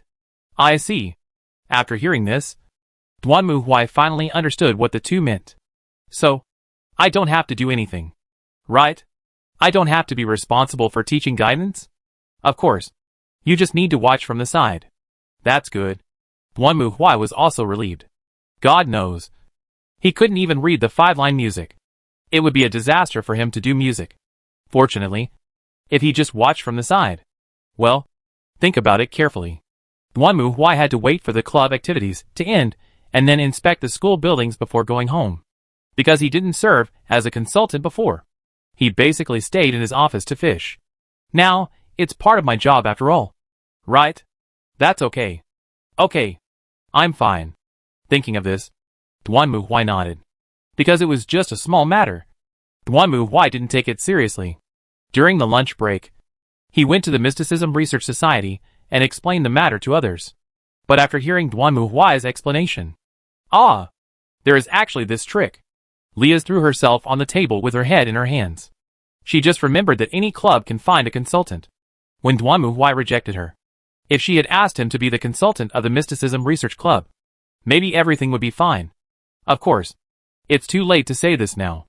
Wind band. Uncle, do you understand music? While eating, Naruzmio looked at Tuanmu Huai in surprise and asked. And the latter shook his head. I can't even read musical notation, let alone know what music is. Let me tell you, if I go to a KTV to sing, the owner will have to pay me to get me out. Well, after hearing Tuanmu Huai's answer, everyone broke out in a cold sweat. The reason why people gave them money was probably because they were afraid that you were a gangster who came to cause trouble. Then why do you want me to be your advisor? They say it's to help the band members get used to the pressure. But I'm just going to stay there anyway. I see. At this time, Kiba Yudo also nodded in agreement. I can understand Mr. Taki's idea. In fact, I heard that the Kendo Club has set aside a room and placed a photo of Mr. Tuanmu in it. Why did the Kendo Club put my picture up? I don't know Kendo. Tuanmu Huai was also confused when he heard this strange rumor. I heard that before every official competition, the Kendo director will open that room. And only those who dare to swing their swords at teacher Tuanmu's photo will be qualified to be the official contestants of the competition. Should I find some time to have a good chat with this Kendo director? Although Tuanmu Huai also knew that he was not very popular with students. Oh, thinking about it this way. The Wind Band Club activities in the afternoon. The future is so difficult. Chapter 1002 is too weak. Soon, when it was time to get out of school in the afternoon, Tuanmu Huai also came to the music classroom at Taki's invitation. Ah, Mr. Taki. Hello, teacher. I saw Taki opening the classroom door and walking in. Immediately, a voice of greeting came from inside. Hearing this, Tuanmu Huai curled his lips and followed Taki in. The next moment, the originally noisy music classroom suddenly became silent. The students stared at Tuanmu Huai, who walked into the classroom, not daring to breathe. And no one dared to ask why Tuanmu Huai, a physical education teacher, appeared here. But soon, Taki gave the answer. I'm sure all of you students know Mr. Tuanmu. In fact, I invited him to be the deputy consultant of our Wind Band Club. Of course, Mr. Tuanmu will not give you any pointers on your musical skills. He will only observe from the side. So you don't have to worry about it. Just do it as usual. Do you understand? Yes. Everyone looked at Tuanmu Huai quietly and answered in a low voice. And when he heard their answers, Taki raised his head. The voice is too soft. Try again. Yes. Very good. Taki nodded and then picked up the baton. Well then, once you're ready, let's get started. No one spoke. Everyone obediently prepared their instruments and opened the music scores, while Tuanmu Huai leaned in the corner next to him, staring at the members in front of him from behind. When Taki saw that the others were ready, he nodded and raised his baton. 1, 2, 3. Beep. However, just as Taki's baton fell, a broken trumpet jumped out. Everyone turned their heads and saw a young girl with a red face lowering her head. Yes. I'm sorry. It's my mistake. It's okay. Let's do it again. Taki was quite patient. He smiled slightly and raised the baton again. 1, 2, 3. Under Taki's direction, The wind band began to play. But how should I put it? Although Duanmu Huai didn't understand music, he could still tell whether a piece of music was good or not. From the beginning of the performance, these people were either out of tune or rushed to the beat. Even Duanmu Huai, a layman in music, could tell that this was definitely not normal. However, Taki didn't seem to care. No matter how chaotic the performance was, he just conducted the music. Duanmu Huai also noticed that many students wanted to stop. But Taki, as the conductor, didn't stop, so they could only bite the bullet and continue to follow. Finally, the song ended. Duanmu Huai also breathed a sigh of relief. Listening to this kind of music is torture to some extent. The students were silent, but Taki was still looking at them with a smile on his face. What's going on? Wasn't it playing well before? Why did it become like this now? No one spoke. President. Exist. Hearing Taki's voice, a girl stood up hurriedly. Why is this so? Taki looked at her and repeated his question again. The girl hesitated for a moment, secretly glanced at Duanmu Huai beside her, and answered in a low voice. Because some people came to watch. Everyone was quite nervous. That won't do. Taki shook his head. If we want to enter the national competition, we have to perform in front of more judges and audiences. If we become like this just because of one person's observation, then how can we participate in the national competition? No one answered. It was because what Taki said was so correct that they didn't know how to answer. But in fact, everyone was secretly shouting in their hearts that this was not the case at all. Although Duanmu Huai was considerate of them, especially choosing a position at the back, because the wind instrument performance was fanned out with Taki as the center. So as long as Duanmu Huai stood in the corner, no one could see him. But the pressure from Duanmu Huai and his eyes made the members of the wind instrument club feel cold all over. Even if he didn't make a sound or say anything, everyone felt as if they were in an ice cellar. Even if they were just swept by his eyes, they felt as if the blood in their bodies had coagulated, and even their fingers were out of control. It's not like they don't have performance experience, but they have never seen this kind of atmosphere and tension. It's like risking your life. No one would die from playing wind instruments. So again, Taki didn't say much and raised the baton again. The next step was to practice again and again. To be honest, Duanmu Huai yawned while listening to them, because the wind band originally played classical music, not rock or light music. And because of his presence, the music was always out of tune and broken. So it was not worth appreciating at all. This made Duanmu Huai somewhat regretful. This was like being in jail for listening to noises. Was it torturing them? Or was it torturing me? This was repeated several times. And finally, it was time for the club activity to end. Duanmu Huai ran away in a hurry, while Taki left a message until I can play normally and smoothly, and then left the music classroom. Call. When Duanmu Huai and she left the classroom, the crowd had a breath and almost paralyzed in a chair. I've never experienced anything like it before. Me too. I feel like I'm soaked all over. This is even more stressful than participating in the competition. The members were talking about it at the moment. They were all students of Jiwon College, so naturally most of them had attended Duanmu Huai's physical education class. However, physical education classes were either held on the playground or in large venues such as the gymnasium. So Duanmu Huai's intimidation was not that strong. But now, being in this small music classroom with him, I suddenly had the illusion that there were lions and tigers next to me, and they were not tied up or locked up. As a result, everyone was trembling with fear when playing, as if the other party would pounce on them and bite their necks if they made a mistake. But wait. Teacher Taki said that we should keep doing this until we can play smoothly. Can we really play smoothly? Oh, I don't know either. But Mr. Taki is so amazing. We were all so scared. But he was not moved at all. No. Didn't you notice? Mr. Taki's instructions were wrong several times. Mr. Duanmu is so scary. Eh? Is that so? The discussion of the students in the wind band club naturally did not affect Duanmu Huai. He rubbed his ears and returned to the office. Then he saw Wanlia waiting there with a smile. And then the two began to inspect the school building, after driving away a few more pairs of wild mandarin ducks. It was time to go home. Duanmu Huai and Wanlia also left the school and went home with Naruzmio, who had been waiting at the school gate. Of course, on the way, Duanmu Huai couldn't help but complain to the two of them. It's simply torture. They practiced over and over again, and I listened to it over and over again. but all I heard was out of tune. Now all I can think of is that out of tune piece of music. I guess I won't be able to hear the original piece of music if you ask me to listen to it now. I feel sorry for the students in the wind band club. Naruzmio complained silently that it was okay for her to get along with Duanmu Huai for a long time. But Naruzmio also knew how her classmates viewed Duanmu Huai. They were basically afraid of him. In fact, Naruzmio did not tell Duanmu Huai that she had heard several rumors about Duanmu Huai in the class.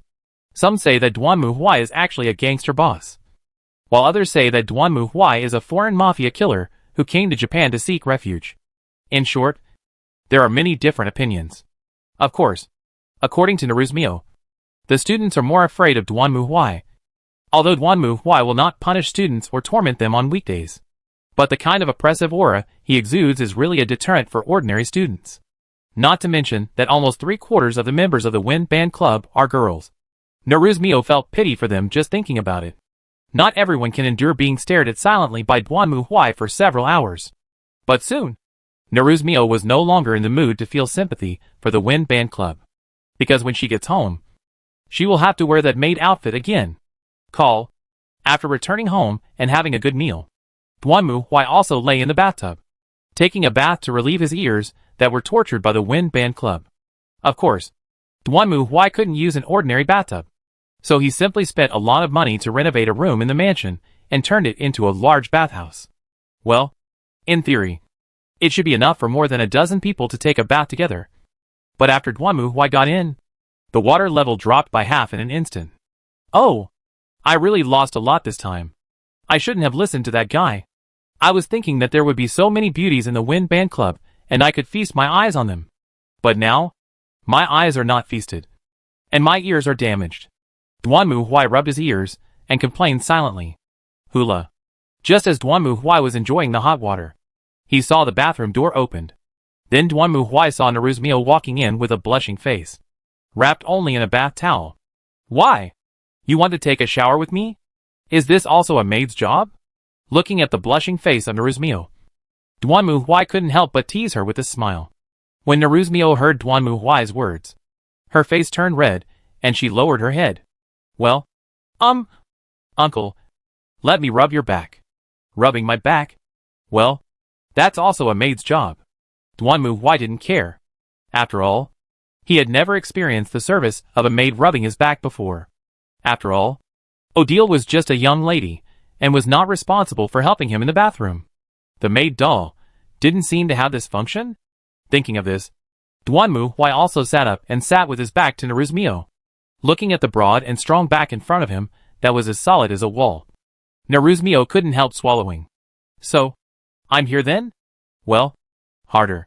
Duanmu Huai stretched his back and nodded. Then Naruzmio picked up a sponge and began to rub Duanmu Huai's back. It's just, alas, that's the limit of a little girl's strength. Feeling the touch from behind, Duanmu Huai curled his lips.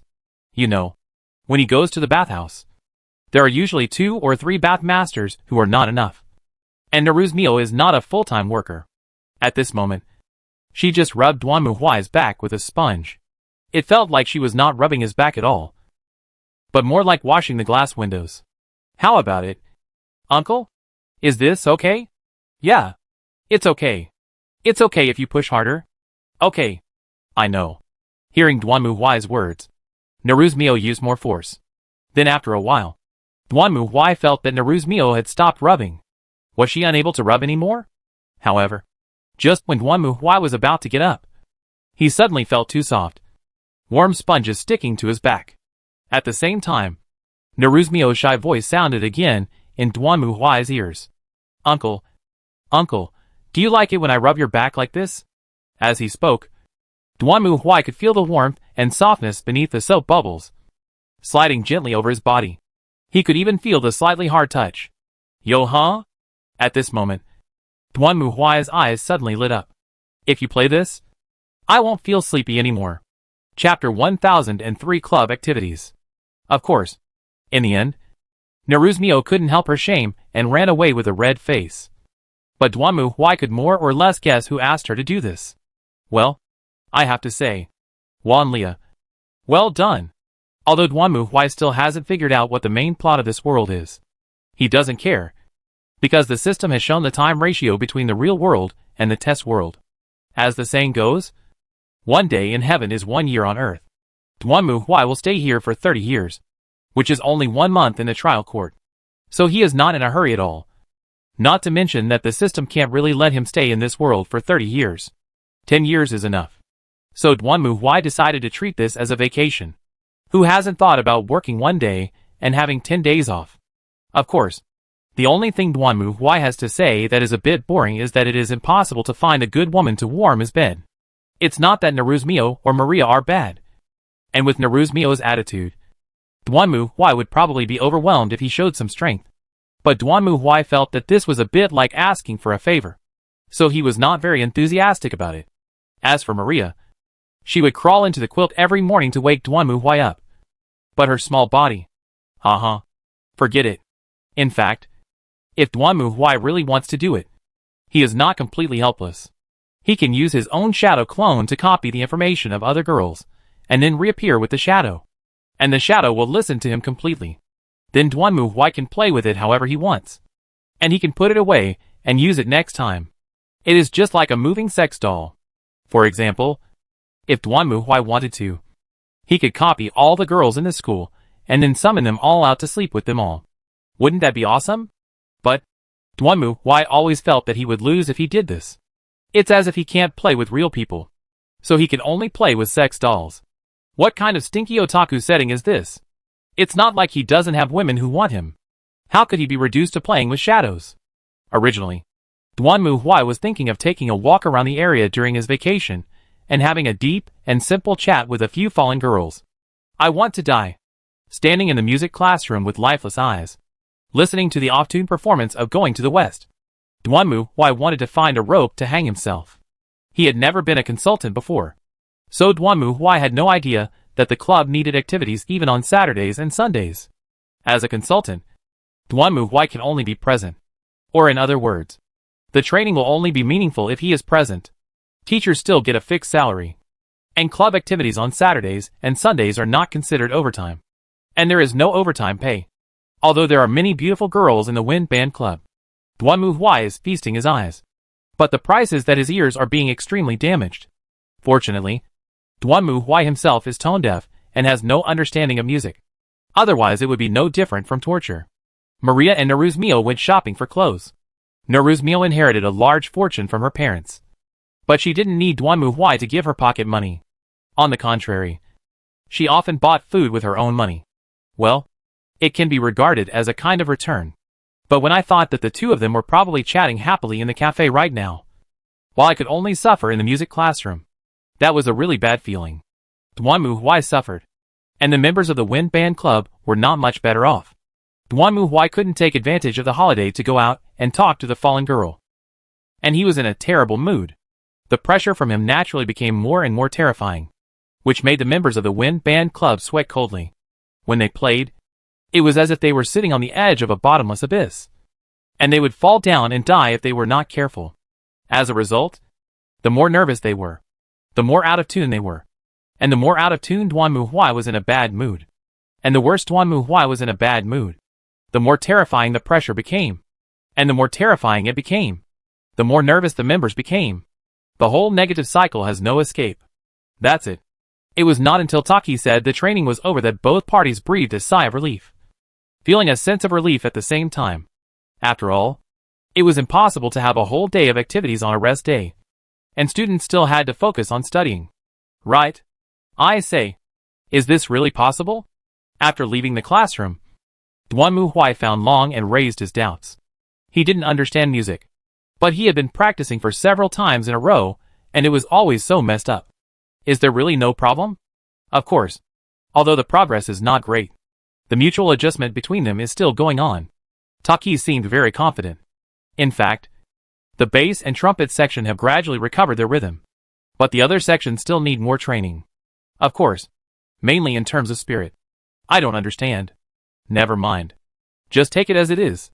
Duanmu Huai didn't understand the bass and trumpet part. He just felt it was out of tune. In the music classroom, everyone started to pack up their things. And of course, the students also started discussing. To be honest, I don't think this can go on. Teacher Duanmu is in a bad mood. Of course. I couldn't feel any better after hearing a performance like that. But what can I do?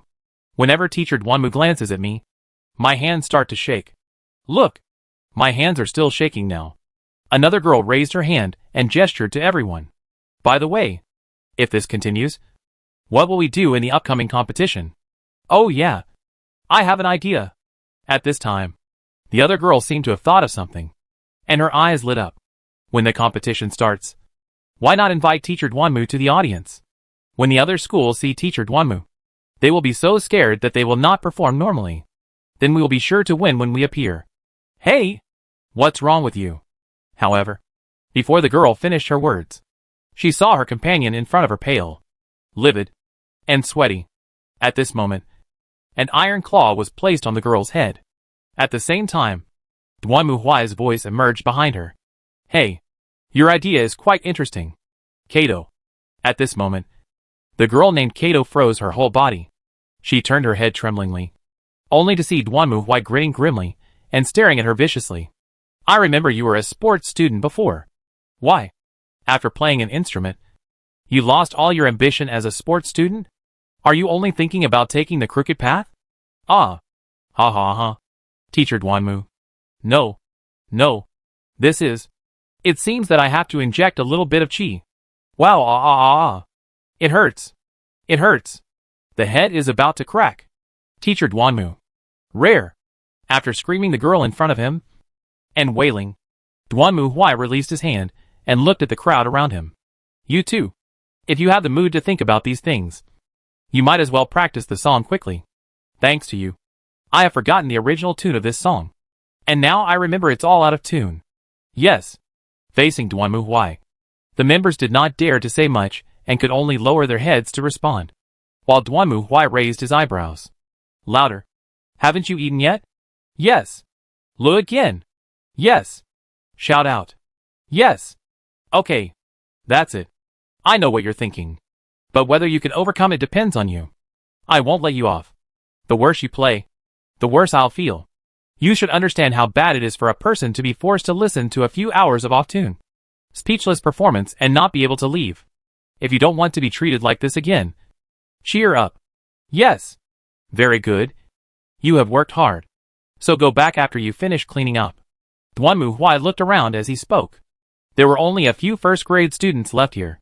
Their main responsibility was to move all the tables, chairs and benches back to the music classroom after the activity was over.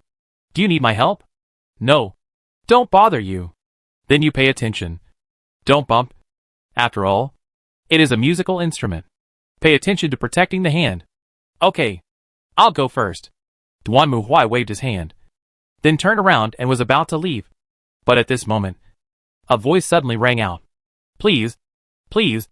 Duanmu Huai turned around and saw a cute girl with fluffy brown hair, looking at him anxiously. I remember her name seemed to be... What's wrong? Huang Qian. I have something I want to ask the teacher. Is that okay? If it's about playing, I can't help. I know nothing about that stuff. No. Actually.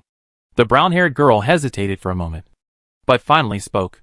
Actually, I heard from my seniors that many second-year students quit the Wind Band Club last year. Is there such a thing? I'm not sure. Didn't you ask other people? Senior doesn't seem to want to talk more. Oh, I see. This seems quite interesting. Hearing the brown-haired girl's words, Duanmu Huai's curiosity was also aroused. After all, he was idle now and had nothing to do, so it would be nice to listen to gossip. So he looked around and happened to catch a person who was walking through the corridor. Hey, that guy over there. Nakagawa. Hey, are you calling me? Teacher Duanmu? Hearing Duanmu Huai's words, the girl named Nakagawa Natsuki was stunned for a moment. She was also a member of the Wind Band Club. A girl with a high ponytail and a lazy personality. Hearing Duanmu Huai calling her, Nakagawa Natsuki was also a little surprised. But she still walked over obediently. Is there a problem? I heard that Guanla Club had a large number of members who had retired collectively before. Why do you know? Why would the teacher want to know this? Hearing Duanmu Huai's question, Nakagawa Natsuki was a little confused. But when she saw several first-year students standing on the other side, she suddenly realized. Oh, I see. Are you interested in this? Yes. I'm sorry. Senior. It's okay, no problem. Faced with the first-year student's apology, Nakagawa Natsuki seemed calm and waved his hand. Actually, there's nothing to hide. Do you know the results of the Wind Band Club's competition last year? It's a bronze award in the Kyoto contest. Everyone looked at each other. And then Kumiko Huangqian spoke up. That's right. Since there are no regional preliminaries in Kyoto Prefecture. To be honest, this is actually a terrible consolation prize. Nakagawa Natsuki sighed. To be honest, there were some people who were working hard towards the gold medal last year and were full of energy. But unfortunately, others didn't think that way. Are they the sophomores who are said to have quit the club en masse? That's right. Nakagawa Natsuki nodded. At that time, they were still freshmen. So they worked very hard and were very enthusiastic. At that time, many freshmen wanted to persuade the seniors to cheer up and hope that everyone would practice hard together and win the grand prize. But how should I put it at that time? This club was actually quite lazy. The seniors didn't seem to be interested in winning awards. They just wanted to participate in the activities easily and leave happy high school memories together. Isn't this a good thing? After hearing what Nakagawa Natsuki said, another petite first-year student spoke curiously. However, their efforts were in vain because the seniors defeated them. Defeat? The girl suddenly looked white. Is this bullying? It's not bullying. Nakagawa Natsuki shook his head. I just ignored them and pretended they didn't exist. After all, as you know, wind instrument performance is a collective activity. So as long as the seniors who make up the majority are unwilling to participate in practice, no matter how hard the first-year students try, it will be useless. Of course, there are also many seniors who practice seriously. So those who couldn't accept this chose to quit the society? That's right. After hearing Nakagawa Natsuki's answer, everyone fell silent for a moment. But it was soon broken by Duanmu Huai. How stupid. Why? Hearing Duanmu Huai's words, everyone looked up at him in surprise. Teacher Duanmu. What do you mean? That's what it means. Duanmu Huai spread his hands.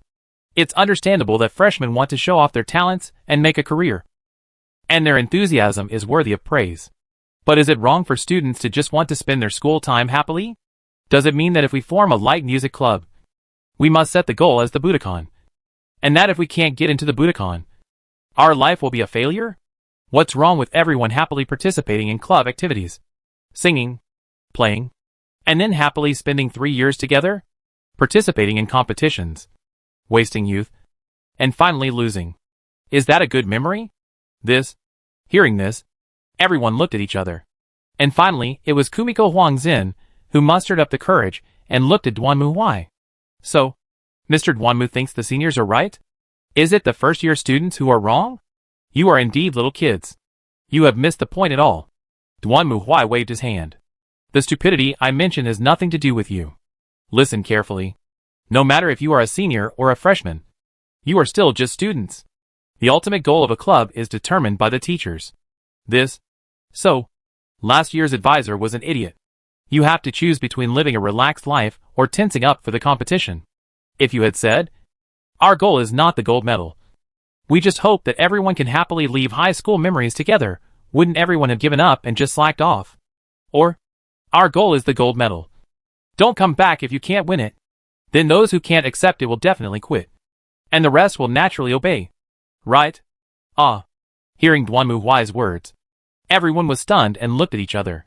Then, they remembered that when they first joined the Wind Band Club, Teacher Taki did give them 2 choices when they met them for the first time. Are you happily participating in college club activities? Or expand nationwide? They chose the latter. And what followed was this Lish training plan. So I say that the advisor is an idiot. This is his responsibility. But he pretended to be deaf and dumb and put the blame on the students. The army still needs the commander to give orders before it can act. Without the commander giving orders, the army acts on its own and the result is naturally a mess. Having said that, Duanmu Huai also coughed. Okay, enough gossip.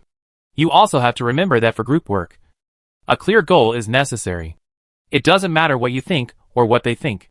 Ultimately, the goal is determined by the people at the top.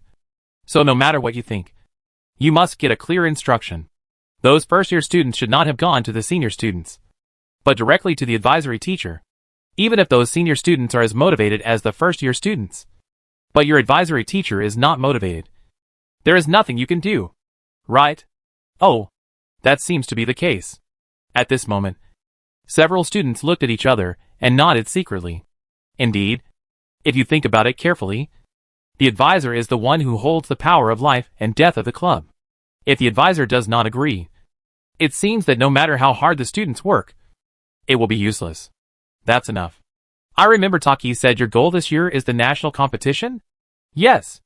Then work hard and stop thinking about it. Duanmu Huai left this sentence, then turned and left the classroom. Everyone breathed a sigh of relief when they saw his figure disappear. Phew. You scared me to death.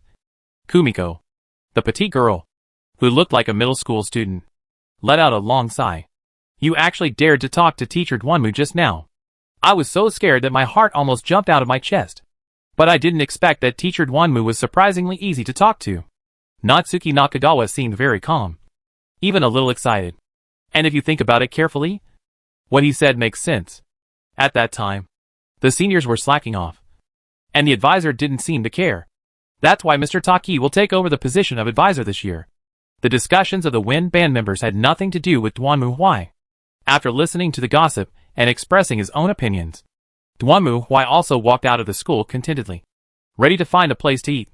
But at this moment, suddenly Duanmu Huai's cell phone rang. He picked up the phone, and then heard Wanlia's voice. Master Duanmu. Huh? What's wrong? What happened? Hearing Wanlia's anxious voice, Duanmu Huai's face also became serious. Mio-sama and I are being hunted by the fallen angels. Chase? After hearing Wanlia's report, a fierce light flashed in Duanmu Huai's eyes. Tell me the address, and I'll be there right away. Chapter 1004 Magic Awakening. If we were to say what force Duanmu Huai hates the most after coming to this world, it would be the fallen angels, according to the information he obtained from his investigation. At first, angels and demons fought each other, which was still orthodox. But later, some angels and their servants became more and more radical, and voluntarily or were forced to abandon the gods and chose to fall. And then, there was the camp of fallen angels. How can I describe this camp? It is the kind that cannot please either side. To the demons, the fallen angels are just a bunch of lunatics. When they see the demons, they want to kill them all at any cost. For angels, fallen angels are too extreme. They often create a large number of collateral sacrifices in order to destroy demons. This is certainly unacceptable to angels. So both sides don't like the fallen angels. But it is only natural that these crazy guys are very good at fighting. They are disliked by both the angel and demon camps, but can survive to the end. It is definitely impossible to say that the fallen angel camp is not capable. Oh, by the way, now they have also offended Duanmu Huai. After all, the first battle Duanmu Huai fought in this world was initiated by the fallen angels, because they thought Duanmu Huai had some powerful artifact. So they wanted to kill him and take the artifact. As a result, they were pressed to the ground by Duanmu Huai, and even the church they lived in was smashed into pieces by Duanmu Huai. Later, Duanmu Huai learned from Rias that the church was actually the base of the fallen angels. After that, these annoying black-haired chickens never appeared again. And now, they are out to cause trouble again? It never ends. Right? On the other side, Naruzmio and Maria were hiding in a nearby park, looking around anxiously. They were having lunch in the restaurant when they spotted the fallen angel, who started fighting without saying anything. In order to avoid harming innocent people, the two of them hurriedly fled the restaurant and came to a nearby park. Unexpectedly, this was a trap. In fact, the moment they arrived here, the barrier hidden here was activated, and the two were isolated in it. Fortunately, Wanlia was quick-witted and called Duanmu Huai first. And now, they could only pray that Duanmu Huai would arrive soon. Aren't we going to fight them? Maria? Clenching her fists. Naruzmio was also very angry. It was a rare opportunity for her to come out to relax. But these fallen angels saw her and started beating her without saying a word. Her good mood for the whole day was ruined. Mio-sama, your current strength is not enough to fight against the fallen angels. Maria shook her head. Although they have fallen, the angels' light power still exists in their bodies. Lord Mio, although you are a high-level demon, you are not yet able to skillfully use your power. The angel's light power is still a great threat to you. Hateful. Naruzmio clenched her fists and gritted her teeth. She did not relax her training. But fighting ability is not something that can be developed in a day or two. Naruzmio was just a high school girl who lived an ordinary life before. More importantly, there were actually few people around her who knew magic. Dwanmu and Maria are both better at using their fists directly, while Rias is good at magic. But, according to Rias, everyone is good at different magic. So she can only teach Naruzmio the basics of magic manipulation. And when it comes to the specific level, Rias is powerless. In this world, the use of magic power mainly relies on imagination. First, the magic power is condensed. And then it is imagined as lightning, ice, snow, water, etc. And then it is created and then launched. This is the specific principle of magic. For Rias, who has received magic education since childhood, this is as easy as eating, drinking water and breathing. But for Naruzmio, who has never been exposed to magic before, this is very unfriendly. Not to mention that magic power has different attributes. For example, Rias's queen Akino Himejima is good at lightning magic, so she is very good at using lightning magic. And Naruzmio still doesn't know what her magic attribute is. Finally found you. At this moment, a voice suddenly sounded above her head, and Maria hurriedly pushed Naruzmio away. Then Naruzmio saw several flashes almost flying past her. When she looked closely, she found that they were actually spears condensed from light. Looking up, they saw 3 fallen angels with black wings spread out in the sky, holding spears in their hands and staring at them coldly. You filthy demon have no value in existence. Go to H.L. Run away. Mio-sama. At this moment, Maria also returned to the form of Nightmare.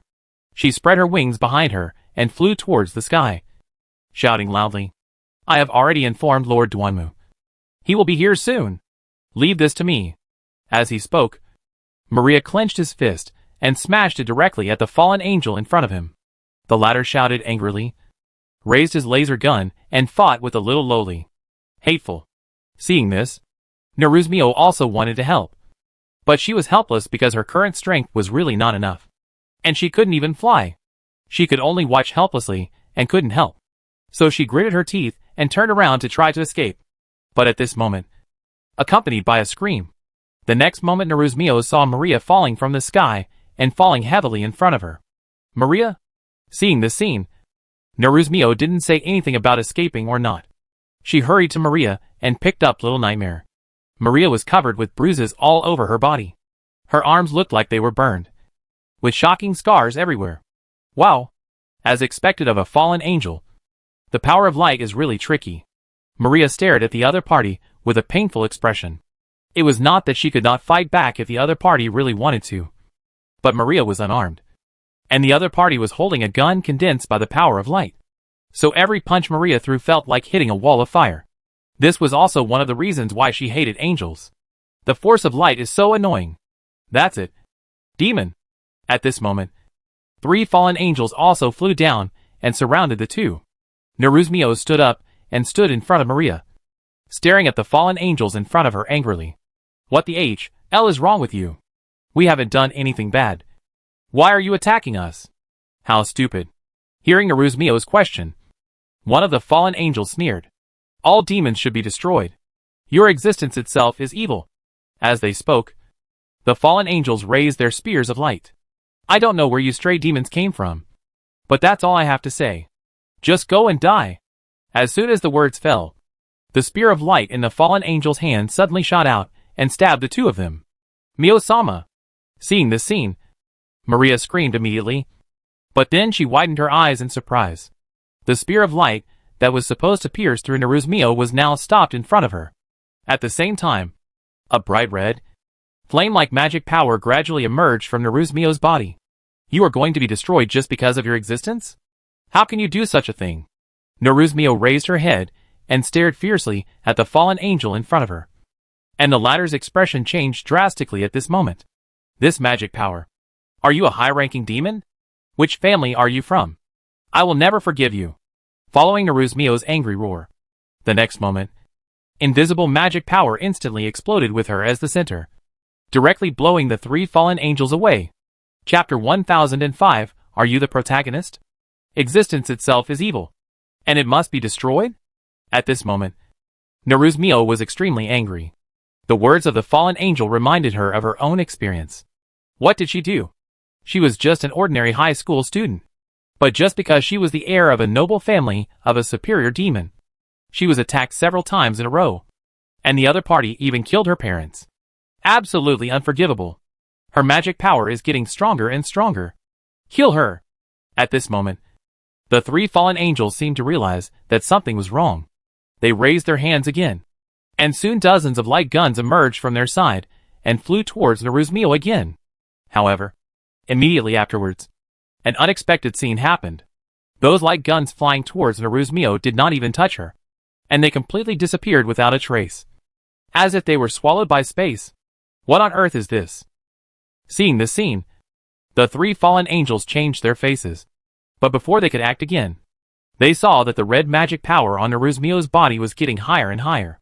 Then, an invisible powerful force fell from the sky and slapped the three fallen angels from the sky like hitting a fly. Okay. Thank you for your hard work. You can go to die now. Who is it?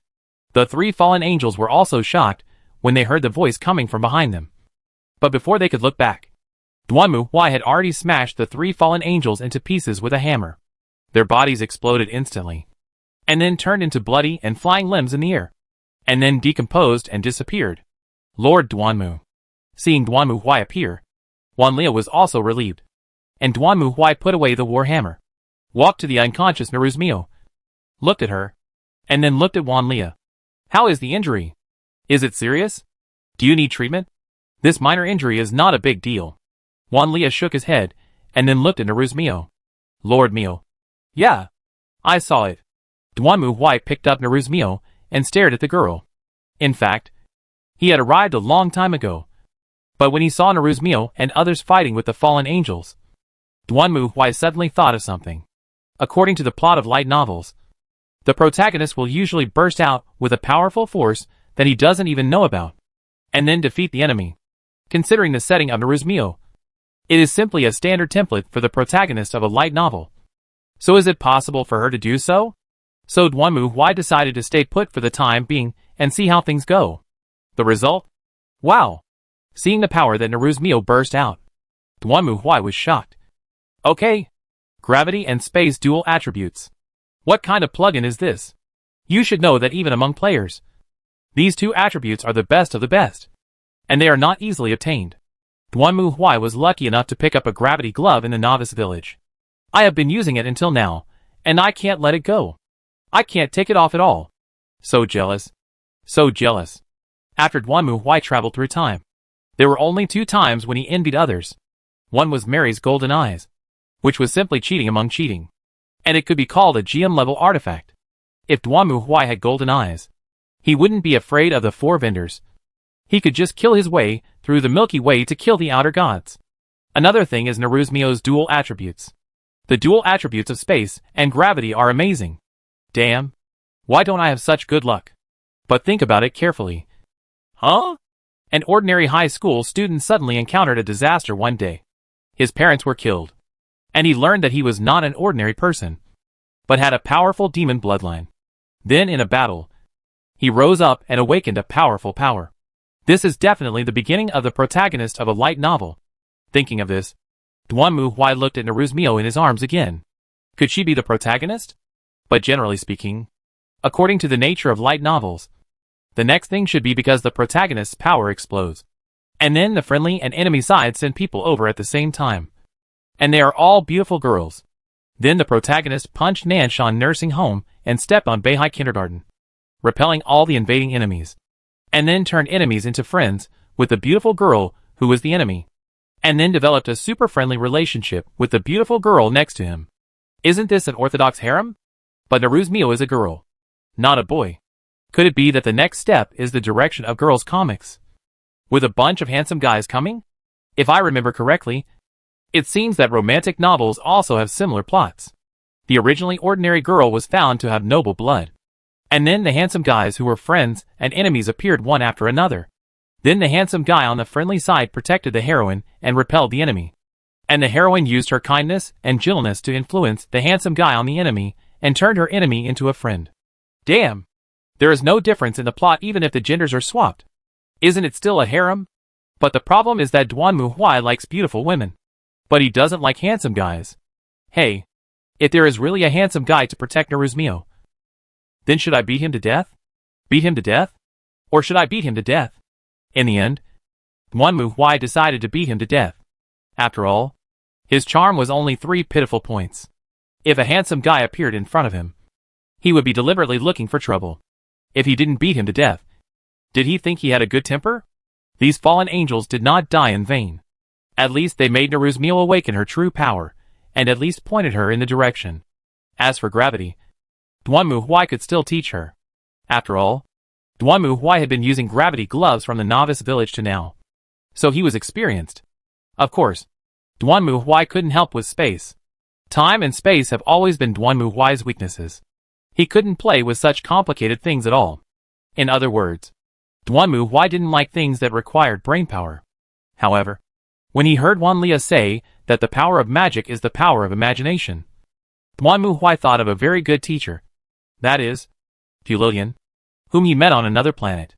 That elf was really good at teaching magic. Duan Muhui completed the destruction magic with her guidance. Moreover, the human magic system just happens to be a typical example of the stronger the imagination, the greater the power. However, Duan Muhui is not very familiar with her, so whether to call her over or not is still something Duan Muhui has to consider. But no matter what, as the protagonist, when Naruzmio awakens her true power, the subsequent training will be much easier. But before that, is this the territory you mentioned? Someone comes to make trouble every other day. I don't think your reputation of the Gremory family is of any use. Although the fallen angel helped Naruzmio awaken her power, Duan Muhui would not miss the opportunity to complain to Rias. He remembered very clearly that Rias had told him that this was her territory. So the angels and fallen angels would not mess around. Just for this, Duan Muhui and Naruzmio were willing to sign a contract with Rias. What happened? They came to the door. Or they started fighting in broad daylight. And they didn't care about you at all. My territory is mainly the Jew Academy, not the city center. And there are many hardliners among the fallen angels. Rias's expression was also very ugly. She had just said that she would protect someone, but the person was attacked right after. This was a complete slap in the face. If it doesn't work, just help me spread the word that this city will be the territory of the tribunal in the future. Any idiot who dares to cause trouble will be killed. I want to see how many deaths these bastards have to have before they learn their lesson. Let them know that the tribunal is not a vegetarian. Please calm down. Teacher. Hearing Duan Muhui's murderous words, Rias was also sweating. More importantly, based on her understanding of Duan Muhui, the other party could really do it. At that time, this city might become a battlefield. If it really becomes like this, it will be a problem. By the way, I have already had a preliminary understanding of the current situation of the Wilbert family, which you asked me to investigate, in order to avoid the situation continuing to develop in a direction that she did not want. Rias decisively changed the subject. After the death of the former head of the Wilbert family, the family is currently managed by the former head's younger brother, Lord Ramses. This is not a problem in itself. But when we were investigating, we learned a few rumors. Oh! First, the cause of death of the former head is unknown, and it was announced that he died of a sudden illness. Oh! Is it possible? For demons? It's difficult. Although it's not completely impossible. Ordinary diseases have no effect on demons. Not to mention that the former head of the Wilbert family is very powerful, and the probability of him getting sick is very low. Many nobles privately believe that the former head of the Wilbert family may have been assassinated. Well, this possibility is indeed very high. Duan Muhui nodded. What else? The other rumor is more interesting. Rias narrowed her eyes and showed a meaningful smile. It's about Narusan. According to the information we have investigated, some elders in the Wilbert family have expressed their hope to strengthen the guards around Narusan. But this was rejected by his younger brother, Lord Ramses. This is why only Maria is with Narusan. I see. Hearing this, Duan Muhui nodded. In other words, the current situation of Naruzmio was caused by her cheap uncle. This is indeed very interesting. Chapter 1006 Late Night Visitor. Although from the information provided by Rias, the man named Ramses is the most likely to be the mastermind. However, Duanmu Huai has been cheated by many missions, and is very experienced. He has long known that many times. People who seem to be the mastermind may not really be the mastermind. Of course, you can say that Ramses deliberately reduced the number of guards around Naruzmio, causing her to be hunted down continuously, in order to kill her with a borrowed knife. But it is also possible that Ramses used this method to contain others. After all, if there are too many guards, it will become a mixed bag. And at that time, companions may be more dangerous than enemies. Duanmu Huai had experienced similar things before. After killing the boss, the NPC on his side suddenly jumped out and said that he was the mastermind behind everything and the boss was just innocently taking the blame. Of course, he was killed by the player next. And after all, Rias is a member of the Gremry family, so it is obviously impossible for her to find out too much detailed information about the internal information of other families. So Duanmu Huai put this matter behind him for the time being and turned to special training for Naruzmio. Now that Naruzmio's power has been awakened, it is easy to decide on the next guidelines. Duanmu Huai knows nothing about space, but he does have some experience in gravity. The first thing to be taught is, naturally, flying. Generally speaking, flying is an instinct for demons. But in the case of Naruzmio, although she has awakened her power, she has not yet transformed into a demon form with wings and a tail like Rias or Maria. Duanmu Huai said that this is too normal. Isn't the general setting of the protagonist like this? First awaken the power, and then have a second evolution when fighting the final boss. It's all a routine. Naruzmio also worked very hard. After all, she realized that it was a big problem that she couldn't fly yet. If Naruzmio could fly, it would be much more convenient whether fighting or running. However, Mio-sama, move faster. Be more flexible. Even if you say so. Facing Maria's instructions, Naruzmio was full of shame and anger at the moment. Although she floated up successfully, her whole body was timid in the air, like a cat thrown into the water. Why do I have to fly dressed like this? That's right.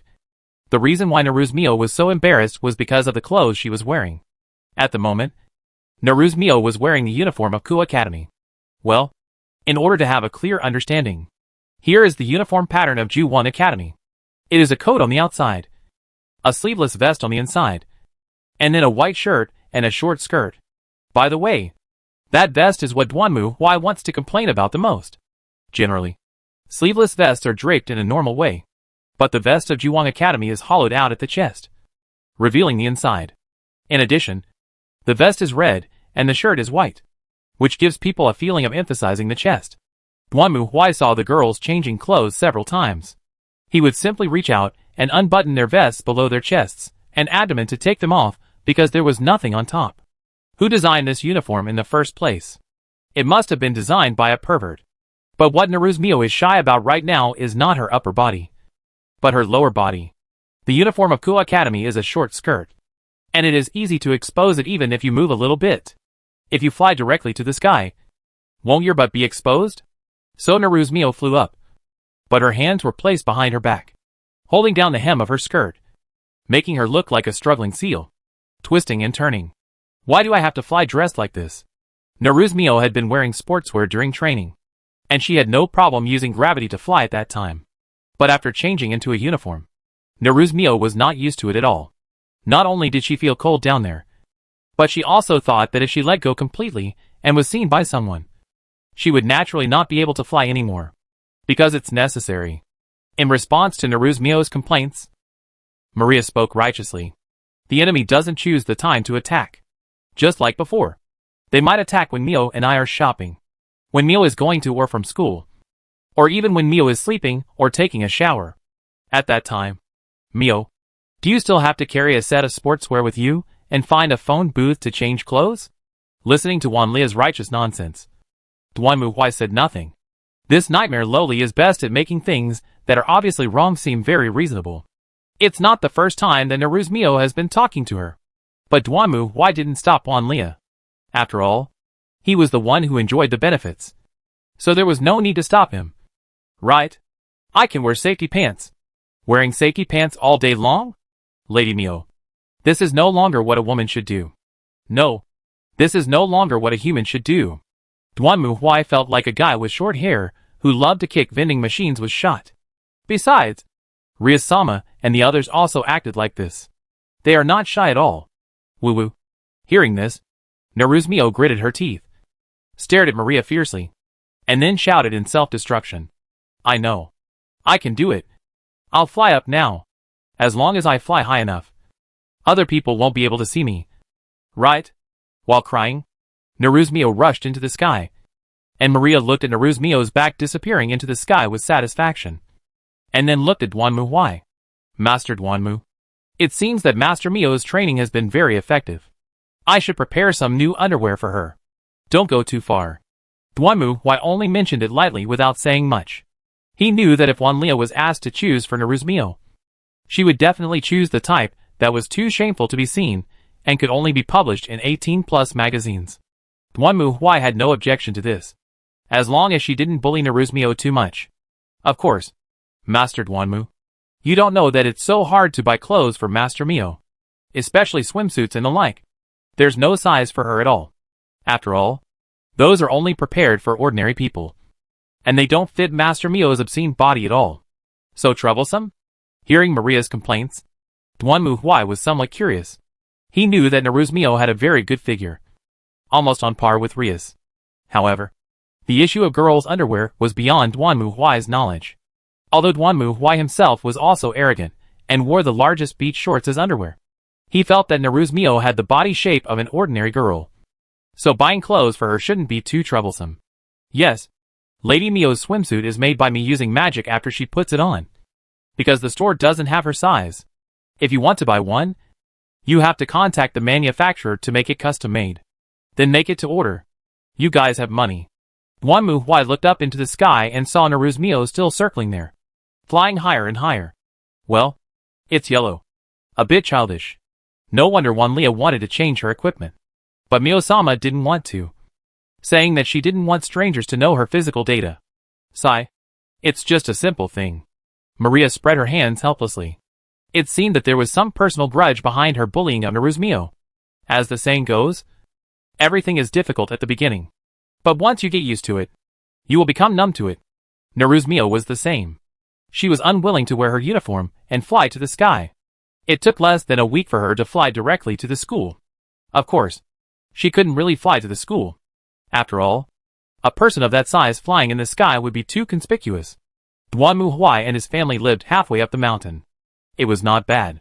Usually, there were few people, and no one would notice if they killed or robbed someone. But if you fly around the city, someone will take a picture and upload it in just a few minutes. Of course, Naruzmio doesn't have that ability now. After fully awakening the power of the devil, Naruzmio's physique has also changed. According to what she said to Duanmu, every day, Naruzmio feels a little tired and weak, and at night, she is full of energy and even feels that she can punch a cow.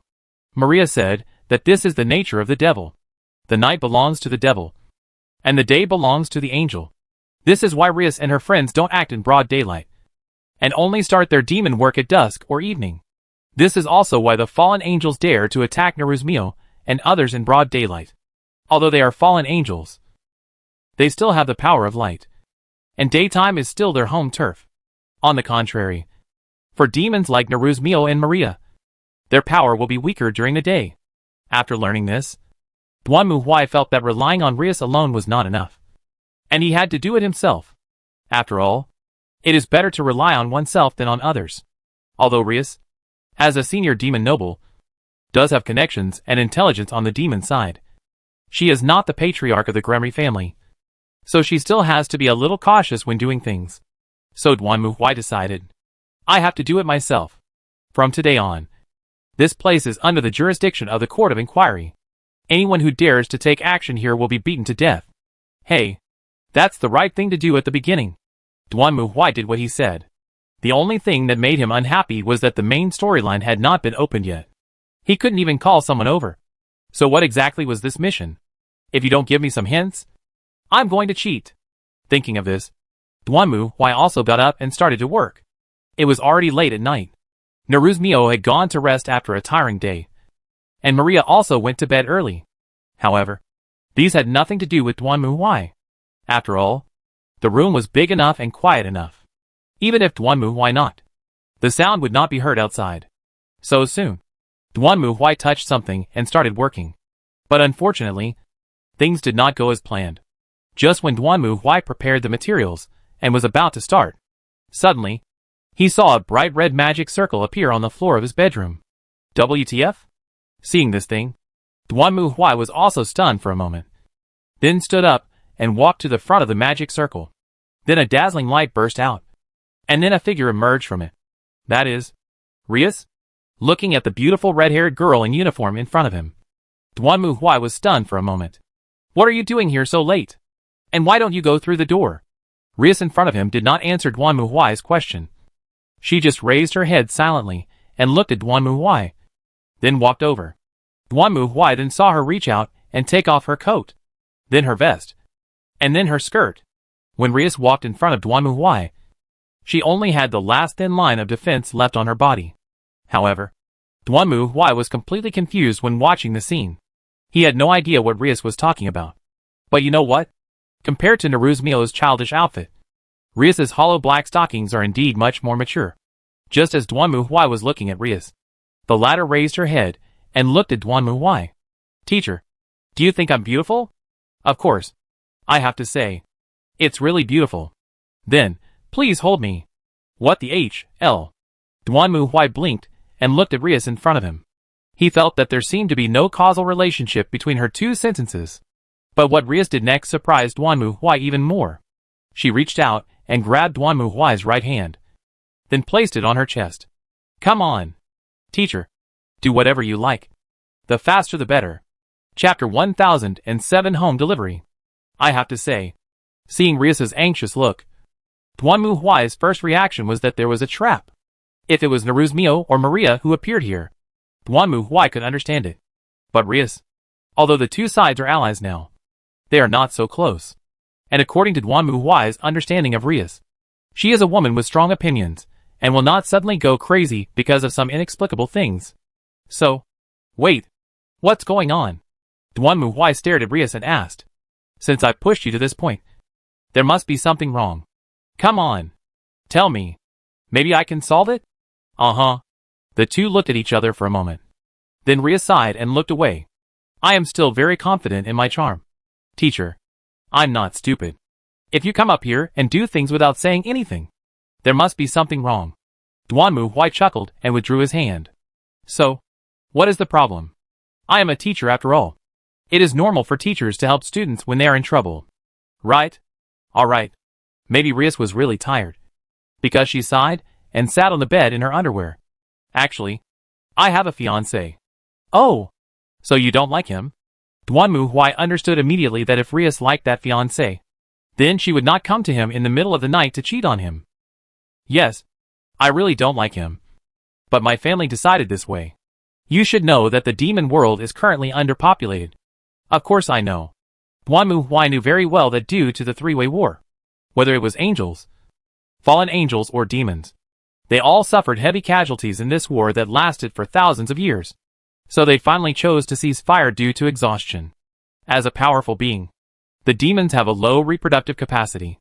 Therefore, in order to restore their strength as soon as possible, they created chess pieces that transformed other races into demons, using this method to increase their population.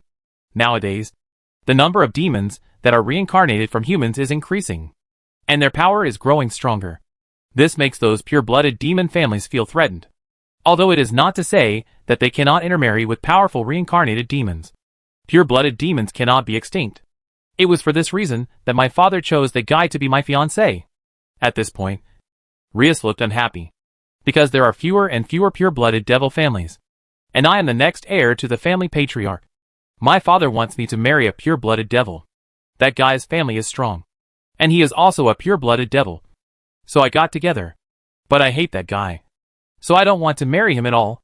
But just now, there was news that I had to return to the demon world to get married. That's why you do this.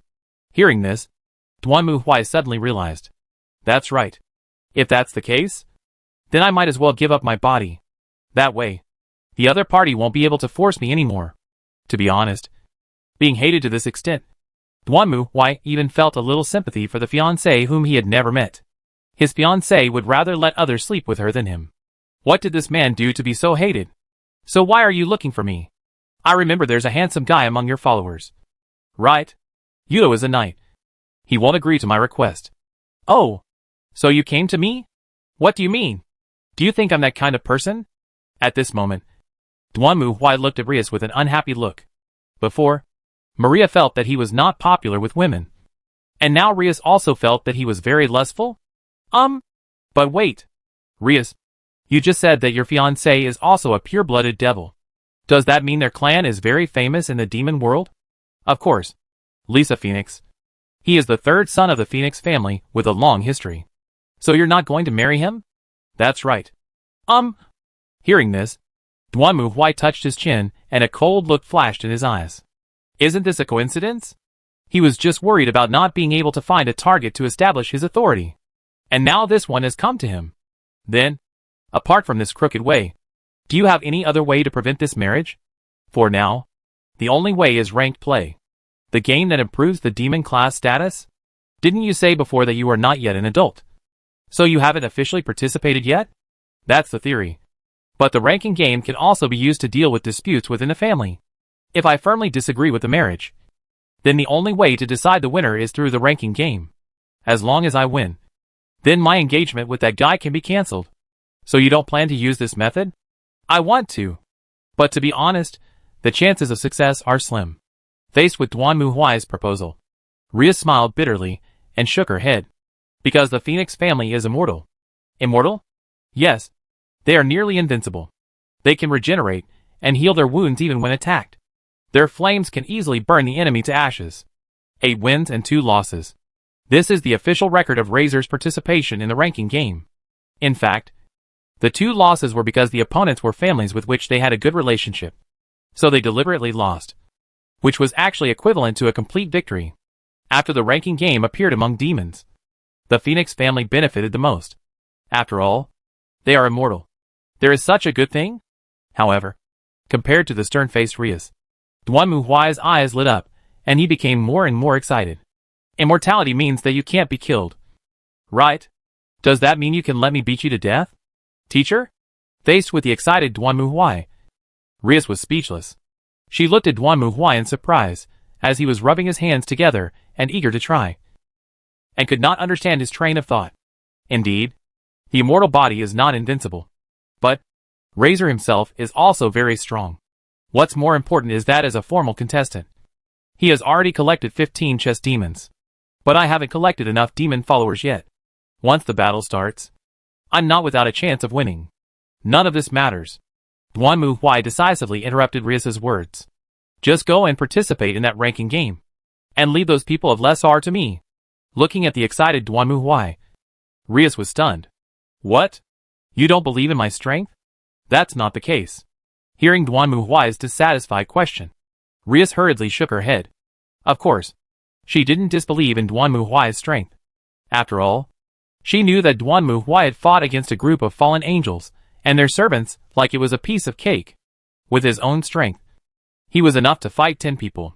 Even without the bonus of chess pieces, Duanmu Huai's strength as a host of artifacts should not be underestimated. Rias had never thought about it before because the two sides were actually allies. Rias's marriage was her own private matter, so she certainly couldn't trouble Duanmu Huai because of it. But teacher, why are you helping me? It's simple. It's to establish authority. To establish authority? That's right. Duanmu Huai nodded proudly. From what you said, the Phoenix family is very famous in the demon world. And you are going to have a ranking competition. So there must be many big guys watching. Well, at least my brothers should be here. Do you have an elder brother? Hearing Rias's somewhat complicated answer, Duanmu Huai looked at her puzzledly. Since she has a brother, why does she need a sister to inherit the family? Forget it. This has nothing to do with me. So, tell me, if I pin Phoenix to the ground and rub him in front of everyone, will they dare to come and cause trouble for Mio and me? Well, at this moment, Leah was stunned and speechless. She was not stupid, and immediately remembered that Duanmu Huai complained that she was not intimidating enough. It turned out that he was still thinking about it. What do you think? Or we can just continue as we were doing just now. I won't be the one suffering anyway. As he spoke, Duanmu Huai suddenly pulled his belt. and the terrifying creature broke free from its restraints, rose up into the wind, and stood tall with its head held high. Seeing this scene, Rias was so frightened that her face turned pale, and her expression changed drastically. How could this be? What do you think? This is a giant magnum. How can it be compared with an ordinary small squirting gun? How about it? Do you want to try it? I guarantee that from now on you will no longer be interested in other small earthworms. Rias shook her head desperately at this moment. Just kidding. Although she had done some homework before, Duanmu Huai's strength was still beyond her imagination. If he came, she would be fine. Right? Although it should be fine in theory. Looking at the incomparable and unimaginable terrifying existence, Rias only felt her scalp tingling. Although her reason told her that it should be fine, her instinct was desperately issuing a warning. So scary. So scary. I'll prepare it right away. After saying this, Rias jumped up from the bed and ran directly into the magic circle. Then she disappeared completely in a flash of red light. It runs pretty fast. Looking at the disappearance of Rias, Duanmu Huai snorted lightly, then looked at the ground, speechless. Anyway, if you want to run, at least take your clothes with you. As a result, perhaps because she was frightened by Duanmu Huai, Rias ran away without even taking her clothes with her, leaving them all here. How would I explain this to Naruzmio and Maria if they saw my uniform skirt, shirt and other things scattered all over the floor? Chapter 1008 Ranking Game. Rias's speed was not slow. The next day she sent a message saying that she had decided with the Phoenix family that the time for the ranking game would be in the evening 2 days later. Fortunately, the devil's characteristics helped Duanmu Huai a lot. Otherwise, he would not even be able to take a day off in broad daylight. 11 o'clock at night. Everyone gathered at the Occult Research Club.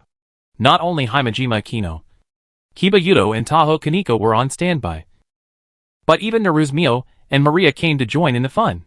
Of course, the two of them would not participate in the ranking game. After all, it was a matter between the Gremery family and the Phoenix family. Naruzmio was the heir of the Wilbert family, and Maria was the confidant of the Wilbert family. If they joined in, the situation would become complicated. By the way, Naruzmio also learned the cause and effect of this game. Her expression at the moment was also very complicated. After all, she was also the heir of the Wilbert family. Maybe today's Rias would be tomorrow's Naruzmio. Who could say for sure whether the Wilbert family would also get carried away and find her a cheap fiancé or something? Rias herself, on the other hand, was calm and composed at the moment, drinking tea with Himejima Aquino in a very calm manner.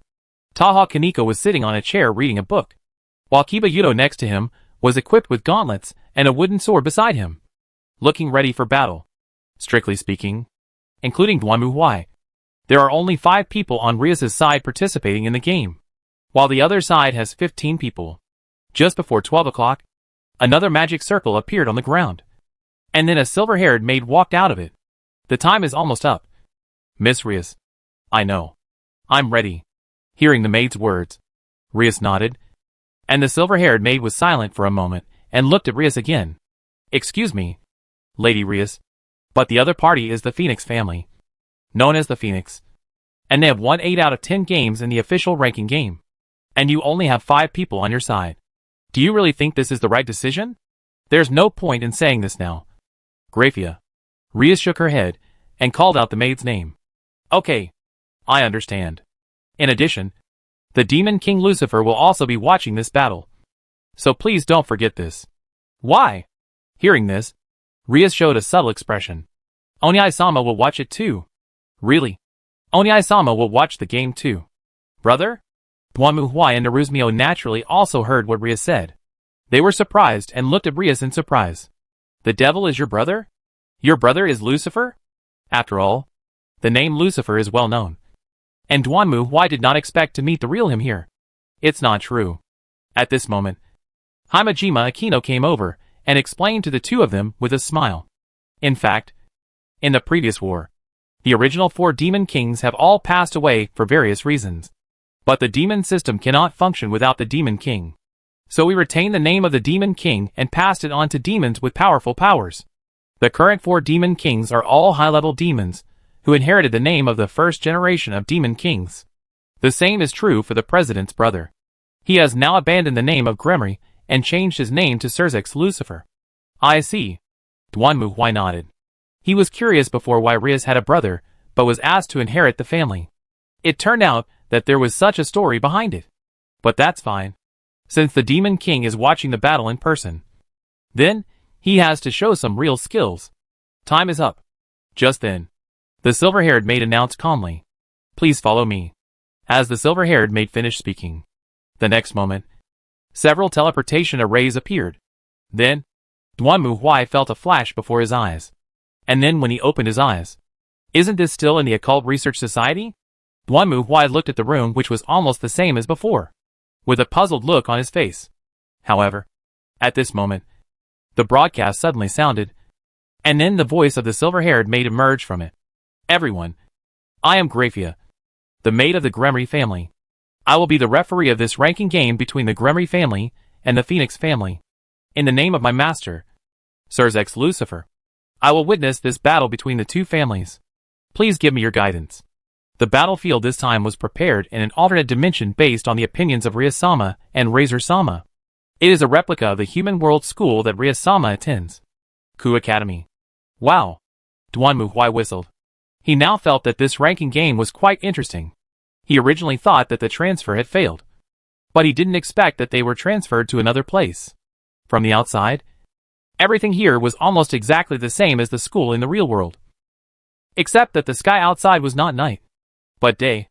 Well, the devil's technology was quite interesting, although strictly speaking it is of no use. Where both camps are currently located is the base camp. Rias-sama's base camp is the Mysticism Research Club in the old school building. Razor-sama's base camp is the Student Council office in the new school building. When a soldier wants to upgrade, please go to the vicinity of the other camp. Promotion is a rule in chess, which means that when a soldier reaches the last row of the opposite side, he can become one of the queen, bishop, castle or knight. In reality, when a soldier demon reaches the vicinity of the opponent's base camp, he can choose to gain the power of one of them. Although Duanmu Huai had played chess before, he really didn't remember this rule.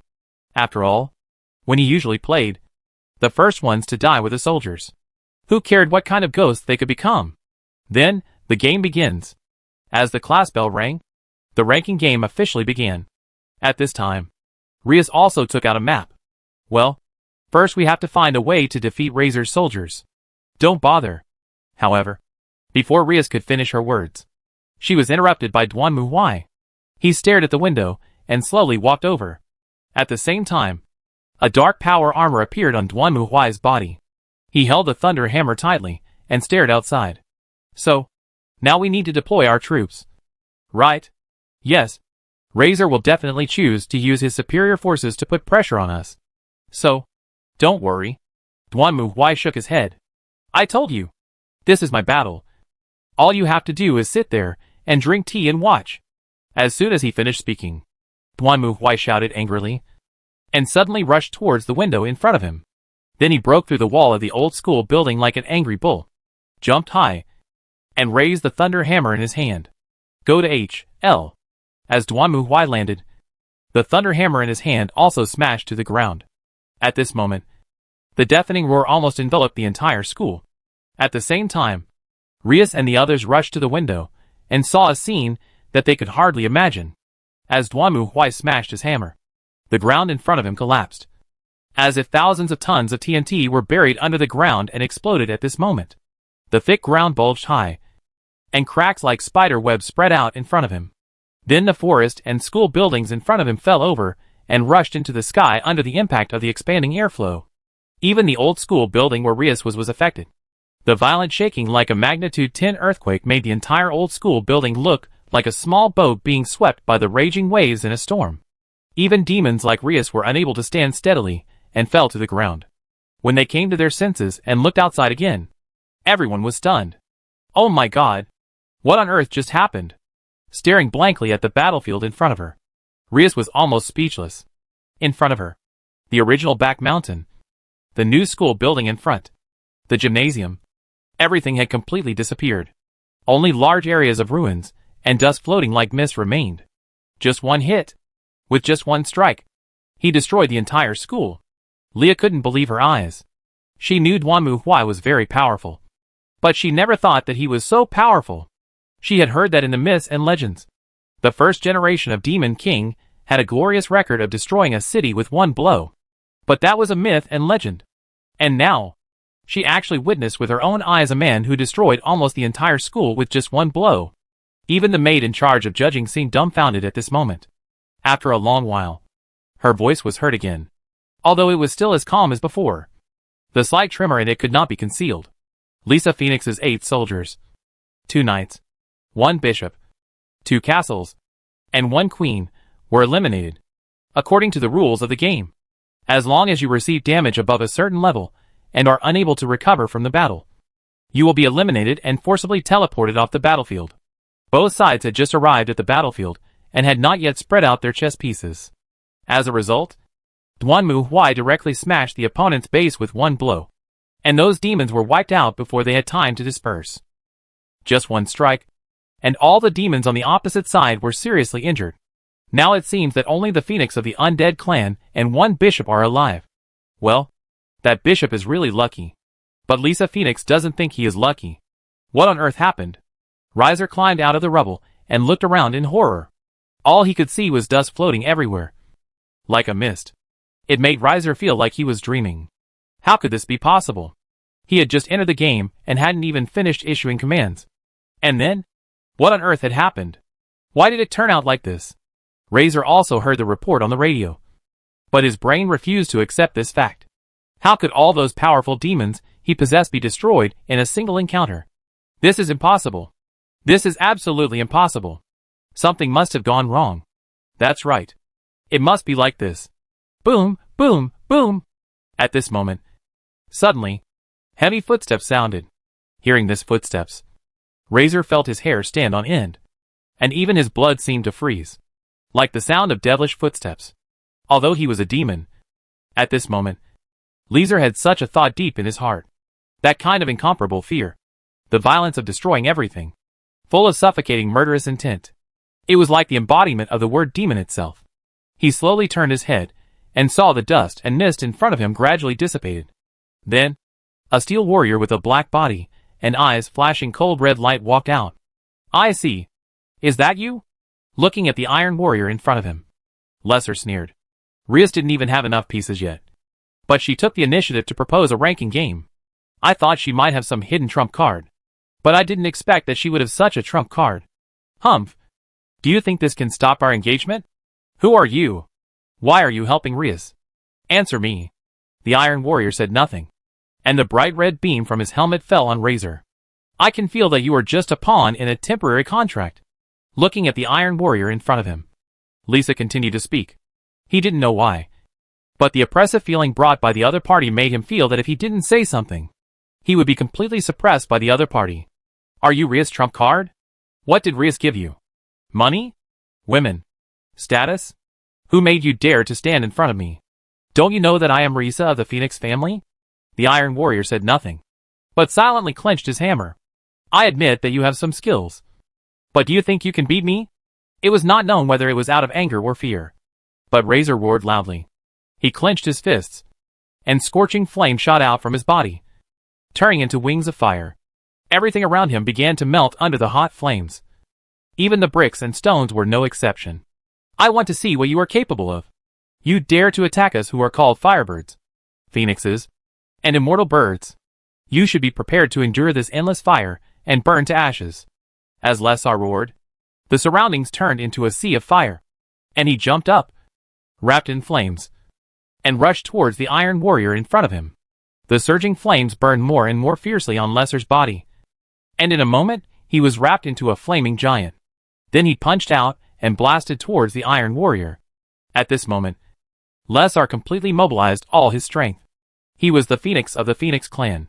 Logically speaking, he should not worry about his own death. But when this Iron Warrior appeared in front of Lesar, he felt for the first time a certain tangible, indescribable, and unspeakable fear of death. It was as if the person standing there was not a person, but death and destruction itself. Even myself, even the Phoenix of the Phoenix, was no exception. Ah! Razor burst out all his strength.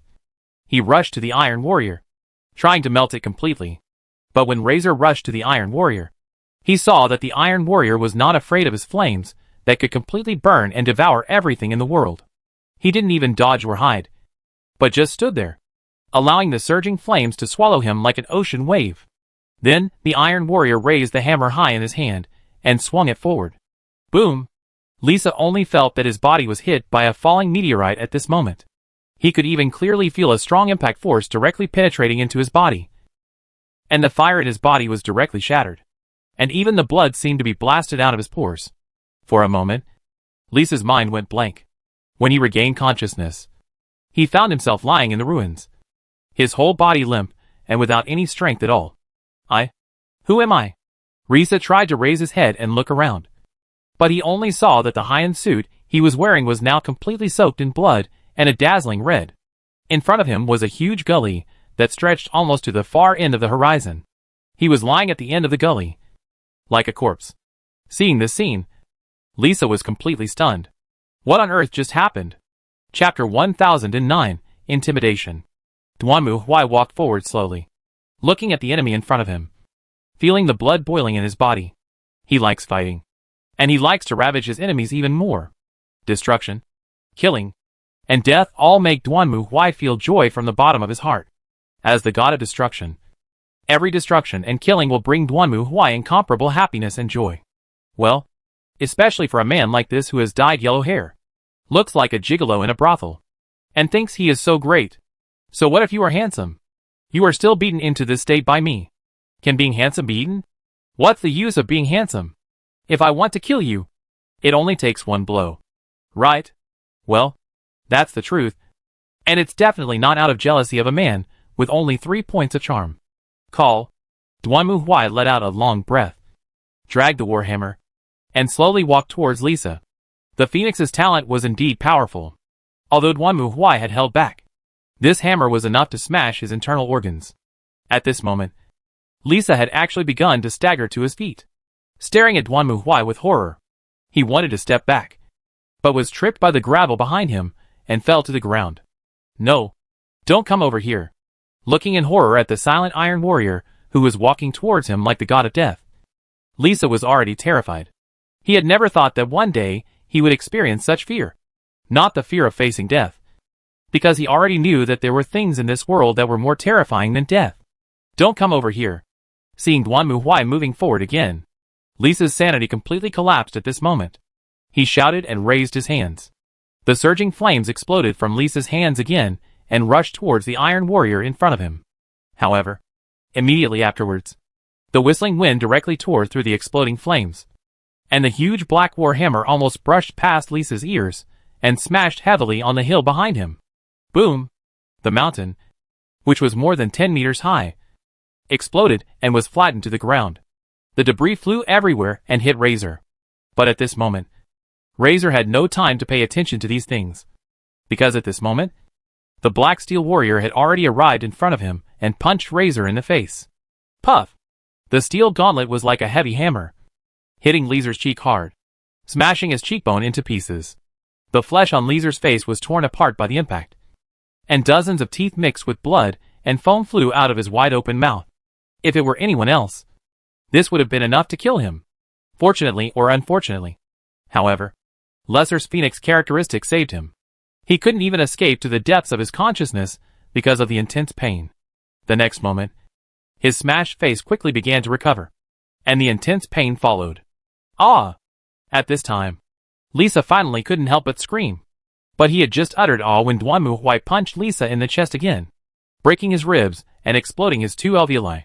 Lisa's scream stopped abruptly, and instead, he gushed out large mouthfuls of blood.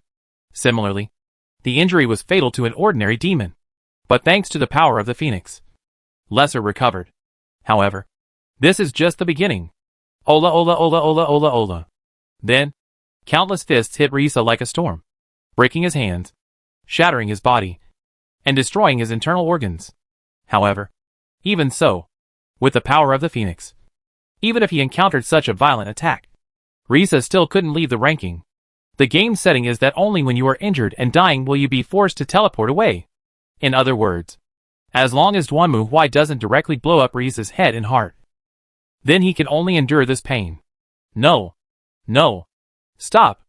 At this moment, Lesser felt extremely painful and desperate.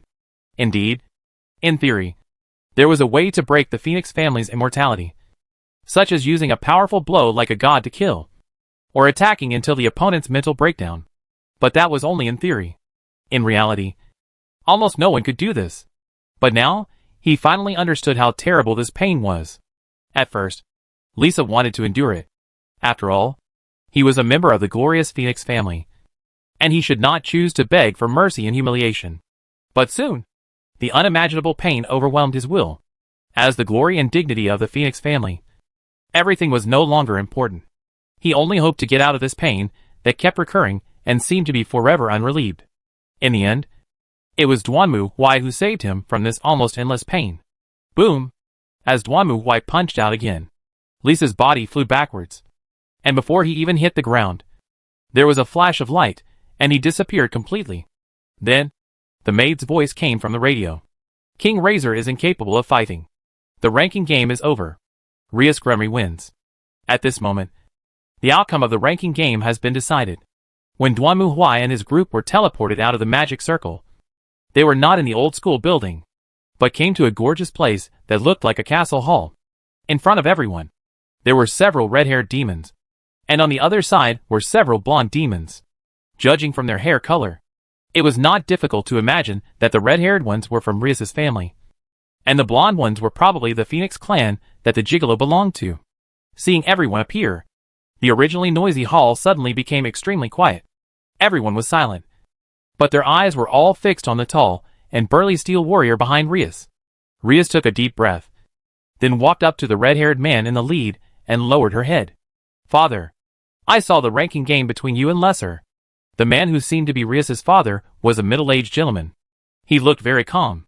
He just stared at his daughter, and then turned his gaze to Duanmu Huai. Is that your hidden trump card? Yes. I understand your thoughts.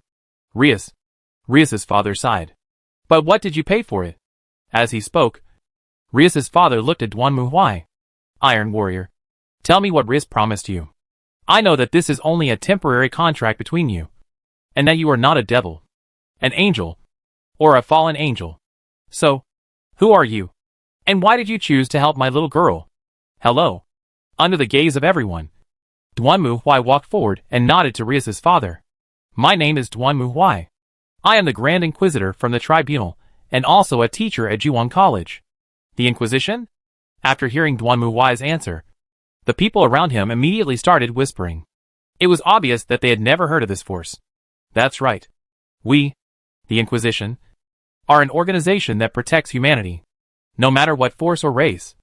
Anything that attempts to threaten and endanger humanity will be eliminated by the Inquisition. Duanmu Huai spoke again and glanced at Rias. As for the reason why I help Rias, it's very simple. First, I hope that you demons can realize the power and purpose of our Inquisition to avoid some unnecessary troubles. Second, I am her teacher. If a student has difficulties and needs help, as a teacher, of course, I will help her to the best of my ability. Is it within your power? Hearing Duanmu Huai's answer, Rias's father gave a bitter smile. And just at this moment, another voice sounded. I never thought that there would be someone like you among humans. Hearing this voice, everyone turned their heads and saw a tall man with long red hair striding towards them.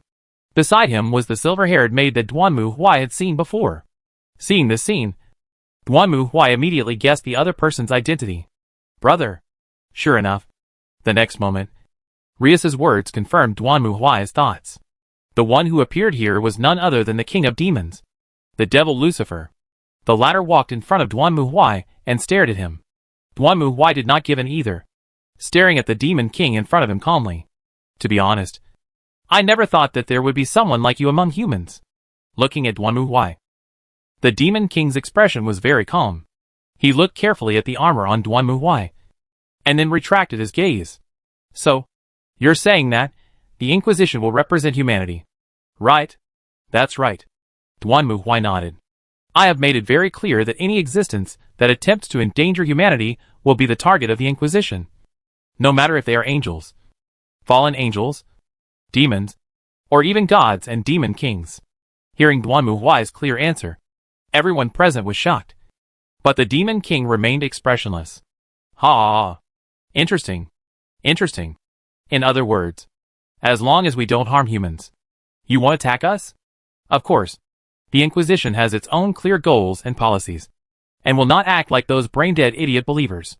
Duanmu Huai snorted coldly. He had never seen the angels before.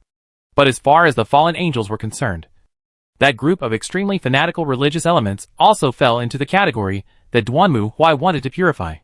So, this is why you're helping my sister? The Demon King didn't seem to want to dwell on this issue and looked at Rias. You didn't ask her for anything? In fact, holding this ranking game is what I asked her to do. So, the Demon King nodded and said nothing more. Rias looked at her father again, who seemed to be defeated by Rias's stubbornness, and sighed helplessly.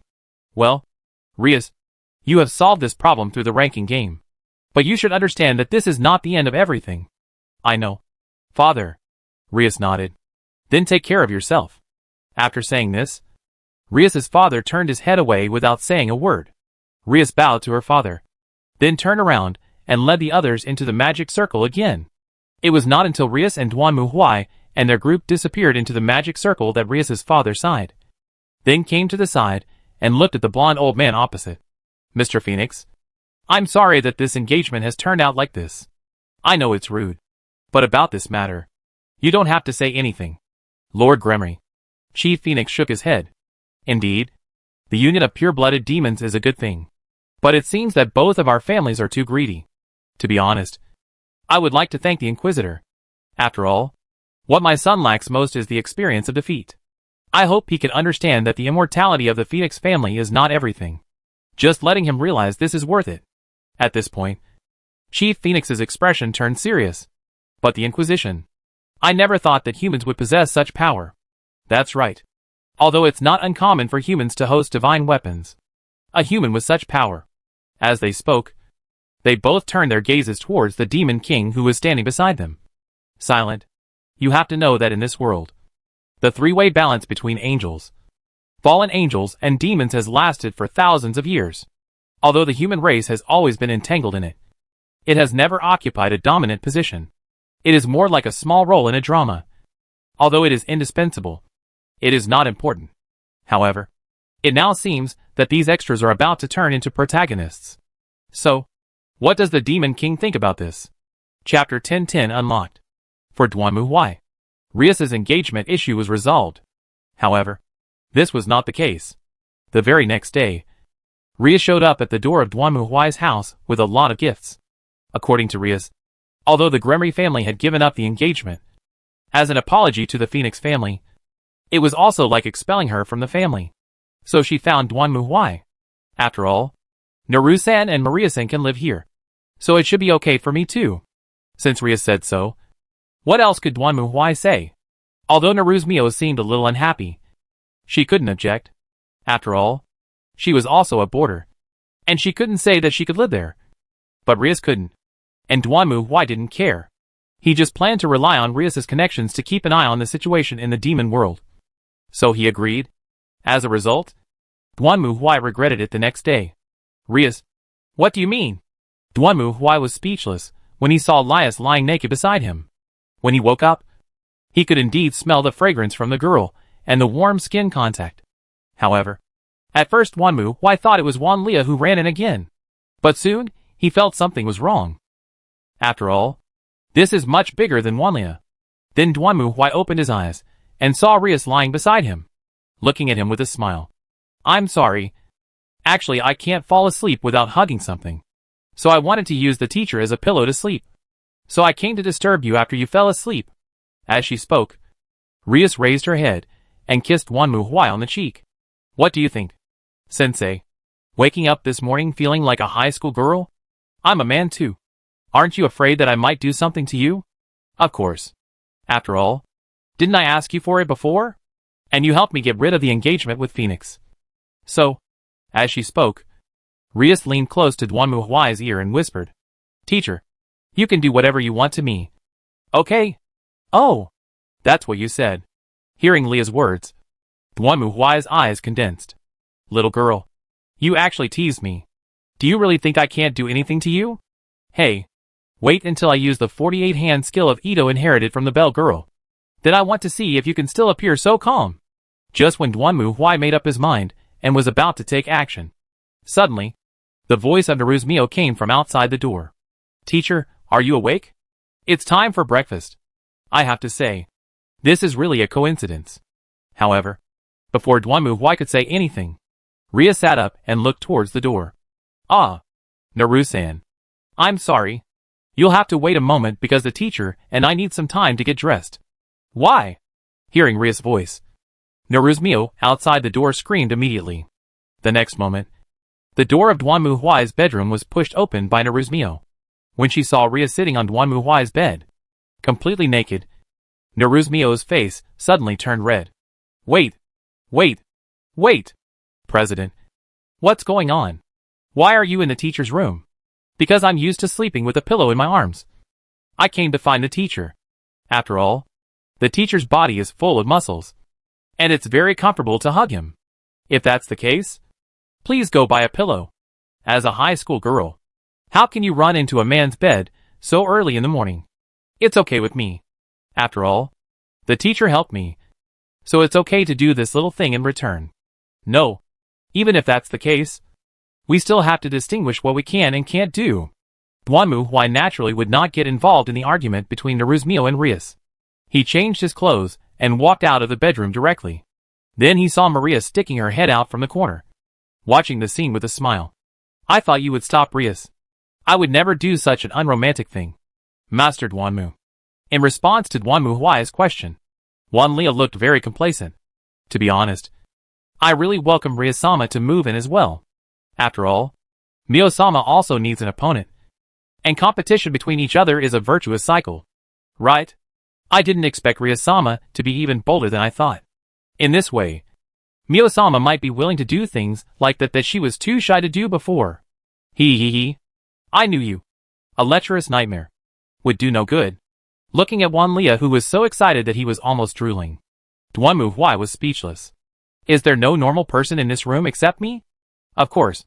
It's not that Duanmu Huai doesn't like this. After all, whether it's Rias, Naruzmio or Maria, they are all beautiful girls. They live in his house and do some embarrassing things at any time. It's really cool. But unfortunately, at least so far, Duanmu Huai doesn't have a strong desire to take action against them. The reason is also very simple. Nites has just died in her parents. Duanmu Huai is purely collected by her, and she is not sure about the future. Is she returning to the family and inheriting the position of the family?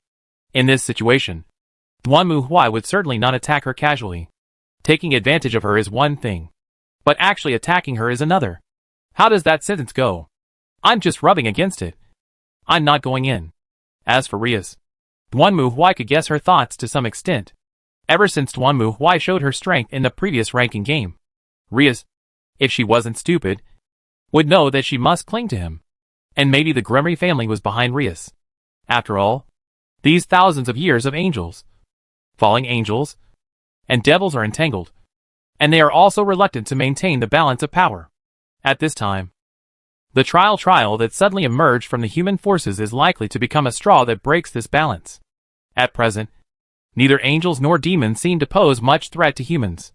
Only the fallen angels are likely to become the target of the Inquisition to make an example of them. In this case, it is not impossible for the demons to try to win over the Inquisition, which belongs to the human side, to become their allies. Duanmu Huai was not against this kind of contact, but he also had his own considerations. It was fine for Rias to seduce him, but she had to take the initiative to say it. Otherwise Duanmu Huai might touch her all over, but he would never go deep into the details. Although he could also eat sugar coating to hit the bullet back, or simply let the Grumry family throw meat buns to hit the dog. But Duanmu Huai felt that this was a bit too. Well, as the chief judge, he still had to have some face. However, if this continues, Duanmu Huai feels that his family is likely to develop in the disharmonious direction of feasting and drinking. Maria and Rias cannot be relied upon. And Naruzmio was also frightened by Maria. But fortunately, Duanmu Huai also has a solution. After the previous ranking game, Duanmu Huai's summoning list is finally unlocked. That's right. Now he can finally summon his subordinates and transform them into God's favored ones. From this point of view, Rias's engagement is actually a main quest. It seems that I have to pay more attention to the demon world and the ranking game in the future. As for who to summon, Duanmu Huai had already thought about it. Of course, Mary. After all, there are basically few common sense people in their homes now.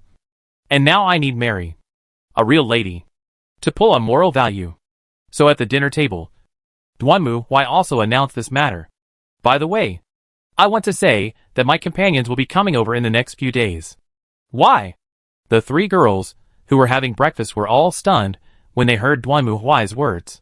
Teacher's companion? Of course. I said I am the Grand Inquisitor of the Inquisition. You don't think I am the only one in the Inquisition? In love, Duanmu Huai must also call himself to come over. Otherwise he is not just a light rod commander. Teacher's companion. Hearing Duanmu Huai's answer, Naruzmio's expression was somewhat complicated. Isn't it the same as the teacher? What are you talking about? This? Do not worry. Looking at Chengxia's nervous look, Duanmu Huai smiled. He's a very easygoing person with a nice personality. And he's also a very trustworthy partner and companion of mine. I think you two should get along well. As for Duanmu Huai, he just notified a few people and didn't take it too seriously. But Naruzmio and Rias can't possibly not care. So when the group gathered at the Mysticism Research Society at lunchtime, they naturally started talking about this topic. The teacher's companion. Does that mean he is from the Inquisition? Kiba Yudo was also somewhat surprised. But if you think about it carefully, it makes sense. If what the teacher said is true, then the Inquisition, as a force, must have a lot of talents. Maybe they have not shown up until now. I don't know what kind of person the teacher's companion is. I hope he's someone easy to get along with. Rias put down the teacup in her hand, and Naruzmio nodded, looking a little nervous. Although Naruzmio was a little reluctant about Rias moving into Duanmu Huai's house. She and Rias had known each other for a while, and they had a good relationship and were relatively familiar with each other. So she could more or less accept Rias. But another member of the Inquisition moving in. Wu. Wanlia always feels a little scared. Maria spoke out what Naruzmio was thinking. You know, Duanmu Huai gave them a very dangerous, terrifying, serious and scary feeling. After all, everyone had only seen Duanmu Huai, a judge from the tribunal. Coupled with the seemingly unreasonable rules of the tribunal, people felt that the tribunal was a group of cold, ruthless, terrifying and violent beings. Of course, how exactly, we will know only when the time comes. Chapter 10-11. As usual, Naruzmio and Maria went home together after reuniting. But Duanmu Huai, who was originally with them, was not there. Instead, Rias took her place because she was now living in Duanmu Huai's house. Moreover, compared to Naruzmio and Maria, Rias was still stronger. So Duanmu Huai could rest assured with her around. As for why Duanmu Huai didn't go together, the reason was simple. As they walked along the road, the three of them were feeling a little uneasy. Of course, they were all thinking the same thing. That was about the upcoming member of the tribunal that Duanmu Huai had mentioned. After all, Duanmu Huai hadn't said much, and they didn't know whether the other person was a man or a woman, or what kind of person he was. Although Duanmu Huai said that the other person had a good personality and was easy to get along with. But, in front of Duanmu Huai, people who were difficult to get along with would have died long ago. Right? Just as the three girls reached the door of their house, Rias raised her head and looked ahead, then revealed a puzzled expression. What's wrong? I sense an unusual presence. Why? Hearing Rias' words, Naruzmio and Maria also became nervous. They looked carefully and saw a girl standing at the gate. Perhaps she heard the footsteps of the three people, and the girl turned around and looked at them. I have to say, the first time he saw the girl in front of him, Naruzmio couldn't help but hold his breath. It's because the girl in front of me is so beautiful. She has golden hair that shines like the sun, and a straight, doll-like face that is delicate and beautiful. But her eyes are even more eye-catching. Her right eye is golden, with a vertical pupil like a cat's eye. Her left eye is a gentle sea blue. The girl holds an umbrella in one hand and a small suitcase in the other. She is wearing a luxurious and elegant Western dress. Just standing there, she gives people a gentle and elegant temperament, like a noble lady with a good family background. Of course, Naruzmio is very confident about her appearance. If she were to compare her looks, she would not be familiar with him. But the blonde girl in front of her has a very special temperament. An elegant and noble atmosphere. Under the gaze of those eyes, even Naruzmio would become a little embarrassed. It's like a ragged beggar facing a princess in luxurious clothes. Who are you? Compared to Naruzmio, Rias was obviously more used to this atmosphere. She took a step forward and looked at the girl and asked. The latter put away her umbrella and looked at the three people. Excuse me. Is this Mr. Duanmu's home? Yes. May I ask who you are? Ah. H. Lo. Nice to meet you. In response to Ria's question, the blonde girl smiled calmly and said okay. I am Mary Clarissa Christie. I am a companion of Mr. Duanmu and a member of the trial court. When you meet for the first time, please give me a lot of advice. Why? After that, the three of them welcomed Mary in. But it feels uncomfortable. Sitting at the table, watching Mary sipping black tea elegantly, Naruzmio felt an indescribable discomfort. It was not that Mary had the same intimidating aura as Duanmu Huai, but her own special temperament would make others involuntarily become serious in front of her. Originally, according to Maria's intention, Naruzmio would change into the maid outfit after returning home. But seeing Mary here, Naruzmio refused to change. On the contrary, Rias, at least on the surface, looked very calm, and chatted with Mari in a relaxed manner. Are you also a member of the Inquisition? Miss Mary? Yes. My current position is Mr. Duanmu's assistant. Mary's current position is to act as an assistant to the Inquisitor on the throne. Lumiere and Eclair are still apprentices, but Mary has made a step forward. Next, as long as Duanmu Huai observes that she can stand on her own, he will allow her to become a formal Inquisitor. Of course, the biggest advantage of being a formal judge is that you can sign extermination orders yourself. Well, although Mary probably wouldn't be very interested in this. So, what is the matter that the teacher asked you to come for? I'm not sure about this, but it's a good thing for me. Strictly speaking, I'm here to seek refuge. Take refuge? Rias and Naruzmio were a little surprised to hear Mary's somewhat embarrassed answer. But in fact, well, what Mary said was true. The reason is simple. It's her new book. As the saying goes, a tall tree attracts the wind. Mary is also a very famous writer in her own world, and her novels are also quite popular among readers. But there is one very bad thing. That is, Mary's novels are considered very politically incorrect by many literary critics. For example, in the Quality and Effects trilogy, many critics and scientists praise the scientific theory and development. But the human supremacy of the trial court has a critical attitude. When Mary returned this time, she also wrote a new book, The Last of Us, with Ellie as the protagonist, referring to her own experience in the wasteland. As expected, the book was a big hit in the market, and critics criticized it fiercely. Although this book does a great job describing the apocalyptic wasteland, the ending of the little girl Ellie has been criticized by many people. They think that this sacrifice is too cruel. And some even say if a girl needs to be sacrificed in exchange for the continuation of mankind, then mankind might as well perish. Of course, although popular literary reviews overwhelmingly criticized Mary, many ordinary readers supported Mary. After all, they had long been disgusted with the so-called political correctness. We are all human. So why do we have to get along with aliens as equals? And you have seen in the book how aliens discriminate against humans and force us to sign a peace treaty. Are they allowed to discriminate against us, but we are not allowed to discriminate against them? And if the ending of Ellie is my child, then of course I don't want it. But if sacrificing someone else's child can save my child, then why wouldn't I want it? Maybe they won't say it, but they will vote with their money. So no matter how literary critics criticize her, Mary's books are still popular all over the world. It is precisely because each of her books has some controversy that Mary is so famous. After all, being criticized or not is still popular. As the saying goes, when you are famous, you are prone to gossip. Of course, many people wrote to Mary to curse her or even harass her. But Mary has had experience with this.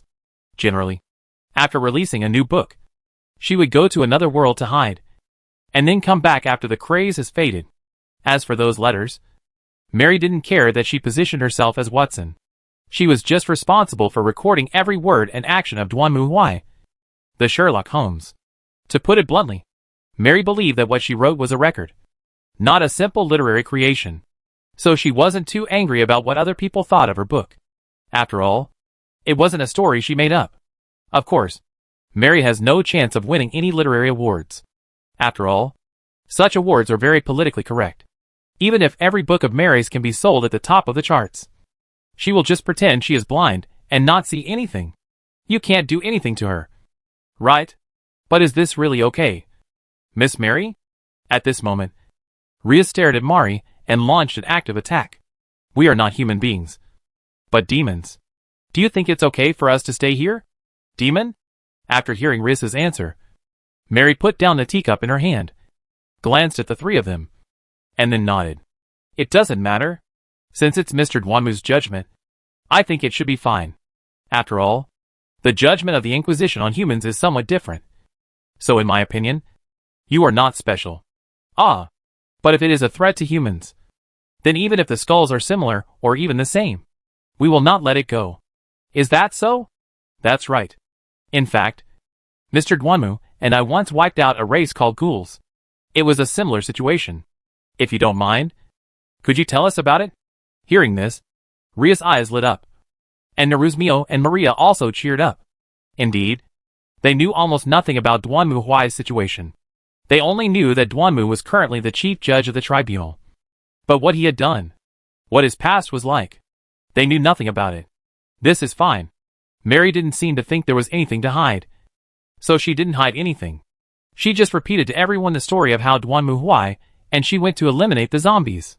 After listening to Mary's story, the three of them had complicated expressions. Why do I feel that those ghouls don't seem like bad people? Neruzmio murmured to herself, while Mary took a sip of her tea and nodded. I admit that not all ghouls are bad people. Some of them just want to live a peaceful life and don't want to cause any trouble. So, but they eat people. Mary looked at Neruzmio quietly, without any wavering in her eyes. They are monsters that feed on humans. That's enough. For the Inquisition, we destroy them not because they are evil or kind. That's not important. The only point is that they are man-eating monsters. They can only feed on humans. So in order to protect humanity, the Inquisition must completely destroy them.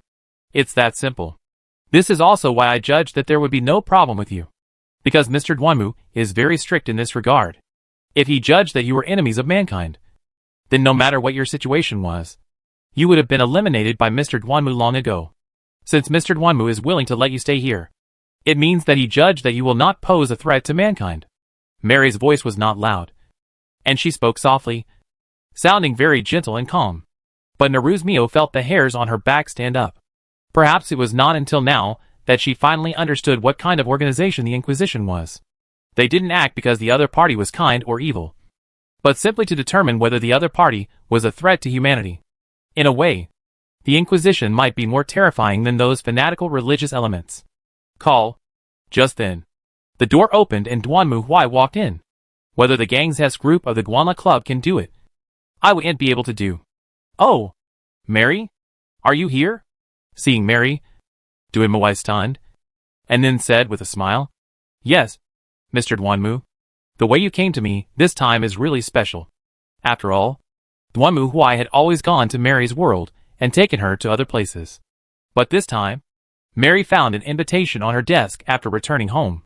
To be honest, if it wasn't for Duanmu Huai's signature, Mary would have thought it was a prank.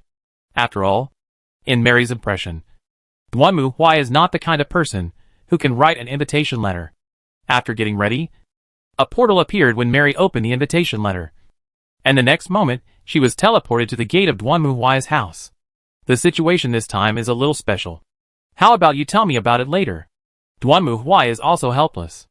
After all, he opened the list and then clicked on the name. As a result, the system shows invitation. It seems that this is not like the soul card. But now, let's have dinner first. The world is big, but eating is the most important thing. Chapter 10-12 Mary's Decision. The food cooked by Rhea and Maria was still delicious, but the atmosphere at the table seemed a little dull. Although Mary seemed calm, the reactions of Neruzmio and Rhea were a little unusual. What's wrong? You are quarreling? Duanmu Huai was eating, looking curiously at the two silent people in front of him, while Rhea shook her head. No, Sensei. We didn't quarrel. We just don't quite understand the tribunal's approach. What's there to not understand? Duanmu Huai blinked in confusion. Ghouls eat humans. So they must be completely annihilated. Didn't I say it long ago that the goal of the Inquisition is to protect humanity at all costs, and to destroy any existence that attempts to threaten humanity? Even though you three have called a truce now.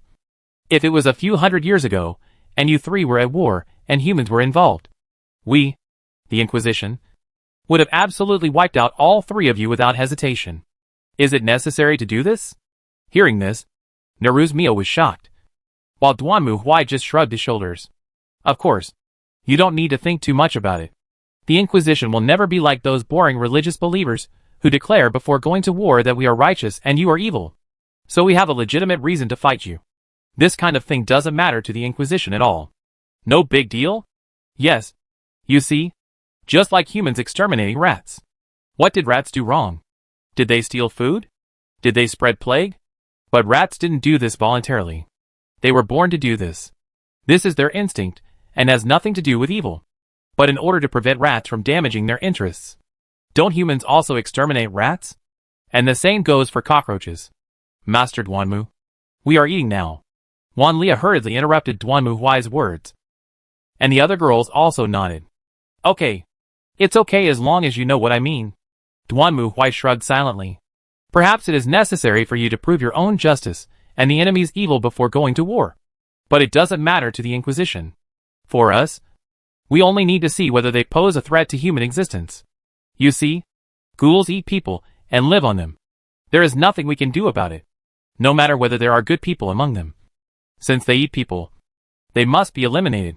Justice or evil is not necessary. The only thing the Inquisition needs to consider is whether they should be purified or not. As he spoke, Duanmu Huai picked up the chopsticks and picked up a piece of hamburger meat. Just like this. Do you eat it? Or don't you eat it? It's that simple. After saying that, Duanmu Huai opened his mouth and stuffed the hamburger patties into his mouth. Well, Rias, you did a good job. Thank you for the compliment. Teacher. Perhaps Duanmu Huai's analogy was too disgusting. So everyone stopped worrying about this issue after that. After eating and drinking, Duanmu Huai sat on the sofa, patted his belly, and then looked at Mary. By the way, Mary, did you bring what I asked you to bring? I have it, Mr. Duanmu. To be honest, your request is quite peculiar. As she spoke, Mary took out a wallet-sized bag from her pocket and handed it over. Duanmu Huai opened it and took a look, then nodded with satisfaction. Not bad. Not bad. I have finally made it. Teacher, what's in there? Neruzmio was also curiously looking at the small bag in Duanmu Huai's hand, which was not even as big as his palm. Duanmu Huai smiled when he heard Neruzmio's question. Want to know? Watch carefully. I'll show you a magic trick. As he spoke, Duanmu Huai opened his pocket, turned it over and shook it twice. Then, everyone saw a gold brick fall out of his pocket and land on the table with a thump. Wha? Seeing this scene, Rias, Neruzmio, and even Maria widened their eyes in surprise and almost jumped up. However, this was not the end. Right before their eyes, they saw gold bricks falling from the sky one after another, and in the blink of an eye, they had piled up into a small hill. What's going on? Is this some kind of magic? Seeing this, the three girls immediately gathered around. No wonder they were so surprised, because the pocket didn't look as big as a gold brick, but more than a dozen gold bricks fell out of it. Just like a magic trick on TV. Rias was still full of doubts when she picked up a piece. It was so heavy. It was the real thing. How was it? Wasn't it interesting? Duanmu Huai laughed at the puzzled girls around him. His biggest problem in this world is that he has no money. After all, the system didn't give him much money when it teleported him here. Now that Duanmu Huai is going to build a branch of the tribunal here, he will definitely need to spend money. His meager salary as a physical education teacher will never be enough for his whole life. Fortunately, the invitation function allows messages. So Duanmu Huai asked Mary to take a space pocket and put some valuable things in it to sell. Of course, it was not possible to just pay with money, as the notes of different worlds were not universal. Even if Duanmu Huai paid with gold coins from the world of Faerun or credit points from the Star Alliance, this world would not recognize it. Therefore, the best way is to bring valuable things here and sell them. Gold bricks and gems are basically the hard currency of each world. Fortunately, Mary brought a space pocket. Because Duanmu Huai had always used the system's inventory before. So he had never thought about these problems. It seems that when I go out by myself in the future, I have to carry some valuable things with me. Is this also some kind of artifact? Leah curiously watched Duanmu Huai open his pocket and put the pile of gold bricks back in. And asked? After all, she had observed it carefully. And it was obviously not a magic trick. In other words, was it also some kind of artifact? There was such a strange artifact. But I have to say, this thing is pretty useful. How should I put it? Just take it as it is. After all, although this thing is not very rare in the world of Faerun, it is also quite expensive. An ordinary adventurer certainly can't afford it. Now Duanmu Huai has enough capital to take action in this world. After making sure that he had food in his pocket, Duanmu Huai finally thought about the real business. By the way, Mary, come to my room later. Hearing Duanmu Huai's words, Rias, Neruzmio and Maria all turned their heads and stared at him with wide eyes. The latter rolled his eyes helplessly. Serious business. Don't you have anything else to think about every day? What's wrong with the girls in this world? Why are they so mean? Fortunately, Mary was a reliable person. And she was not like Leah, who always made trouble. After hearing what Duanmu Huai said, she also came to Duanmu Huai's room very obediently. Then Duanmu Huai closed the door and carefully explained the situation to Mary. I have to say that after listening to Duanmu Huai's words, Mary was also quite surprised. God's favor? Yes. You are very strong. And your golden eyes are also very powerful. But you are just an ordinary girl after all. Like before in the wasteland, a micronuclear bomb can threaten you, which is very bad. If you become my god, not only can your physical abilities be enhanced, but your soul can also be guaranteed not to be taken away by other evil gods or chaos demons. Even if you die, as long as your soul is in my hands, I can still resurrect you. I think no matter who encounters a nuclear bomb, there will be no way out.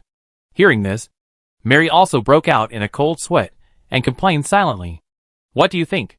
After all, the decision is yours. To me, you are a companion and helper who is very worthy of my reliance. Not only your golden eyes, but you are also very important to me. Duanmu Huai was right. Among so many women around him, there were only a few as reliable as Mary. Then, after becoming a god's favored one, what will I become? Well, your lifespan will be very long. Basically, if I don't die, you won't die either. And you won't age. As I said before, your physical fitness will be greatly enhanced according to the characteristics of the chess piece. Of course, I don't know the specific situation. After all, I haven't tried it before. I see. Then, what chess piece does Mr. Duanmu plan to give me? Mary had already heard Duanmu Huai's explanation of the characteristics of the chess pieces, so she was relatively clear about them. The queen. Why? Mary was stunned when she heard Duanmu Huai's answer without hesitation. Queen. As I recall, there is only one queen chess piece. Can you really give it to me? Of course. You are the most important to me. Duanmu Huai gave the answer without hesitation. The only person around him who needed and must be strengthened in all aspects was Mary. So in Duanmu Huai's view, giving the queen to Mary was the most appropriate choice. When Mary heard Duanmu Huai's answer, her reaction was a little strange. She turned away slightly, and her ears were red. It seemed that she was a little afraid to look Duanmu Huai in the eye. What's happening here? I see. Just when Duanmu Huai was confused, Mary seemed to have made up her mind, took a deep breath, and then turned to look at Duanmu Huai again. Well, according to the words of this country, I am not very talented, so please give me your guidance. Oh. Looking at Mary, Duanmu Huai scratched his head in confusion. Could it be that I said something wrong? Chapter 1013, Expansion of Power. I have to say that Mary's arrival did make Duanmu Huai relax a lot. Duanmu Huai found a channel to contact the rabbit next door, and then sold all the gold bricks. After all, the Japanese yen has depreciated like trash. Even if Duanmu Huai has money, he would not invest in Japanese yen. He would simply exchange it for other currencies with greater purchasing power. With money in his pocket, Duanmu Huai was not panicking at all. He first spent a large sum of money to buy the church that the fallen angels and others had used as their base. Of course, the church itself had been ruined in the previous battle. But fortunately, the location of the church was good. not far below the residence of Duanmu Huai and others. And it was quite qualified as a fortress. So Duanmu Huai then cleared the ruins of the church and rebuilt the church of the tribunal on top of it. He did not use the construction team here. After all, the construction team in this damn place is all construction gods. They can spend 5 years to build a gate and say it is hand-polished and ingenious. If it were in the tribunal, Duanmu Huai would have shot them 100 times. So he directly used the magic servants brought by Mary. These magic servants did not eat, drink or sleep. They worked as long as they had magic power 24 hours a day. They did not cheat or play tricks. And they would not cheat or replace things. All Duanmu Huai had to do was buy the materials and throw them there. And they would consciously work according to the drawings. Look, this is the real worker. As for Mary, she transferred directly to Juwon College as a transfer student. By the way, although Mary is indeed a high school student, she is actually a college graduate. Because Mary's education is different from that of ordinary children. She received family education when she was young, and then directly entered the Royal Masters College. In other words, Mary basically entered the university without going to junior high school or high school.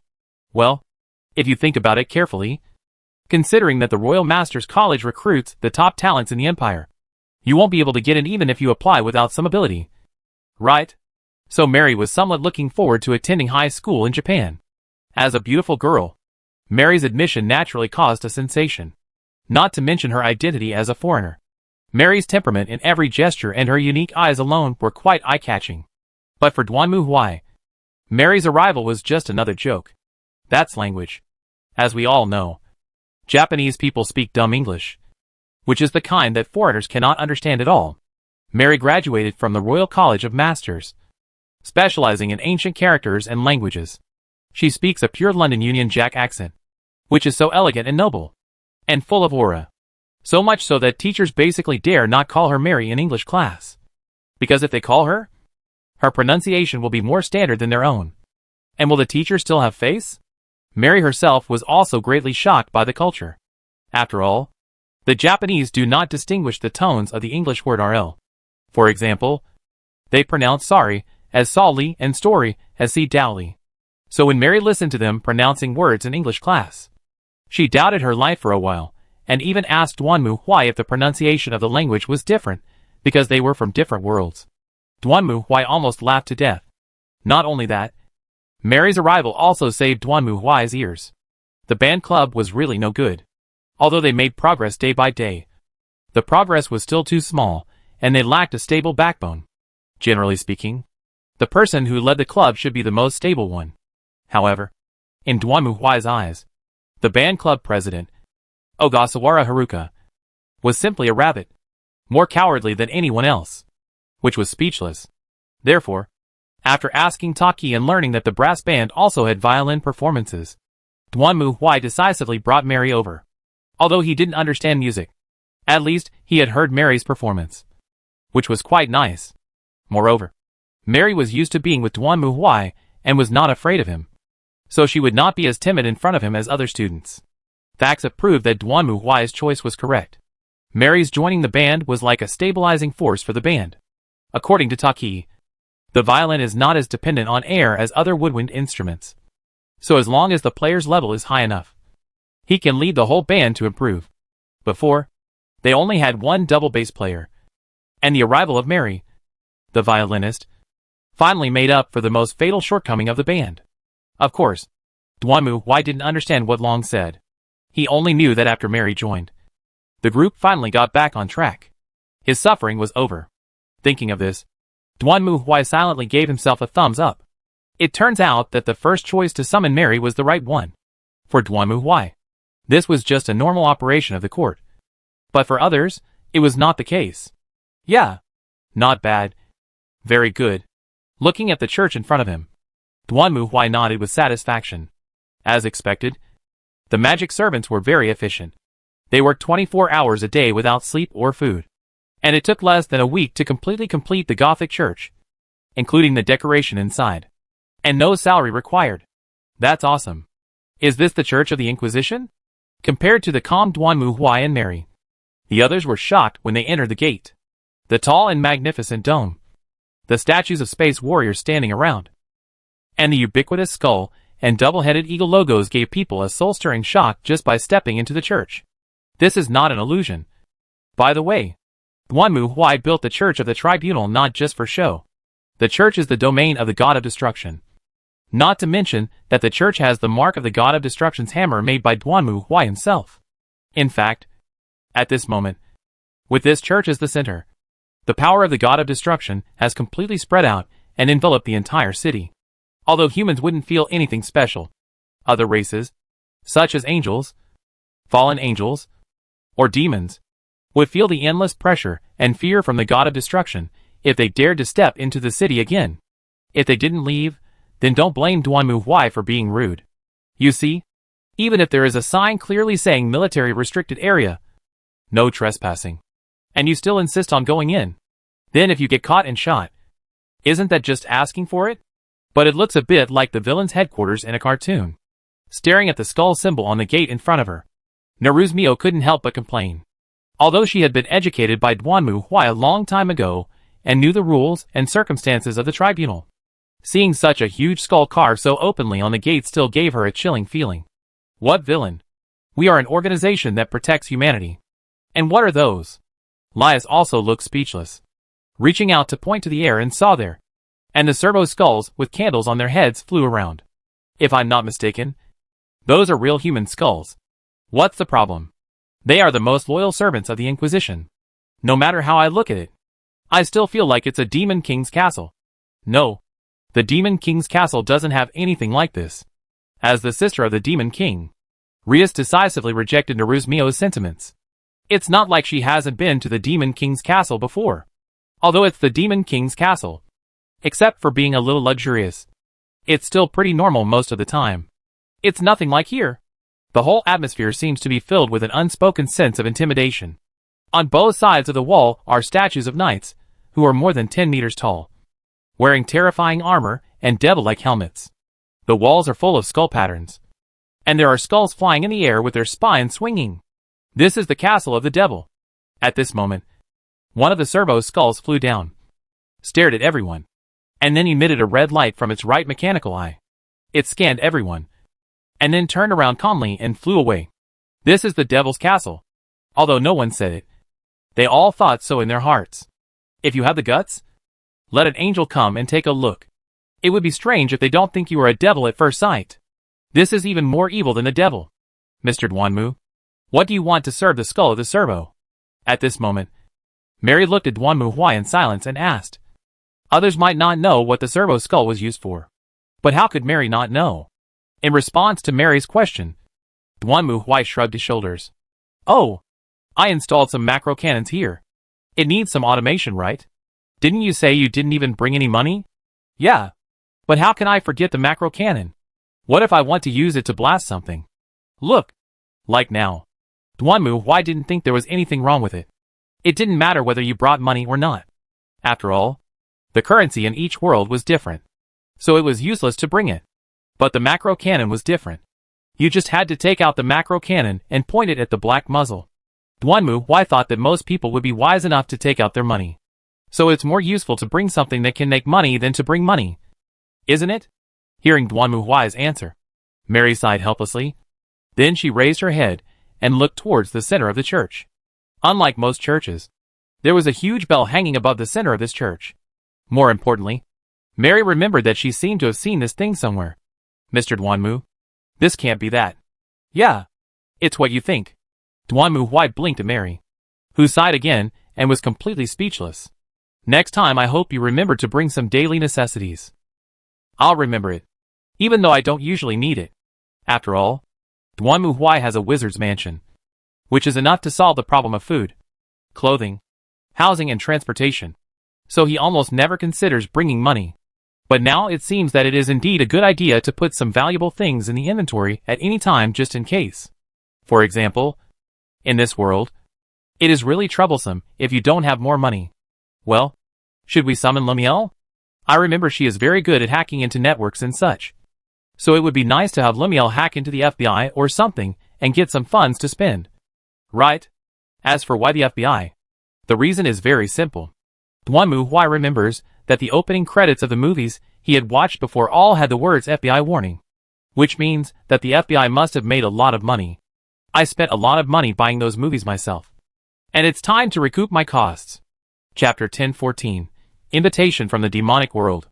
To be honest, Rias is confident in her own abilities. As the red-haired Slayer Princess, she has this well-known nickname in the demon world, which is also a manifestation of her strength. But now, this was the first time she had experienced such a painful defeat. Okay, that's enough. Duan Muhuai's voice rang out, and Mary put away her weapon and nodded to everyone. Excuse me. After hearing what Mary said, everyone was silent. The reason was very simple. This time, including Rias, Himejima Akino, Taho Kaneko, Kiba Yuto, Naruzmio and Maria attacked Mary together. But the result was that they were all killed. Rias, Himejima Akino and Naruzmio attacked with magic first. But Mary seemed to be able to see through their magic easily, and she dodged the storm attack inflicted by the three people leisurely, as if she was strolling in the garden. Then, Tachin Kitten and Wanlia jumped up and rushed towards Mary. The two fighting Lolita were very confident in their skills. Unfortunately, times have changed. Before they could get close, Mary pulled out a strange-looking hand cannon from her waist and pulled the trigger at the two of them, knocking them out of the game. With the help of the cover of Tower City Kitten and Maria, Kiba Yuto finally came in front of Mary. Just as he drew his sword and was about to attack, Mary swung her backhand, and a cold for a sword appeared out of thin air and swept past. If Mary had not shown mercy, this sword would have been enough to cut Kiba Yuto in half. Then Mary clenched the staff in her left hand and tapped the ground lightly. Then she saw countless stars falling from the sky, covering Rias, Himejima Akino, and Naruzmio like a rainstorm.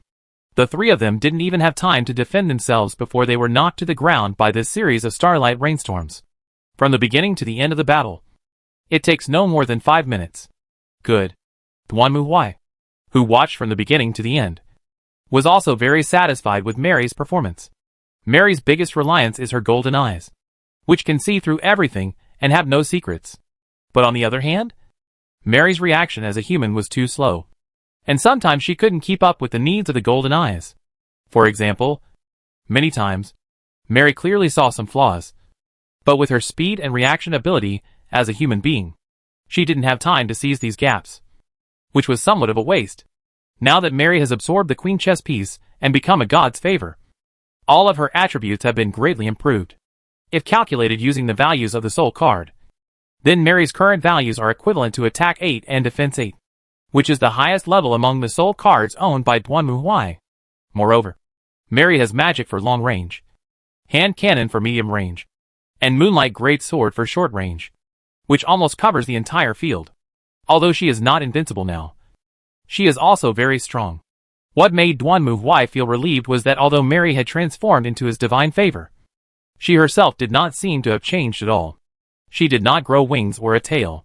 Mary herself was also very nervous at first, but after a careful inspection, she was relieved. Well, looking at it this way, I, the god of destruction, am still on the human side and have not deviated to any other place. As for the other side, to be honest, it's far from enough for you few to pose a threat to Mary. You need to at least find some more pawns. Looking at Rias, Duan Muhuai shrugged. This was a special training proposed by Rias, because after the previous game, Rias would also participate in the official ranking competition. So before that she wanted to exercise her and her followers' teamwork ability. But unfortunately, from Duan Muhuai's point of view, the strength of Leah and others is really not that strong. In the court of trial, they are probably at the same level as Bambi, Kula, Mary, and Rose. Oh! The premise is that you don't let them get close to you. Otherwise it's hard to say who will die after a series of combos. I didn't expect Miss Mary to be so strong. Hearing Duan Muhuai's comments, Rias smiled bitterly. To be honest, Mary's strength was completely beyond Rias's expectations. Although she knew that the people in the tribunal would definitely not be too weak, Mary's performance still surprised Rias, especially when the three of them released magic at the same time just now. But Mary dodged it all. Rias could hardly believe her eyes. If it was just dodging magic, it wouldn't be that scary. After all, as long as you were fast enough, you could dodge the attacking magic. But the problem was that Mary barely moved just now. She was like a model walking on a catwalk. She just took a few steps and shook her body, and easily dodged the magic storm released by the three people. Simply put, it's like a person landing under the bombardment of Normandy. But the other side is not hurt at all. Anyone would doubt life if this happened to them. But followers are hard to find. And we already have the strongest helpers. Right? Standing next to Rias, Himejima Aquino was smiling. Yes. Like Duanmu Huai. Mary also signed a temporary contract with Rias using the soldier chess piece. Duanmu Huai was originally worried about whether his chess piece would conflict with Rias. But now it seems that there is no conflict. That's right. Anyway, with Master Duanmu and Master Mary, we can't lose to any family. Wan Lia was also full of confidence. If it was just Duanmu Huai, he would be a little too reckless and worrying. But Mary's complex and changeable fighting methods and calm and intelligent mind were very much needed by everyone. With these two in the front, as long as the ranking game was not too outrageous, it was basically impossible to lose. Okay, let's stop here. By the way, Naru-san, after announcing the end of the special training, Rias looked at Naruzmio. About your family. Yes? Any problem? Hearing Rias talking about this topic, Naruzmio suddenly became nervous. Seeing Naruzmio's nervous expression, Rias quickly waved her hands. Don't be so nervous. In fact, some people from the Wilbert family found us and wanted to meet with you. Meet me? Yes. The Wilbert family is now ruled by your father's brother. But you are the legal heir. Because of this, the Wilbert family has never been very stable. A considerable number of people hope that you can inherit your father's position and rule the Wilbert family. So when they learned that you were protected by our Grimry family, they asked someone to find me and invite you. So, hearing Rias's answer, Naruzmio's expression became complicated. Anyway, I know your situation is a bit troublesome. But it's your own business anyway. So make your own decision. For Naruzmio, what Rias brought was obviously not good news. From then on until she returned home, she had a serious expression and remained silent.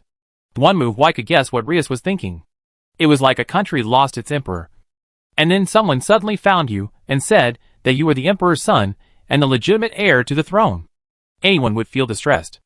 Although Naruzmio didn't seem to have any feelings for her biological father. But, hey, who can say for sure about such things? As a result, that same night, Naruzmio knocked on Duanmu Huai's door. Uncle, may I bother you for a moment? Certainly. Looking at Naruzmio in her pajamas, Duanmu Huai turned around and nodded. Then he saw Naruzmio walk in, close the door, and then sit obediently on the chair next to Duanmu Huai.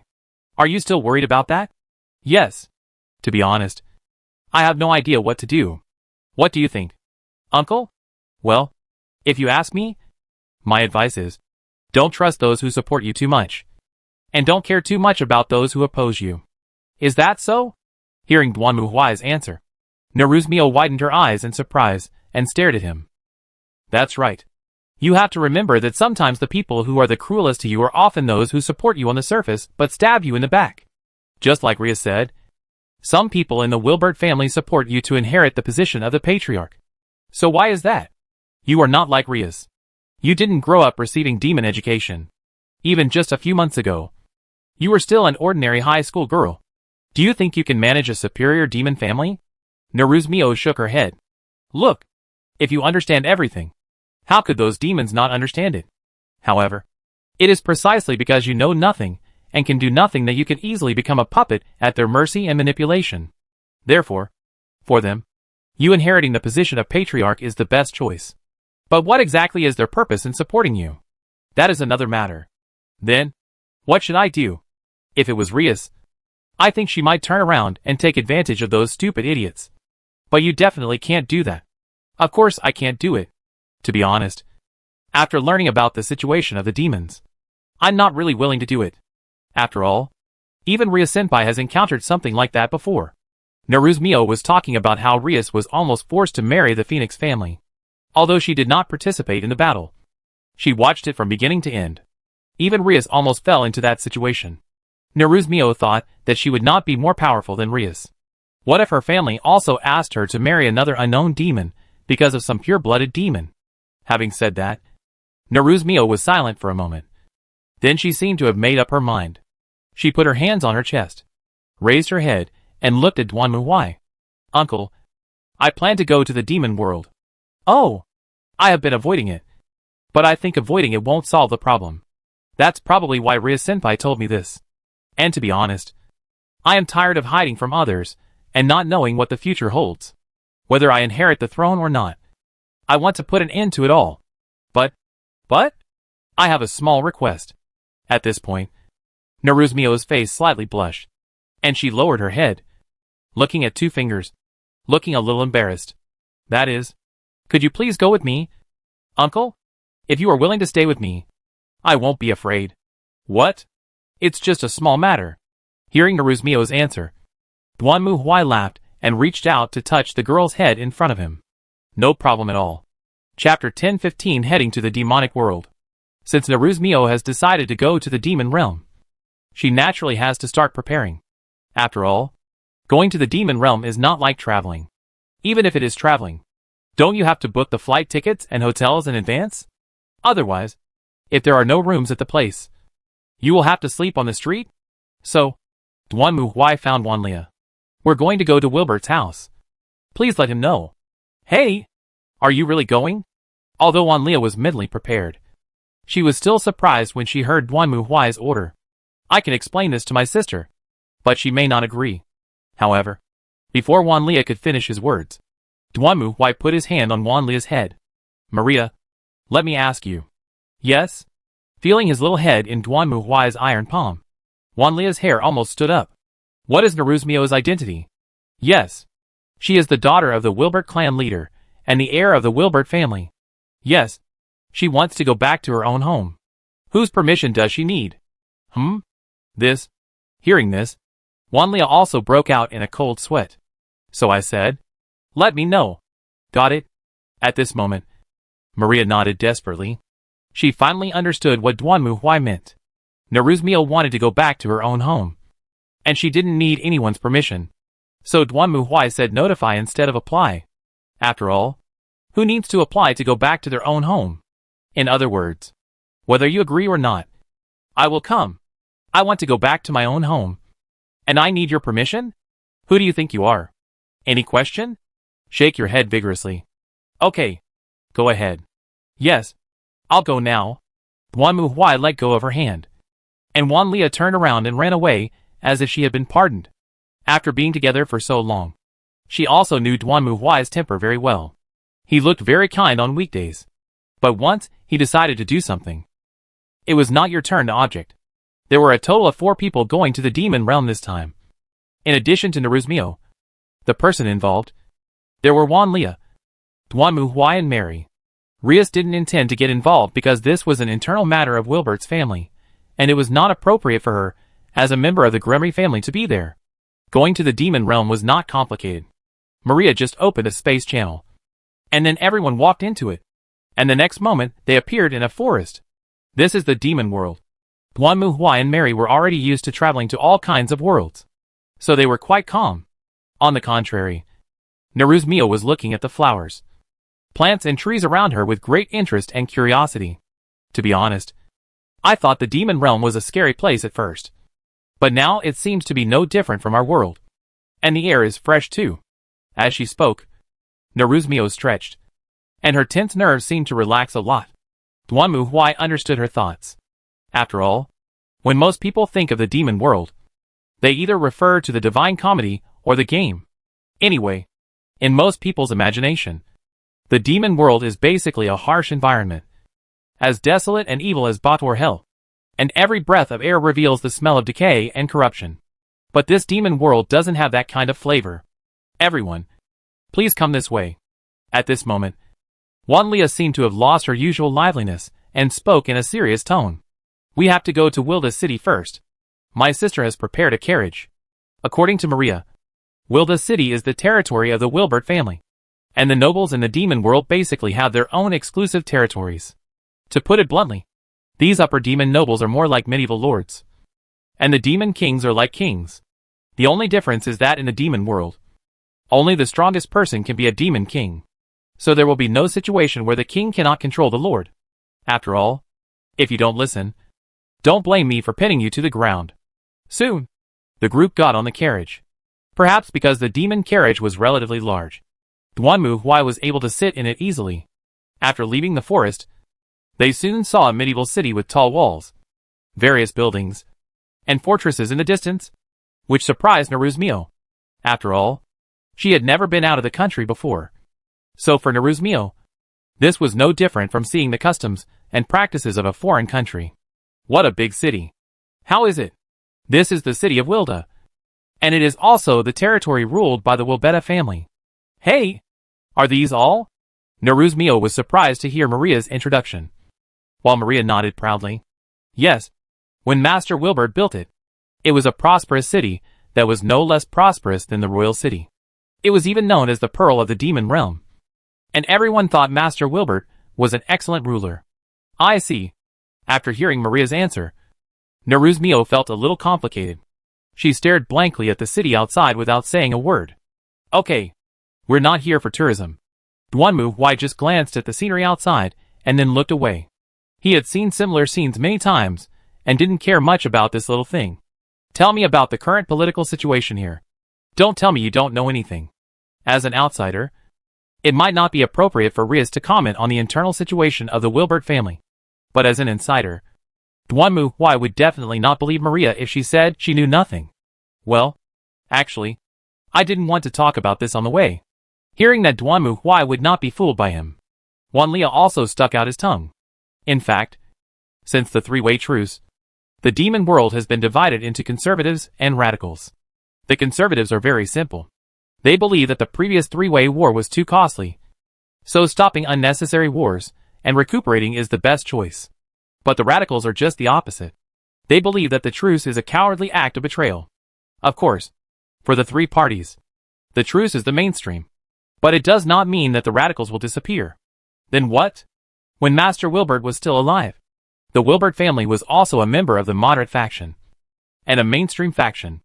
Grimry was also a member of the moderate faction. This isn't surprising, since Rias's brother is a demon king after all. And what about the Ramses, who is now in charge of ruling the Wilbert family? Lord Ramses is also a moderate. Oh, I see. Duanmu Huai nodded silently. He had heard similar situations from Leah. In fact, this was normal. After all, there was no winner in a three-way war. Everyone was exhausted and had to choose to shake hands and make peace. But on the other hand, in the eyes of the radicals, I am exhausted and the other side is exhausted too. So if I grit my teeth and work harder, can I defeat the other side? It is conceivable that if this is the idea, then the peace agreement of the conservatives will be seen by the radicals as a stab in the back. Of course, Duanmu Huai doesn't care about these little things. From the perspective of the Inquisition, he even supports the radicals. After all, if all three parties were to die, then humanity would be more peaceful. Right? What a pity. These three parties are not stupid. Duanmu Huai asked these questions for a very simple reason. After all political disputes are disputes of interest. If someone wants to push Naruzmio to inherit the position of clan leader, it is most likely out of dissatisfaction with the current ruler's policy. After all, the so-called improper access to power is just an excuse. In the final analysis, it is still a conflict of political interest. And what about Ramses himself? Duanmu Huai had no objection to this. Meanwhile, the castle was within sight. For Naruzmio, this was considered going home. But she didn't feel like she was going home at all. Not only did she sneak along the way, she didn't even enter the city, but was sent into the castle through the back door. According to Maria's sister, Naruzmio's red hair was too bright, and if the subject saw it, it might cause unnecessary commotion. Not only that, it seems that we are really unwelcome. Looking at the room in front of her, Mary shook her head helplessly. That's right. The guest room prepared for a few people was not even an ordinary guest room, but looked like a warehouse for old furniture. There were even spots of mold on the walls, which made people feel uncomfortable. I'm so sorry. I didn't know it would be like this. Wanlia also had an ugly look on her face at this moment, and kept apologizing to everyone. After all, it was Wanlia's sister who arranged the room, and she, as the younger sister, was unlucky. Stupid idiot. It seems that Ramses is nothing more than that. Duanmu Huai had a look of contempt on his face, although he knew that they would definitely not be welcome here. As the host, he had to at least do some face-saving work. As a result, you are not even willing to save your face. Aren't you afraid that we will stand against you if we get really upset? Thinking of this, Duanmu Huai looked at Naruzmio. I heard that your father designated him as the clan leader before he died. I thought he would be some high-ranking person, but he turned out to be just a street vagrant. Facing Duanmu Huai's ridicule, Naruzmio just had a gloomy face and said nothing. She came here without any expectations, but Naruzmio still had some thoughts in her heart. After all, this was a relative connected to her by blood.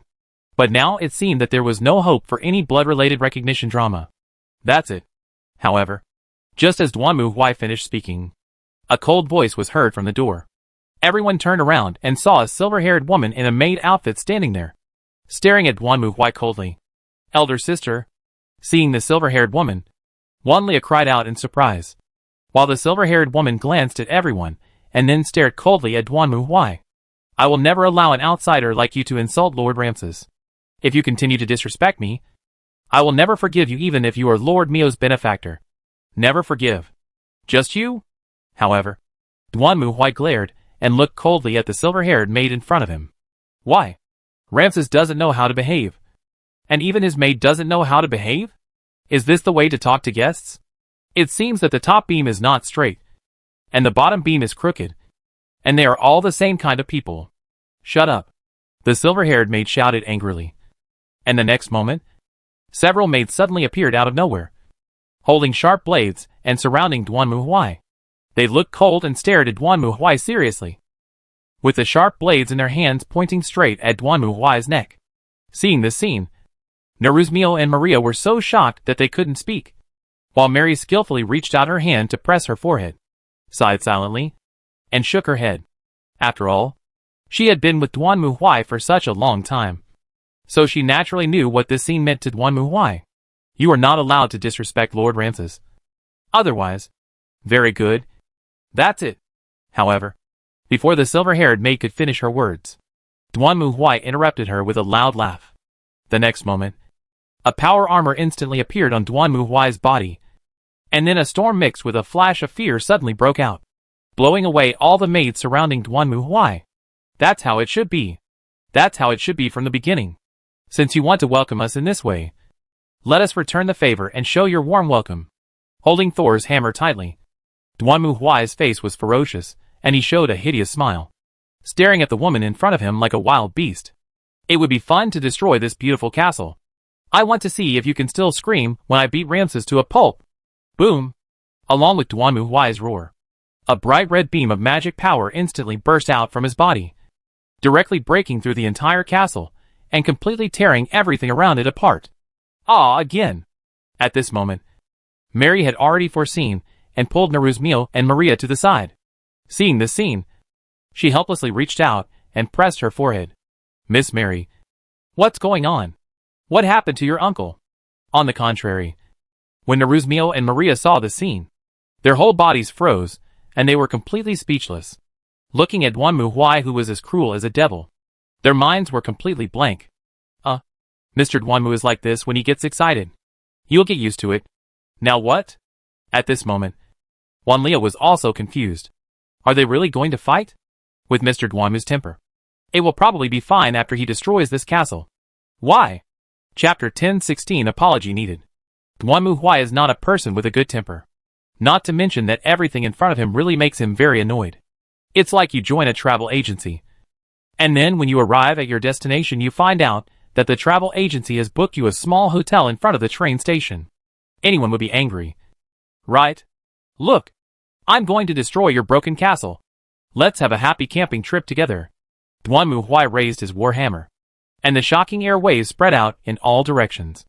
Even the sky became gloomy and dark, and thick dark clouds appeared out of thin air, as if a big black pot was directly placed over the entire Vilda city.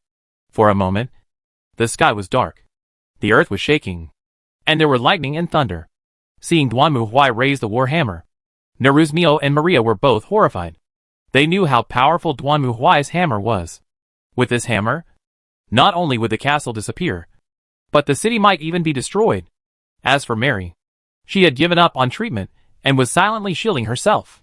After all, Mary was experienced and knew that Duanmu Huai was basically a tornado at this moment. If you just stood in the eye of the tornado, nothing would happen to you. But if you insisted on going outside to die, then all she could do was mourn in silence. At this moment, the silver-haired maid opposite seemed to have finally realized that something was wrong. But even so, she still gritted her teeth, clenched her hands, and stared at Duanmu. The magic power in her body quickly exploded. But even with all her magic power, it was like a small flame on a match in the whistling wind. Almost nothing under Duanmu's violent air waves. However, even so, the silver-haired maid gathered all her strength, bent down, and planned to launch a full-strength attack on Duanmu. That's it. At this moment, a voice suddenly sounded, stopping both parties from further dangerous actions. Hearing this voice, the silver-haired maid was stunned for a moment, and hurriedly stopped. Seeing that the other party had given up the resistance, Duanmu also frowned, and then looked down and saw that a girl who looked a little younger than Wanlia appeared between him and the silver-haired maid at some point, and was looking at the two of them with a serious face. You are surrounded by enemies, yet you are still fighting among yourselves? This is not okay. Who is this? Duanmu was puzzled when he saw the old-fashioned girl in front of him. But at this moment, Wanlia breathed a sigh of relief and ran over quickly. Mother! Hearing Wanlia shout, everyone was confused. Duanmu looked at Wanlia, then at the girl. Although the two did look alike, this girl looked younger than Wanlia. If you said they were sisters, I could understand. But you said they were mother and daughter? Isn't it only in anime that the mother is younger than her daughter? Just as Duanmu was complaining in his heart, he saw the girl turn around, looked at him, lowered her head and saluted. I am so sorry, Mr. Duanmu, Ms. Mio, for the poor hospitality. Please forgive me. As she spoke, the girl turned her head and looked at the silver-haired maid. Rukia, Ramses asked you to entertain them. Is this how you entertain them? But Lord Ramses said to try to avoid attracting attention. So now you're satisfied? Looking at the room with a large hole in it, the girl stared at Rukia, who lowered her head. I'm sorry, Mother. Very good. Although logically speaking, this is not something I should interfere with. But you should also consider the degree of your actions. Now you understand what to do, right? Yes. I will prepare guest rooms for them. After hearing the silver-haired maid's answer, the girl turned around and looked at Duanmu again. I'm so sorry, everyone. The situation here has been a bit tense recently, because Ramses has a lot of enemies to deal with. Great. So now he has one more enemy. Duanmu snorted coldly. He had no good feelings towards this blind idiot. You have to know that Duanmu did not emerge from the ground. He participated in Leah's ranking game before and showed his strength. If that idiot had a little intelligence gathering ability, he should know not to mess with him. But he still did it. So don't blame Duanmu for being rude. I gave you a chance, but you didn't cherish it. So I won't give you a second time. Hearing Duanmu's cold answer, the girl smiled bitterly, then made a gesture, and then saw the silver-haired maid and other maids leave one after another. Let me lead the way from now on. By the way, I haven't introduced myself yet. My name is Shuela. I've always wanted to thank you for taking care of my daughter. Mr. Duanmu? Are you really her mother? After that, under the leadership of Shuela, Duanmu and others left the warehouse and walked towards the guest rooms. Really? Although I know you are very powerful, Mr. Duanmu, I never thought you would actually take action at this time. But think about it carefully. You even dared to provoke the Phoenix family of the Phoenix, which doesn't seem to be a strange thing. Sorry. Ramses is too stubborn. Duanmu looked at Shuela curiously as she walked in front of him. It was not because she was Wanlia's mother that was surprising, but because of her attitude. You know, both Wanlia and her sister called Ramses sir, but Shuela called him by his name, giving people the impression that her status was not lower than Ramses. This is quite interesting. Compared to the silver-haired maid before, Shuela was a better host. She arranged comfortable guest rooms for Duanmu and others, and introduced the situation in the city. She also apologized to everyone, saying that Ramses was not in the city at the moment and would not be back until tomorrow. No wonder Duanmu almost demolished the castle today. But he didn't show up. Duanmu thought he was a coward. After enjoying dinner, everyone went back to their rooms to rest. Duanmu also returned to his guest room and took a nap on the bed. However, just as Duanmu closed his eyes and prepared to go to sleep, He suddenly felt his body sink slightly. He opened his eyes, and saw a petite girl in a western dress, dressed like a gothic Lolita, sitting on him, looking at him with a smile. "Good evening, Mr. Duanmu? Miss Yuela? It's so late. What do you want from me?" And, as he spoke, Duanmu Huai glanced at the gate next to him. "Why didn't you knock before you came in?" "Because I have something I want to discuss with Mr. Duanmu alone." Xuela looked at Duanmu Huai with a smile. After all, Rukia's performance today was not very good. "I am worried that Mr. Duanmu will be angry about it." "Don't worry, Miss Sheila. I have already put her and that idiot Ramses in the enemy camp." Duanmu Huai did not hide his disgust at all. "Oh, Mr. Duanmu, don't you think that doing this will make you more enemies? I have many enemies, not just this one. And it will be alright if I kill him." Duanmu Huai didn't care. For him, he wished that the fewer companions the better, and the more enemies the better. This way, the furnace of the court of justice would burn more vigorously. "I know what Ramses did was wrong. So, I apologize to you on his behalf. Are you willing to accept it? If apologies are useful, why do we need the police? And it's not right for you to apologize on his behalf. Right? You are you, and he is him. Even if you apologize to me, won't that guy still be the same? Well, what about this?" However, Xuela's next move surprised Duanmu Huai. She reached out and gently pulled down the ribbon. And then the dress that originally wrapped Xuela's petite body slipped off, revealing the soft curves of the gauze pajamas inside. Seeing this scene, Duanmu Huai raised his eyebrows. "Miss Sheila, what does this mean?" "This is the Nightmare Style's way of apologizing. If I can satisfy you, I wonder if you can calm down, Mr. Duanmu?" "Oh!" Staring at Xuela, Duanmu Huai narrowed his eyes. "Are you sure you want to do this, Miss Sheila?" "Of course. Then are you willing to accept my apology, Mr. Duanmu?" He.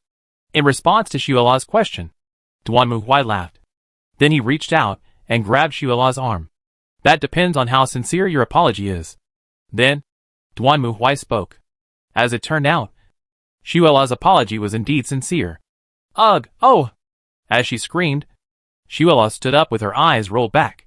The next moment, Xuela fell headfirst onto the bed like a broken doll, her eyes dull. At this moment, she no longer had the leisurely and calmness she had before.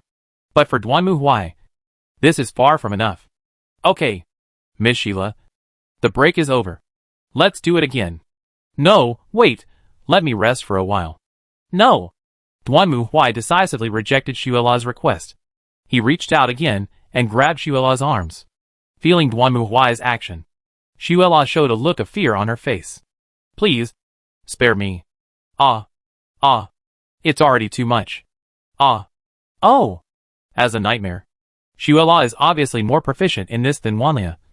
But even so, she is no match for Duanmu Huai. At this moment, she has already lost all her weapons, and has completely lost her ability to resist. Not good. This is really not good. Originally, Xuela thought that the other party was just a human being. Even if he was bigger in size, her skills and experience as a nightmare would be enough to appease Duanmu Huai. But now, could it be that I am the one who is being conquered? Xuela was no longer able to think at this moment. The only thing she could do was to shout loudly instinctively. But this was also the limit. Finally, with Duanmu Huai's attack, Xuela's already tattered defense was breached again. With Xuela's scream again, the battle finally came to an end. Chapter 1017. You are seeking your own death. The next morning, Duanmu Huai walked out of the room, looking refreshed. As expected of a nightmare wife Lolita, her experience is almost as rich as that of the Bell Girl. And as a nightmare, her physique is stronger than that of the Bell Girl, who is just a human being. But on the other hand, as a human being, Suzuna is only in her teens, but she has experience and skills that are no less than that of a nightmare that is hundreds of years old. It seems that Suzuna's nickname of Genius Ninja is well deserved. Duanmu Huai stretched and pulled himself back to his senses. Then he saw a familiar figure standing in front of the railing at the end of the corridor, with his back to him. "Hey, Mio." "Ah, uncle." Hearing Duanmu Huai's voice, Naruzmio turned around and greeted Duanmu Huai. "Good morning." "Morning. What are you doing here?" As he spoke, Duanmu Huai walked to Naruzmio's side and looked ahead. He saw a portrait hanging on the wall of the hall in front of him. It was a red-haired man who looked majestic and dressed in luxurious clothes. Who is this? I heard that is my biological father. Naruzmio looked at the painting in front of her again. Her expression was a bit complicated. For her, this trip to the demon world was not pleasant. Naruzmio originally thought that at least she might be able to recognize her uncle, who was related to her by blood. But it seemed that her purpose of coming here this time was impossible to achieve. Sometimes, I really hope this is all a dream. Naruzmio lowered her head. I'm not a demon child. I'm just an ordinary high school student living an ordinary life with my family. Demons and nobles have nothing to do with me. I just want to be like an ordinary girl. Shopping. Chatting with my friends. Instead of standing here like an unwelcome person. Blood relationship or something. There's no need to worry about such a small matter. Duanmu Huai reached out and patted Chung Se-mil on the shoulder. Look. You said it yourself. Didn't you? The ones who raised you are your parents. Even if you are their biological child. They never raised you for a single day. That's a bit strange to say. However, halfway through his words, Duanmu Huai seemed to have thought of something and looked at the oil painting in front of him with confusion. Strangeness? Yes. You must be born by your mother. Right? That means Wilbert must be married? But why is your mother not in this painting? Or, is there a painting of your mother in this castle? Indeed. Maybe I should ask Maria. Squeak. As the two were talking. Suddenly, the heavy door in the hall below opened. And then Duanmu Huai saw the silver-haired maid respectfully walk in. And then, surrounded by several guards, a tall man with red hair strode into the hall. As if he noticed the gazes of Duanmu Huai and Naruzmio.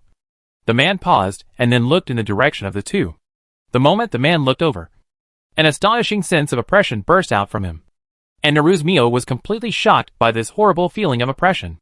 She just stood there trembling. Motionless. However, at this moment, Duanmu Huai's hand pressed on Naruzmio's shoulder. And then he glanced at the man with contempt. Then, a fearful pressure far greater than the man's oppression descended from the sky and directly enveloped the entire castle. Even the guards who were originally standing next to the man could not bear this fear from the depths of their souls, which almost destroyed everything. And they collapsed to the ground with pale faces. The man stood there, staring at Duanmu Huai with a cold and solemn expression. Although his expression remained unchanged, his clenched fists had already exposed the man's intentions. Hey, you must be Ramses. Duanmu Huai patted Chung Se-mil on the shoulder, signaling her to calm down, while staring at the red-haired man below with undisguised hostility. We are really welcomed by you. Thank you so much. Duanmu Huai slowly walked down the stairs and walked towards Ramses, who stared at him without saying a word. The maid Rukia next to him also took out her weapon and stood in front of Ramses. Shut up. You rude fellow. In front of Lord Ramses. I'm not talking to you. Go away. Duanmu Huai just took a glance. And the next moment Rukia screamed and flew backwards as if hit by an invisible iron fist, and hit the wall next to her heavily. Then, Duanmu Huai walked in front of Ramses and looked down at him. Speaking of which, I have always wanted to ask you a question. After Wilbert passed away, the subordinates who raised Mio were killed by Zalgir, and she herself was attacked again and again. I don't think you are completely unaware of this. I heard that someone in the Wilbert family once proposed to increase the guards for Mio. But you rejected it? I would like to know what you think. As he spoke, Duanmu Huai narrowed his eyes and looked at Ramses in front of him without any concealment. Why? Are you so restless because the legitimate heir is alive? Do you wish he would die sooner? This is the fate of the nobility. Ramses raised his head, looked at Duanmu Huai, and answered calmly. The lives of nobles do not belong to themselves. They live for the people and die for the people. No one can escape the fate of this bloodline. That child is Wilbert's daughter, and a member of the nobility. This is her obligation. Compared to her, what we need to protect is the Wilbert family and this city. So I made a decision and gave up on her. Having said that, Ramses turned his head and looked at the city outside the window. We are above the people, so we have to protect everything here. If we choose to protect her, then everything in this city may be destroyed. What a stupid and incompetent excuse. Duanmu Huai sneered at Ramses's answer. You're worried about this and that. To put it bluntly, isn't it because you're weak? Because you're cowardly and incompetent. You can only make choices. Don't flatter yourself. Stupid is stupid. Weak is weak. Who are you talking to with such righteousness? Maybe I should push you to the ground and let you understand your own. Boom. However, before Duanmu Huai could finish his words, suddenly, a loud explosion was heard in the distance, interrupting his words.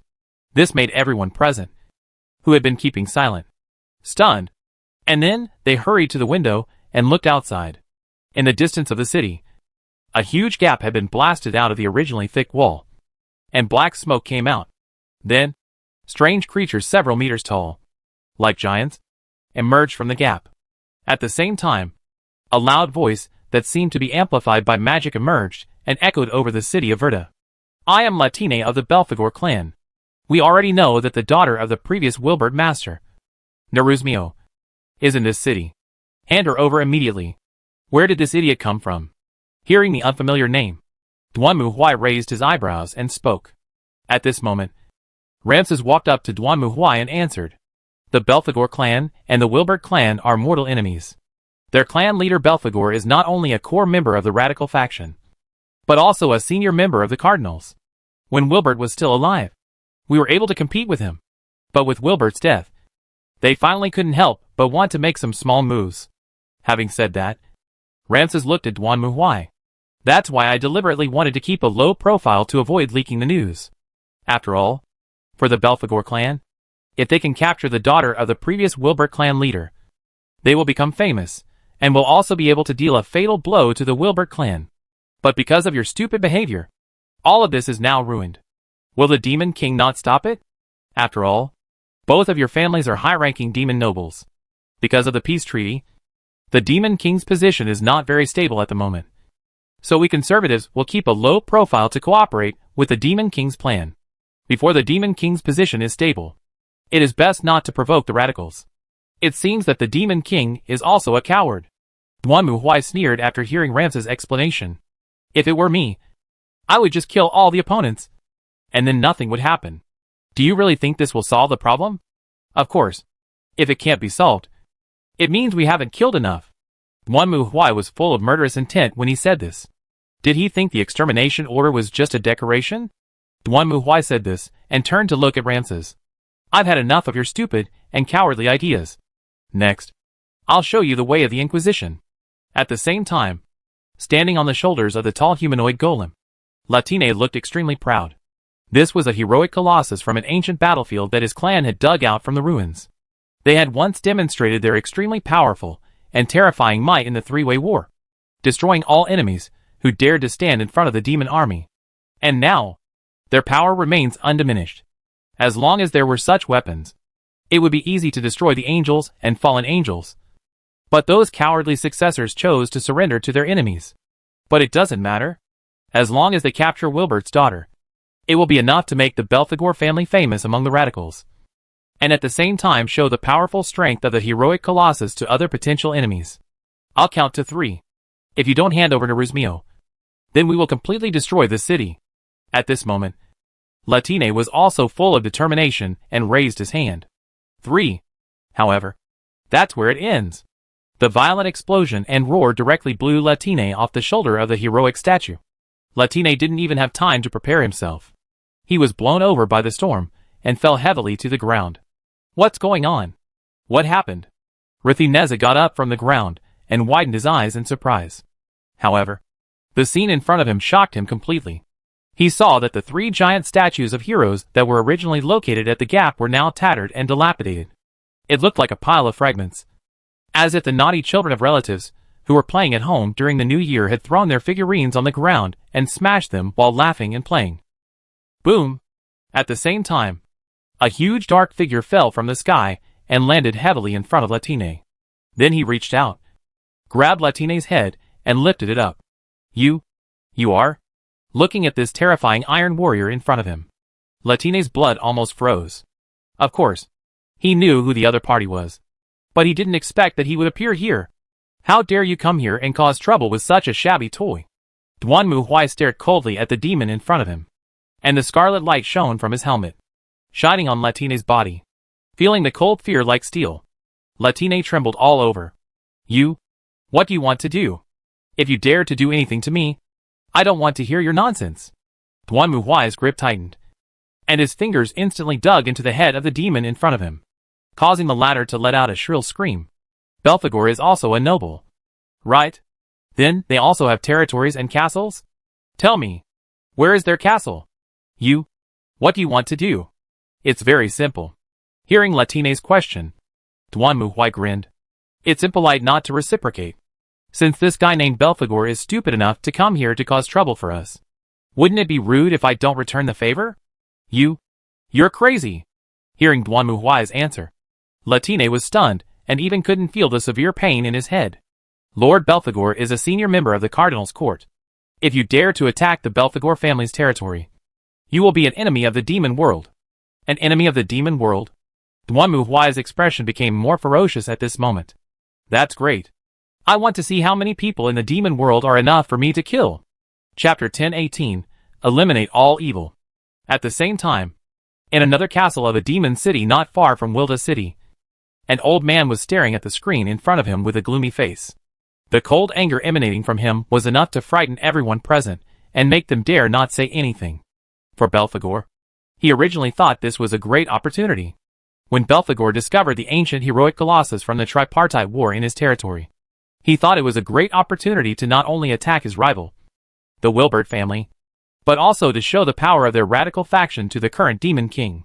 Therefore, after learning that the daughter of the former Wilbert clan leader had returned to the demon world, Belphegor came up with this plan. Belphegor is no stranger to this iron warrior on the screen. Maybe Duan Muhui doesn't know it yet, but in fact Belphegor has known of his existence a long time ago. The reason was simple. After all, it was at Belphegor's invitation that Marquis Zalgier went to kill Naruzmio. Belphegor's idea at the time was simple. With the death of the former patriarch of the Wilbert family, and the current instability of the family, if he could capture or kill his heir, it would be enough to deal a serious blow to the Wilbert family. The result? Well, you all know it. Zalgier is dead. This made Belphegor's life difficult for a long time in the radical faction. After all, Zalgier was a veteran of the radical faction, and one of the backbones of the radical faction. As a result, he died suddenly. The demons were shocked and began to blame Belphegor, the old wily man. If it weren't for his bad idea, the radical faction would not have lost a general like Marquis Zalgier. Although Belphegor was very angry, he was not stupid. Since the other party had the ability to kill Zalgier, it would only be troublesome for him to send someone else. So after that, he had been secretly monitoring and investigating Duan Muhui's situation. Of course, Belphegor also watched the ranking game between Rias and Razor, and the powerful strength shown by Duan Muhui made him feel extremely shocked. Therefore, after digging up the Colossus of Heroes, the first thing Belphegor thought of was to kill Duan Muhui as soon as possible. Although that human was indeed powerful, he had 3 heroic colossi on his side, and each of them was as powerful as the one Duan Muhui had shown in the ranking game, beating Razor. In Belphegor's opinion, there is no way they can lose when 3 are fighting against 1. The result? Well, this scene on the screen once again proves that what the heroic colossus can achieve is not the limit of Duan Muhui. In other words, what Duan Muhui showed in the ranking game was not his limit. Belphegor watched the 3 colossi he had dug out being smashed into pieces by Duan Muhui's hammer. He held the handrail tightly with both hands, veins popping out, and clenched his teeth. In order to activate these 3 ancient colossi, he not only forgot to eat and sleep, but also spent a lot of money and wealth. However, all this could not withstand the opponent's blow. How can this be? Even if he is the host of the divine weapon, he is still just a human being after all. How could he be so capable? Grown-ups. Just as Belphegor was staring at the screen with gritted teeth, his subordinates came over. Sir, should we? What? Belphegor turned his head fiercely and glared at his subordinates. No.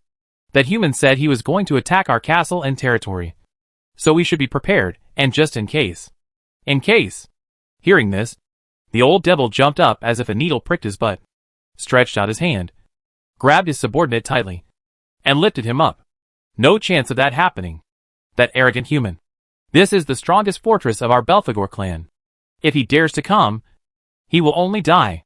Not to mention that we are one of the oldest nobles in the demon world. We have fought against angels, fallen angels, and even faced gods. And now, you want me to run away from a mere human? How far do you want to insult me? No. Sir, That is not what I meant. Boom. However, before the subordinate finished speaking, the entire castle fortress suddenly shook. And then the entire ceiling exploded and flew away in an instant, which shocked the demons in the conference room, and they hurriedly stepped back. Then, they saw a tall steel warrior striding out from the dust, and a cold and bright red light flashed in his skull-like helmet. In his left hand, he held a tattered latine that was almost torn into pieces. This is Belphegor's castle. It's quite close. Duan Mu Huai threw the corpse, which had turned into a rag, aside and looked around. It seemed that he was lucky, as this place seemed to be the core area of Belphegor Castle. There was a group of guys standing nearby who were dressed in luxurious clothes and looked like they had extraordinary status. As for why Duan Mu Huai was sure that this was Belphegor's territory, the reason was very simple. The colossi of heroes were very showy, with the emblem of the Belphegor family engraved on them, just like the murderer in Conan, who was afraid that others would not know that he was the one who did it. So Duan Mu Huai only needed to compare the emblems, and immediately locked on the target. And this is really good. Looking at the demons in front of him, Duan Mu Huai opened his mouth and showed a murderous smile. In the demon world, there are two types of demons. One is the demons transformed from humans that Rias mentioned before. These demons look basically the same as humans except for a pair of demon wings and tails. There is another kind of demons, which are the ancient demons. Their appearance is hard to describe. Take these demons in front of us. For example, they have horse faces, 2 pairs of eyes, and cow-like horns on their foreheads. Then according to the standards of the Inquisition, these guys will have only one fate. You lowly alien bastard. Prepare to die? In the name of the Inquisition, I will burn your bodies and souls together, and let you face destruction in pain and despair.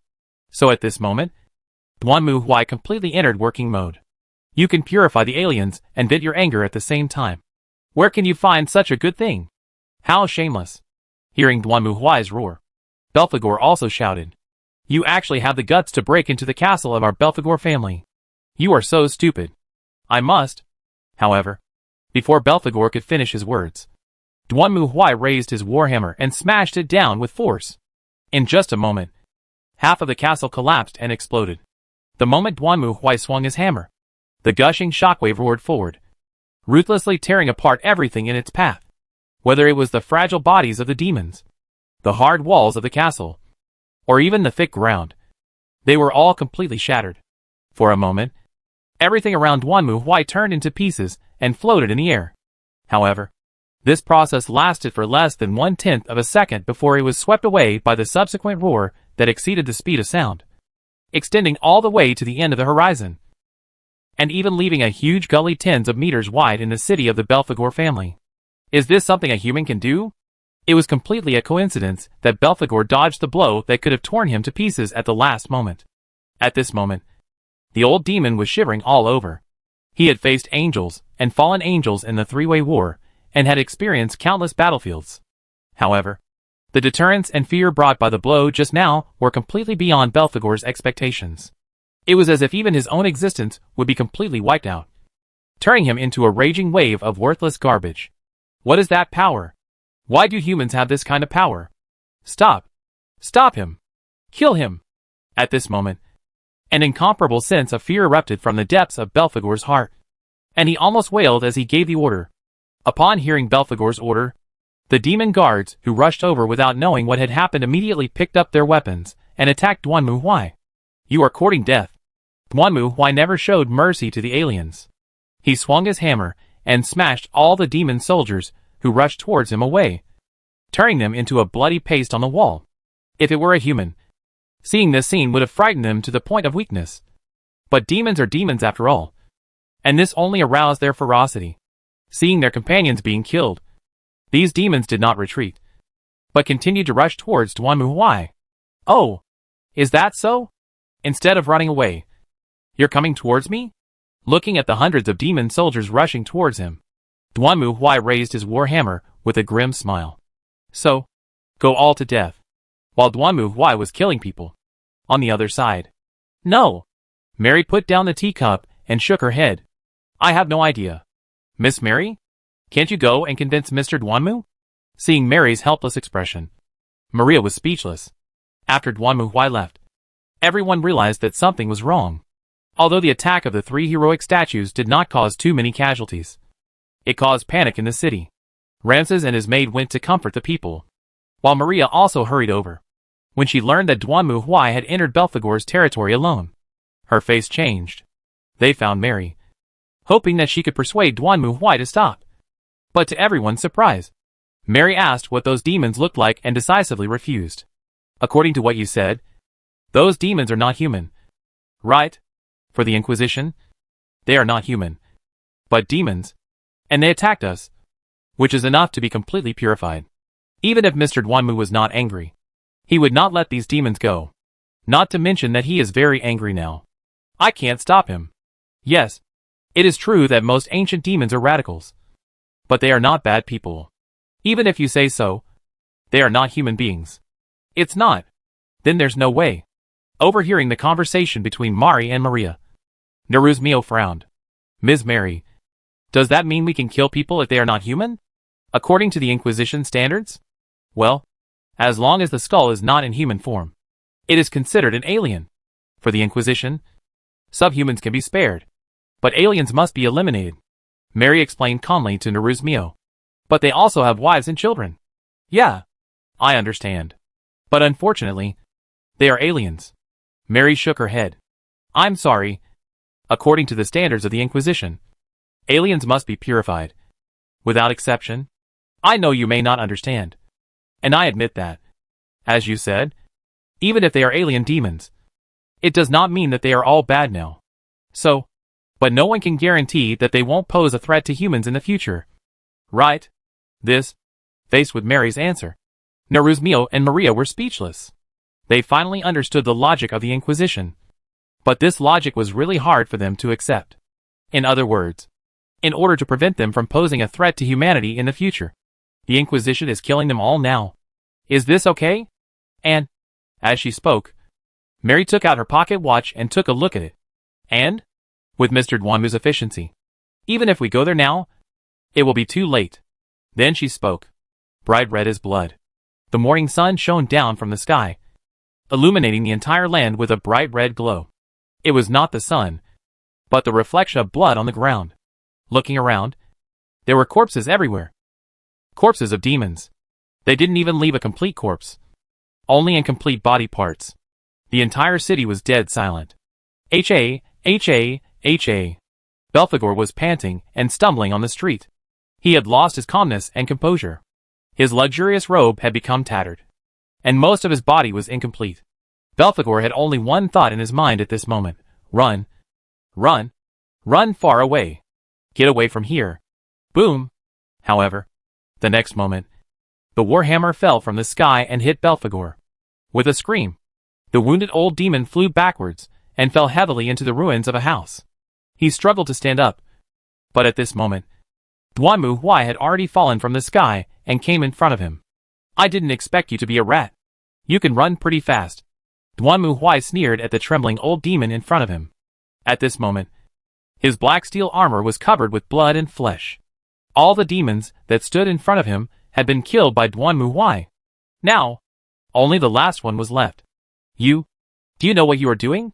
Looking at Duanmu Huai in front of him with horror, Belphegor felt like he was going crazy. You killed Belphegor's people.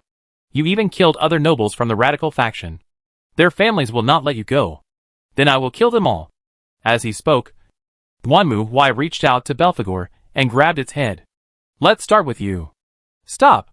Just as Duanmu Huai lifted Belphegor up, suddenly, there was a roar from the sky. And then a huge force descended from the sky and blasted towards Duanmu Huai.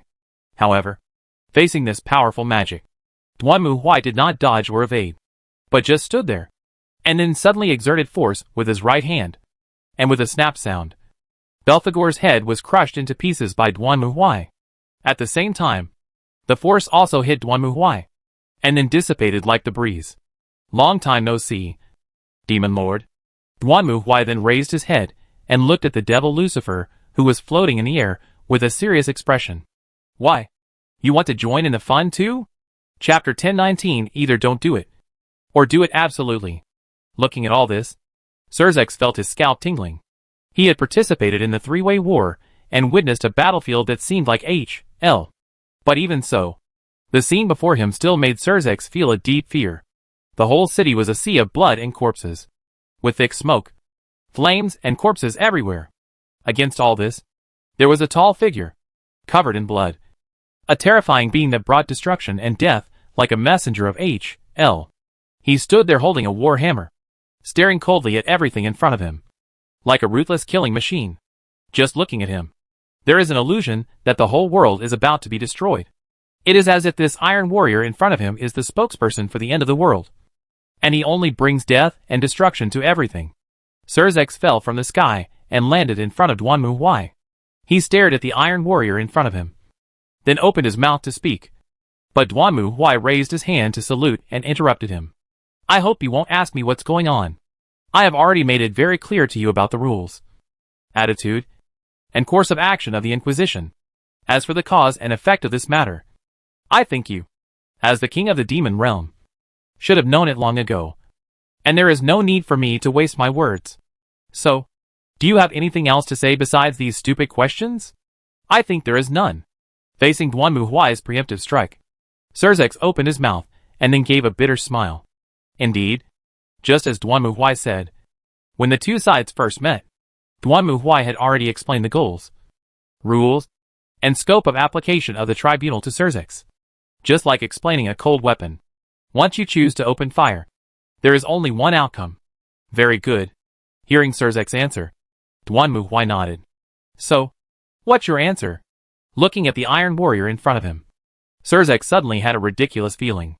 As if the person in front of him was not a person, a warrior, but a bomb, which was ticking down right now. Whether the bomb would explode or not depended on whether he would press the button on it. As for what would happen if the bomb exploded, Surzex looked around silently, and saw that under the sunlight, the entire Belphegor territory was now a ruin, with mutilated corpses everywhere, and sticky blood emerging from them, soaking the soil on the ground like a swamp. And even the moat next to it was blood red. That's enough. Belphegor has paid the price for what he did. That's all. For now. Duanmu Huai put down the warhammer in his hand and stared at Surzex. If something like this happens again, I will still take action. You should understand what I mean. If you are unwilling to take care of it, Demon King, then I will take care of it on your behalf. After saying this, Duanmu Huai turned around and disappeared among the ruins and the sea of corpses and blood. It was not until Duanmu Huai's back disappeared that Surzex let out a breath. At the same time, a voice emerged from beside him. Is this okay, Lord Surzex? The one who appeared beside Surzex was the Demon King's maid, Greyfield, who had been the host during the ranking battle.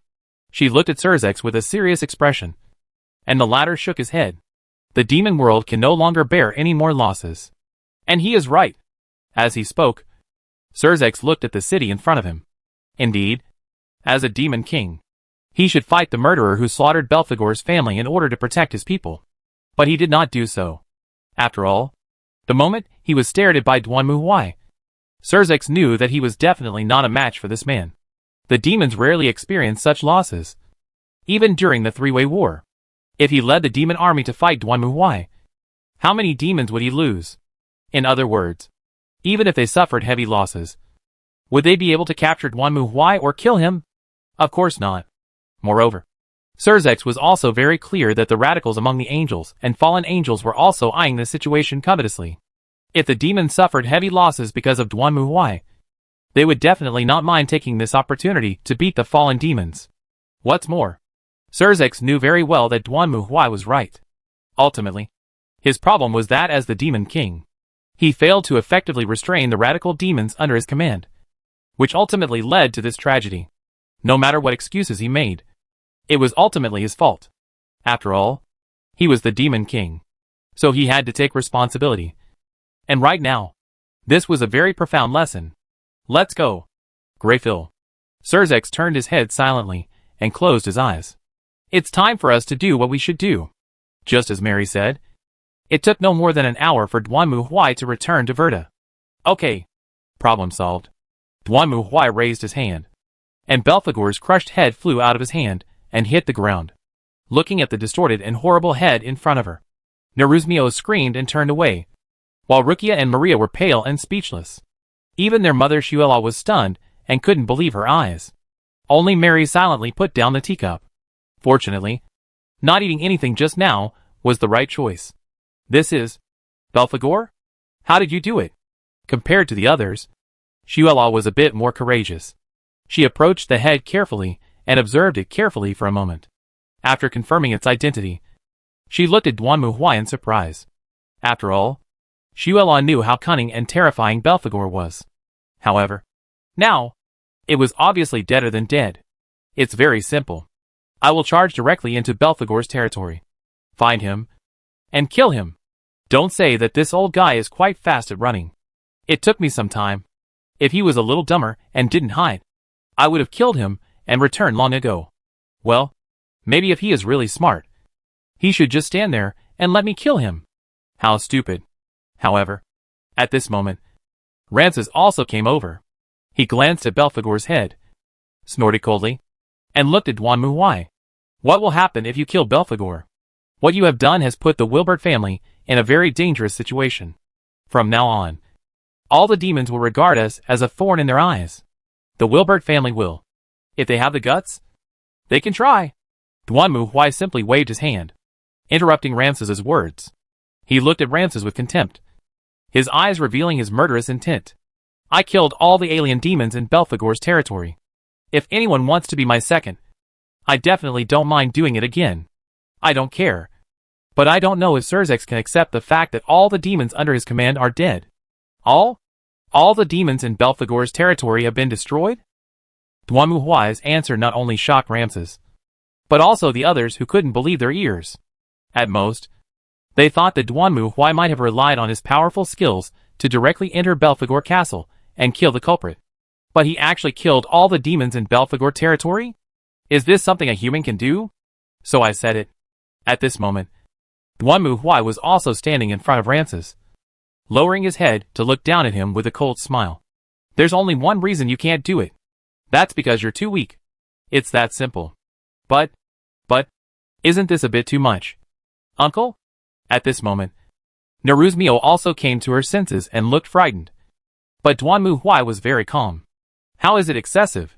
You saw those guys coming to our door just now.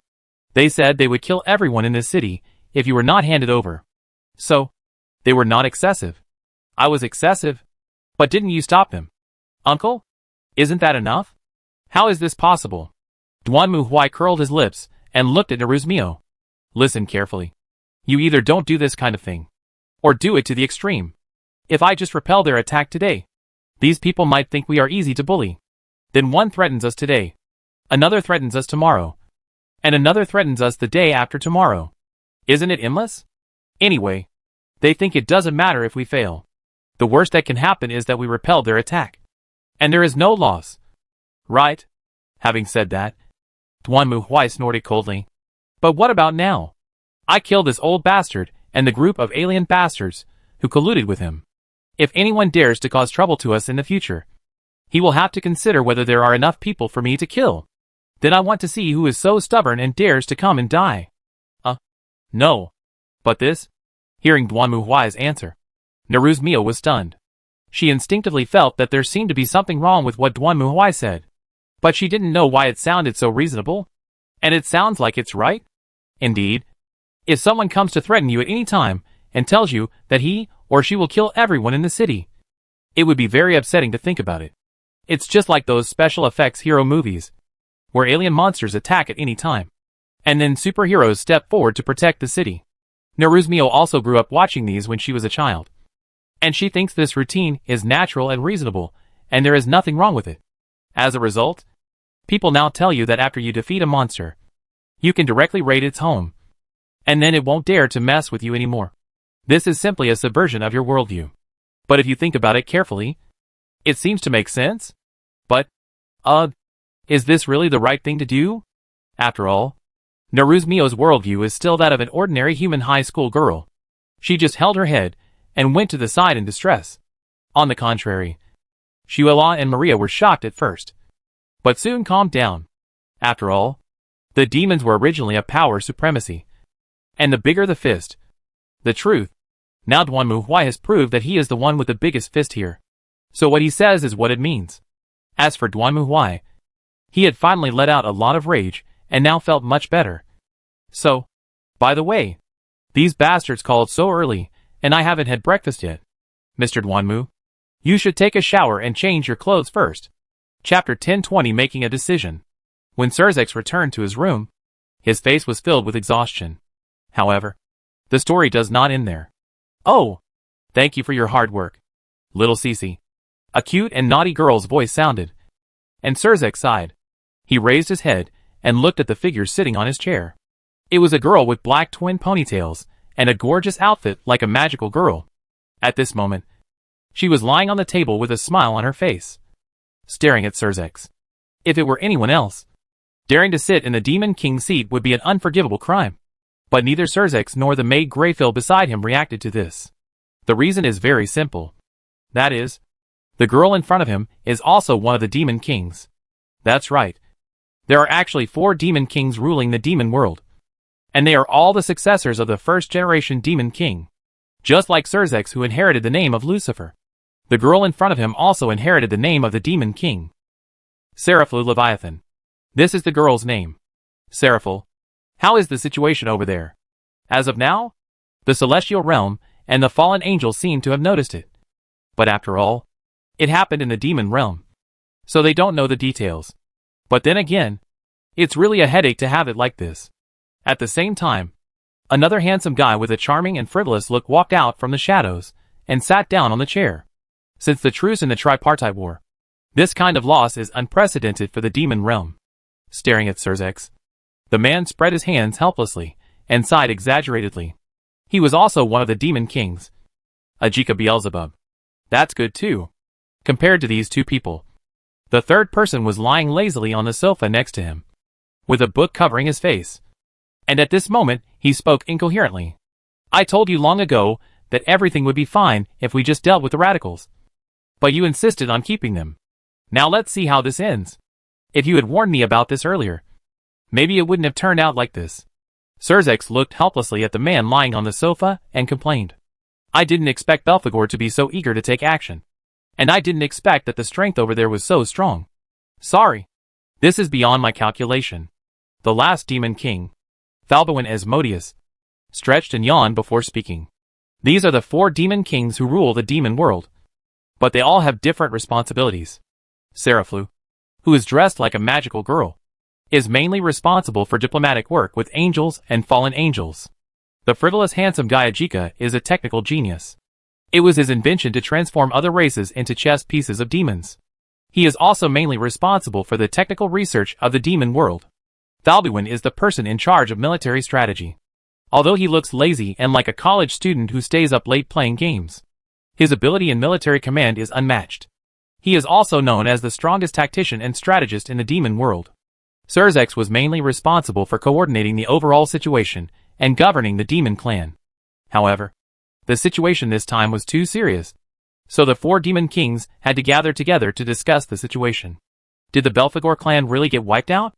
I've seen battlefield reports and footage, but I just can't believe that one person could so easily wipe out the entire Belphegor clan in such a short period of time. No matter what means he used, he did wipe out the people of Belphegor territory.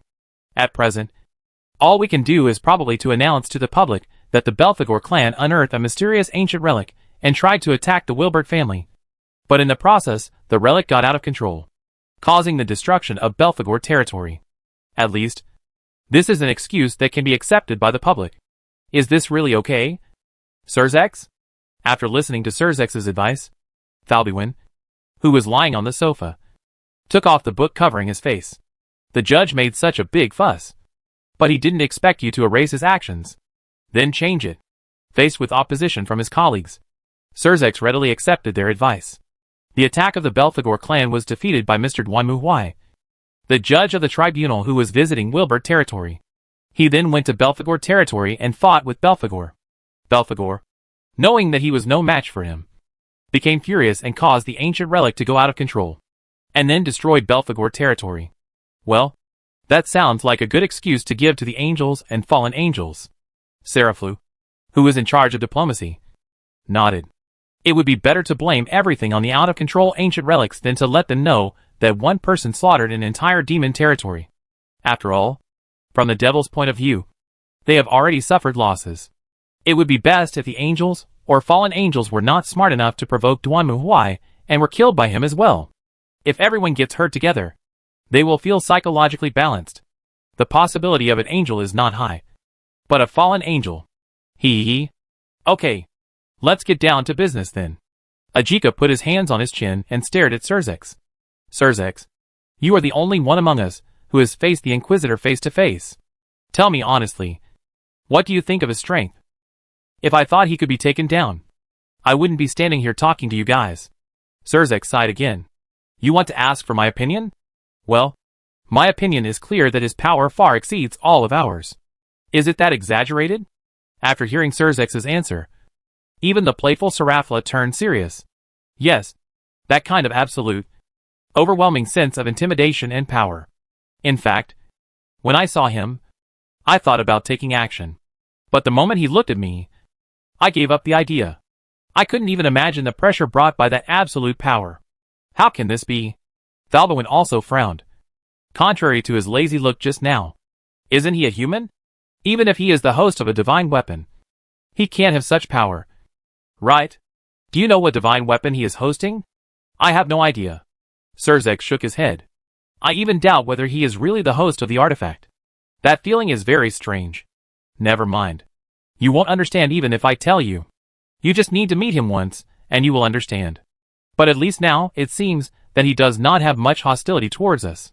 Yes, the Inquisition, an organization that exists to protect humanity. But the basis for them to determine whether the other party is human is actually the skull? Ajika whistled. Belphegor must have died unjustly. It's a pity that it has always been proud of its bloodline as an ancient demon. It never thought that one day this would become its death warrant. The 4 demon kings were not particularly sad about the destruction of Belphegor's territory. After all, Belphegor was a diehard among the demons. The reason was simple. After the end of the Three-Way War, in order to replenish the population of the demon world, Ajika invented a chess piece system that could transform into demons. Although the chess piece system has made up for the lack of manpower in the demon world, conflicts between the large number of demons reincarnated from humans and the local demons led by Belphegor are common. The 4 demon kings are naturally conservative, but they can't help but appease the local demon forces. This is why the Belphegor family is so domineering and Surzex can't do anything about it. It has to be fair. Otherwise the demon world will start a civil war. Wouldn't that be troublesome?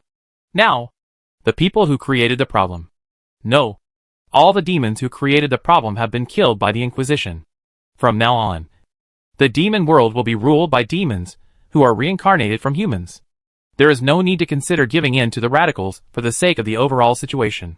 From this point of view, the 4 demon kings are quite grateful to Duanmu Huai. In this case, it is obvious what we have to do. Just when the demon kings made their decision, Duanmu Huai had already led everyone out of the demon world and returned to the human world. In the end, Neruzmio decided that she did not intend to inherit the Wilbert family, and explained this to Ramses. In Neruzmio's opinion, living in the human world is more suitable for her than in the unfamiliar demon world. Ramses was silent for a moment regarding Neruzmio's decision, and then asked a question. So, are you going to become a stray demon? Demons that have left their families are almost all rogue demons, and rogue demons are naturally unprotected. The fallen angels attacked Neruzmio and Maria before because they regarded them as rogue demons, thinking that killing them would not cause a conflict between the two forces. Later, they found out that Neruzmio was a superior demon, and they wanted to kill her as soon as possible. If they didn't silence her, they would be the ones who would be in trouble. If Neruzmio decides to leave the Wilbert family, she will become a stray devil, without the support of her family, and will become a target of angels and fallen angels. Regarding this, Duanmu Huai had already made a decision. The Inquisition will protect her. That's right. Duanmu Huai said that the demon family is useless. And Rias is still using the name of the Gremry family. But they still don't take it seriously. Not to mention you, Wilbert, who is on the decline. It's better to rely on yourself than to rely on others. Relying on others is useless. You have to rely on yourself. He wanted to see if Neruzmio joined the tribunal, who would dare to cause trouble for her when the court is dead? Moreover, it is not against the rules for Neruzmio to join the Inquisition. After all, Her demon bloodline is only in the understanding of this world. According to the judgment of the Inquisition, Naruzmio's skull has not mutated at all. She just has wings and a tail. So she still belongs to the human category. So Naruzmio didn't think much about it, and agreed to Duanmu Huai's suggestion. After all, she had figured it out. Given her current situation and identity, she had to join a group in order to survive. If you want to stay in the demon world, you have to join Wilbert. If you want to return to the human world, you have to join the Inquisition. For Naruzmio, the choice was clear.